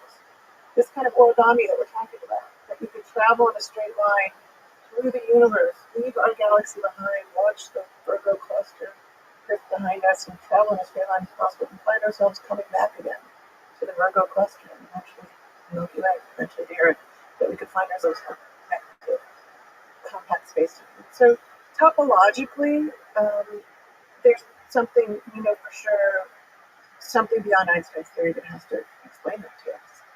Now, wormholes are a little funky because they're topological. They create these handles and holes in these sneaky, by topological, I mean these connected spaces. And yeah, it's like Swiss cheese. Like Swiss cheese, and so I could have, I could have two flat sheets that are connected by a wormhole that then wrap around on the largest scale, all this cool stuff.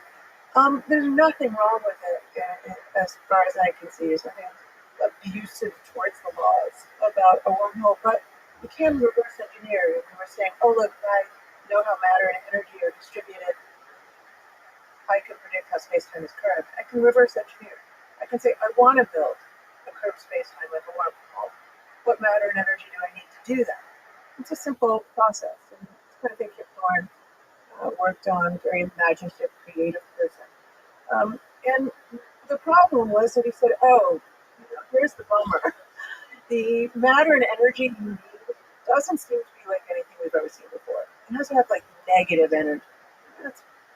That's not great. There are some conjectures that we shouldn't allow things that have that kind of a property that have negative energies. Only things that have positive energies are going to be stable and long-lived. But we actually know quantum examples of negative energy. It's not that crazy.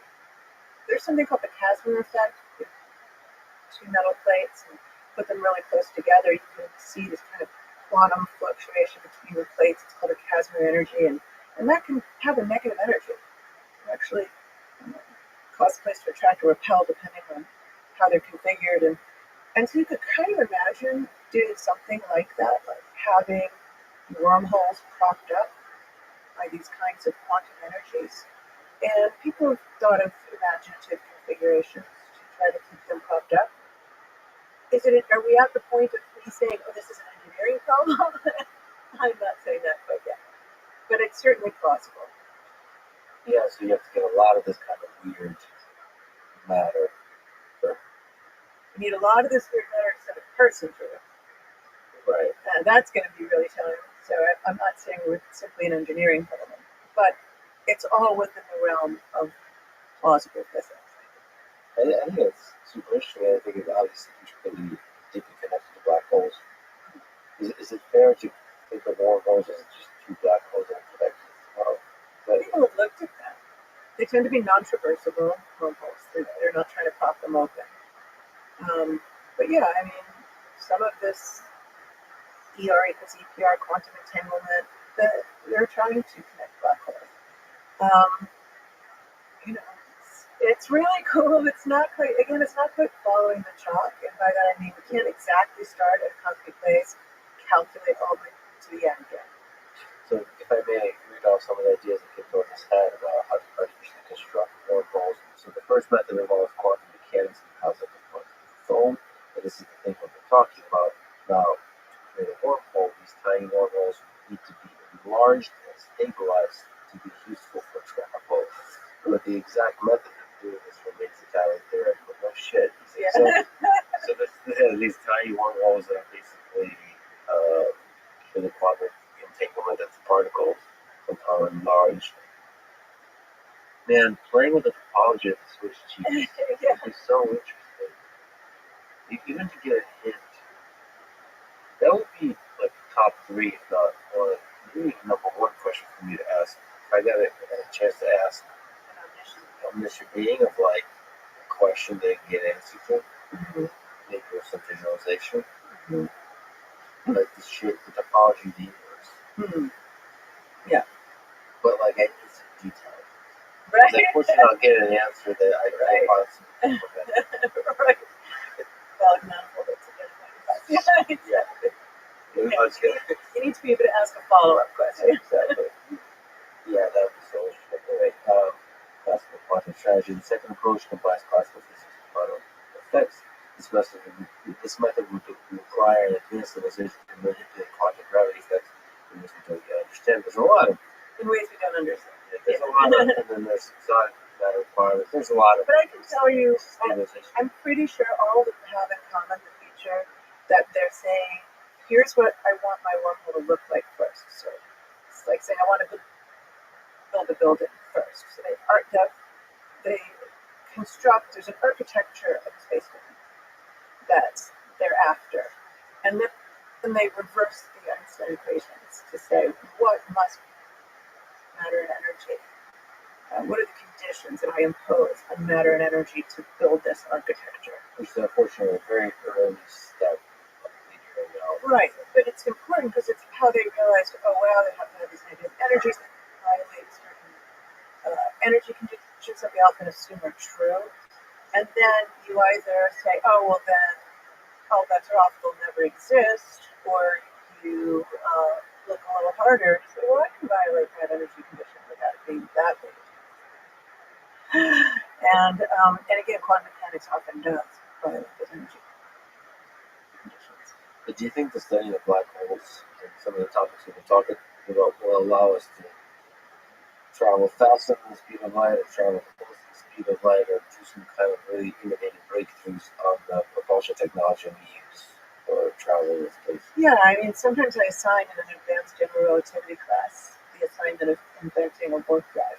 And it's kind of similar. So the idea is, here's a place you want to get to, and can you contract the space-time between you with some kind of something antithetical to dark energy, the opposite, and skip across, and then push it back out again. That's all. You can do that in the context of general relativity. Now, I can't find the energy that has these properties, but I also can't find dark energy. So we've already been confronted with something that we look at the space-time is expanding ever faster. We say, what could possibly do that? We don't know what it is, but I can tell you about its pressure. I can tell you certain features about it. And I just call it dark energy. I actually have no idea. It's just, that name's just a proxy for what this, it should be called invisible, but it's not actually dark. If it's in this room, it's not hard to see through. It's not dark. It's literally invisible. So maybe that was a misnomer, but the point being, I still don't fundamentally know what it is. That's not so terrible. That's the state of the world we're actually in. So maybe warp drive is just kind of like a version of that. I don't know what form of matter can do that yet, but at least I kind of identify the features that are needed. So figuring out what dark energy is like. Yeah, it might. It is positive energy. And a negative pressure, which is kind of like a rubber band sort of quality. We think pressure is pushing things outward. Dark energy has a very strange sort of quality that as things move outward, you feel more energy as opposed to less energy. The energy doesn't get lower, it gets more. But it doesn't have the right features for the wormhole, but those are some pretty surprising features. We again can conjecture, oh hey, quantum energy in the vacuum kind of behaves that way. That would be a great resolution to the dark energy problem. It's just the energy of empty space. And it's the quantum energy of empty space. That's an excellent answer. The problem is by all our methods, all the understanding we have, that energy's either really, really huge, huge, way bigger than what we see today, or it's like zero. So that's a numbers problem. We can't naturally fine-tune the energy of empty space to give us this really weird values that we just happen to be seeing it today. But again, we can think of a kind of dark energy that exists. So the question is just why is it? It becomes why is it such a weird value? Not how is this conceivable? Because we can't conceive it. Yeah, but if it's a weird value, that means there is a phenomenon we can't understand. Yes, there's absolutely a phenomenon. Nobody's going to say they're happy with that. We're all going to say there's something we don't understand. Which is why we look to the extra dimensions, because then you can say, oh, maybe it has to do with the size of the extra dimensions, or the way that they're wrapped up, or and so maybe it's foisted on us because of the topology, the connectedness of the higher dimensional space. These are all things that we're exploring. Nobody's landed one that's so compelling that your friends like it as much as you do. What do you think would lead to the breakthroughs of dark matter? I think dark matter might be less peculiar than dark energy. My hope is that they're tied together. That would be very powerful. These aren't just separate problems coming from different sectors, but that they're actually connected. That the reason the dark matter is where it is in terms of how much it's contributing to the universe is connected with why the dark energy is showing up right now. I would love that. That would be a solution like no other, right? And like I said, if it revealed something about dark dimensions, that would be a happy day. Correct me if I'm wrong, but dark matter can be localized in space. Yeah, dark matter is localized in space. So it clumps. I mean, it doesn't clump a lot, but I mean, it's around the galaxy. It's in a halo around the galaxy. And so people get increasingly more confident that that's it's really compelling. Yeah. I mean, you see these images of galaxies clusters that pass through each other. And you can see where the light is, the luminous matter is distributed. And then by looking at the gravitational lensing, which shows you where the actual mass is distributed, so that light bends around the most massive parts in a particular way, so you can reconstruct where the mass is gravitationally, quite separate from looking at the luminous matter, which is not dark, and they are separate. Because the stuff, as they pass through each other, the interacting stuff, the luminous stuff collides and gets stuck. You can see it colliding and lighting up. The dark stuff, which by definition it's dark because it doesn't interact, passes right through each other. Right?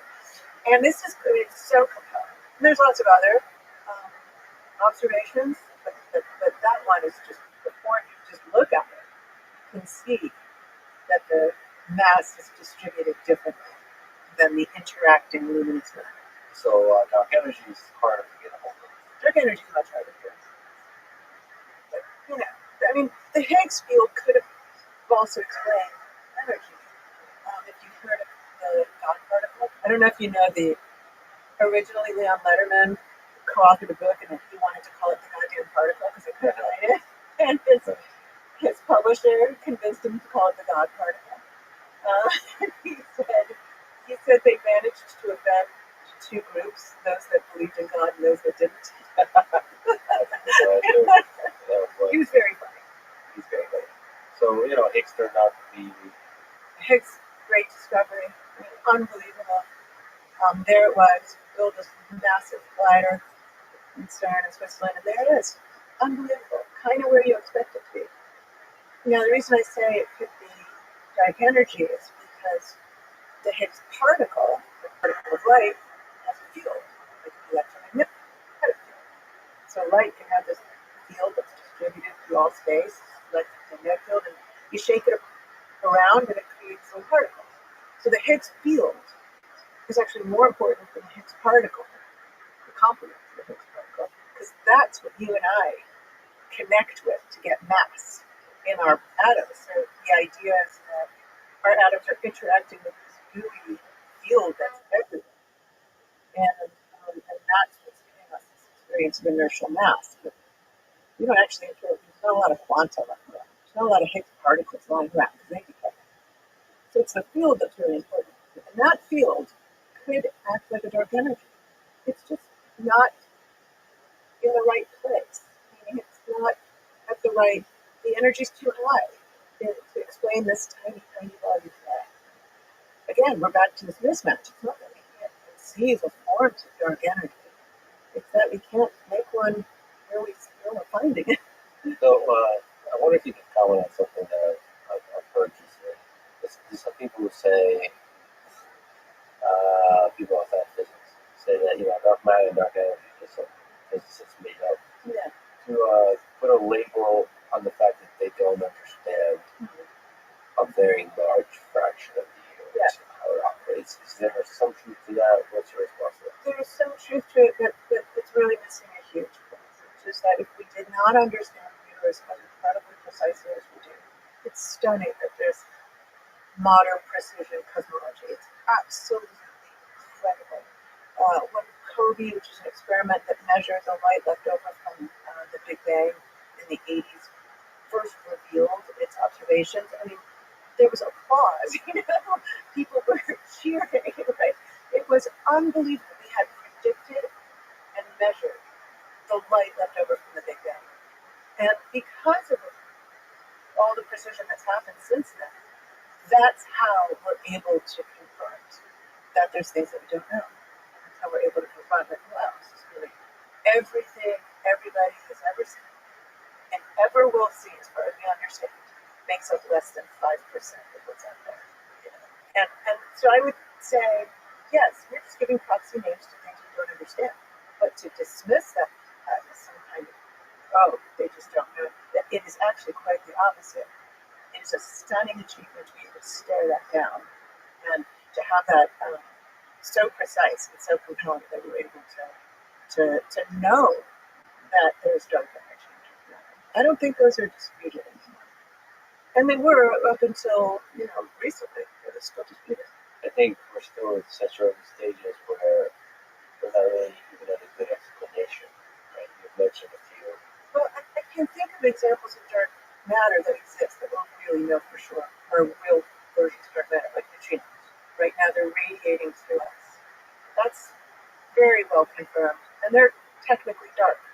They don't interact with light, and so we can't see them. Right now they're raining through us. If we could see the dark matter in this room, absolutely know is coming from the sun, it would be wild. It would be a rainstorm. Yeah. But they're just invisible to us. Mostly they pass through our bodies. Mostly they pass through the air. Occasionally they get caught in some fancy detector experiment that somebody built specifically to catch solar neutrinos. So dark matter is known to exist. It's just, again, there's not enough of it. It's not the right mass to be the dark matter that makes up this missing component. I wanted to say that I was recently fascinated by the flat earth people because there's been a split in the community. First of all, the community is fascinating study from the psychology, but they did this experiment where I forgot who funded it, but they sent physicists and flat earthers to Antarctica. Really? And the split happened because half of them got converted to round earthers. Wow, well, good for them. But then the other half just went, that it was all psyop. Really? That's fascinating. Somebody film that? That'd be a great documentary. Yeah, this is just at the end of last year. Meaning, I think it's such a clean study for me. It's like, there's so many conspiracy theories of some inkling. Like, there's some elements about the way governments operate or human psychology that it's too messy. Flat Earth theory is just clean. It's like spaghetti monster or something. Right. It's just a cleanly wrong thing. So Right. It's a nice way to Understand the discuss psychology. how a large number of people can believe it. Yeah, and why? What's very interesting is you trying to use rational arguments. Right? That makes it even more confounding to me. I would understand more somebody who just said, look, I have faith and I believe these things, and it's not about reason and it's not about logic. Okay. I don't really do it. Okay. But to say I'm going to use reason and logic and to prove to you this completely orthogonal conclusion, that I find really interesting. So there's some kind of romance about reason and logic. Yeah, but also there's questioning of institutions is really interesting to understand. Well, I mean, I actually appreciate the skeptics' stance. I don't. Scientists also have to be skeptics. You have to be childlike, naive, and somewhat, in some sense, really open to anything. Right? Otherwise, you're not going to be a flexible. You're not going to be flexible. But also to be skeptical. So I have respect for it. I guess that's exactly what I'm saying is more confusing because to invoke skepticism and then to want to use rational argument, what is the other component that's going into this? Because as you said, this is something that's easily verified. I mean, we have people in space. So you have to believe a lot more machinery. That's a lot more difficult to justify, explain, as a wild conspiracy. So there's something about the conspiracy that stirs a positive emotion. I think one of the most incredible things I have to talk to you about this, one of the most incredible things that humans have ever accomplished is LIGO. I have to talk about gravitational waves. And the very fact that we're able to detect gravitational waves from the early universe is epic. Wow. It's crazy. Yeah. Can you explain what gravitational waves are? We should bet you wrote a book about the humans, about the whole journey of detecting gravitational waves and LIGO, black hole blues. It's a book, but can you talk about gravitational waves? How we actually do it? Let's just start with the idea of gravitational waves. I have to move around a lot of mass to make anything interesting happen in gravity. And if you think about it, gravity's incredibly weak. Right now, the whole Earth is pulling on me, and I can still get out of this chair and walk around. That's insane. The whole Earth. Gravity's weak, right? So to get something going on in gravity, I need like big objects and things like black holes. So the idea is if black holes curve space and time around in the way that we've been describing, things fall along the curves of space. If the black holes move around, the curves have to follow them. Right? But they can't travel faster than the speed of light either. So what happens is black holes, let's say, move around. Maybe if that two black holes are working around each other, that can happen. It takes a while. A wave is created in the actual shape of space. And that wave follows the black holes. Black holes are insulated. Eventually, those two black holes will merge. And as we were talking about, it doesn't take an infinite time, even though there's time dilation, because they're both so big, they're really deforming space-time a lot. I don't have a little tiny marble falling across an event horizon. I have two event horizons. And in the simulations, you can see it wobble, and they merge together, and they make one bigger black hole, and then it radiates in the gravitational waves. It radiates away all those imperfections, and it settles down to one quiescent, perfectly silent black hole that's spinning. Beautiful stuff. And it emits E equals mc squared energy. So the mass of the final black hole will be less than the sum of the two starter black holes. And that energy is radiated away through the remainder of space-time. It's really important to emphasize that it's not light. None of this has to do literally with light that we can detect with normal things that detect light. X-rays, form of light, gamma rays are a form of light, infrared, optical, all this whole electromagnetic spectrum. None of it is emitted as light. It's completely dark. It's only emitted in the rippling of the shape of space. A lot of times it's likened closer to sound. Technically, we've kind of argued, and we haven't done an anatomical calculation, but if you're near enough to two colliding black holes, they actually ring space-time in the human auditory range. The frequency is actually in the human auditory range, that the shape of space can squeeze and stretch your eardrum, even in vacuum, and you can literally hear these waves ringing.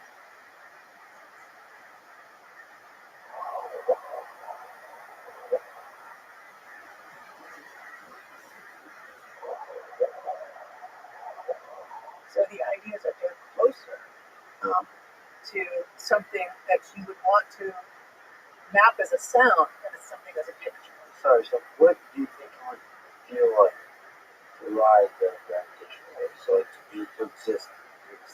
Because you mentioned When you could literally bob around, like your orbit would change, right? If you were orbiting these black holes, two black holes, you'd be in a complicated orbit, but your orbit would get tossed about. But how would the experience be? Because you're inside space-time. Yes, I see. So the black hole is experienced within space-time as a squeezing and stretching. So you would feel it as it's sort of squeezing and stretching, and you can also find your location change. Where you would fall would be redirected. So it's literally like a squeezing and stretching. That's the way to think about it. And it's very detailed, the sort of nature of this. But for many years, people thought, well, these gravitational waves kind of have to exist for these intuitive reasons I've described. As space-time's curve, and with the curve, the wave has to propagate through that curved space-time. But people didn't know if they really carried energy. The arguments went on and back and forth. Papers written in decades. But I like this sound more than an analogy because I liken the black holes as like mallets on the drum. The drum is space-time. As they move, they bang on the drum of space-time, and it rings. Remarkably, those gravitational waves, things don't interfere with them very much. So they can travel for 2 billion years, light years, in distance, 2 billion years in time, and get to us kind of as they were when they were emitted. Quieter, more diffuse, maybe they've stretched out a little bit from the expansion of the universe, but they're pretty preserved. And so the idea of LIGO, this instrument, is to build a gigantic musical instrument, kind of like building an electric guitar, where the electric guitar is recording the shape of the string, and it plays it back to you through an amplifier. LIGO is trying to record the shape of the ringing drum, and they literally listen to it in the control room, just sort of hums and wobble, and they're like trying to play this recording drum back to you. It's supposed to be taking a snapshot. It's like in time. Yeah, but to construct this guitar, Yes, you have to. it has to be very large and extremely precise. It's unbelievable. I can't believe they succeeded. I honestly can't believe they succeeded. It was so insane. It was such a crazy thing to even attempt. It took them 50 years. Really, people who started in their 30s or 40s who were in their 80s when it succeeded. I mean, imagine that tenacity, the unbelievable commitment. But the sensitivity we're talking about is here. This musical instrument is at 4 kilometers, spanning 4 kilometers in a kind of L shape with these tunnels, with just the largest holes in the Earth's atmosphere because they pulled a vacuum in these tunnels to build this instrument. And they're measuring, they're trying to record the wobbling of space-time, right, as it passes undulation. That amounts to less than 1/10,000 the variation in a proton over the 4 kilometers. It's an insane achievement. I love brain engineering. I don't know how they did it. I followed them around just for fun. I'm very theoretical. I don't build things. I'm always super impressed that people can translate something on the page and it looks like wires. I don't know how. I'm always surprised at what it looks like. But I walked the tunnels with Ray Weiss, who won the Nobel Prize along with Kip Thorne, and Barry Barish, one of the project managers. And I walked the tunnels with Ray. It was a delight. Ray's one was delightful. But Kip's one was wonderful people. I don't know. Ray said to me, the reason why it was called Black Hole Blues is because about a month before they succeeded, he said to me, if we don't detect black holes, this whole thing's a failure. And we've led this country down this wrong path. He really felt like this tremendous responsibility for this project to succeed. It weighed on him. It was just quite tremendous what the integrity, the scientific integrity. And first instruments he built, he was building outside of MIT on a tabletop. His colleagues said, "You're not going to get tenure. You're never going to succeed." And they just kept going. People like that, huge teams, huge collaboration, are just it's how the world moves forward. It's an example. It's there's building cynicism about bureaucracies when a large number of people, especially connected to government, can be productive. Bureaucracy is slowing it down. So it's nice to see an incredibly unlikely, exceptionally difficult engineering project like this. Yeah.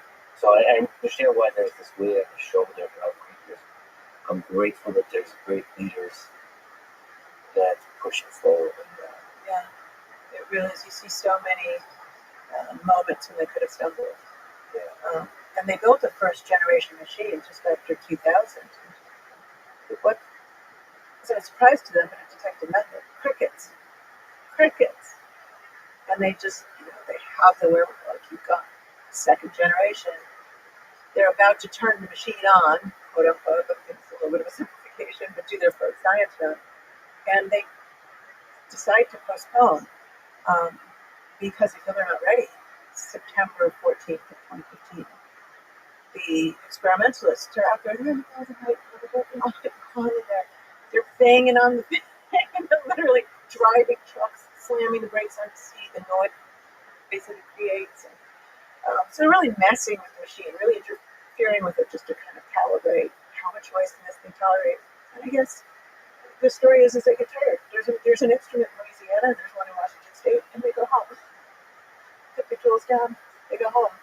It's they leave the instrument locked though, mercifully. And it's something like within the span of an hour of them driving back to their humble abodes that they have in these remote regions where they built these instruments. This gravitational wave washes over and it hits Louisiana first. It travels across the U.S., brings the instrument in Washington State. It began over 1.5 billion years ago, before multicellular organisms emerged from the Earth. Just imagine this from like a distant view, this collision course, right? And it's the centenary. It's the year Einstein published general relativity. So it was this, 100 years. If you just think about where that signal was when Einstein in 1915 wrote down the relativity. It was on its way here. It was almost here. What do you think is cooler? Einstein's general relativity or LIGO? Well, I can't disparage my friends, but of course relativity is just so all-encompassing. No, but so hold on a second.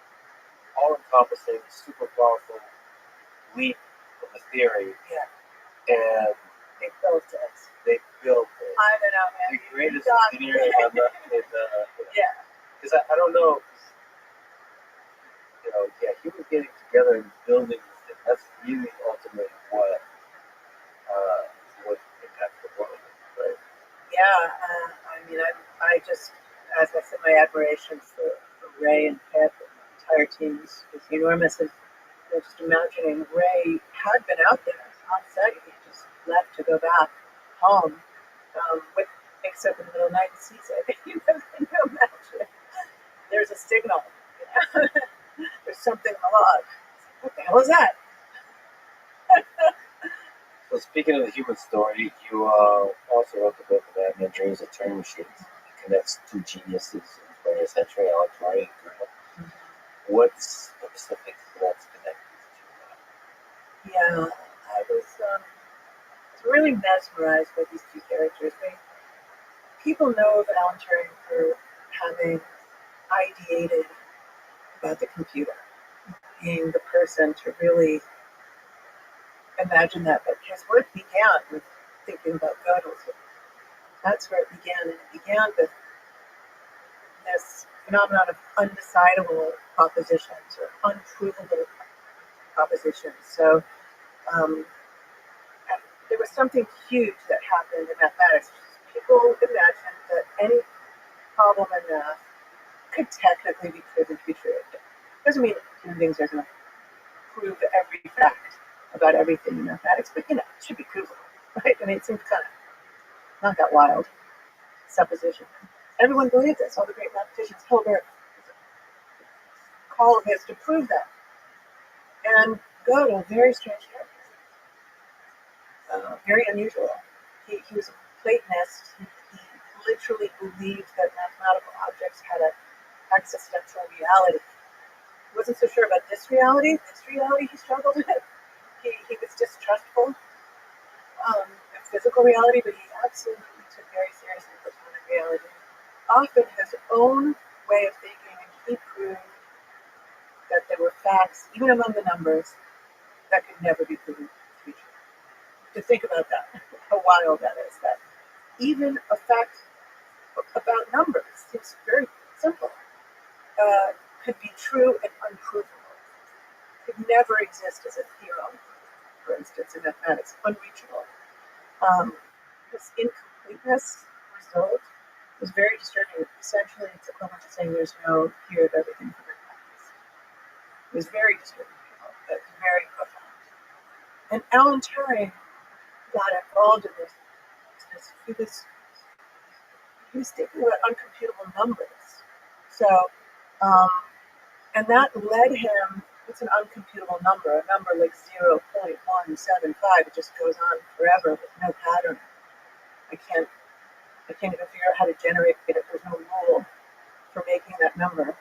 And he was able to prove that there were such things as these uncomputable, effectively unknowable numbers. And it might not sound like a big deal. It was actually really quite profound. He was related to Gödel intellectually, right, in the space of ideas. But he goes a very different path, almost philosophically the opposite direction. He starts to think about machines. He starts to think about mechanizing thought. He starts to think, what is a proof? How does a mathematician reason? What does it mean to reason at all? What does it mean to think? And he begins to imagine inventing a machine that will execute certain orders, mechanize thought in a specific way. Well, maybe I can get a machine that does this kind of thinking, and that he can prove that even a machine could not compute these uncomputable numbers. But where he ends up is the idea of a universal machine that computes, essentially can take different software and execute different jobs. Right? We don't have a different computer to connect to the internet than we do to write papers. It's one machine and one piece of hardware, but it can do all of this variety of tasks. And so he really does invent the computer, essentially. And famously, he uses that thinking in a very primitive form in the war effort, where he's recruited to help break the German Enigma code, which is heavily encrypted and largely believed to be uncrackable code. And people believe that Turing and his very small group actually turned the tide of the war in favor of the Allies precisely by using a combination of this thinking and just sheer ingenuity and some luck. But the other profound revelation that Turing has is that, well, maybe we're just machines, right? And just biological machines. This is a huge shift for him. It's very different from Gödel, who doesn't really believe in reality and thinks numbers are Platonic realities, and Turing kind of thinking we're kind of like we're actually machines and could be replicated. So, of course, Turing's influence is still widely felt. On many levels, both of the On many levels. complexity of theoretical computer science and mathematics, but also philosophy with this famous Turing test paper. So, like you said, conceiving, like what is the connection that I guess Gödel made between mathematics and humanity? Turing did, but I think there's another connection to those two people is that they're both in their own way kind of tormented humans. And they're very tormented. What aspect of that contribute to who they are and what ideas they develop? I mean, I think so much. I don't want to promote the kind of trite trope of the mad genius If you're brilliant, you're insane. I don't think that. I don't think if you're insane, you're brilliant. But I do think if somebody who's very brilliant, who also chooses not to go for regular gratification in life, they don't go for money, they don't necessarily value future comforts, they're not leveraging for fame. I mean, they're really after something different. I think that can lead to a kind of runaway instability, actually, sometimes. So they're already outside of kind of social norms. And they're already outside of normal connections with people. They've already made that break. And I think that makes them more vulnerable. So Gödel did have a life and strong relationships, as far as I understand. Was a successful mathematician and ended up at the Institute for Advanced Study, where he walked with Einstein to the Institute every day. And they talked about, he proved certain really unusual things in relativity. He made reference to these rotating galaxies. We were talking, and actually Gödel had a model of a rotating universe that you could travel backwards in time. It was mathematically correct. Showed Einstein that within relativity you could time travel. Just unbelievably influential, brilliant man, but he was probably a paranoid schizophrenic. He did have breaks with reality. He was, I think, quite distrustful and feared the government, feared his food was being poisoned, and ultimately literally starved himself to death. And it's such an extreme outcome for such a facile mind, for such a brilliant mind. I think it's important to sort of not to glorify or romanticize madness or suffering. But to me, you flip that around and just be inspired by the peculiar maladies of the human mind and how they can be leveraged and channeled creatively. Oh, yeah. I think a lot of us, obviously, probably every human has this peculiar quality. I talk to people sometimes about just my own psychology. I'm extremely self-critical, and I'm drawn to the beauty in people, but because I make myself vulnerable to the world, I can really be hurt by people. And that therapy, you lay those that out, this is this particular human. And there's a bunch of people that would say, many of those things you don't want to do. Maybe don't be so self-critical. Maybe don't be so open to the world. Maybe have a little bit more reason about how you interact with the outside world. But yeah, maybe. Or maybe be that fully, channel that into a productive life, into what probably a die in the time we have in this world. Make the best of the particular weirdness that you have. And maybe you will create something special in this world. And in the end, it might destroy you. And I think a lot of these stories of that, it's not that, it's not like saying, because in order to make it great, you have to suffer. No, if you're already suffering, if you're already weird, if you're already somehow don't quite fit in your particular environment, your particular part of society, use that somehow, use the tension of that, the friction of that, to create something. And that's the way, Nietzsche, who suffered a lot from even that stupid stuff like stomach issues. Like, that could be everything.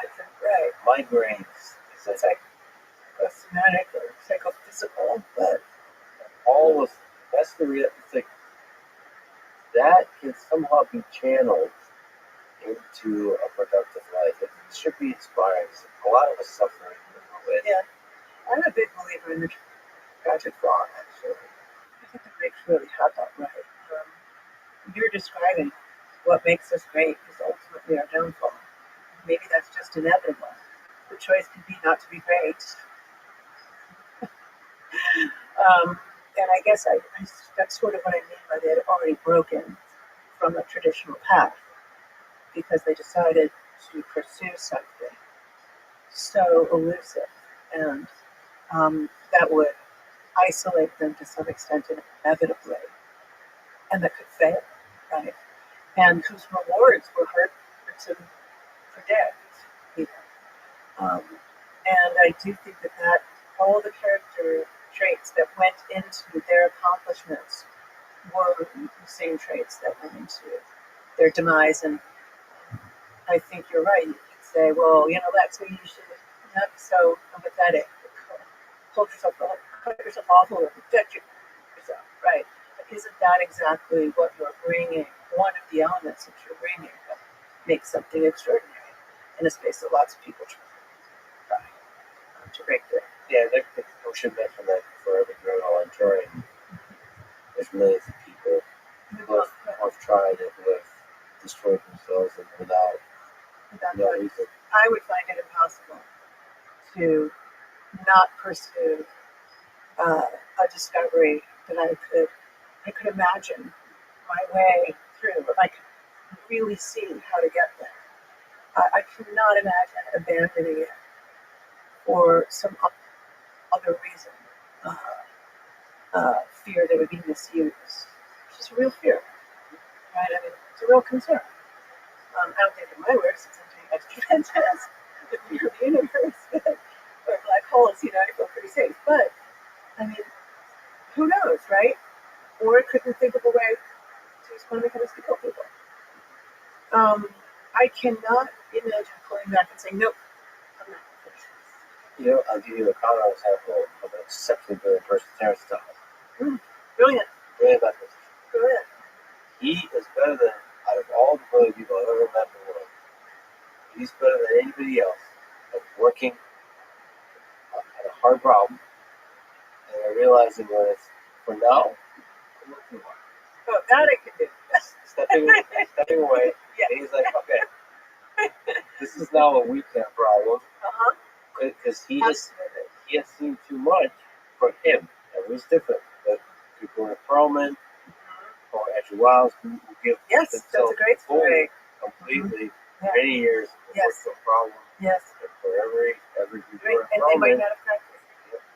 So you choose your life story. I totally agree. Now, I'm not going to say sometimes I take too long to come to that conclusion, but I will proudly say, as most theoretical physicists should, that I kill most of my ideas myself.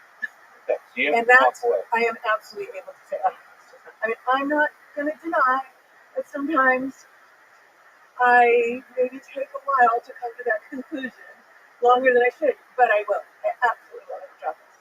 And that is any self-respecting physicist should be able to do that. The problem is with somebody like Andrew Wiles, who you're describing, to prove Fermat's last theorem. It took him 7 years. He had to know or something like that. He went up into his mother's attic or something and did not emerge for 7 years. Is that maybe he did? He was on the right track. He wasn't wrong. And that's it could have been eternity. He still might not have gotten there in the end. And so that's the really difficult space to be in, where you're not wrong. You are onto something, but it's just asymptotically approaching that solution, and you're never actually going to land it. That happens. He had a really great name, straight up great. He had a proof. Yes. Announced it, and then somebody found a mistake in it. That was just great. Yeah. Now everybody gets excited, Right. and now you realize that it's very much. And it's taking a year for people to check it. It's not the kind of thing you look over in an afternoon. To have the will, to have the confidence and the patience to go back, Unbelievable. rigorously work through it. But then there's another great story. You're a Coleman who spent 7 years that turned down the field medal. He did it all alone. Not after he turned down the field medal, the Millennial Prize, proving the project conjunction, he just walked away. Yeah.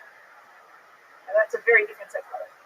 That's wired differently. Doesn't care about money, doesn't care about fame, doesn't care about anything else. Yep. In fact, where is he now? In St. Petersburg, Russia, trying to get a conversation with him. Mm-hmm. It turns out when you walk away and you're a recluse and you enjoy that, you also don't know what weird dude in the time. So it turns out I'm trying. Well, if you look at someone like Turing, his eccentricities were completely different. Right? It's not as though there's some mold, and I really don't like it when it's portrayed that way. These are really individuals who were still lost in their own mind in very different ways. Turing was openly gay, really, during this time. He was working during the war, World War II, so we understand the era, and it was illegal in Britain at the time. And he kind of refused to conceal himself. There was a time when the kind of attitude was, well, we're just going to ignore it. But he had been robbed by somebody that he had picked up somewhere. I think it was in Manchester. And it was such a small thing. I don't know what they took. It took like nothing. It was nothing. But he couldn't tolerate. He goes to the police and he tells them. And then he's arrested. He's the criminal because it involved this homosexual act. Here you have somebody who made a major contribution to the Allies winning the war. It's just unbelievable. Not to mention the genius, mathematical genius. I mean, he saved the lives of the people that were doing this to him. And they essentially chemically castrated him as a punishment. That was his sentence. And he became very depressed and suicidal. And the story is he was obsessed with Snow White, which was recently released. He used to chant one of the little, I don't know if you would call them poem songs that dip the apple in the brew, let the sleeping death sleep through. The chant from Snow White. And the belief is that he dipped an apple in cyanide and bit from the poison apple. Now, I don't know if this is apocryphal, but people think that the apple on the Macintosh with the bite out of it is a reference to Turing. Some people deny this. But some people say he did that so his mother could believe that maybe it was an accident. But quite a terrible end. Yeah, but two of the greatest humans ever. Mm-hmm. I think the reason why I tie them together, not just because ultimately their work is so connected, but because there's this sort of impossibility of understanding them. There's this sort of impossibility of proving something about their lives. But even if you try to write factual biography, there's something that eludes you, and I felt like that's kind of fundamental to the mathematics, the incompleteness, the undecidable, the incomputable. So structurally, it was about what we can kind of know and what we can believe to be true, but can't ever really know. Yeah, limitations of formal systems, limitations of biography, and fiction and nonfiction. Limitations. So there's so many layers to you. So one of which is this romantic notion of just understanding humans, exploring humans, and there's the exploring science, there's the exploring the very rigorous, detailed physics and cosmology of things.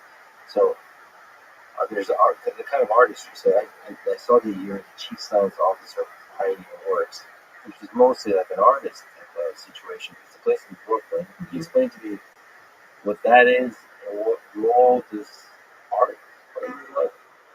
I can start with Pioneer Works. Pioneer Works, in some sense, it was inevitable that I would land in Pioneer Works. I was marching there for many years, and just it came together again with this collision. It was founded by this artist, Dustin Gallen, very utopian idea. He bought this building, this old iron works factory called Pioneer Iron Works in Brooklyn. It was in complete disrepair, but a beautiful old building from the late 1800s. And he wanted to make this kind of collage, he's definitely a collage artist, works in glass, very big pieces, very imaginative and wild and narrative and into nature and consciousness. And I think he wanted to do that with people. He wanted a place, a collage, a living example of artists and scientists. And it was founded by Dustin and Gabriel Florent. It was the founding artistic director. It was started just before Hurricane Sandy. I don't know if people feel as strongly about Hurricane Sandy as New Yorkers do. It was a real moment around 2012, 2013. Sort of paused the project. You can even see the kind of waterline brick where Sandy was. I came in and collided with these two shortly after that. It really was like a collision. Science, their art, Gabe makes everything, built everything with his bare hands. Dustin's a dreamer. They love science. They really wanted science. Science is hard to access. I have always loved the translation of science in literature and art. I love fiction writers, like really literary fiction writers who dabble thinking about science. And I very firmly believe science is part of culture. I know it to be true. I don't think of myself as doing outreach education. I don't like those labels. I'm doing culture. And artists in their studio working out problems, understanding materials, building a body of work. Nobody says to them when they exhibit, why are you doing outreach? Or are you doing education? It's the logical extension. So I feel that if you've had the privilege of knowing some of these people, of seeing a little bit from the summit, had a little glimpse yourself, that you bring it back to the world. So we boom, exploded, fine arts became science and art. It's not artists who all do science or scientists. Artists who do art. It's real hardcore scientists talking about science and a lot of live events. We have a magazine called Broadcast where we feature all of the disciplines running together, artists with all kinds of things. When I first started doing events there, my first guest, like you, I was talking to you. I don't know how to talk to people because I'm nice guys. And I've been on the interviewee side so much that I know exactly, it's like fully formed for me how to do those conversations. Yeah, you're extremely good at that also. Yeah, thank you. I appreciate that.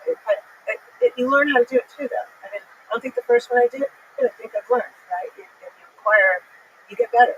It's really interesting. And I love to study. I think you do too. I really look into material. And I love science. I really do. I want to talk to a CRISPR biologist because I don't understand it and I want to understand it. And I saw there's a bunch of cool events. Very, very fascinating variety. Yes, a really fascinating variety of humans. That's a good way of putting it. Yeah, so it made me put in my mental map of like it's a cool place to go and visit in New York. Yes, you have to come see us. I think you would love it. Also, as you mentioned fashion, I've seen you do a bunch of talks. And there's a lot of fashion. Yeah. Oh my Appreciation God. of fashion going on. I am so, you're giving me an opportunity to give a shout out to Andrea Lauer, who's a designer who makes these amazing jumpsuits that I often wear in a lot of my events. She has a jumpsuit design line called Risen Division. She just makes these incredible, they're fantastic. We also design patches for all of our events, these string theory patches and consciousness patches. You should show this overlay. Right? Hopefully there's some nice pictures to look about everywhere. So, I think all of this is just, I just like to experiment with life. I think making the magazine was a big wild experiment. You said with life? With life. Nice. Yeah. This kind of idea that we were just describing is, I find it hard to stop the momentum if I think I can make something. I have to try to make it. And to me, this is the closest I come to experimentation and collaboration. Because even though I collaborate theoretically, I have great collaborators, Brett and Green, Massimo Parati, Dan Cabot, these are my really close collaborators. A lot of theoretical physics is alone. You're in your mind a lot. This is something that really was built, this triad of Dustin, Gabe, and I, and all the amazing people who work there are amazing. Or we really are doing it together, and you take one element out, and it starts to change shape, and that's a very interesting experience, I think. And making things is an interesting experience. You mentioned literature. Is there books that had an impact in your life, whether it's literature,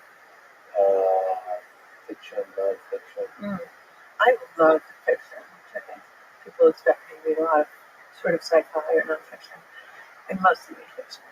I had a syllabus of great fiction writers that had science in it, and we love that syllabus. Can you ever make that public? Yeah, I think I can tell you some of them if they come to mind. And, Katsuo Ishiguro, who won the Nobel Prize, wrote *Remains of the Day*, probably most famously. His book *Never Let Me Go*. It's unbelievable, totally devastating, stunning. I say really love literature. So when people can do that with these very abstract themes, it's sort of my favorite space for literature. I must wrote a book that went backwards. I love some of his other books even more, but Time Terror is pretty clever. Do you like it when these non-traditional mechanisms are applied to tell a story that's fundamentally human? There's some And the beauty of the language, like I really appreciate that. Even Orwell is amazing. Hitchens writing on Orwell is amazing. Um, there was some plays on the syllabus. I have to think what else was in there, but there was one book that I think was kind of surprising that I think was an absolute masterpiece, which is The Road. And you might say, in what sense is The Road science? Well, first of all, Cormac McCarthy absolutely loves scientists and science. And you can feel this very subtle influence. And that book is, it's a really remarkable, precise, stunning, ethereal, all of these things at once. And there's no who, what, where, when, or how. You might guess it's a nuclear event that kicks off the book. A lot of people know the roadie from the movie, but really the book is magnificent. And it's very, very abstract. There's a sense to me in which it is science is structuring. And still fundamentally the human story. Yeah, absolutely. The boy. Yeah. So the science plays a role in creating the world. Within it, but still, really, it's a different way to explore human dynamics and when it's maybe blend some clarity and depth that maybe a more direct telling the story would not. Yeah. And even surreal worlds of, I don't know why, but I return to Orwell's Animal Farm a lot. It's these kind of like, it's another art form to be able to tell a simple story with some surreal elements. Yeah. Well, just simple language. Oh, Animal Farm's incredible. I've had some of the, I've played with, some animals are more evil than others. There are in good old terrains where there were some infinities that were bigger than others. Yeah, it is. And certain books just kind of inject themselves into our culture in a way that just reverberates. I don't know, as it creates culture, not just influences. It's just like, it's quite incredible how writing and literature can do that. Yeah. If you could have one definitive answer to one single question, this is the answer. So hard. Yeah. Well, there's an oracle, and you get to talk to that oracle. You can ask multiple questions, but it has to be on that topic. So just clarify it. What mystery of the universe would you want that oracle to help you? It's funny. I should say the obvious thing, but I feel like I almost think it would be greedy. I think of a complicated response to this. The obvious thing for me to say would be, I want to understand gravity or if gravity is emergent. It's not even something I work on day to day. Yeah. I mostly just look with interest at what others are doing. If I think I can jump in, I would. But I'm not jumping into the fray. But obviously, that's the big one. And there is a sort of sense that with that will come the answers to all these other things. My complicated relationship is that, part of the scientific disposition is having stuff you don't know. We're not going to have all the answers, I hope, because then then what? Right? It's sort of dystopian. Yeah, I totally agree with you. I like the mysteries we have. Yeah. I kind of had this assumption that there will always be mysteries, so you want to keep solving it. They will lead to more. In the same way that relativity led to black holes led to information loss paradox, or the Big Bang, or what happened before, or the multiverse. it's because we learned so much and we're able to escalate to the next level of abstraction. Yeah, by the way, Questioning. we should mention this. You're talking historical. Even if you ask the obvious question about quantum gravity, I almost guarantee with 100% probability that even if all your questions are answered, it's impossible to get to the end of your question. Because it says, Oracle will say, no, you get unified. But then you say, well, but Well, yeah, and then you say emergent, and then Oracle will say, well, everything you think is fundamental is not, it's emergent. So, okay, well, this is more questions. I mean, it's been 100 years more since relativity, we're still picking apart. And there may be new ones. Mm-hmm. You're right that eventually all our history in this universe will be erased. Mm-hmm. How does that make you feel? Yeah, it's a tough thought. But again, I think there's a way in which we can come to terms with that. That's kind of poetic. And you build something in the sand and then you erase it. Yeah. So I think it's just a reminder that we have to be concerned about our immediate experience too. How we are to those around us, how they are to us, what we leave behind in the near term, what we leave behind in the long term, how we contributed, and did we contribute overall net positive? Eventually, I think it's kind of hard to imagine. But yes, all of these Nobel Prizes, all of these mathematical proofs, all of these conversations, all of these ideas, all the influence we have on each other, even the AI, eventually will expire. Well, at the very least, we can focus on drawing something beautiful in the sand before it's washed away. Well, this was an incredible conversation. I'm truly grateful for the work you do. And me for your work. Thanks so much for having me. Thank you for coming. Yeah, lots of fun. Thanks for listening to this conversation with Jan 11. Support this podcast. Please check out our sponsors in the description. And now, let me leave you with some words from Albert Einstein on the topic of relativity. When you're courting a nice girl, an hour seems like a second. When you sit on a red hot cinder, a second seems like an hour. That's relativity. Thank you for listening, and I hope to see you next time.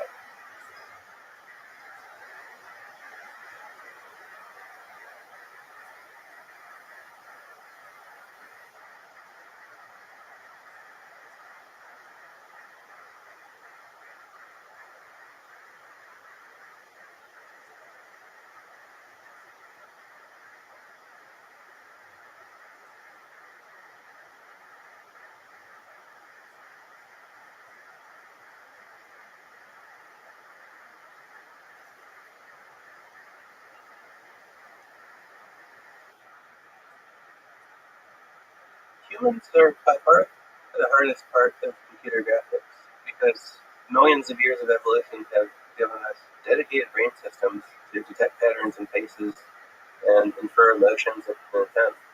Because cavemen had to, when they see a stranger, determine whether they were likely friendly or they were likely trying to kill them.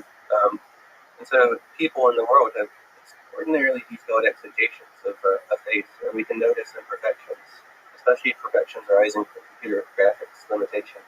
Okay, one part is capturing humans, and so we built really advanced dedicated hardware that puts a human in a capture sphere with dozens of cameras and then taking high resolution, high frame rate video of them as they go through a range of motions.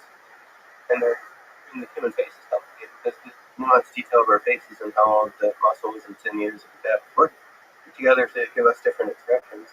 So it's not only about the shape of a person's face, but it's also about the entire range of motions they might go through. So that's the data problem. There's a lot of other problems with computer graphics. There's technology for rendering hair, which is really hard because you can't render every. Again, we know the laws of physics. It would be easy to just render every hair. It would just be a billion times slow. So you need approximations to capture the net effect of hair on rendering on pixels without calculating every single interaction of every light with every strand of hair. That's one part of it. There's detailed features for different parts of faces. There's subsurface scattering, because we think of humans as opaque, but really our skin is light travels through it. It's not completely opaque, and the way in which light travels through skin has a huge impact on our appearance. And this is why there's no way you can paint a mannequin to look realistic for a human. It's just a solid surface, and we'll never have the sort of detail that you see. That kind of blew my mind. I think through that. I think I heard that sort of the oiliness of the skin creates very specific, nuanced, complex reflections, and then some light is absorbed and travels through the skin, and that creates textures that are human eyes able to perceive, and it creates the thing that we consider human, whatever that is. All of that while considering all the muscles involved in making the nuance expression. Just the subtle squinting of the eyes, the subtle formation of a smile. It's the subtlety of human faces you have to capture. Like the difference between a real smile and a fake smile. But the way to show like beginning formation of a smile that actually reveals deep sadness. All of that, like when I watch a human face, I can like read that. I can see that. You have to have the tools that in real time can render something like that. And that's incredibly difficult. That's right. Getting faces right requires the interplay of literally dozens of different systems and aspects of computer graphics, and if any one of them is wrong, your eye is completely drawn to that, and you find it on their own side of uncanny valley. The following is a conversation with Tim Sweeney, a video game programmer, founder and CEO of Epic Games, that created many incredible games and technologies, including the Unreal Engine and Fortnite, which both revolutionized the video game industry and the experience of playing and creating video games. This is the Lex Luthor podcast, supported. Please check our sponsors in the description. And now, dear friends, there's Tim Sweeney. When did you first fall in love with computers? And maybe with programming? I had a brother, Steve Sweeney, who's 16 years older than me, and at some point when I was a little kid, he went off to work in California for a tech company, and he'd gotten one of the first IBM PCs. So for one summer, I think I was about 11, I went to visit him in California. The first trip away from my family, just to hang out with him, and he had this brand new IBM computer, and I learned to program over the course of a few days in BASIC. I was just blown away with the capabilities of computers at the time. It's unbelievable what they could accomplish, and I was just hooked from that point onward, and very much wanted to be a programmer. Do you remember what you wrote in BASIC? Is it video game type things? Is it like for loop, some numerical thing? What do you remember? Yeah, it's funny. I have a pretty vivid memory of all the first things I learned to program. I have a hard time remembering people's names, but like kind of really sticks with me. Every step and every challenge, there are lessons learned. And so I've come to realize, just like me, getting over some learning hurdles, but other things were actually shortcomings of programming languages, and the realization there are actually better ways. And what a programmer is learning to program for the first time, a lot of what they're facing isn't the challenge of learning a new art. It's the friction introduced by the failures of programming language design. And so I've constantly come back to those early lessons as I progressed and done more and more things, including building programming languages. Yeah, the friction and the pain is the guide to learning in programming. That would be marked by pain. And that pain, you shouldn't escape the pain. The pain is instructive for you to understand programming languages. But do you remember what kind of stuff you were writing at that time? Just the early program? Yeah, in the early days, I wrote a little bit of everything. I wrote some games. The first game I wrote on the Apple II was, since I only knew how to program in text, the computer would throw asterisks across the screen. They'd flow from left to right, and you'd have a parenthesis on the right-hand side of the screen, and the baseball net. You're supposed to catch the asterisks. That was my very first game. It took about a couple hours to build and tune, and I went from there. But I built a lot of things. I built databases at different points. I built a programming language and a full compiler, a language I passed. I didn't know where you went to buy one of those, so I made my own.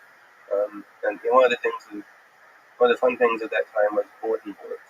Before we had the internet in the hands of consumers, you used your modem and you dialed into a local phone number and connected to whoever was trying to get.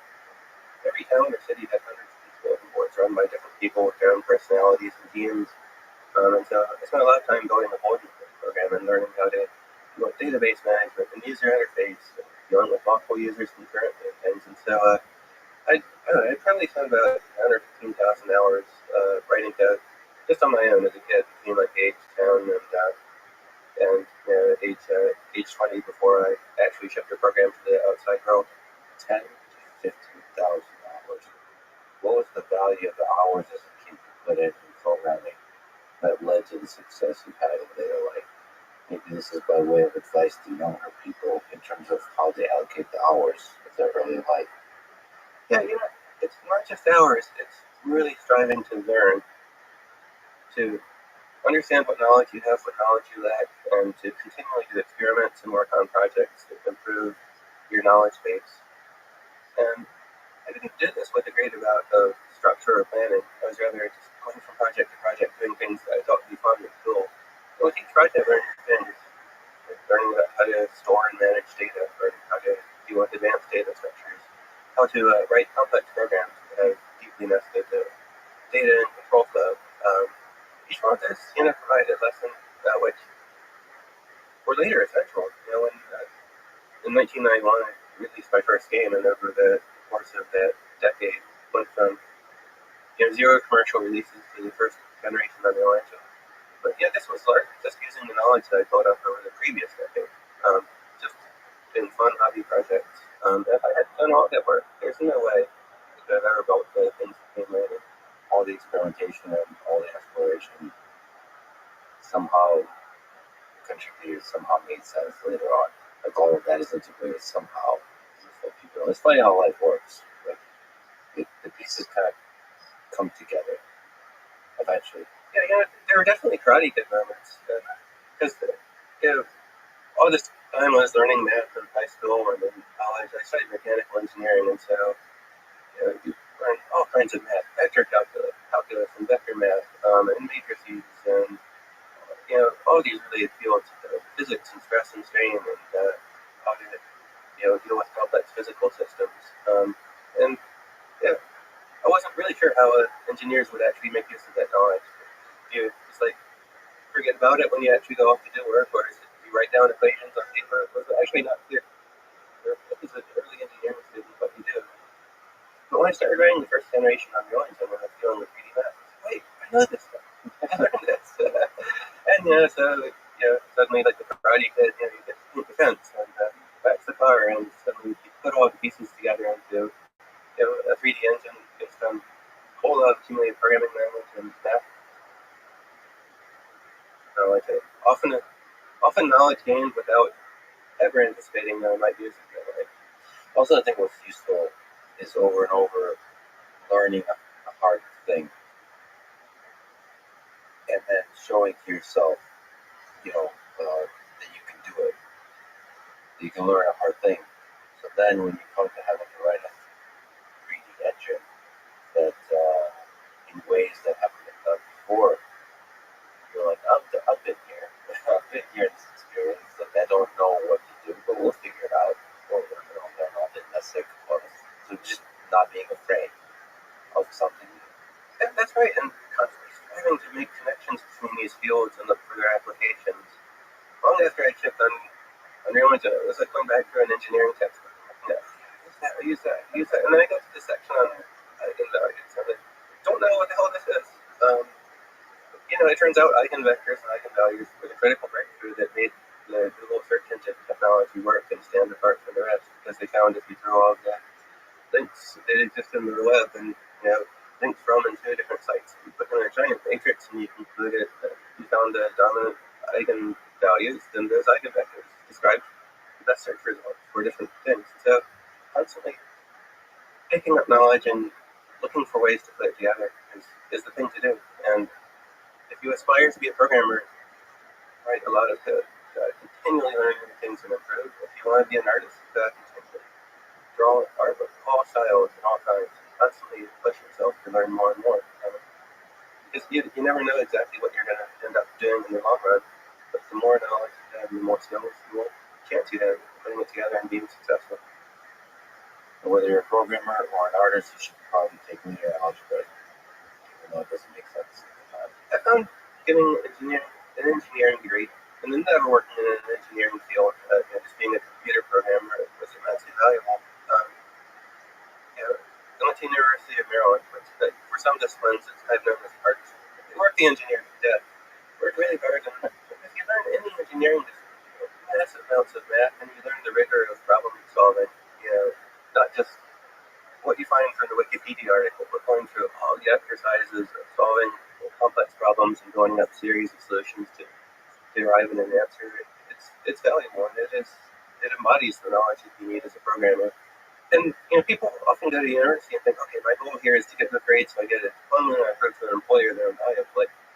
No, that's just kind of the superficial bookkeeping of the university. The real purpose of all of this is to learn. And whether you learn formally or you learn on your own, it's the learnings that are really valuable in a career. And especially if you're going to be entrepreneurial, it's really knowing the stuff that matters and not having the diplomas. And there's ever more pressure to rebuild society more and more around credentials. Do you have this certificate? Do you have that proof? But companies that are focused on just building great products and doing great things gravitate towards people who do the great work.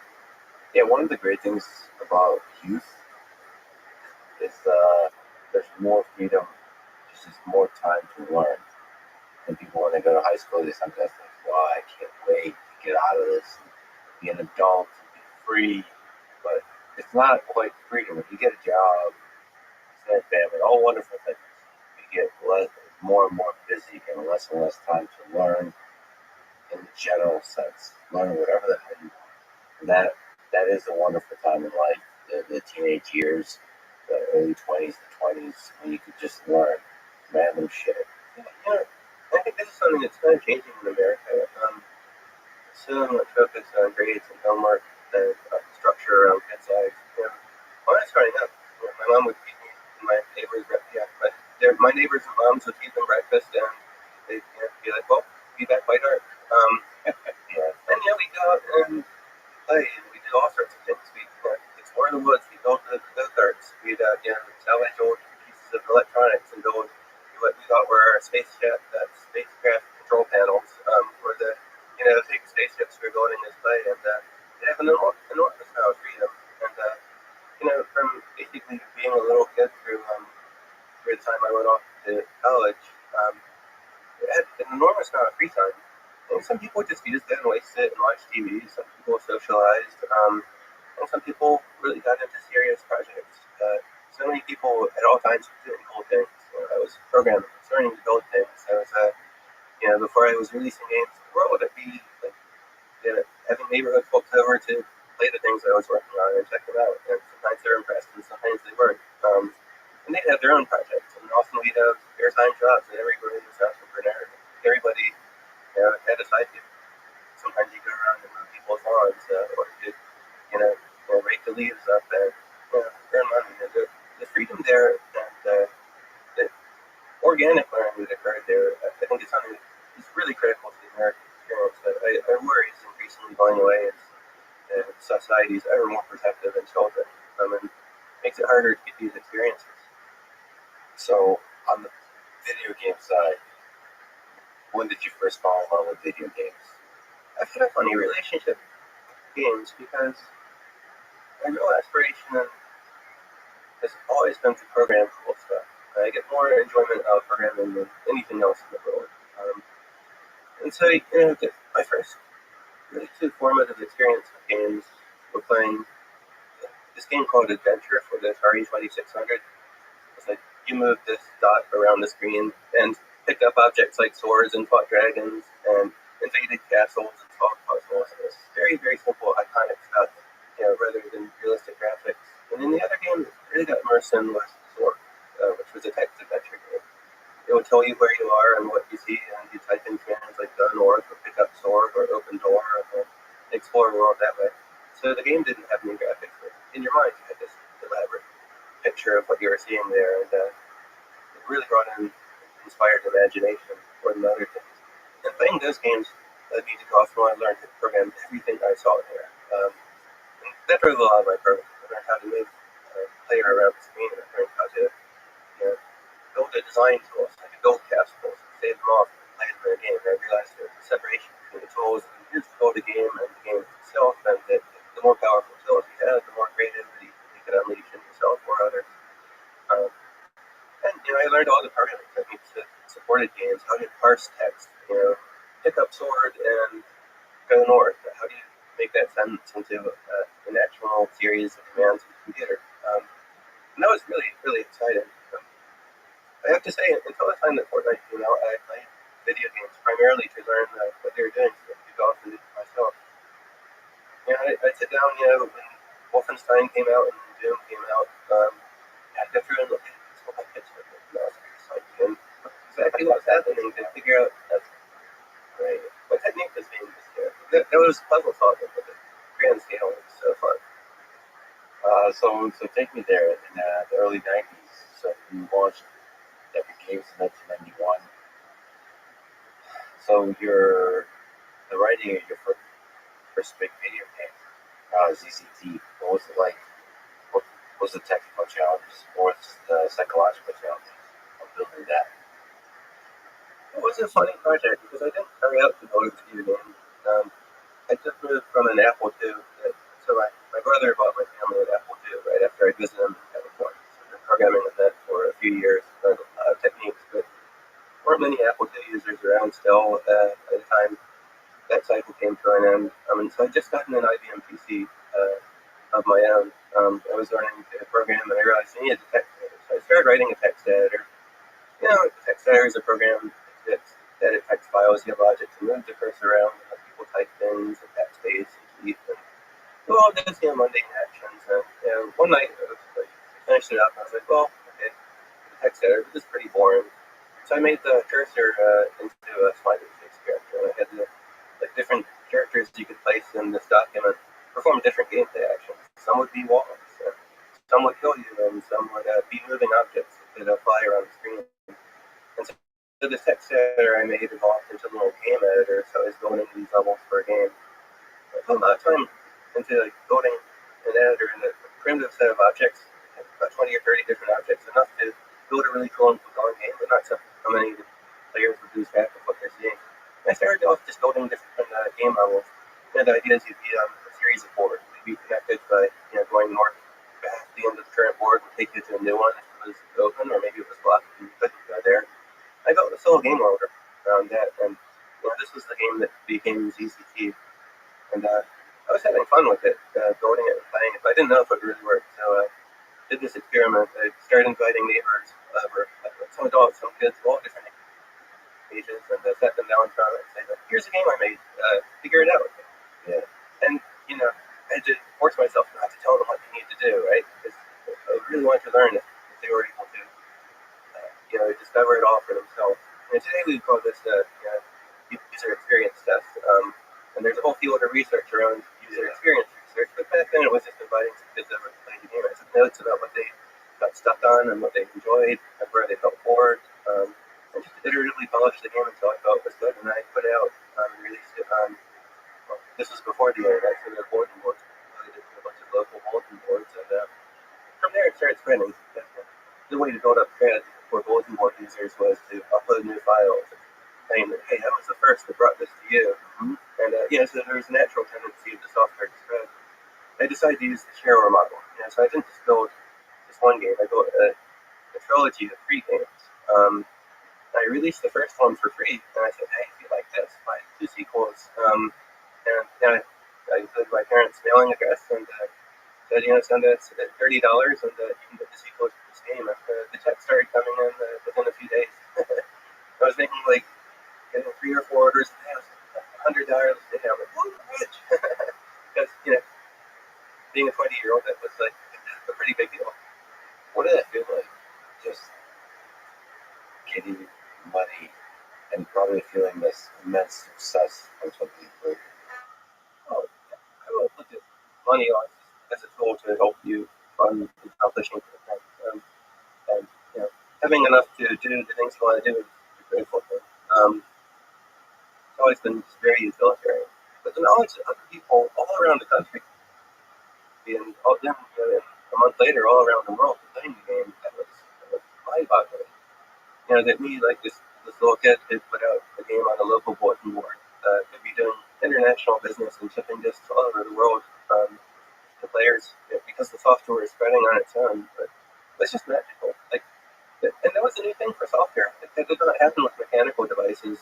You manufactured one, you sold it to somebody, and they had it, and that was it. The software could spread. That was just really cool to see, and it made me realize there's really no upward limit on the potential for a business like that. We saw Microsoft as a big juggernaut company at the time, but it's like, hey, if that does games good enough, we could accomplish what they have accomplished with operating systems. And the sky was the limit. I think this is the age we live in now. You don't have to be an industrialist manufacturing physical products. Anybody who builds anything digitally, if it's good enough, you can reach the entire world and build, next Microsoft or Meta or Apple or Google or Epic Games. Such a cool origin story, though. You start out building text editor. So you're looking at this project, you're playing around with it, you're building up the tools. It's an inspiring moment because a lot of us start out building the project. To allow yourself to see the potential pivots, the potential trajectories that can go is really nice. To sit back, allow yourself to be bored. You're like, I'm going to go this way. I mean, that's like a crossroads. You came to a crossroads. You built compilers, you design your own programming language for compilers, databases, all these things you mentioned. And you started building a text editor, and then here came to this crossroad. I'm going to make this fun. And then from there, one of the most legendary gaming companies was great. It's kind of cool. That's an inspiring thing for some developers. Be open to the possibility of creating something you didn't plan to create. Just go with it, right? That's cool. Yeah, and there was a bunch of learnings emerged really quickly there. The neat thing I did with ZZT was I didn't just release the game. I also released the editor. I built this tool so I could make these ZZT boards for people to play, but I also gave it to all the players themselves. And 30 years later, I still run into people when I go to a game industry event. It's like, I grew up playing ZZT. And here's an adult who grew up playing my game. And it was because it enabled anybody to become a creator too. It had this old board editor, and it also had a little scripting language. You learn a little bit of programming in it too, and it kind of impressed. And it really set a formative principle of Epic, which was that the company's mission is to make awesome entertainment, but also awesome tools, and to share those tools with everybody. They can go on their own amazing things too. And when we got into Unreal Engine a few years later, the interplay between us building a game and us building tools that were widely used by others was a critical part of that. And I think that's the sole reason that Epic has been massively successful, and actually the reason that we've survived all this time is that by serving both creators and gamers, and been able to weather the ups and downs of the game industry.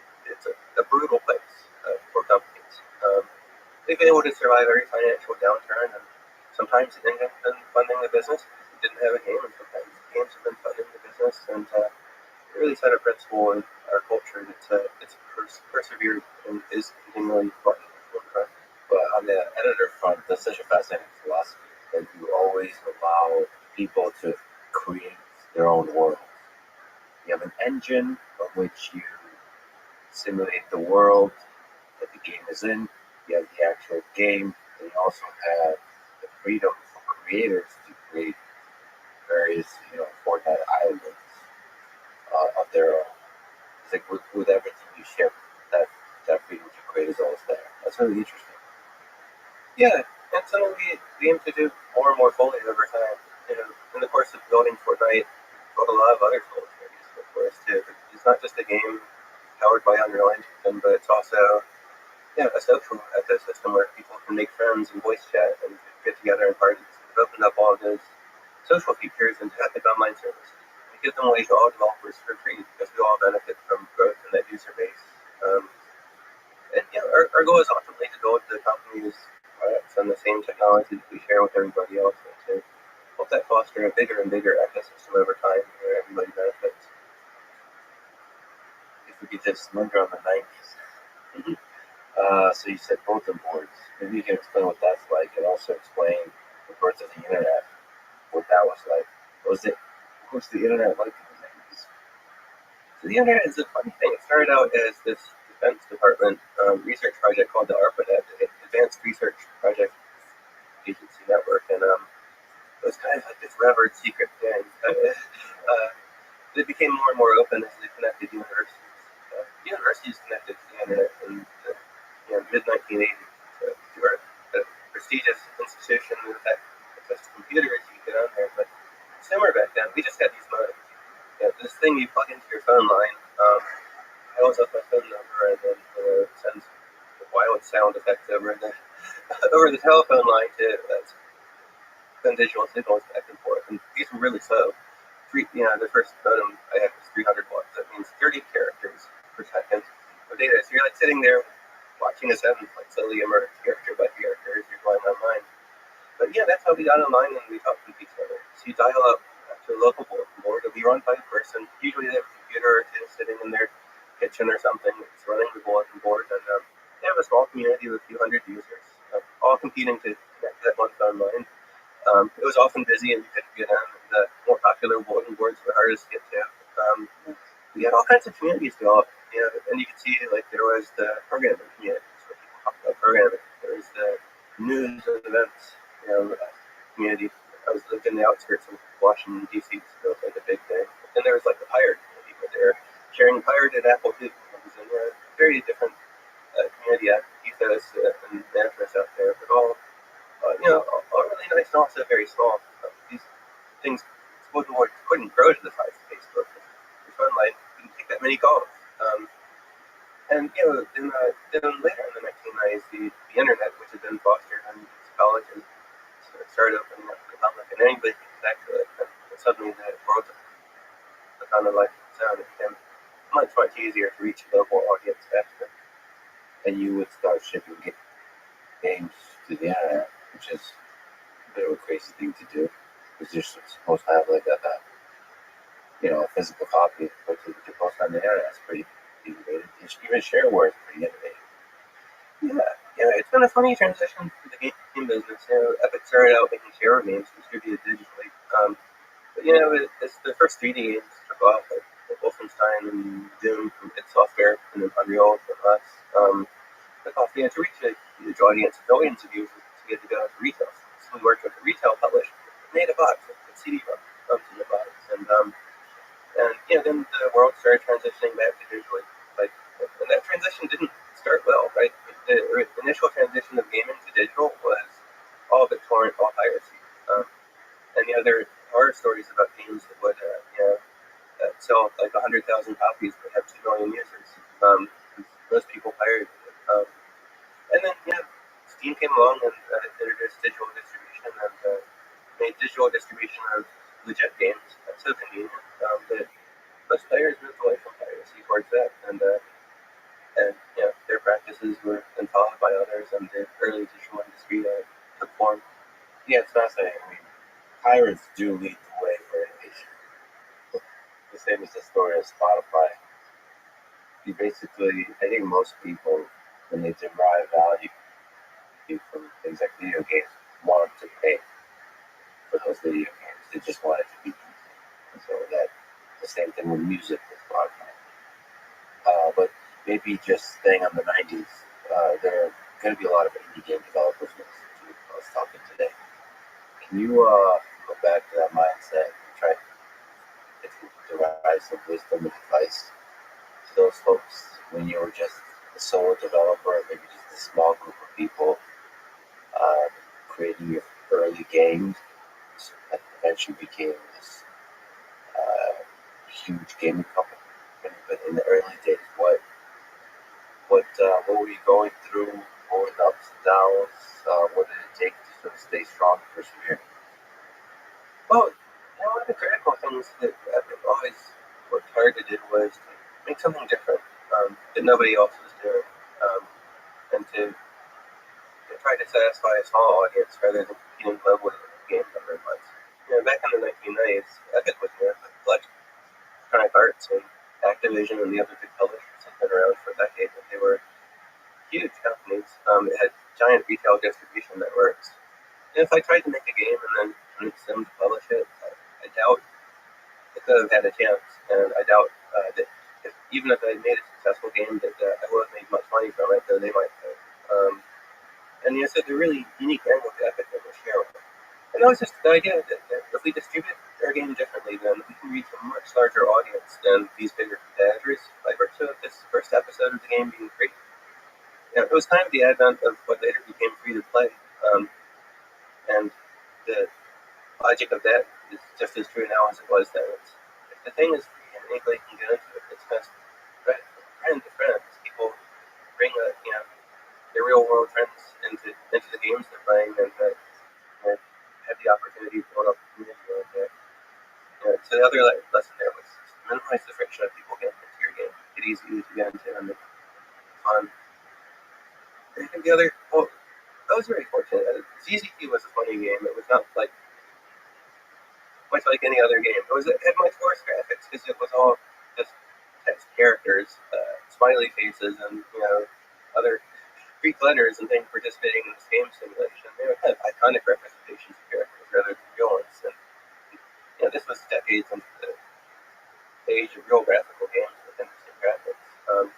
And so it wasn't even trying to compete in that area, but it was able to compete in a different area, which is that it wasn't just the three games I made and shipped as a trilogy that were successful and drove the success of the product. The fact that I released an ad, there's a whole community around it. And you see that trend has repeated itself. Like there was ZZT was on it. Before that, there was Bill Budgeon's Pinball Construction Set. It was a 1980s Apple game that let users build their own pinball tables. And since then, you've had some of the world's most successful games pop with it, like Minecraft, build your own stuff, Roblox, Fortnite's creative and underwriters for Fortnite. Games that become platforms for other people to build stuff as real operating. I think the big thing is for indie developers right now is there's massive competition of every major genre, and so it's very unlikely that unless you just happen to be the world's best at a particular thing, you're going to release a game in an existing highly competitive genre and win. A much better chance of success is on releasing something that hasn't been done before.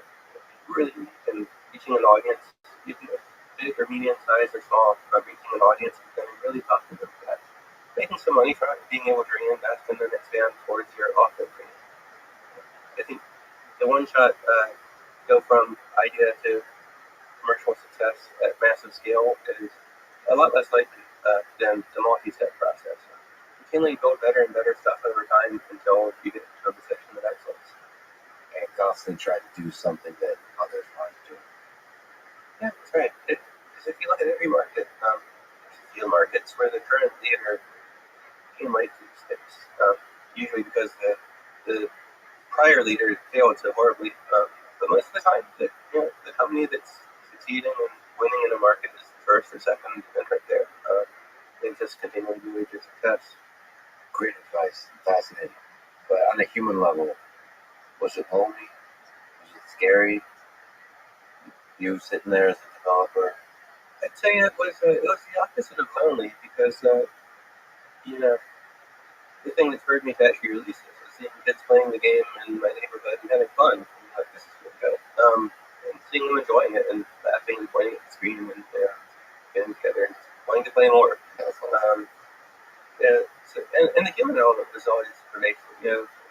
Like not only receive orders, but people would actually write letters. We wrote letters back then in the 1990s.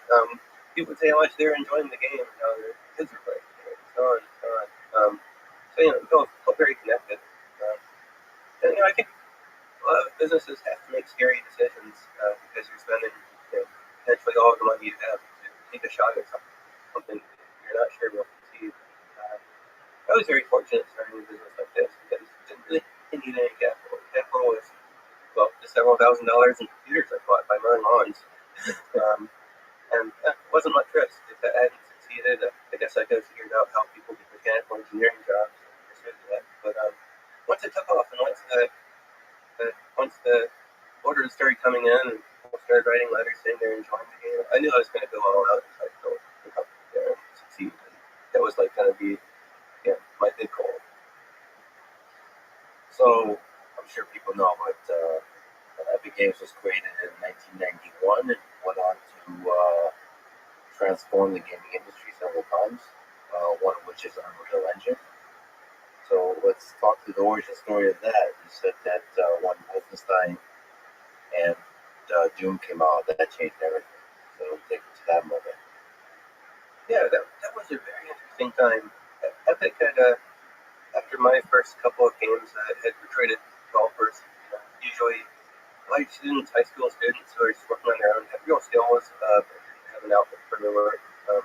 Epic had been matchmaking the best artists and programmers together for a long time. Well, Chaz Jackrabbit was Lisinski, a high school kid in California, made a really cool adventure game together with Ariane Brucey, a demo coder from Holland, make amazing graphical stuff, and develop a 2D game engine. And it connected them together, and musician Robert Allen in California, and by telephone and modem and so on, we're building these little 2D games and having quite a lot of success. There are a bunch of people making thousands of dollars a month while they were still students, and royalties from the games that Epic was kind of producing and coordinating people with people and publishing through shareware. And that was all going great. We had a little office, and we were copying floppy disks and mailing them out. But when Wolfenstein came out, we realized the future of gaming was going to be 3D.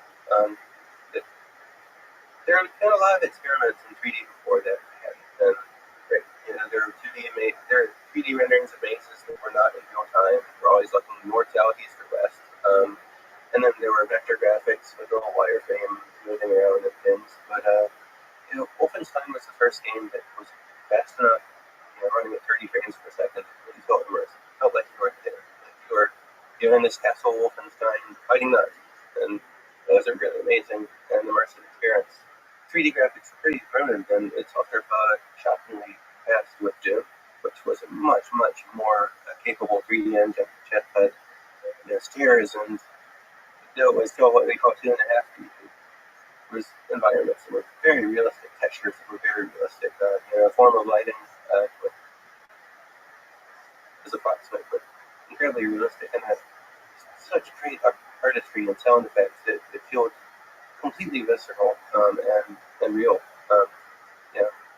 You might look at it today from our point of view of a modern game player with 20 teraflops of computing power in your device and say, oh, that's not very impressive, but it was amazing at the time.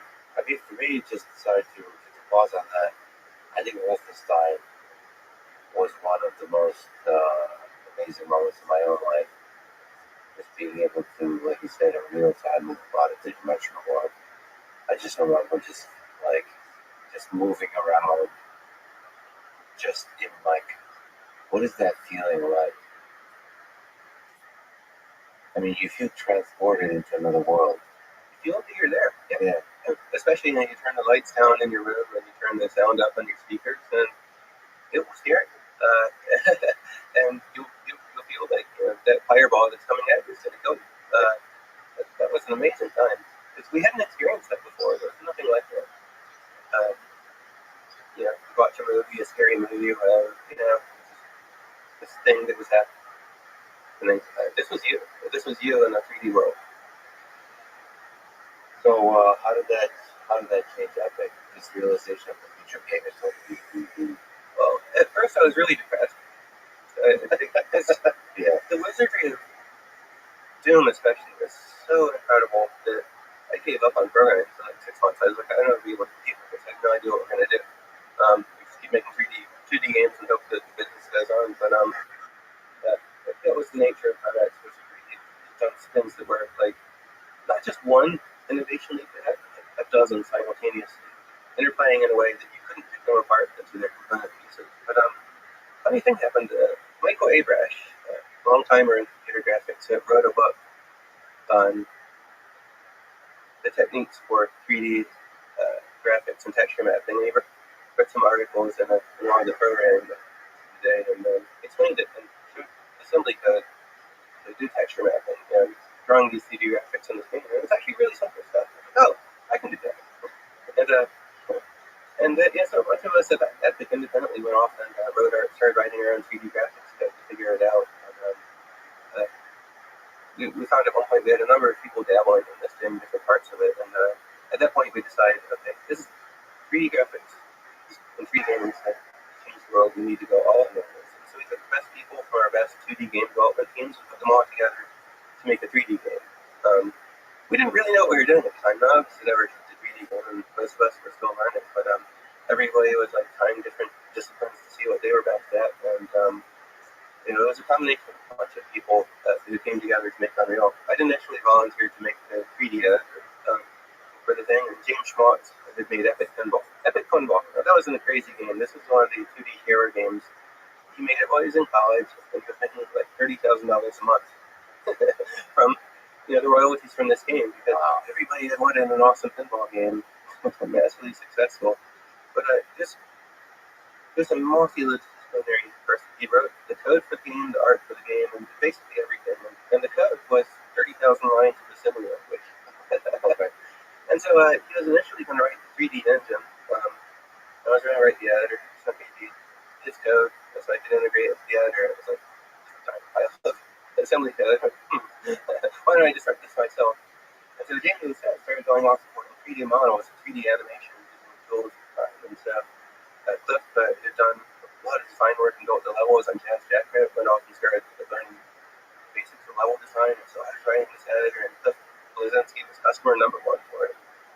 Starting to go off and build levels, James Schmaltz was playing awesome features, sending them to me, and put them in implemented in games. We brought in an animator to life, and we brought in more and more people until at the peak of Unreal 1 development, we had about 20 people working on it, which was a huge team at the time. It was really stretching Epic's finances nearly to the breaking point. We barely survived and almost ran out of money a number of times for that. Somehow we always pulled through, and it was a crazy project because it was 3.5 years of development, and a game we always thought was 6 months from shipping. And it was like 3.5 years of 70 or 80-hour weeks for most everybody working on the project. Not even knowing what problems we need to solve next, go through some of the current ones. Were there moments when you were losing hope that this might take too long and the company will run out of money? Sure. We were always very financially stressed, so I was continually worried about that. I had total confidence that we'd work out all the technical and artistic problems, because we knew the pieces, and it was largely a matter of typing code in and solving some problems. And kind of like we knew we could get the version of it, and the thing that was continually really interesting was the ongoing discovery of new techniques as we went. Because at the time, Taik had shipped, it had a little bit of dynamic lighting. Unreal really pushed dynamic lighting much harder than anybody else had done before.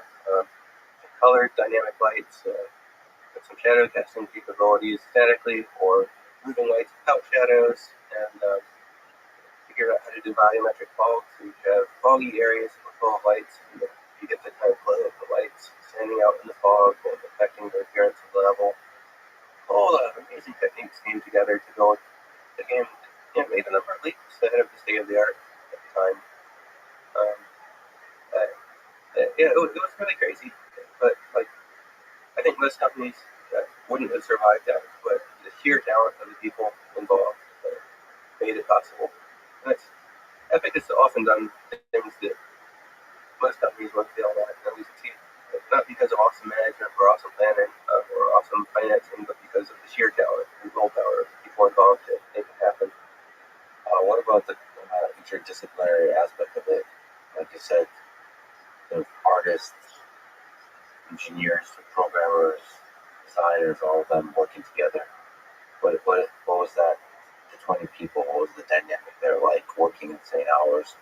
Like, what was it like to sort of make a team like that work together well as an orchestra to actually deliver the game? Yeah, that's one of the really unique things that exists in gaming, not in normal big tech companies, which are just engineering and business driven, but gaming really does require all the best people across all the creative disciplines working together. And I think we've grown organically by recruiting people with awesome talent.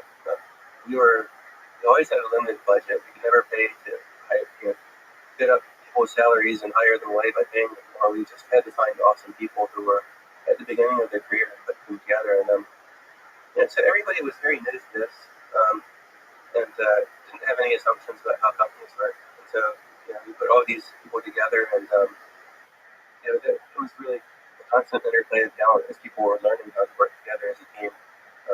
Nobody had management experience. Most people hadn't shipped a game before, like that. And we were figuring out as we went. But it was a constant iterative cycle. We make several new versions of the game every day.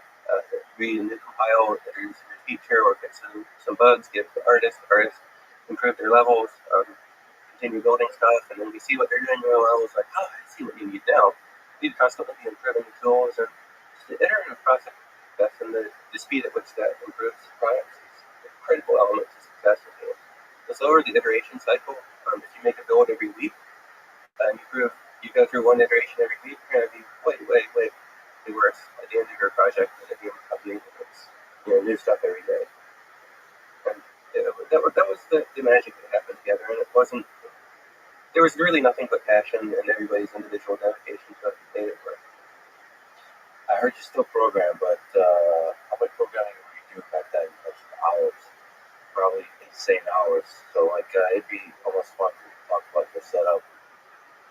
What a day in the life of Tim Sweeney in the 90s when you were building Unreal looked like. Well, we all gravitated towards a work schedule that maximized productivity, and that usually meant waking up late. Usually get to work around noon, or usually work till 2 a.m. or so, 3 a.m. sometimes. And I didn't have anything else going on in my life, so it was really just work and sleep and occasional eating. I found I always needed 8 or 9 hours of sleep a night. Without good sleep, I would just become a zombie. It wouldn't be nearly my best. So I always needed good sleep. But I didn't need anything else in my life. The programming itself was so energizing and drawing. And so it was 3.5 years of that during the project. Mostly spent programming. I'd say probably 60 hours a week of programming, 5 hours a week of coordinating with other people and iterating and sitting down with them and looking at what's going on the screen and figuring out what they needed. Maybe 5 hours of business stuff. There's a good division of labor then. I didn't have a big executive team. It was basically myself running the technical and development part of the company, and Mark Rain running the business part. Doing deals and maxing out his credit card and going around the world doing it. Keep bringing them sources of revenue to keep the company funded. What programming language are we talking about? C? You mentioned there's this power of assembly. What was your decision in choosing a programming language that Unreal Engine would be great for? I've grown up learning with Pascal as my favorite language. In order to just get maximum performance and get the latest operating system features, I had to move to C for my second game, Joel the Couple, Nintendo-style platformer. And so when I started Unreal Engine, it was 16-bit Windows using the C programming language. And over the course of the first year, it moved to 32-bit using these DOS extenders, and then using Windows NT, and I moved to the C++ language, and because it simplified the code, went from a really complicated pile of code to a much simpler one, making that transition. And so almost the entirety of Unreal Engine development, about 2.5 years of it was all in C++, 32-bit, completely state-of-the-art. 32-bit protected mode was kind of a magical thing, having come from the days when computers were much less reliable and crashed all the time. Yeah, it turned out to be a pretty good bet because C++ out of all those languages ended up being the dominant sort of performance-oriented language that survives to this day. Yeah, it's because it solves all the problems at scale, often through manual pain, but always solves them. And a lot of other languages do better, a lot of theoretical aspects are better for some usage cases, but you can't do everything, and that's very, very limited. All right, so ridiculous questions, but did Do you have one monitor, two monitors? Were you picky on the keyboard? Picky on the chair? What are we talking about? Let's paint a picture. Okay, I went through a big transition. So I started out Great. being pretty lazy. I had a bunch of, I bought used computers because you don't get them at half the price of a new one if you couldn't. So I had this old 486 I was developing on. I guess it was a 15-inch monitor at the time. It was a poor workstation setup, but it was very economical. And so as we started on Unreal, I realized I had to write a ton of code. I had to write it at absolute maximum productivity. So I had to rearrange my entire life around delivering maximum output. And so at that point, I realized that actually spending money on getting good equipment was a good investment. And we're not talking about millions of dollars here, or billions if you're building a GPU farm. We're just talking about supplying some basic hardware. And so I bought the biggest CRT you could buy at the time. This was the CRT. It was 24 inches. It weighed like 100 pounds. I had back pain for a week after I installed it, but it got me 1920 by 1200. Wow. In 1996. In 1996, that was pretty cool. So I upgraded to a 90 megahertz Pentium and did a lot of programming on that. It was on the 90 megahertz.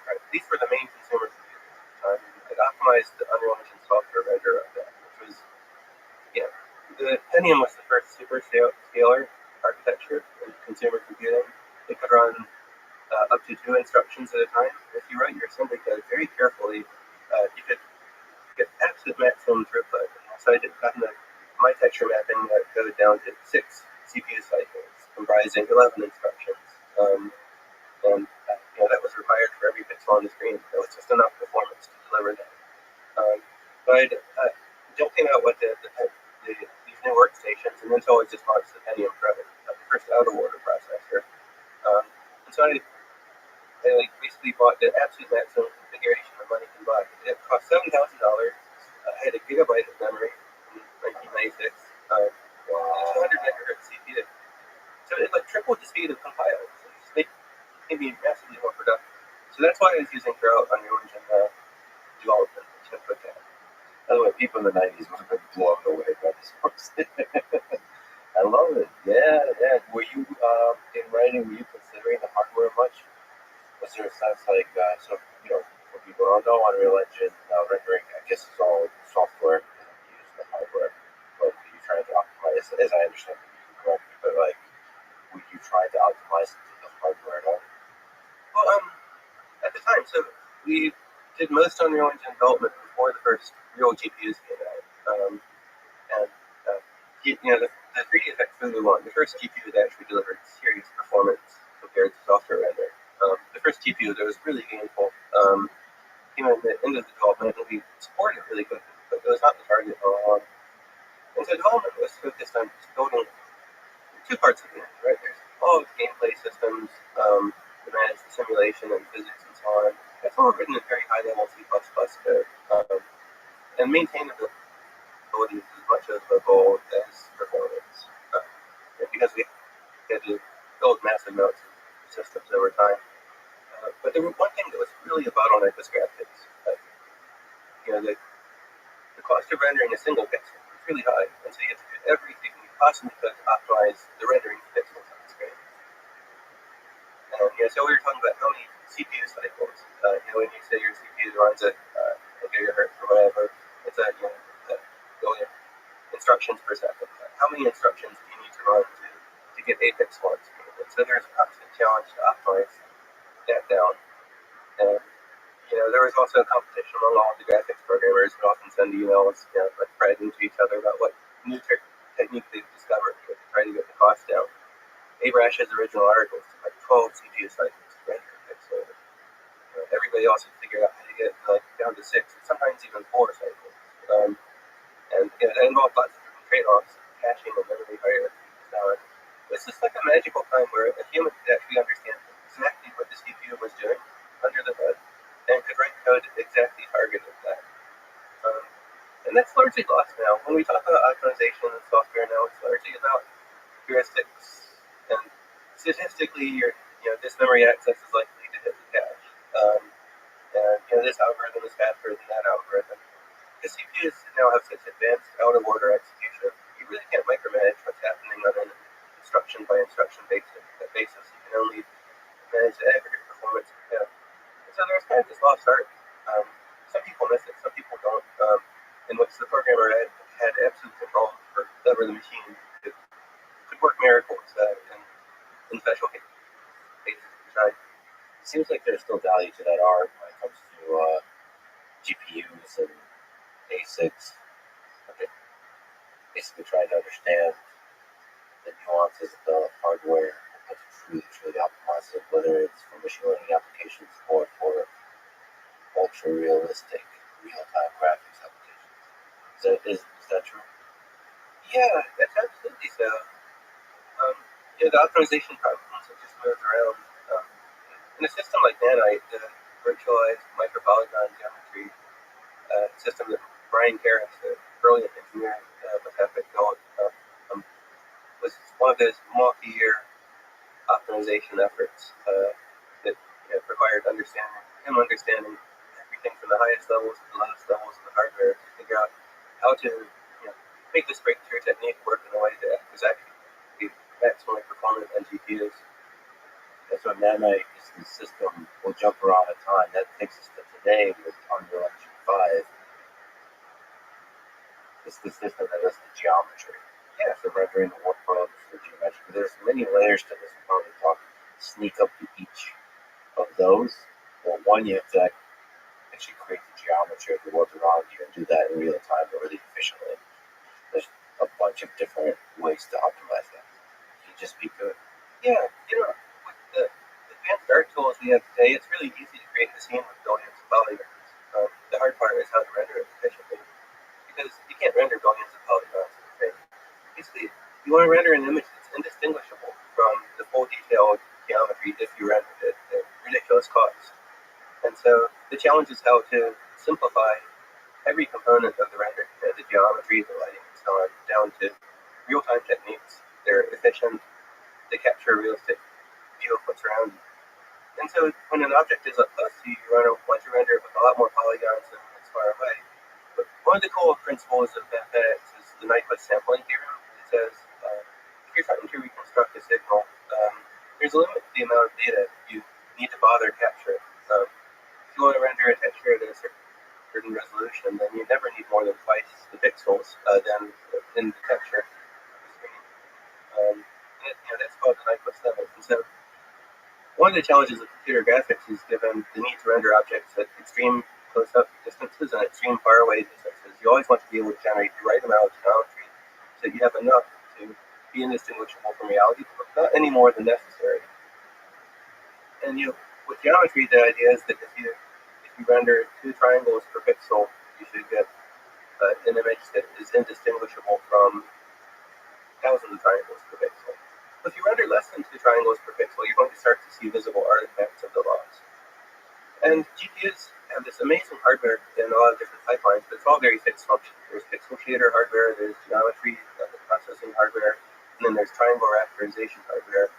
One of the limits of GPU is the triangle rasterizers are built for pretty large triangles. If you're building a triangle, rendering a triangle with 10 pixels, that's pretty efficient. If you're rendering a triangle with 1 pixel, it's very inefficient.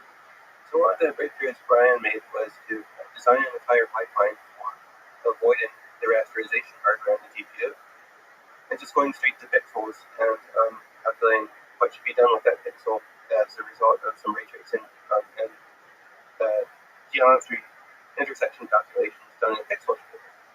So instead of using a triangle pipeline, we're just using a pixel pipeline and getting a better result. Because of the limitations of the triangle rasterizer in the GPUs. That's fascinating. Because, as you described, you need the tiny triangles for the detail, the stuff that's up close. I mean, this might seem obvious to people, but it's not just stuff up close. It's like, depends on where you're looking, the human eye, and the human focus, and the human attention mechanism defines how much detail you want to show. Because the thing that the human is likely to be giving attention to, you want that to be super high resolution. And everything else, including due to distance, can have less geometry, less texture, less information in it. Yeah, that's right. But there's a lot of challenges like that. It turns out it's a lot easier to render one frame that looks perfect than it is to render a series of frames in motion that look perfect. A lot of the problems with the earlier algorithms inspired to do this sort of things was popping. You're running some number of triangles for a while, and then you switch to a different number of triangles, and you'd see a visible transition. The screen would look like it got shaken up. It's a disturbing artifact to distract you from the game. So one of the magical trade-offs of Nanite is how to avoid all of the visible transitions and get them down to a point where, though they exist statistically, they're not really perceptible to the person looking at it. You look at something like that, and there's nice blog posts, there's nice descriptions about the details, but you can tell even under the details, it's just incredible. It's so cool. It's so cool how underneath this, the actual experience of being details, it's just incredible engineering to bring to you simulation, ultra realistic simulation of reality in real time, like lights changing everything, and then it just takes you back to that feeling I had with Wolfenstein, but like more. You can completely lose yourself in that world, and you can forget that this real world exists. What is the real world? So it's that coupling of great engineering and great storytelling versus just feeling super cool. It's great to know. It's great to know that these teams behind it, and it's cool that you're also seeing a bunch of details around it. At least for folks like me, it's inspiring to see. So Unreal Engine is this fascinating creation. It's a big, bold, crazy bet that you made. Maybe it's good that if you explain what Unreal Engine is for people sort of outside this world. I would say it transformed the gaming industry. But that was a big bet in 1985. That most of the effort would be on creating the gaming engine, not the game. Yeah, Unreal Engine is a big bundle of code and tools, a huge software package that provides all the functions you need to build any sort of a 3D graphics application. Game developers use it to make games, and that's the predominant use. But it's also used in Hollywood film and television production to create 3D scenery in real time for production sets, to do pre-visualization. It's used by car makers to visualize their cars before they're constructed or manufactured. It's used by architects to preview buildings before they're made, and industrial designers of all sorts. And it provides all the 3D simulation features you need both for creating highly realistic 3D graphics, but also physics and interactions between objects and making things happen like you might see in the real world. It supports a huge variety of styles, from Pixar stylized movies to cel shading to photorealism. It'd be used for anything that needs real-time 3D graphics, including humans that populate those three metro worlds. And we'll probably talk a bunch of the details involved in the process of creating ultra-realistic humans, because we humans care about how other humans look and how they convey emotion and express how they speak, all that kind of stuff.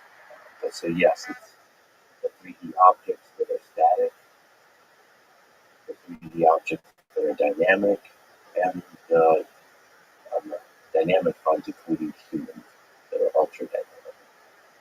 For all of that, you have to create this engine that simulates that world. The world is this beautiful world that we know and love. Okay, so that, but you're Earth. So here you see Doom, and you're trying to create this world, or trying to create an engine that would not just power Unreal in the video game, but future video games. So how do you go about it? What are you thinking? And that should linger on that. That is a crazy bet that we're going to build an engine as a company. Yeah, well, the philosophy began with CCC and continued onward. You're not just building a game for players to play, we're also building tools be used for building that game or any other game, and catering to all the artists and designers who use the tool. And so that philosophy started very early parts of Unreal development. I was building the tools for level designers like Cliff Blazinski and artists like James Schwartz. And as we began marketing the game, thinking it was 6 months away, we were constantly releasing screenshots and things like that. Other companies started calling us and saying they wanted to go 3D games too, but they didn't have the expertise for that, and they wanted to license our 3D engine. And this was one of the coolest pivots in Epic's history. Microprose called up Mark Rain, our vice president, long-time business guy, and so they wanted to license our engine. And Mark Rain was like, "What? You want to license what? An engine? What's the what engine?" And they explained to him what they wanted to license. He said, "Oh, that engine. Yeah, that's very expensive." But this was one of the critical things that kept Epic going through that 3.5 years. So we were starting to license our engine out to other developers. Microprose took 2 licenses, and we got $500,000 from that. And company GT Interactive licensed our engine to build another game, and we got paid for that. And so we had this revenue stream funding the development of Unreal Engine from other games that were being built by other developers. And then, because they were the lifeblood of the company, we took the engine very seriously from the start. We set up mailing lists so that our partners could ask us questions, and all the developers and artists working on our games were participating, helping customers. Everybody took that very seriously because it was our funding source. And it's kind of set this dual spirit of Epic of owning technology and supporting game developers simultaneously, building games and supporting gamers. Continued onward and over time. You just go back to that, you programming.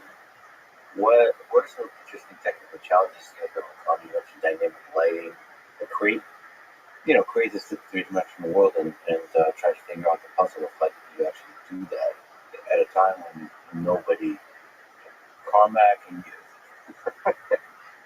doing this kind of thing. It's a totally open Wild West. So, what are some interesting technical challenges you have to try to solve? There's a lot. Some of them are visible on screen, and some are behind the scenes, still require a lot of innovation. All the graphical techniques were really interesting challenges. And Unreal Engine, in those early days, went a lot further than the Taik engine in building environments using constructed solid geometry with a real-time editor. And that was a really interesting technical challenge. The idea is building is extremely tedious if you are only adding objects to the world. If you want to build a door, then you need to add like 1,000 different pieces of door frames and add a bunch of different walls together to fit together in the right shape. It sure would be easier if you could just start with the wall and subtract the door out. And so we had this way of adding geometry to the world and subtracting geometry, and the engine would perform a lot of calculations on that. This is something that I've been anticipating was possible for a long time, but when I finally got around to it, it took this 30-hour coding session to figure out all of the special cases of the code that needed to be implemented to make that work. But in the course of 30 hours, I got constructive solid geometry up and running. I started doing handed it to James Schwartz the next time we were together, and I said, okay, I think we can do it. So you create a giant torus, and then add another giant torus interblock with it, and then subtracted a cylinder from it, and created this really advanced composite object with just 3 operations. It's like, well, I can't do that. But, yeah, we figured it out. And that was cool to see for the first time. It was probably the first time somebody had done constructive solid geometry in real time. But it was also a really useful artist tool that all the artists appreciated immediately began making use of. Can you speak to that 30-hour session? I mean, this is not, from everything I know about computational geometry, doing this kind of thing, from your perspective, it's not easy. That's, what is it, the uncertainty, the open questions involved, you wouldn't just on the algorithm front, how to do that efficiently. And then plus the user programmer thing of debugging, like suffering through the trickiness of it. And we don't have really, at that time, you don't have the tooling to really visualize everything that's going on really well. And probably like using some crappy light there. I mean, there's just a lot of like friction. So the 30-hour session is probably rough. It's a rough one.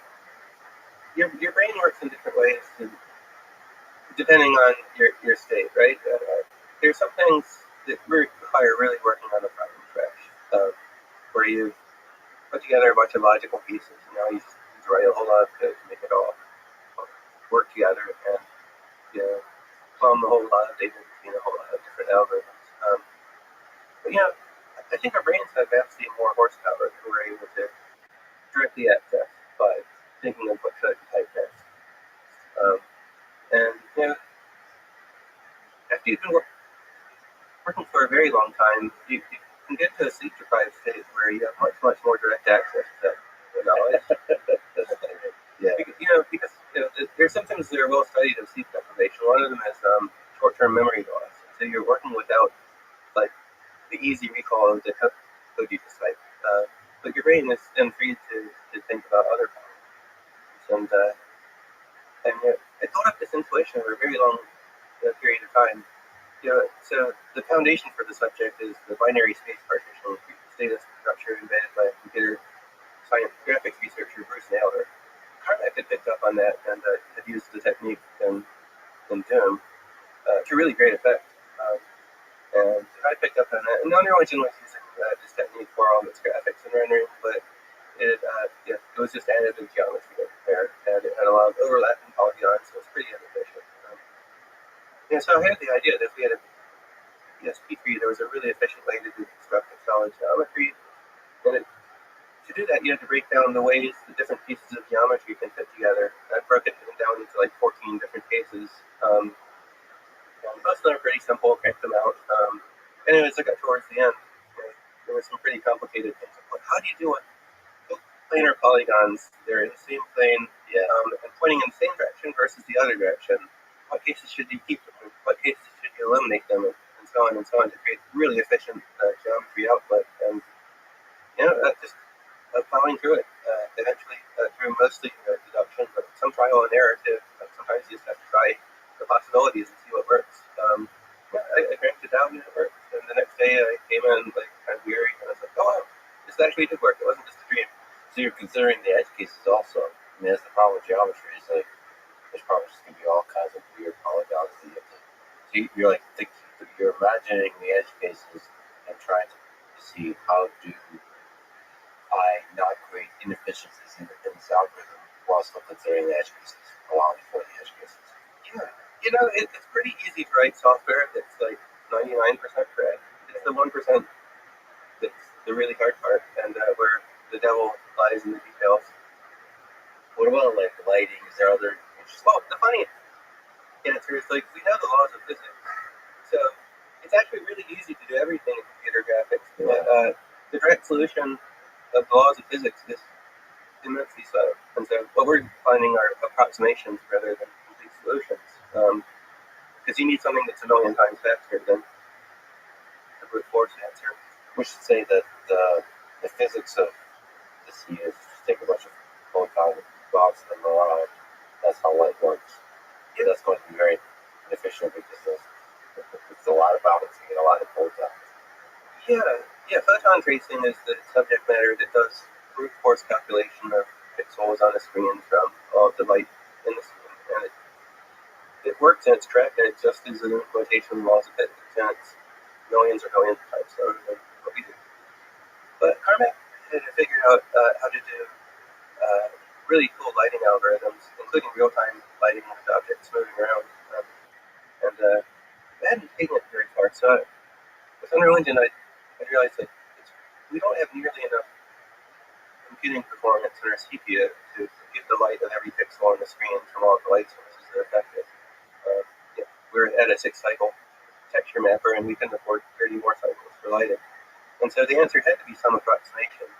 And the one that Carmack had picked up on the Taik engine was light mapping. If we, instead of calculating all the lighting on every pixel, what if we made a big texture that we placed over all of the walls and seen it was like wallpaper? What if we say at every foot we're going to compute the lighting values?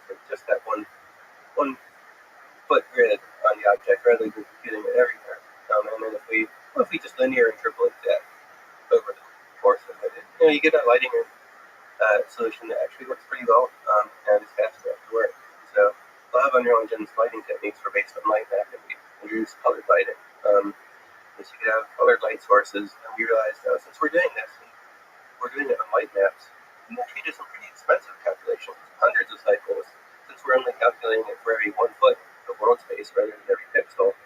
So we introduced a whole bunch of elaborate lighting effects, like torch flickering, and the caustic effects of water bouncing off of the surface, and so on, and like pulsing lights and blinking lights and everything else. I created a system for compositing them together, so you get an arbitrary number of light sources. They could all do that, and then I implemented a shadowing algorithm. If you cast a ray from a point on a light, from a light to a point on a surface, and see whether it intersects any other geometry. If it doesn't intersect, then the light hits the object, and if it does intersect, then the light hits something else first, and that pixel on the object should be dark. So I built a real-time version of this, and it ran at about a half a frame a second. So I was running around at half a frame a second, like shooting out light projectiles and looking at dynamic lighting. Someday computers will be fast enough for this, but not today. So I made a non-real-time version of the pre-calculated solver for the lighting. So wait, if you pre-calculated the shadowing in an object, you can still apply the lighting dynamically as long as the light's not moving. You do torch flickering with shadows, and figured out all the cases of dynamic and static lighting were actually practical in a computer at the time. Exposed them to artists. And this was the wonderful thing. I was just like typing in these little features, exposing them to artists, and every day they find like a drop down some more lighting options available to them, and they start using them, and they do things that I never thought possible. And this was always the coolest thing. I think as a programmer building an engine, you might think you know the implications of the feature you're building, but artists are so clever. You'll always find that you build the capability of doing vastly more than you ever anticipated as you start to use combinations of features together in concert to do ever more amazing things. That's the genius of artists, is they're given constraints, and within those constraints they create something you could have never possibly imagined given the constraints.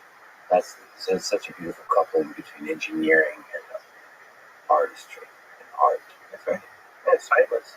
What did the Renaissance skaters do with paints, and what do the early game artists do with early actions? Everybody's figuring out the capabilities of their medium, and you're seeing a revolution. This is blowing my mind. This is all fun. What about fog? You mentioned fog. How do you even do fog? So you mentioned Unreal. So the first version of fog. Yeah, it was a funny thing. So this graphics hardware company that started up in Finland, they released a screenshot of what their GPU was doing, and they showed a scene of total volumetric fog. You had a foggy room with some light sources in it, and it happens in the real world. What you see are glows around the lights as the light brightens the fog around it, but the brightening of the fog diminishes over time because the fog absorbs some lighting. So the further you get away from the light, the more fall off there is. And you have a bunch of colored lights overlapping together in a space like that. The effect is just absolutely magical. Like being out on a foggy light with street lamps above. It's something that's surreal and just beautiful. So it's like, oh my god, they figured out how to do real-time volumetric fog. I had to figure it out myself. And so that was another 30-hour coding session. Nice. But at the core, I realized what's happening here is we have this lighting function saying the light at a pretty good point in space is going off with the inverse square of the light, like the distance from the light source, right? The inverse square law from Isaac Newton, which applies to lighting. I had to realize this, that the way the fog interacted with the light was that you calculate the view from your eye's position to a point on the surface in the world. It's going through fog, and you're accumulating more and more light as a function of the amount of light illuminating the fog at that point in time. And so, I studied that in mechanical engineering without even knowing it. That's the line integral. You have an integral over a line of some function. Well, this is exactly what it's for. It's for accumulating values of a function over a continuous space of time. And I did a bunch of math and realized that, oh wow, the integral. And I looked in a reference book of all the integrals, and thankfully people have solved them all. I realized that integral is transformed 1 over r squared. It turns out to be solved by the arctangent of r. And so, if you calculate the parameters based on the position of the eye and the position of the surface point you're at off what you're seeing, then you can calculate exactly how much fog you can accumulate from that. Of course, you can't do that per pixel because that's hundreds of cycles, CPU time. So what we had to do is calculate volumetric fog on something equivalent to light gap, but calculate fog every square meter in the world. And so, we had enough performance for that. We built volumetric lighting, and artists, and they started building detailed levels with volumetric fog in real time. And then decades later, I was talking to one of the engineers who worked on that hardware, and about the volumetric fog, and it inspired me to figure out how to do it in real time myself. It's like, oh no, we cheated. We just rendered it out of 3D Studio Max. That's awesome. That is so awesome. That is so inspiring on so many levels. That you saw that maybe it's possible, even if it was kind of smoke and mirrors, and then you actually made it happen. It's so inspiring to hear these kind of stories when there's so much uncertainty and you figure out, and so many constraints, and you figure out how to bring it to life in real time and create this world that Unreal did.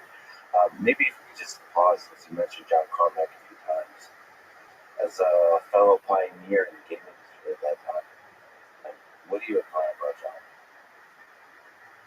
John singularly has this dedication to getting the best result from his code, and having absolutely no attachment to past code. And some of the legendary things he did, the end result was an absolute breakthrough in real-time computer graphics. Weren't his first try. They were like his 7th or 8th try after he'd done something time and time again. Try it, found a better approach, thrown out the old one, built it again, continually rewrote his code until he found the absolute best solution to a problem. And I think that stands as a lesson for every programmer to pick up on. When something is really, really important, its performance is absolutely critical to the product, or its quality, or its capabilities. Iterate on it until you achieve perfection, and don't settle for the first or second solution is good enough. And it's, the result of that, both you and him sort of define the future of gaming worlds. It's so beautiful to see. It's just fascinating. It's inspiring because, under so much uncertainty, under so many constraints, you figure out a way. And that, actually continues to this day. Yes, the hardware is improved incredibly, but in order to create an ultra-realistic, highly dynamic, real-time rendering of the world around us, it's still really, really difficult. And there's all these kinds of optimization that you mentioned. Maybe you could speak to that Unreal Engine 1 journey from 1 to 5.5, 0.6 now. What, for 30 years, you've been creating virtual worlds. What's it like evolving a game engine for those 30 years when the hardware under you is exponential? What are some things that changed, and what are some universal truths that have not changed? It's been an astonishing experience. Nobody 30 years ago had anticipated that we'd see the performance gains in hardware that we've actually seen in the time frame. It's something like 100,000 times higher CPU performance between multiple cores and higher clock rates and more parallelism. But, if we had that in aviation, then we'd be like neighboring stars. Yeah. Exactly. In graphics, it's been even more so. It's something like literally 10 million times more net usable GPU performance than we had back running on a Pentium 90 CPU, all in 30 years. And it's really made me appreciate that over the generations, some areas of our engine development have absolutely kept up with that technology. And the rendering team that works on Unreal Engine are the real miracle workers there. Just about every generation of Unreal, we've replaced most of the rendering code, and the different leaders and different points in time and the different luminaries have built systems that were absolutely rethought and optimized for the latest generation of hardware. Unreal Engine 1 was built for software rendering, and then Engine 1 came along late in the cycle, and we had support for it, but it wasn't fully capable and utilized. Unreal Engine 2 was about bringing all of the latest GPU hardware acceleration features to the engine, and keeping forward and building some new features like vehicles and a few other capabilities. This was in the early GPU era, before GPUs had really broken out of everybody's expectations and what saw. But that breakout occurred with DirectX 9 and the capabilities of programmable shapes. Once you had control of writing code running on the GPU, it could color every pixel on the screen. And that GPU code was literally as accurate, 100 times faster than the code I wrote a few years earlier on the Pentium 90. And so the DirectX 9 generation was a godsend. And Andrew Scheider, a long time after wrote the core of the Unreal Engine 3 render around real-time pixel shading, real-time lighting, and being able to do dynamic shadows using several different techniques, and multi-threaded render to support bits of the early dual-core CPUs that were starting to show up at the time. And it was a massive graphical upgrade. Unreal Engine 4 made a number of improvements and just continued to add features more and more, give artists more and more options for lighting and for geometry that created realism. But then, probably our biggest single level of leap came with Unreal Engine 5 with the micropolygon geometry solution with Lumen, the global illumination lighting solution. Which I think really bridged the gap from game-ish computer graphics to total observable photorealism for artists who wanted to create that. And so that's been the evolution, and the progress on the graphics side is absolutely astonishing, as it is on the audio side and a number of other areas. But parts of the engine also haven't changed all that much since the version I wrote and shipped in 1998. File management system has been optimized a number of times, but it hasn't been completely rethought. And the networking system, the ways that clients and servers talk together and negotiate game state is still an evolution of the thing I wrote. And it's feeling kind of dated now. You still see networking bugs in Fortnite where, for some reason, when you're spectating, you're not seeing some parameters update. Oh, that's because of the lossful nature of that networking model.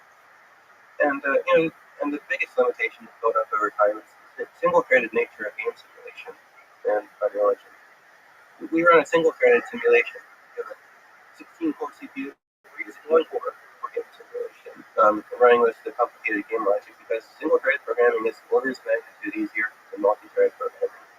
And we didn't want to burden either ourselves or our partners or the community with the complications of multi-threading. And over time that becomes an increasing limitation.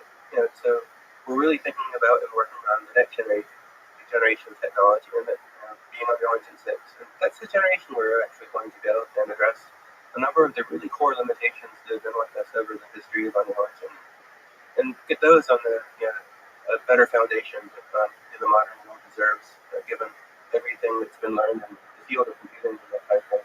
It's a terrifyingly challenging engineering problem. It seems like every version of Unreal Engine, the amazing teams behind it are willing to just throw away most of the code. And maybe being a little bit too dramatic, but basically throw away the older approaches to conventional combat and start again, like with nanites and Lumen. Just keep optimizing to the current hardware, but even rethinking how it's all done. But going from single-threaded to multi-threaded, oh boy, that's terrifying.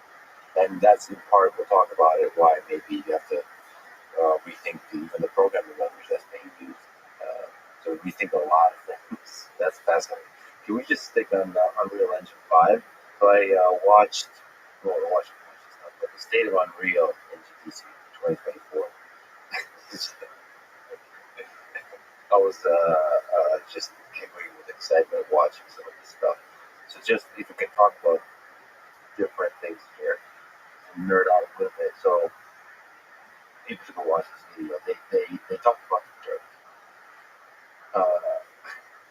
Just ultra realistic, and this is for Marvel 1943, which is kind of putting the Marvel universe into Nazi-occupied France in the winter with the snow, and that's a moment in history that's a very intense moment in history, and it really creates a feeling and puts you there. And there's so much to that, including the snow.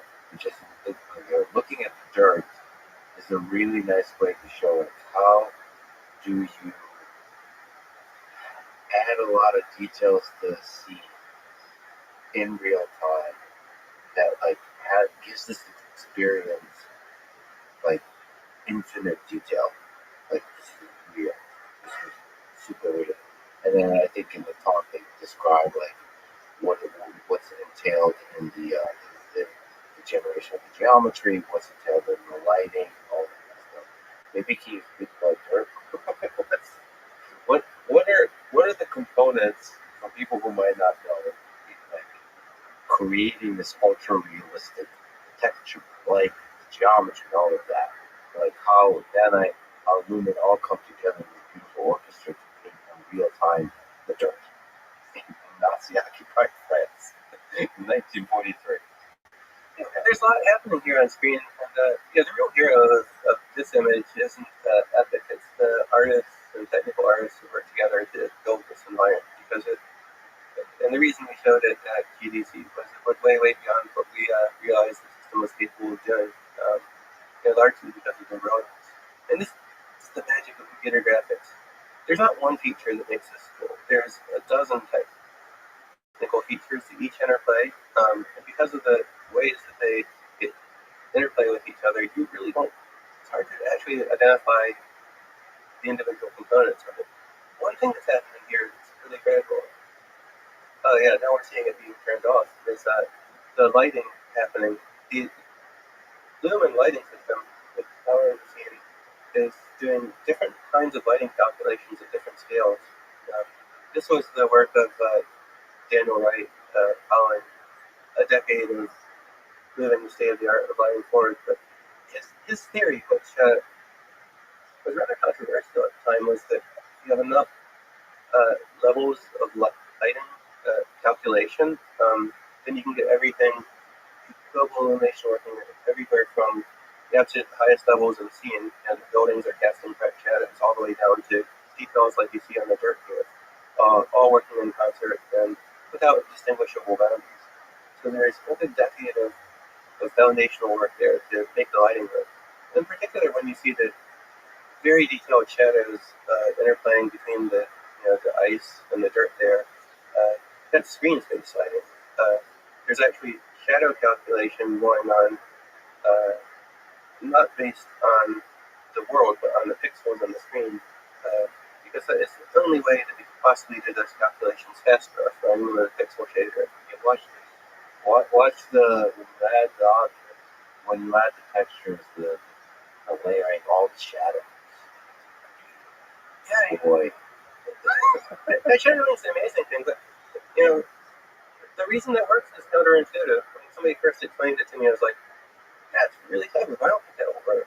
But it does work because if you observe the positions of incoming lights and you know the z coordinates of the different pixels in the screen, you can figure out how geometry there is likely to include other geometry.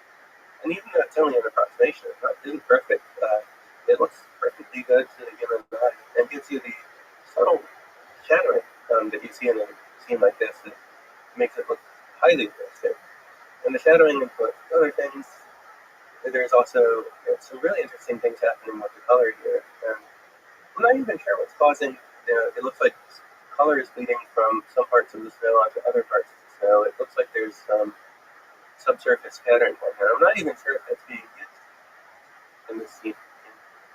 And then there's a material layering system for laying down layers of material, dirt, and snow and other things on the network. And then there's the light bouncing off of the geometry, which is another system for lighting on top of the global illumination system. What about reflection? Does that count as the light bounce? So there's a light bouncing off the stuff to light it up in different interesting ways. but then there's also actually literal reflections, and like we're looking at a puddle in the dirt. Yeah, that's right. But the engine supports a number of different reflection techniques. One is calculating basically the textures that reflect. They capture all the lighting in the scene, and then bouncing that off of texture maps, so you can see different lights bouncing off of different pixels in different ways. And then there's individual lighting casting reflections off of things too. And a lot of this is under the control of designers. And one of the things that's yet to do problem for the future is you don't just like press a few buttons and kind of scene magically appears. This is a lot of work from highly skilled people, not only building out this particular scene, but in setting up the material layers so that you get the dirt with the ice layered on top and all of the reflections work. And they did make a number of technical art decisions to make this work. And if a novice was very hard to build a kind of scene like this, it wouldn't appear as good.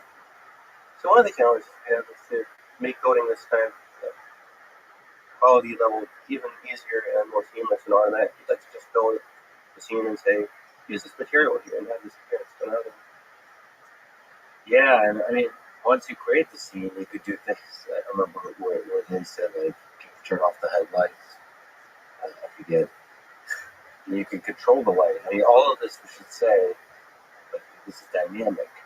You can change the position of the light, you can turn on the lights, off the lights.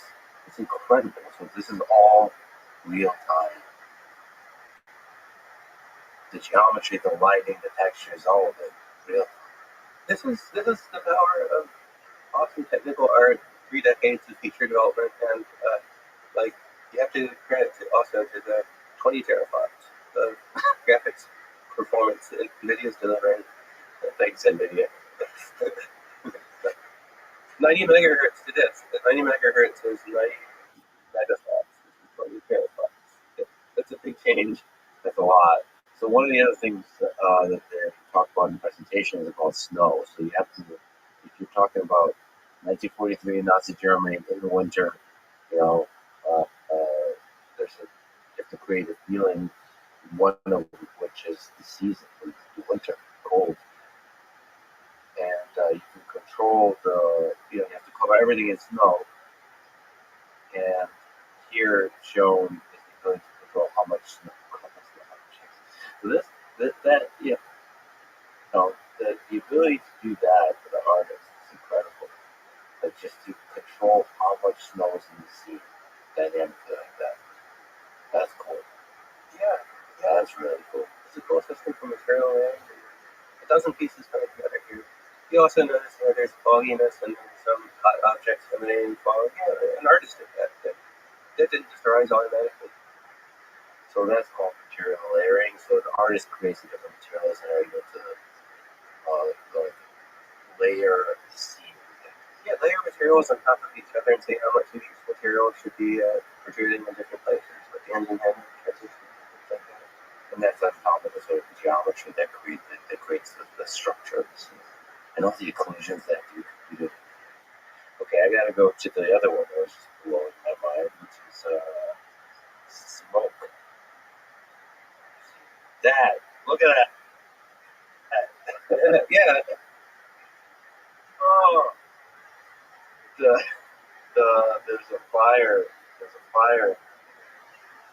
Trash can with smoke, and the shadows, the lighting shadows interplay on the smoke. This is real time. Yeah, that's all real time. What the hell? How do you do that? How do you do the smoke? Oh, there's a really powerful particle system underneath that's providing the technological foundation for this sort of thing. But there's awesome artistry on top of that. And an awesome physics engine powering it. It's hard to tell exactly what piece is doing what. We have several different particle systems there. There's one for the fire, and then there's another one for the smoke coming out of it. A really interesting thing happening with the smoke here is that it's occluding the light. There's calculation of how the light should diminish as it travels through smoke, and so you're seeing the lighting on the smoke being a really interesting thing. And there have been a lot of attempts, but this was the first demo where I felt like this kind of smoke that really no longer looked like a video game. It looked like just a burning trash can.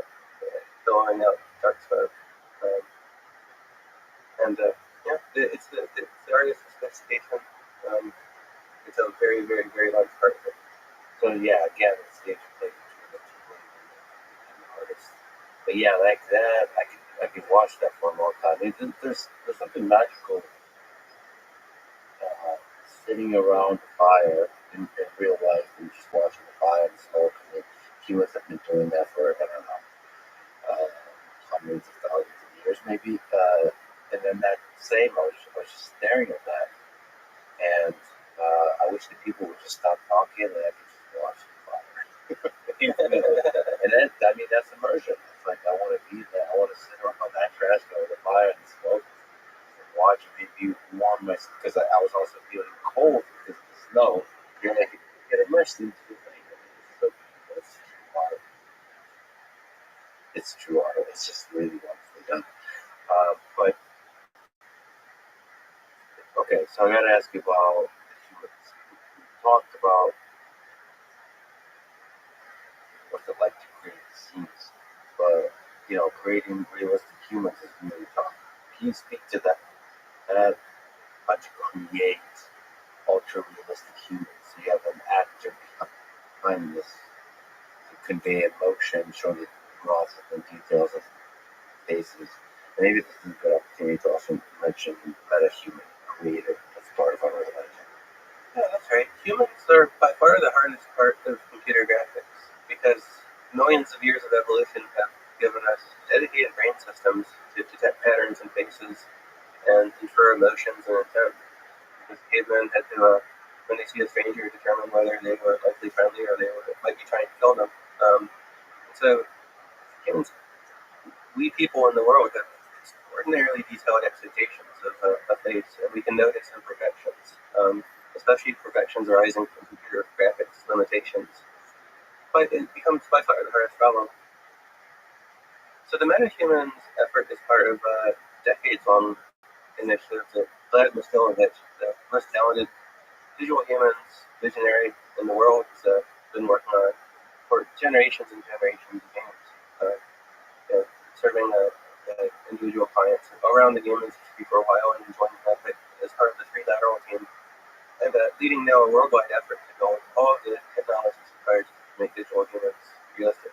Okay, one part is capturing humans, and so we built really advanced dedicated hardware that's a human and capture sphere with dozens of cameras and then taking high-resolution, high-frame-rate video of them as they go through a range of motions.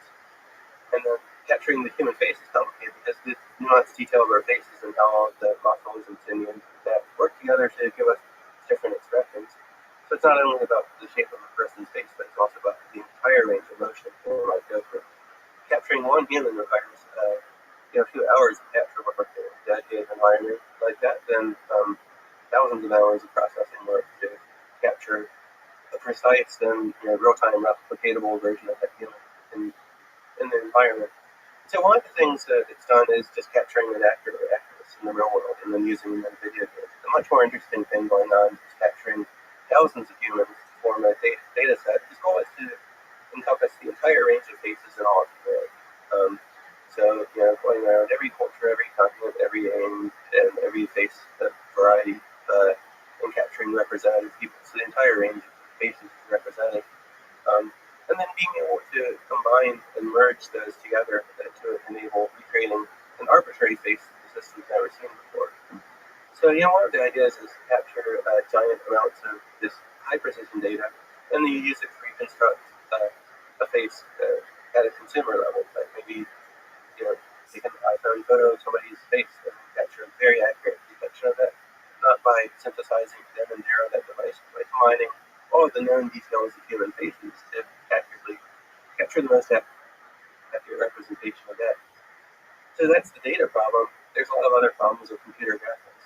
There's technology for rendering hair, which is really hard because you can't render every. Again, we know the laws of physics. It would be easy to just render every hair. It would just be a billion times slow. So you need approximations to capture the net effect of hair on rendering on pixels without calculating every single interaction of every light with every strand of hair. That's one part of it. There's detailed features for different parts of faces there's subsurface scattering, because we think of humans as opaque, but really our skin is light travels through it. It's not completely opaque, and the way in which light travels through skin has impact on appearance. And this is why there's no way you can paint a mannequin to look realistic for a human. It's just a solid surface, and we'll never have the sort of detail that you see. We should actually just wonder about that. That kind of blew my mind. Like thinking that. I think I heard that sort of the oiliness of the skin creates very specific, nuanced, complex reflections, and then some light is absorbed and travels through the skin, and that creates, what would be fair to say, like micro shadows or something. It creates like textures that are human eyes able to perceive, and it creates the thing that we consider human, whatever that is. And so like, you have to compute both that, the reflection, how light interacts with the oiliness of the skin, and how it is also absorbed, and all of that while considering all the muscles involved in making nuanced expression. Just the subtle squinting of the eyes and subtle formation of a smile. It's a stupid, annoying subtlety. Human faces that you have to capture. Like the difference between a real smile and a fake smile. That or if you in general. But the way to show like beginning and formation of a smile that actually reveals a deep sadness. All of that, like when I watch a human face, I can like read that. I can see that against the engineering and the artist. You have to have the tools that in real time can render something like that. And that's incredibly difficult. Anyway, sorry. So there's a lot of this kind of complexity in even just the lighting of a face. That's right. Getting faces right requires the interplay of literally dozens of different systems and aspects of computer graphics. And if any one of them is wrong, your eye is completely drawn to that, and you find it on the wrong side of uncanny valley. So the level of perfection needed in this area is vastly higher than world rendering or grass or any of these other things. The shadows on a work of architecture are slightly wrong, pretty creative actually. Your brain doesn't really care that much, but anything wrong with the human,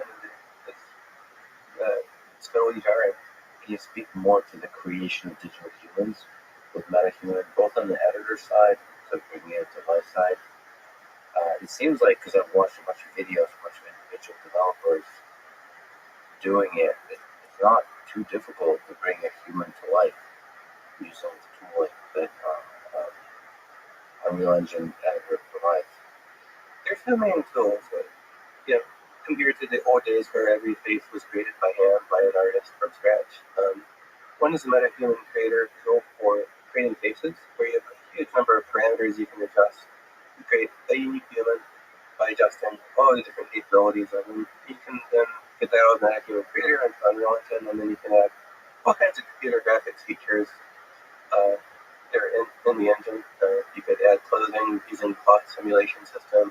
You can adjust the hair and all these other parameters on the thing.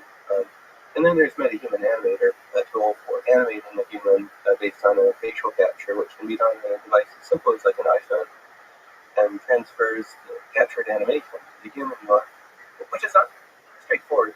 If the actor has one face shape and the character on screen has another face shape, the translation that needs to be done from the actor's face is actually really sophisticated and non-obvious. And if you just applied it literally, then it would be completely wrong from your point of view. So those are the main tools we're using now. And then within the Unreal Engine, you have a face and you can do that to be anything you want to. And you could also, if you decide to go outside the MetaHuman geometry pipeline, you could build your own face, like any creature of any sort, and then use the animation tools to animate it. But this is 30 years into a project that's probably like 50 years in total to get to absolute color realism and controllability for absolutely everything. So there's a vast amount of work still to do, and we don't feel like we've solved the problem at all. We've just given artists a big productivity multiplier and a quality multiplier, but this is not in a state that we would say is done. But nevertheless, I've seen people use it really effectively. I saw concept plugins, maybe external services, where you can get the faces to approximate the mouth movement that's required to speak a thing. So like that's a really useful feature. Yeah, that's right. When you have an artist or an actor in your studio and you're recording specific performance, you can just capture the facial mesh and apply it. But if all you have is a voice recording, or you're generating a voice recording, or it's parametric or procedural or AI generated, yeah, then you need a system to translate that speech not only to movement of the mouth and lips, but also to facial expressions and the whole intent. When we're speaking, it's our whole face is active and emoting in different ways, and it's not just a mechanical motion of pieces. So we spoke a bit about the magic behind the virtual geometry system. But can you speak a little bit to Lumen and in general what it takes to dynamically light in all the complicated ways, the faces, the scenes that we discussed? Like, what are some interesting things to you that made the magic of it happen? Lumen is a system for global illumination, and it's supposed to calculate the interaction of light with the entire scene and the way that mimics reality. Um, the first generation of instruments that did lighting just said, well, the light casts light, and the surfaces it hits are lit, and the surfaces it doesn't directly hit are dark. And that's just all the techniques we have. See an area that wasn't hit by any light being completely black. But in reality, light bounces around the entire scene dynamically. When a light hits a red wall, then most of the blue and green light is absorbed, but the red light reflects off. And now it's spinning other things. If you have a red wall with a white floor, light is bouncing off of the red wall into the floor. Now the floor is being turned red. And so the entire bouncing of light around the scene through multiple bounces is the critical challenge to solve here. And again, laws of physics are known, and so the complete solution to this was written down in the 1950s, I think. The real magic here in Lumen is the system that Daniel Wright developed over the course of many years, based on the ideas formed over a longer period of time, to calculate the way lighting bounces around at different scales, ranging from the scale of miles and kilometers down to the scale of pixels and millimeters, and to not calculate at each level, but integrate it seamlessly at each level to give the appearance of completely seamless and accurate lighting. And previous techniques were highly specialized, and artists had to make a decision for each light about exactly what it did. The cold, and a lot of the practice with an eye now is you go and see, you place lights in it, and it just works. To make it that much easier. Yeah, I mean, we're watching, so it's like, how can I see what this well up close? Look at that, it's dynamically, we should say that, so that's the indoors and the outdoors, be able to dynamically compute the impact of outdoor light. Just look at how gorgeous that is.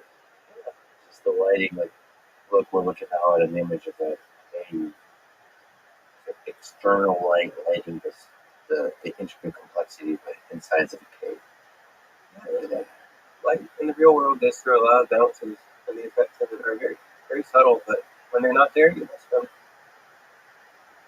Often the person can't point out why a scene is wrong, but they know it looks wrong, and it's the lack of the subtle lighting cues that we're seeing here. And, for great, because we mentioned for great video games, but also for great films, lighting can make a film. We're just looking at sort of a very dramatic lighting of the scene. Like, imagine stepping into the scene and it's exciting, it's terrifying, and all of that has to do with light. The interplay between light and darkness. It's incredible. It's really, truly, truly incredible. Like, light is everything. And then to put the power of the tool in the hands of an artist, that is really special. Yeah, the industry's going through massive evolution. There's so many supporting systems to make this awesome. But always artists.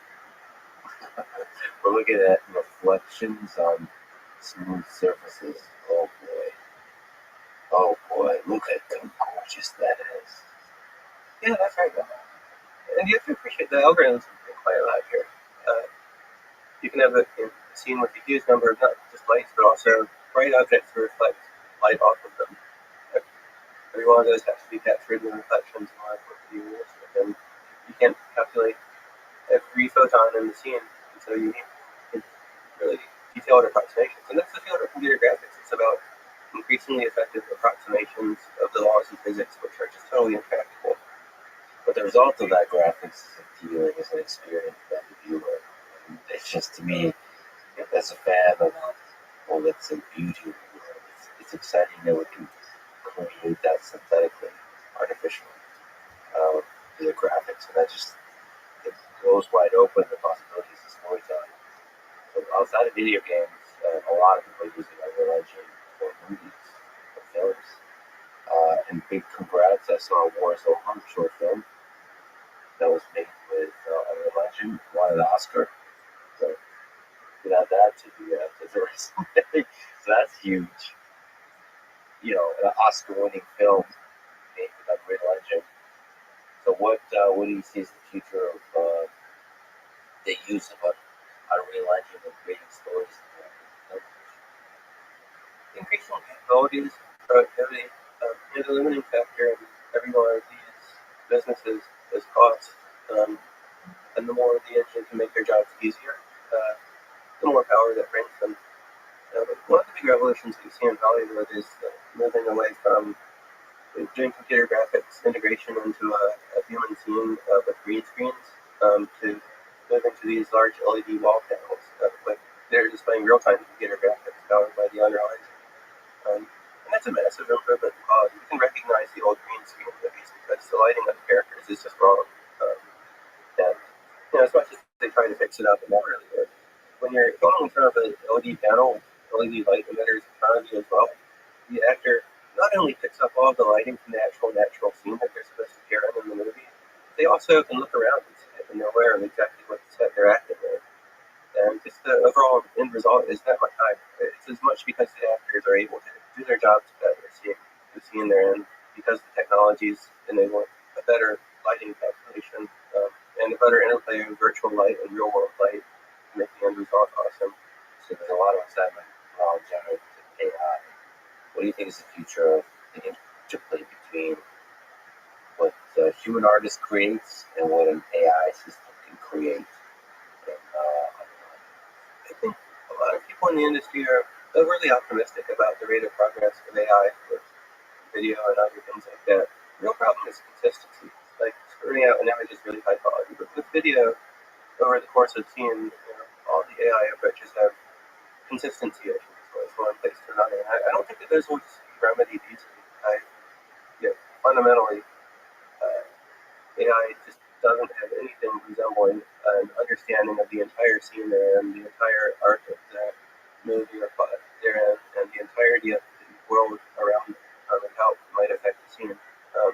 Whereas game engines have that exactly where they need to be.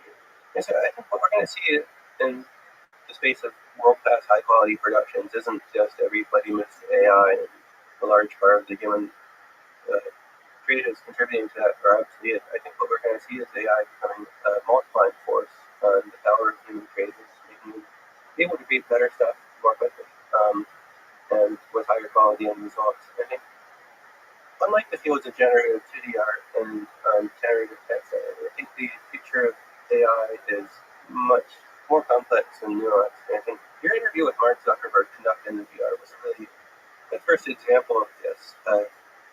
So you did this VR discussion that was capturing your faces and then rendering a completely 3D computer graphics model of your faces, and then the end result was patched up by an AI image enhancer. It was able to add an awful lot of the missing subtleties that are lost by normal computer graphics rendering. And that's a first step. You can imagine the output of Unreal Engine being enhanced by an AI pixel shading post processor. It's one thing. You can imagine creation of objects being enhanced, especially matching up high-quality objects that have already been created. Epic's Quixel team went around the world and scanned tens of thousands of real-world objects at extremely high levels of quality. They had everything from rocks to trees to archaeological finds and so on, all captured there. And we have an awesome library of them on the Fab content site. What's missing is the ability to create arbitrary amounts of new content. And I think using data like that and AI to create completely new trees that meet your specifications from all of the knowledge that's built up with high quality scan trees is going to be a really valuable thing. But I don't see this reducing the need for people or the role of people. Rather, I think it actually is probably an enhancer on that. I can't help but think when I go on Amazon and Netflix to watch a movie, it's all a lot of linear content. Most of it isn't very good. Because of the limitations of of media and of budgets and of other things. If we use AI to enhance our method, everybody's going to have even more opportunities than they have now.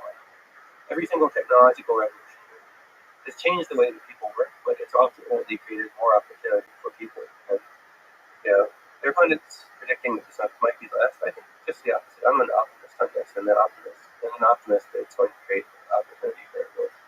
Do you think it would be possible to generate and use generative AI to create dynamic objects, like you mentioned, trees, in the Unreal Engine world, to create meshes and textures, and empower the creator to create faster? Use meta knobs, like hyperparameters, very nuanced, where you can control much faster the look of the face, the look of the tree, all that kind of stuff. Yeah, I think that's the central challenge of the next decade of game engines and AI for content creation of all sorts. Because you have two very different models of the world that are emerging. There's the scene graph, the technical term we use to describe the set of all the objects in the world in a 3D world maintained by Unreal Engine or another engine. So in the videos you saw, it's the rocks and the trees and the snow and the bridge and the people and all of these things. And each one has enormous amounts of data attached to it. Some are texture maps, some are sound files, some are animation files, and enormous amounts of detail all stored there in that procedural. And in this precise computer graphics representation that enables rendering at any perspective, any settings, and so on. It's a completely general system that has complete context about the state of the world at any point. So you can always precisely reproduce it. If you play the same scene 10 times in a row, it's always the same. It's never randomly changing. You're like, oh no, why did this character's face change? But it's also rather limited because you have to build everything manually. That's costly and it's time consuming and requires expertise. And then you have this other model of the world, which is what AI sees or thinks. If we could peer into what's really happening with its parameters, there's something like the mushy connections of neurons in the brain. It has a vast amount of knowledge about the world and about graphics and about images and about people and about everything else. And it's stored in a human incomprehensible form. But it can be extracted through queries, asking it to produce an image from a prompt, video from a prompt, or whatever. But the huge problem with that is it's very mushy data. We don't know how to give it a command that will give us a precise result. And if it produces one image one time and we change our prompt slightly, it might produce something completely different. We are unable to artifact it. And so it's this completely untamed tool. I think when we figure out more and more ways to merge these and connect these two together, you can imagine AI enhancing the process of content creation and a traditional scene representation. You can imagine the scene representation being paired with the AI, so the AI not only sees the prompt, but also here's a list of all of the objects in the world and the characteristics and so on. It can learn more about how those objects should live and interact.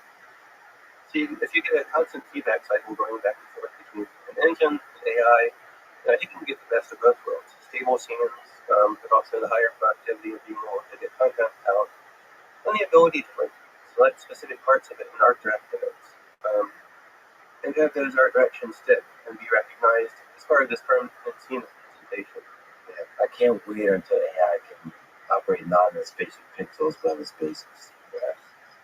Creating objects in the scene graph, whether it's like you mentioned, audio or any of the things that you mentioned about, that empower the creator. Yeah, that's a super exciting future.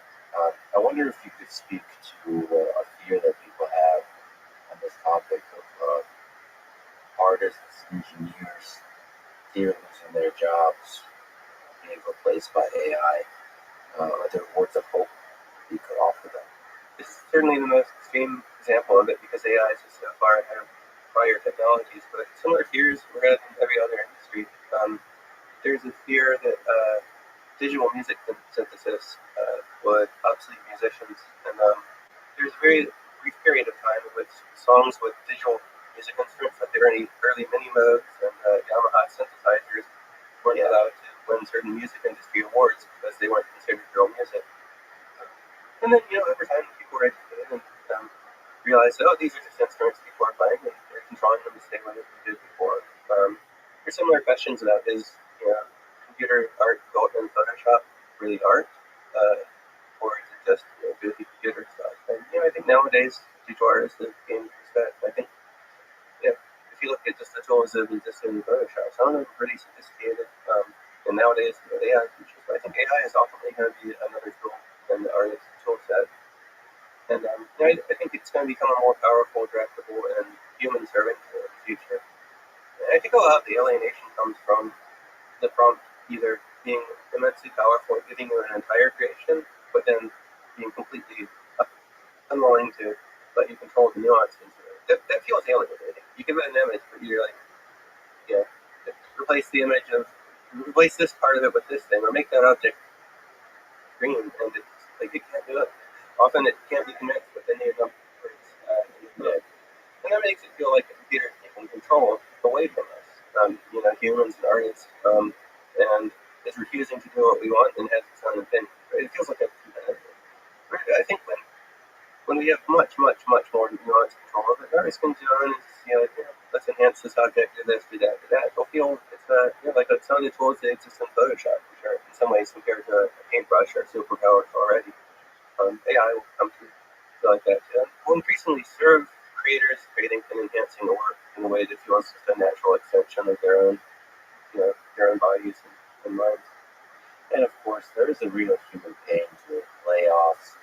There's a hyper on AI, and companies might try to implement AI systems instead of doing layoff a bunch of folks, so that the pain that those folks feel is real. I think there's always going to be pain with these kinds of transformations that's happening, and it's a terrible pain.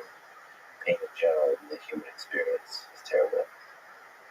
But I think I'm personally excited by the human AI collaboration as you described in this whole process.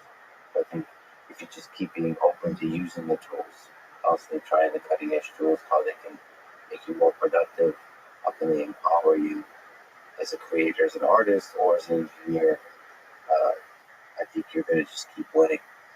Yeah, there's a lot of complicated trends underway. It can be hard to break them down and distinguish them. I think a lot of people, like the theories that get the biggest traction on social media, often don't capture the real underlying motive forces that play there. But I think AI involved in code production will probably create a net benefit for the need for humanity to be involved in code. So it may change parts of the job. So I don't think it's going to obsolete anybody who's willing to learn new ways of doing things. And it's always been this way, and I think that there's also a lot of overhype that they have. AI is really great at spewing out code. It does something that a million GitHub repositories already did because it's kind of learned the underlying pattern. It's notoriously hard to get to do something new.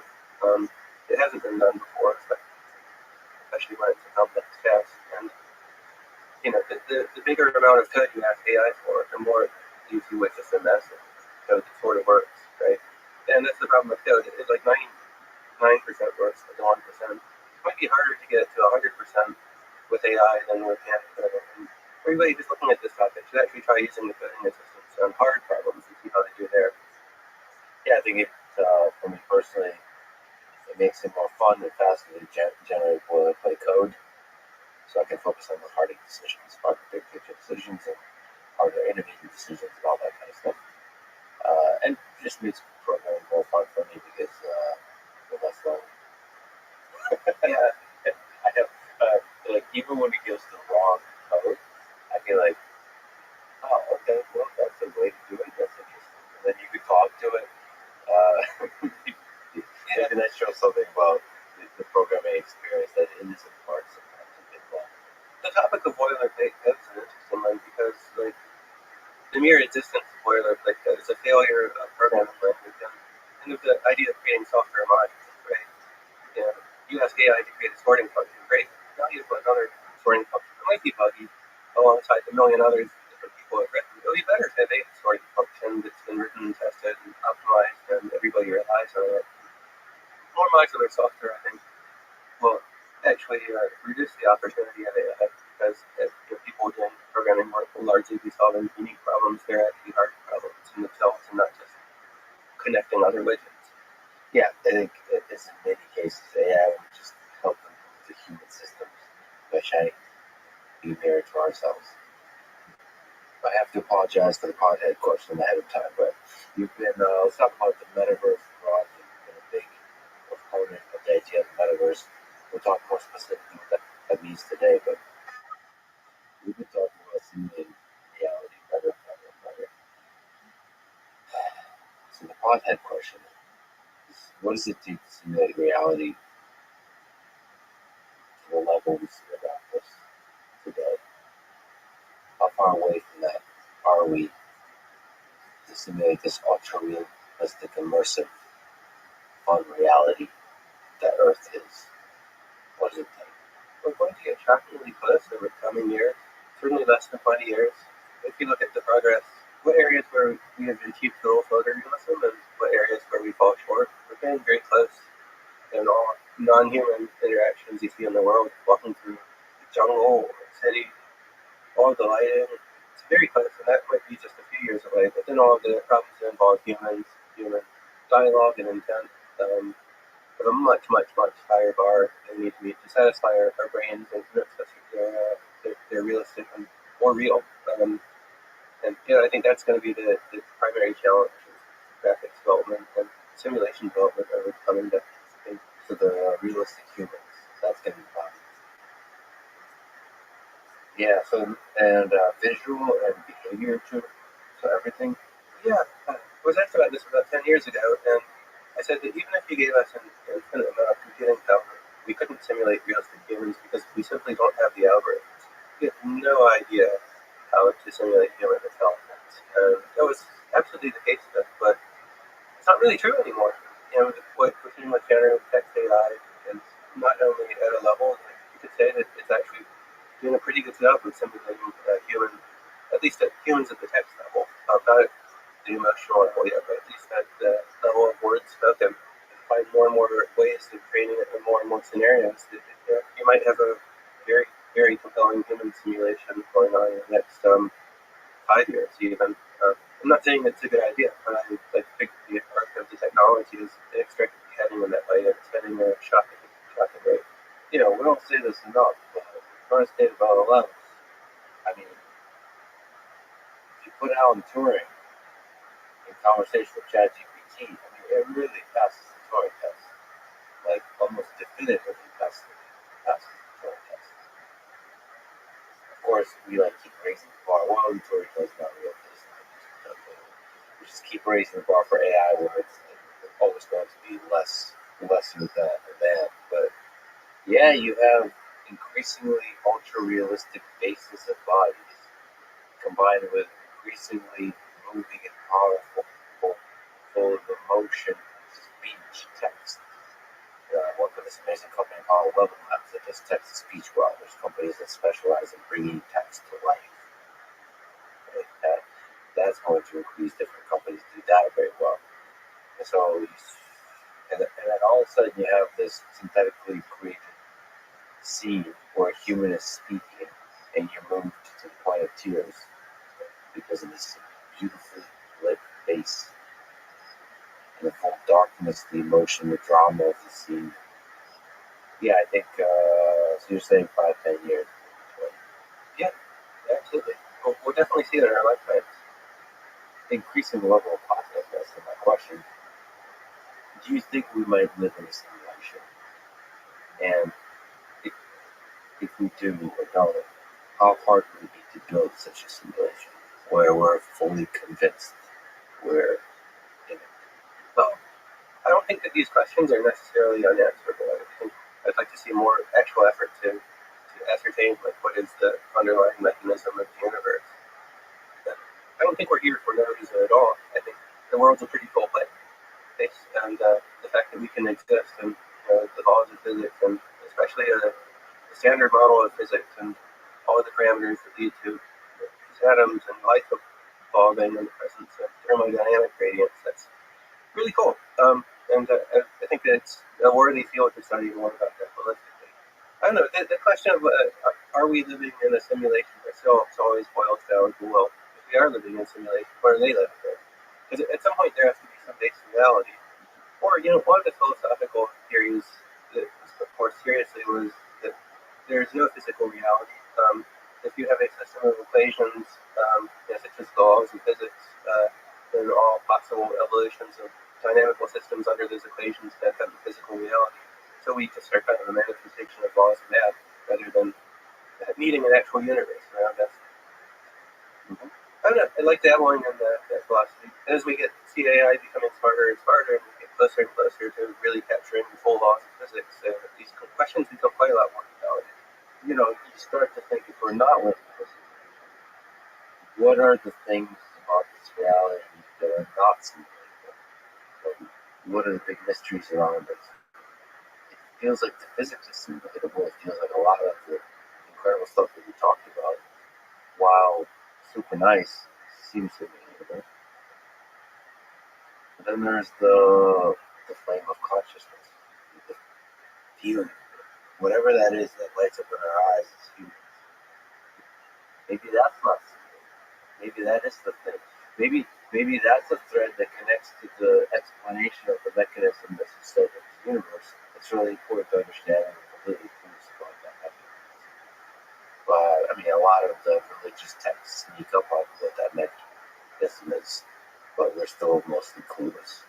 We only have these leaps of faith and believing what that mechanism might be. So the whole idea of nested simulations, perhaps, given a sufficiently advanced technology, it's kind of limited, such that if you wanted to simulate another reality, you're kind of just actually creating a reality. You're doing quantum mechanical operations would produce the same result anyway, and you're running it at full performance. So it's not really a nested simulation; it's just another thing that's happening in the universe. So that would be interesting, but I think it's ultimately a theological question, and because it's no longer cool to deal with theology as part of science. There's not been much work on that. You can't publish results on those topics in the respective physics journals, so I think it's kind of been set aside.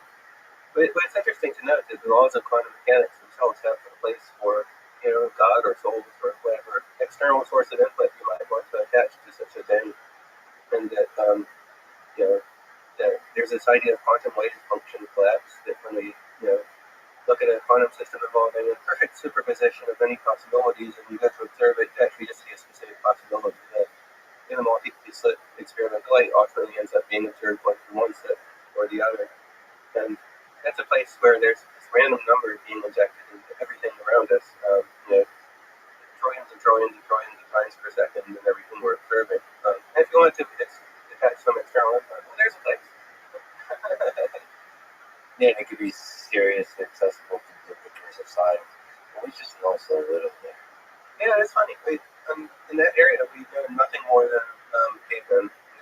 Whatsoever. We know the laws of quantum mechanics, and we have computers that may be soon more advanced than we are. We just don't have any answers to the fundamental questions about the life, the universe, and everything. Do you think, sort of more practically, do you think we'll create video game worlds of the metaverse variety in which humans would want to stay? So, to me, this kind of discussion of simulated reality, the real test of immersion is not wanting to go back to the real world. As a perfectly healthy, excited, normal human being, choosing to stay in that world. How hard is that? Well, I think the technology is coming, and then there's a human question of should we go that far? Should we? Yeah. And certainly as a game developer ourselves, it does inspire to that.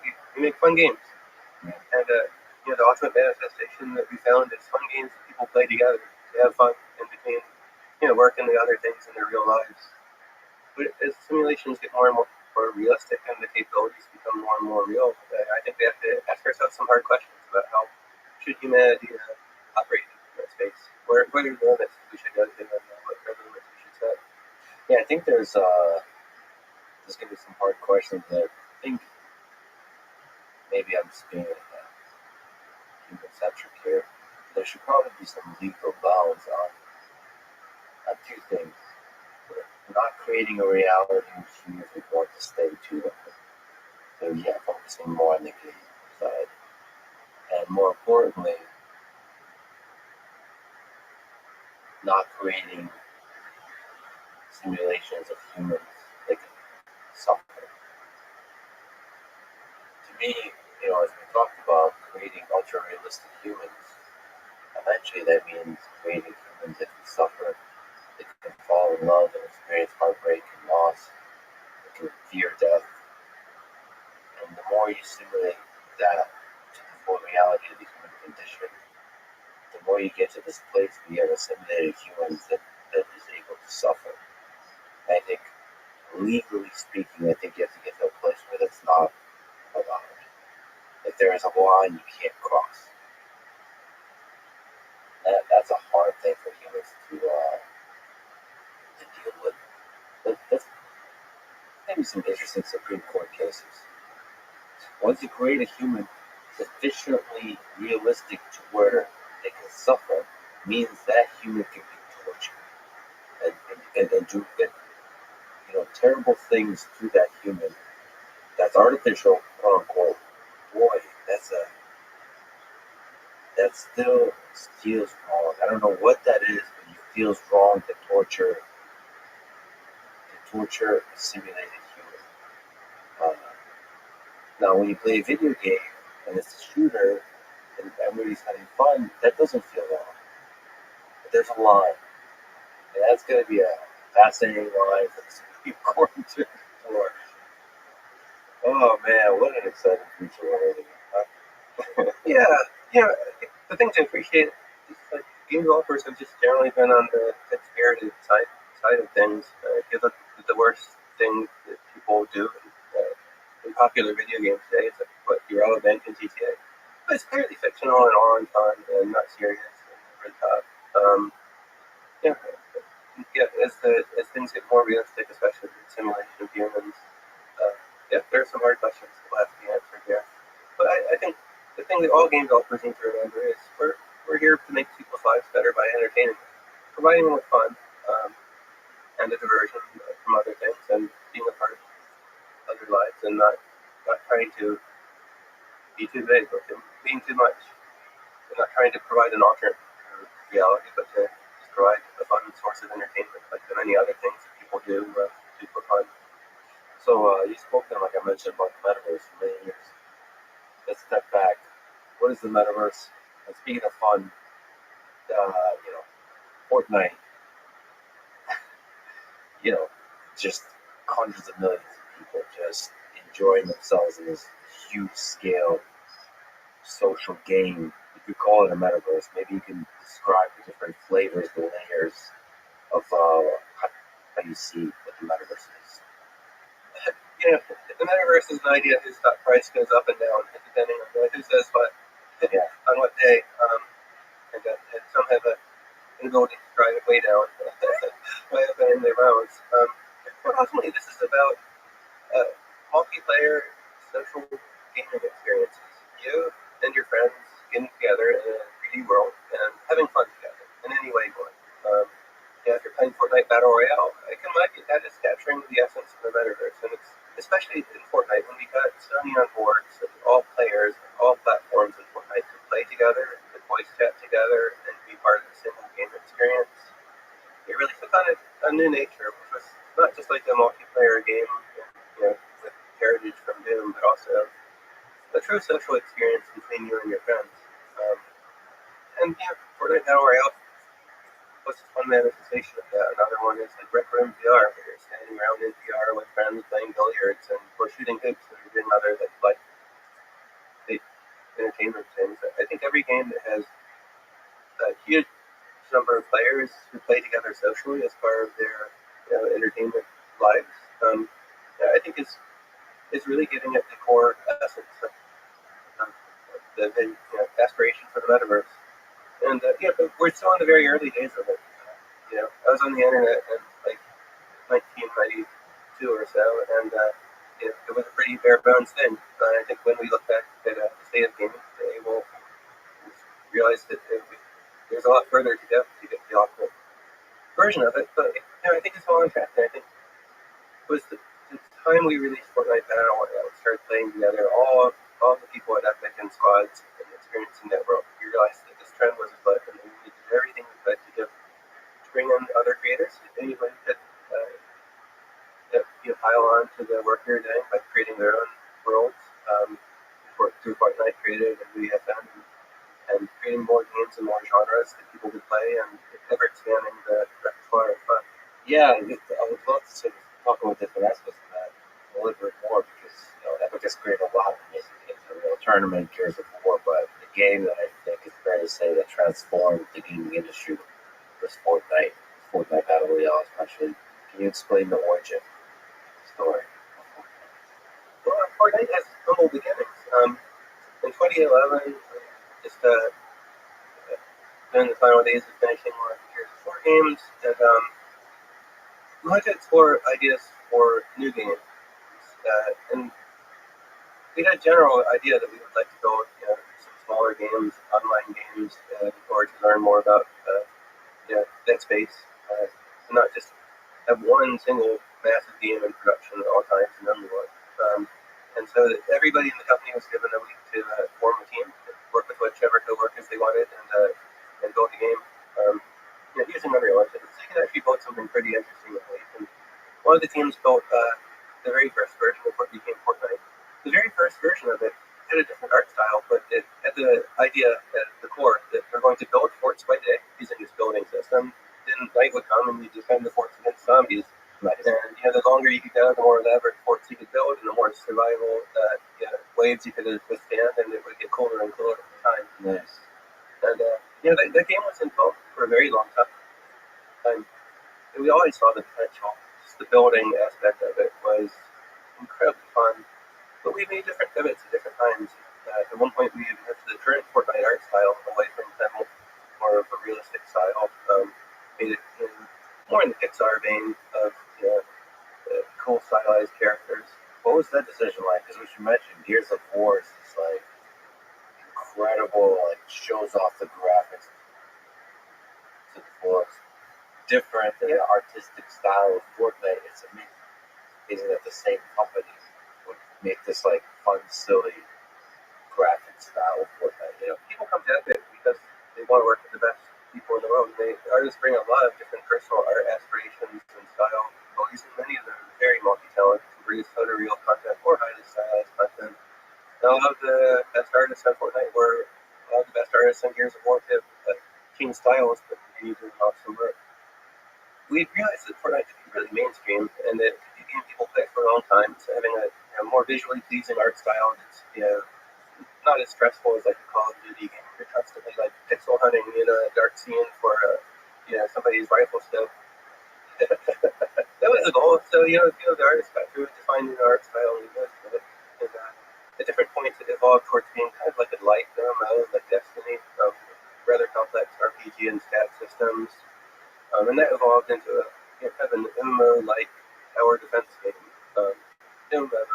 Persistence, buttons, and stats. Which became Fortnite Save the World then, which we launched in early 2017, and it was a moderate success. It paid its budget, and we come out ahead.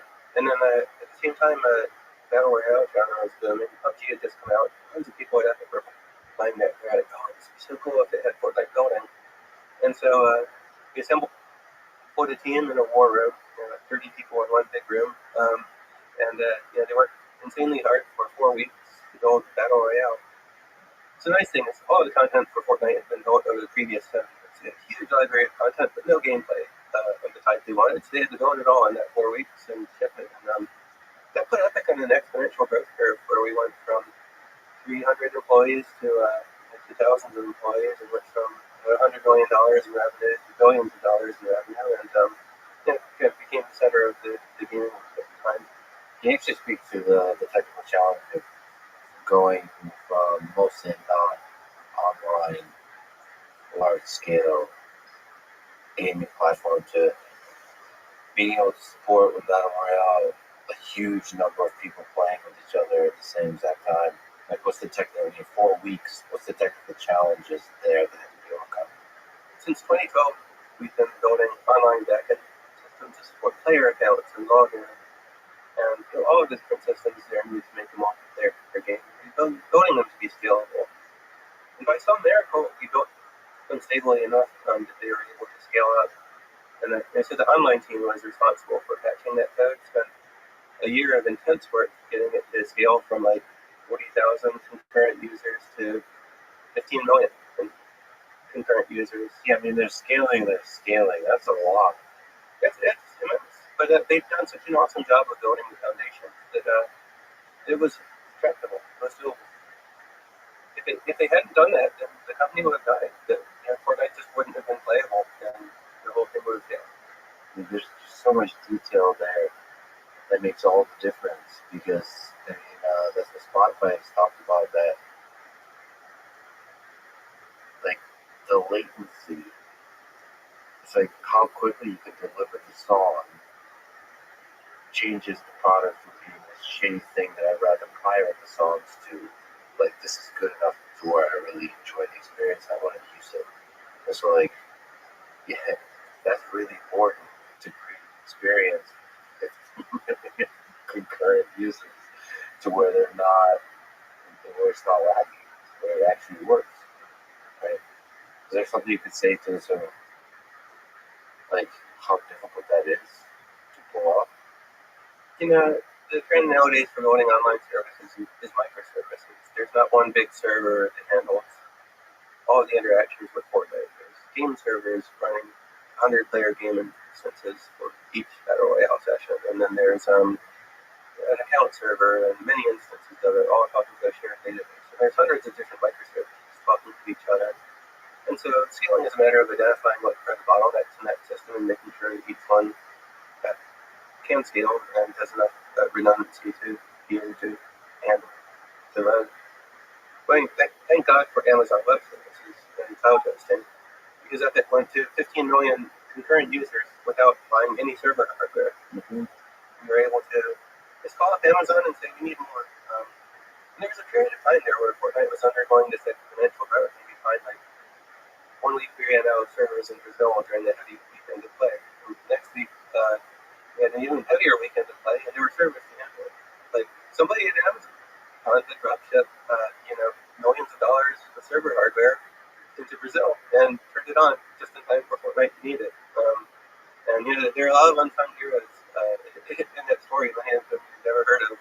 Yeah, I mean, behind AWS, just like so much of those folks are running them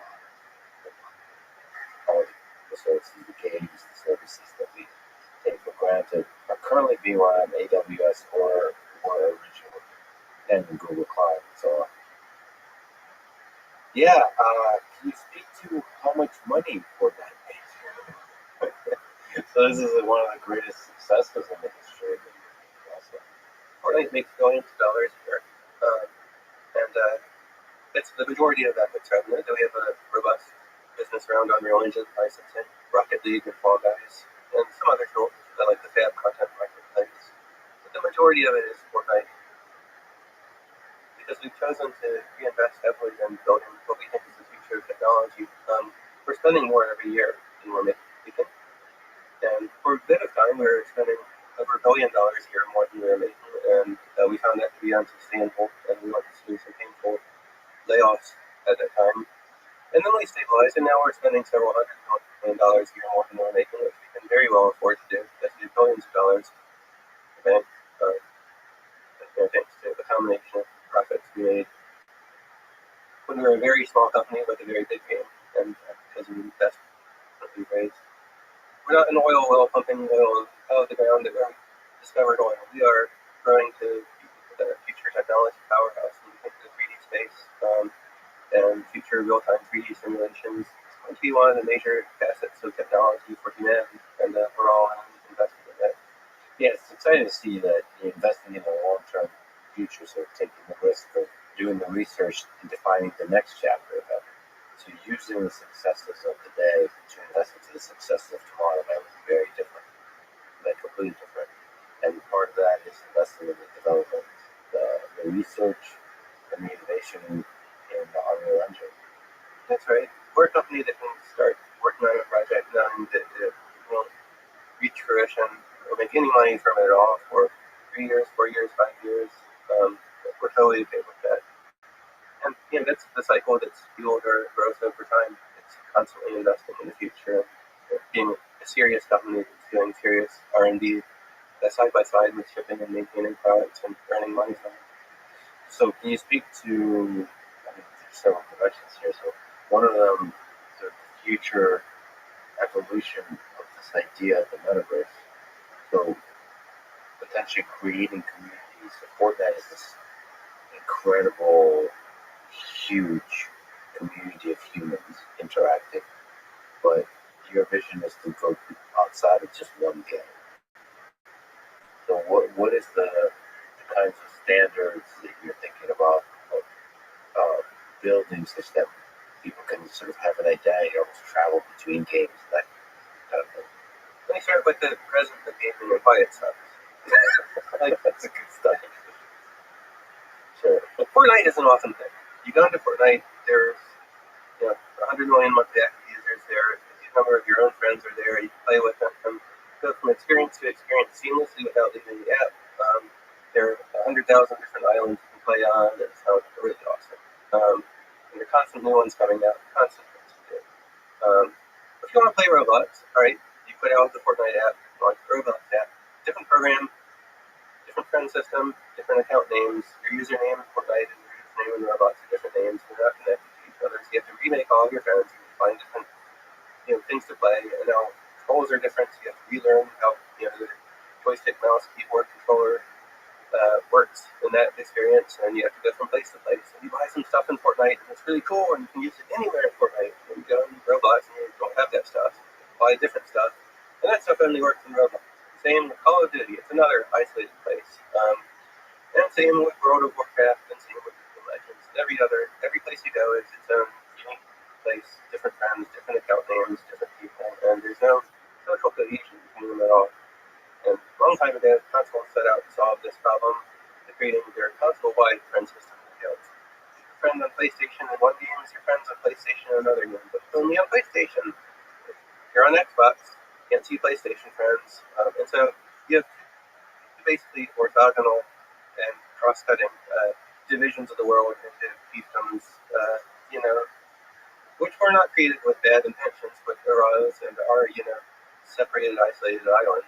One is the platforms and their social services, Xbox, PlayStation, Nintendo, Steam, Epic, and the other is these different games. Because of this weird historical artifact, we're left in a world where people can't seamlessly move from games to games, bringing their friends and stuff. So the solution to this is to federate and connect all of the systems together. All of the players on all of the different platforms can be recognized by their name. And put the @ sign in it, so your Xbox names and your Fortnite or Epic names and your Steam names can all live together and operate together in a single system. The unified social active system is one thing that needs to happen. The next and bigger challenge is to unify the economies too. I'm not talking about like a sword you have in World of Warcraft or every game. Yeah. Every game's going to have its own gameplay rules, and a lot of games are going to have stuff that only works for them. But there's a huge set of games that have in common the idea of a cosmetic system that does not affect gameplay outcomes, but it's purely cool looks and cool appearances. Most of the major multiplayer games have them. And if you look at games, you probably bundle together about 70% of them and say they're similar enough. Could actually interoperate. You could own an outfit in Fortnite, an outfit in Roblox, and the same outfit in maybe Call of Duty, and maybe 100 or 200 other games, and actually expect they would work together. And you find other kinds of items that probably interoperate too. Fortnite has car outfits, so you can buy different appearances to the car. Find a physical car in the world of Fortnite. If you're the first person to get into it in that session, boom, it takes on your chosen car, cosmetic, and now you have a cool car. It's identifiable as yours. We realized early on with Fortnite the key to making Fortnite work as a creator economy was to open up the revenue from the item shop to all those sources of engagement. Right? There are two big things happening in Fortnite to make it work as a product and as a business. One is the game modes, Fortnite Battle Royale, and all the user modes and everything else are sources of engagement. People play there because it's super fun, and because they're playing there, they're willing to buy cool stuff to make their characters look cooler. And so you have all these sources of engagement. The sources of engagement don't make money directly. You can't spend money in Fortnite Battle Royale to buy the game item. Like everything, the gameplay is not pay to win, and it's all just a game. So you make money from the item shop. The item shop only exists because of the sources of engagement. If you weren't playing Battle Royale, trust me, nobody would go out and buy a Fortnite outfit. If you weren't playing any Fortnite games, why would you buy Fortnite outfits? And so you have all the revenue in this item shop economy and all the engagement in this engagement economy. And the thing that magically makes the Fortnite creator economy, which is revenue sharing, item shop spending, according to sources of engagement, high engagement. If you buy an item and you've played, 40% of your time in Battle Royale and 60% of your time in these user modes, the money you spent, the portion of that's profit can be separated out and paid out to all different creators to participate in that economy. And that's why Fortnite scaled up to a $400 billion creator economy. That's how far it's growing. One of the really critical things we aim to do in designing that is ensure it's a creator economy that could scale to other companies, other ecosystems. And say, right now we have many industry standards bodies.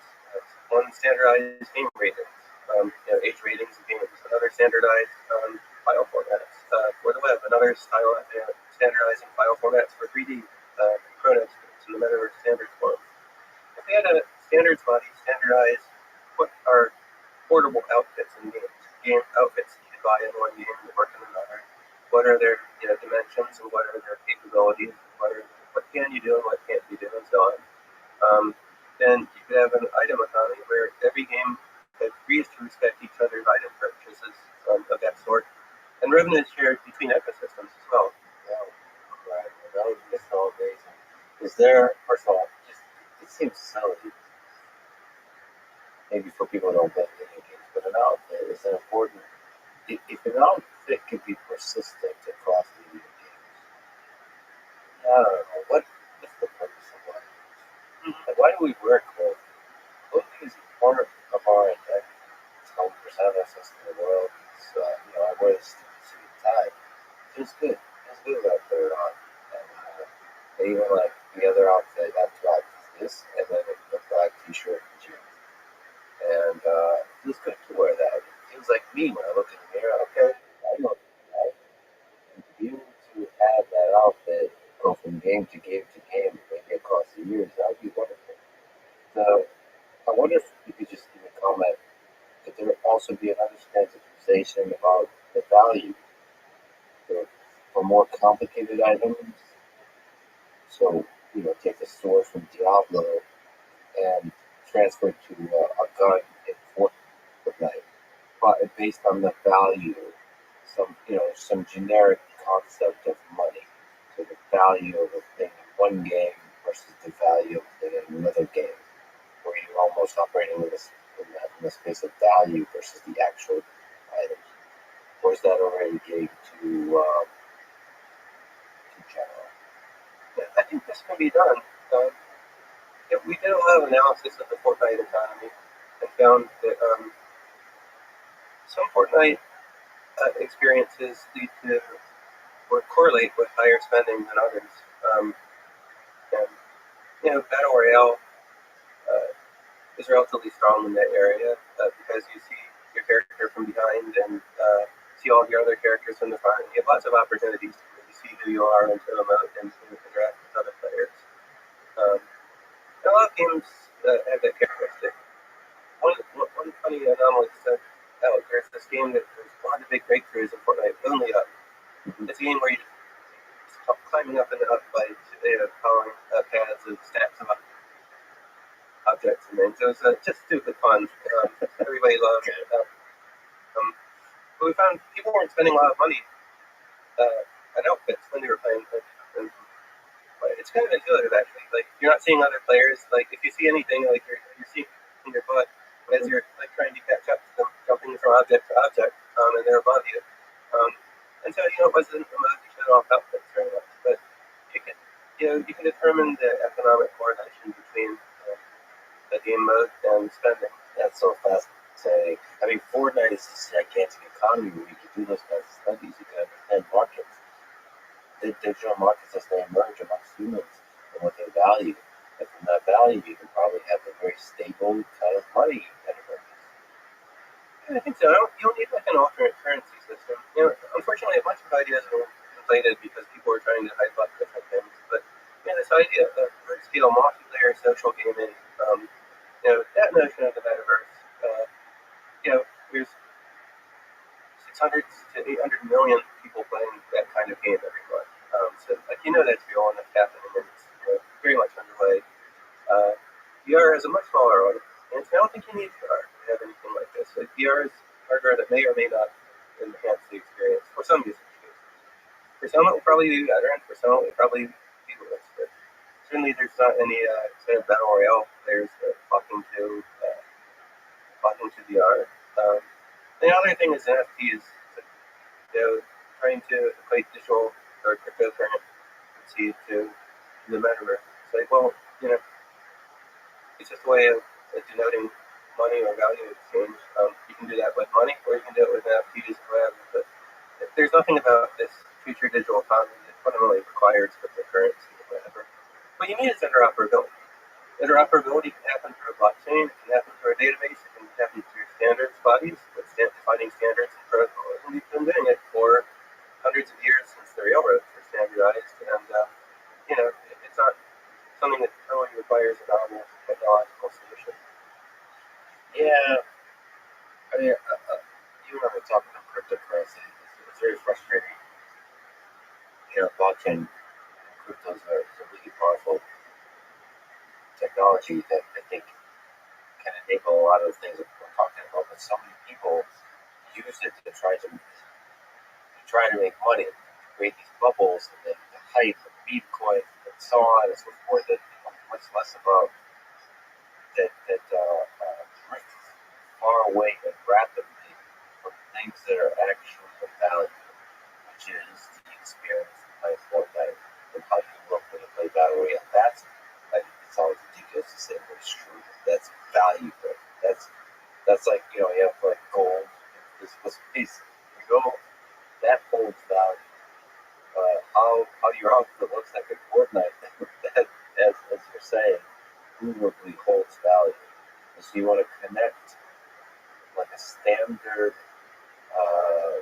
definition of money value to that, and not let it become this hype thing, which NFTs that you mentioned have just become that. So that quickly drifts away to the land of people trying to buy and sell and trying to make money versus like staying close to the thing that people actually value. To get the money, it's more about exchanging valuable experiences, things of value. So you can play Fortnite and then go to another video game and continue the valuable experience, and then come back to Fortnite and do that kind of thing. So you're saying there might be a way to do that, and to basically create standards where the web has different standards for splitting websites and all this kind of stuff, for the communication that's required on the networking side. So all the different standards that make the web work, there need to be those kinds. Like what would those standards look like to enable the metaverse? We need a lot of different things. One area where the standards bodies have been very successful in creating working standards implemented by all the major engines today is low-level file formats for data interchange. The web has PNG files for 2D images, and MP3 files for audio. And 3D has the Pixar UST file format, the Universal Scene Description, which is a description of the scene graph, the entire set of objects in the scene and all their parameters in the engine that supports those features, but import that and then render the same scene as the engine they came from. Large parts of this work across Unreal Engine, Unity, and Blender, and all of these 3D packages, different sorts. Then there's the GLTF texture format, which stores textures and geometry and other low-level data for 3D objects. When you see a Fortnite character, that file format together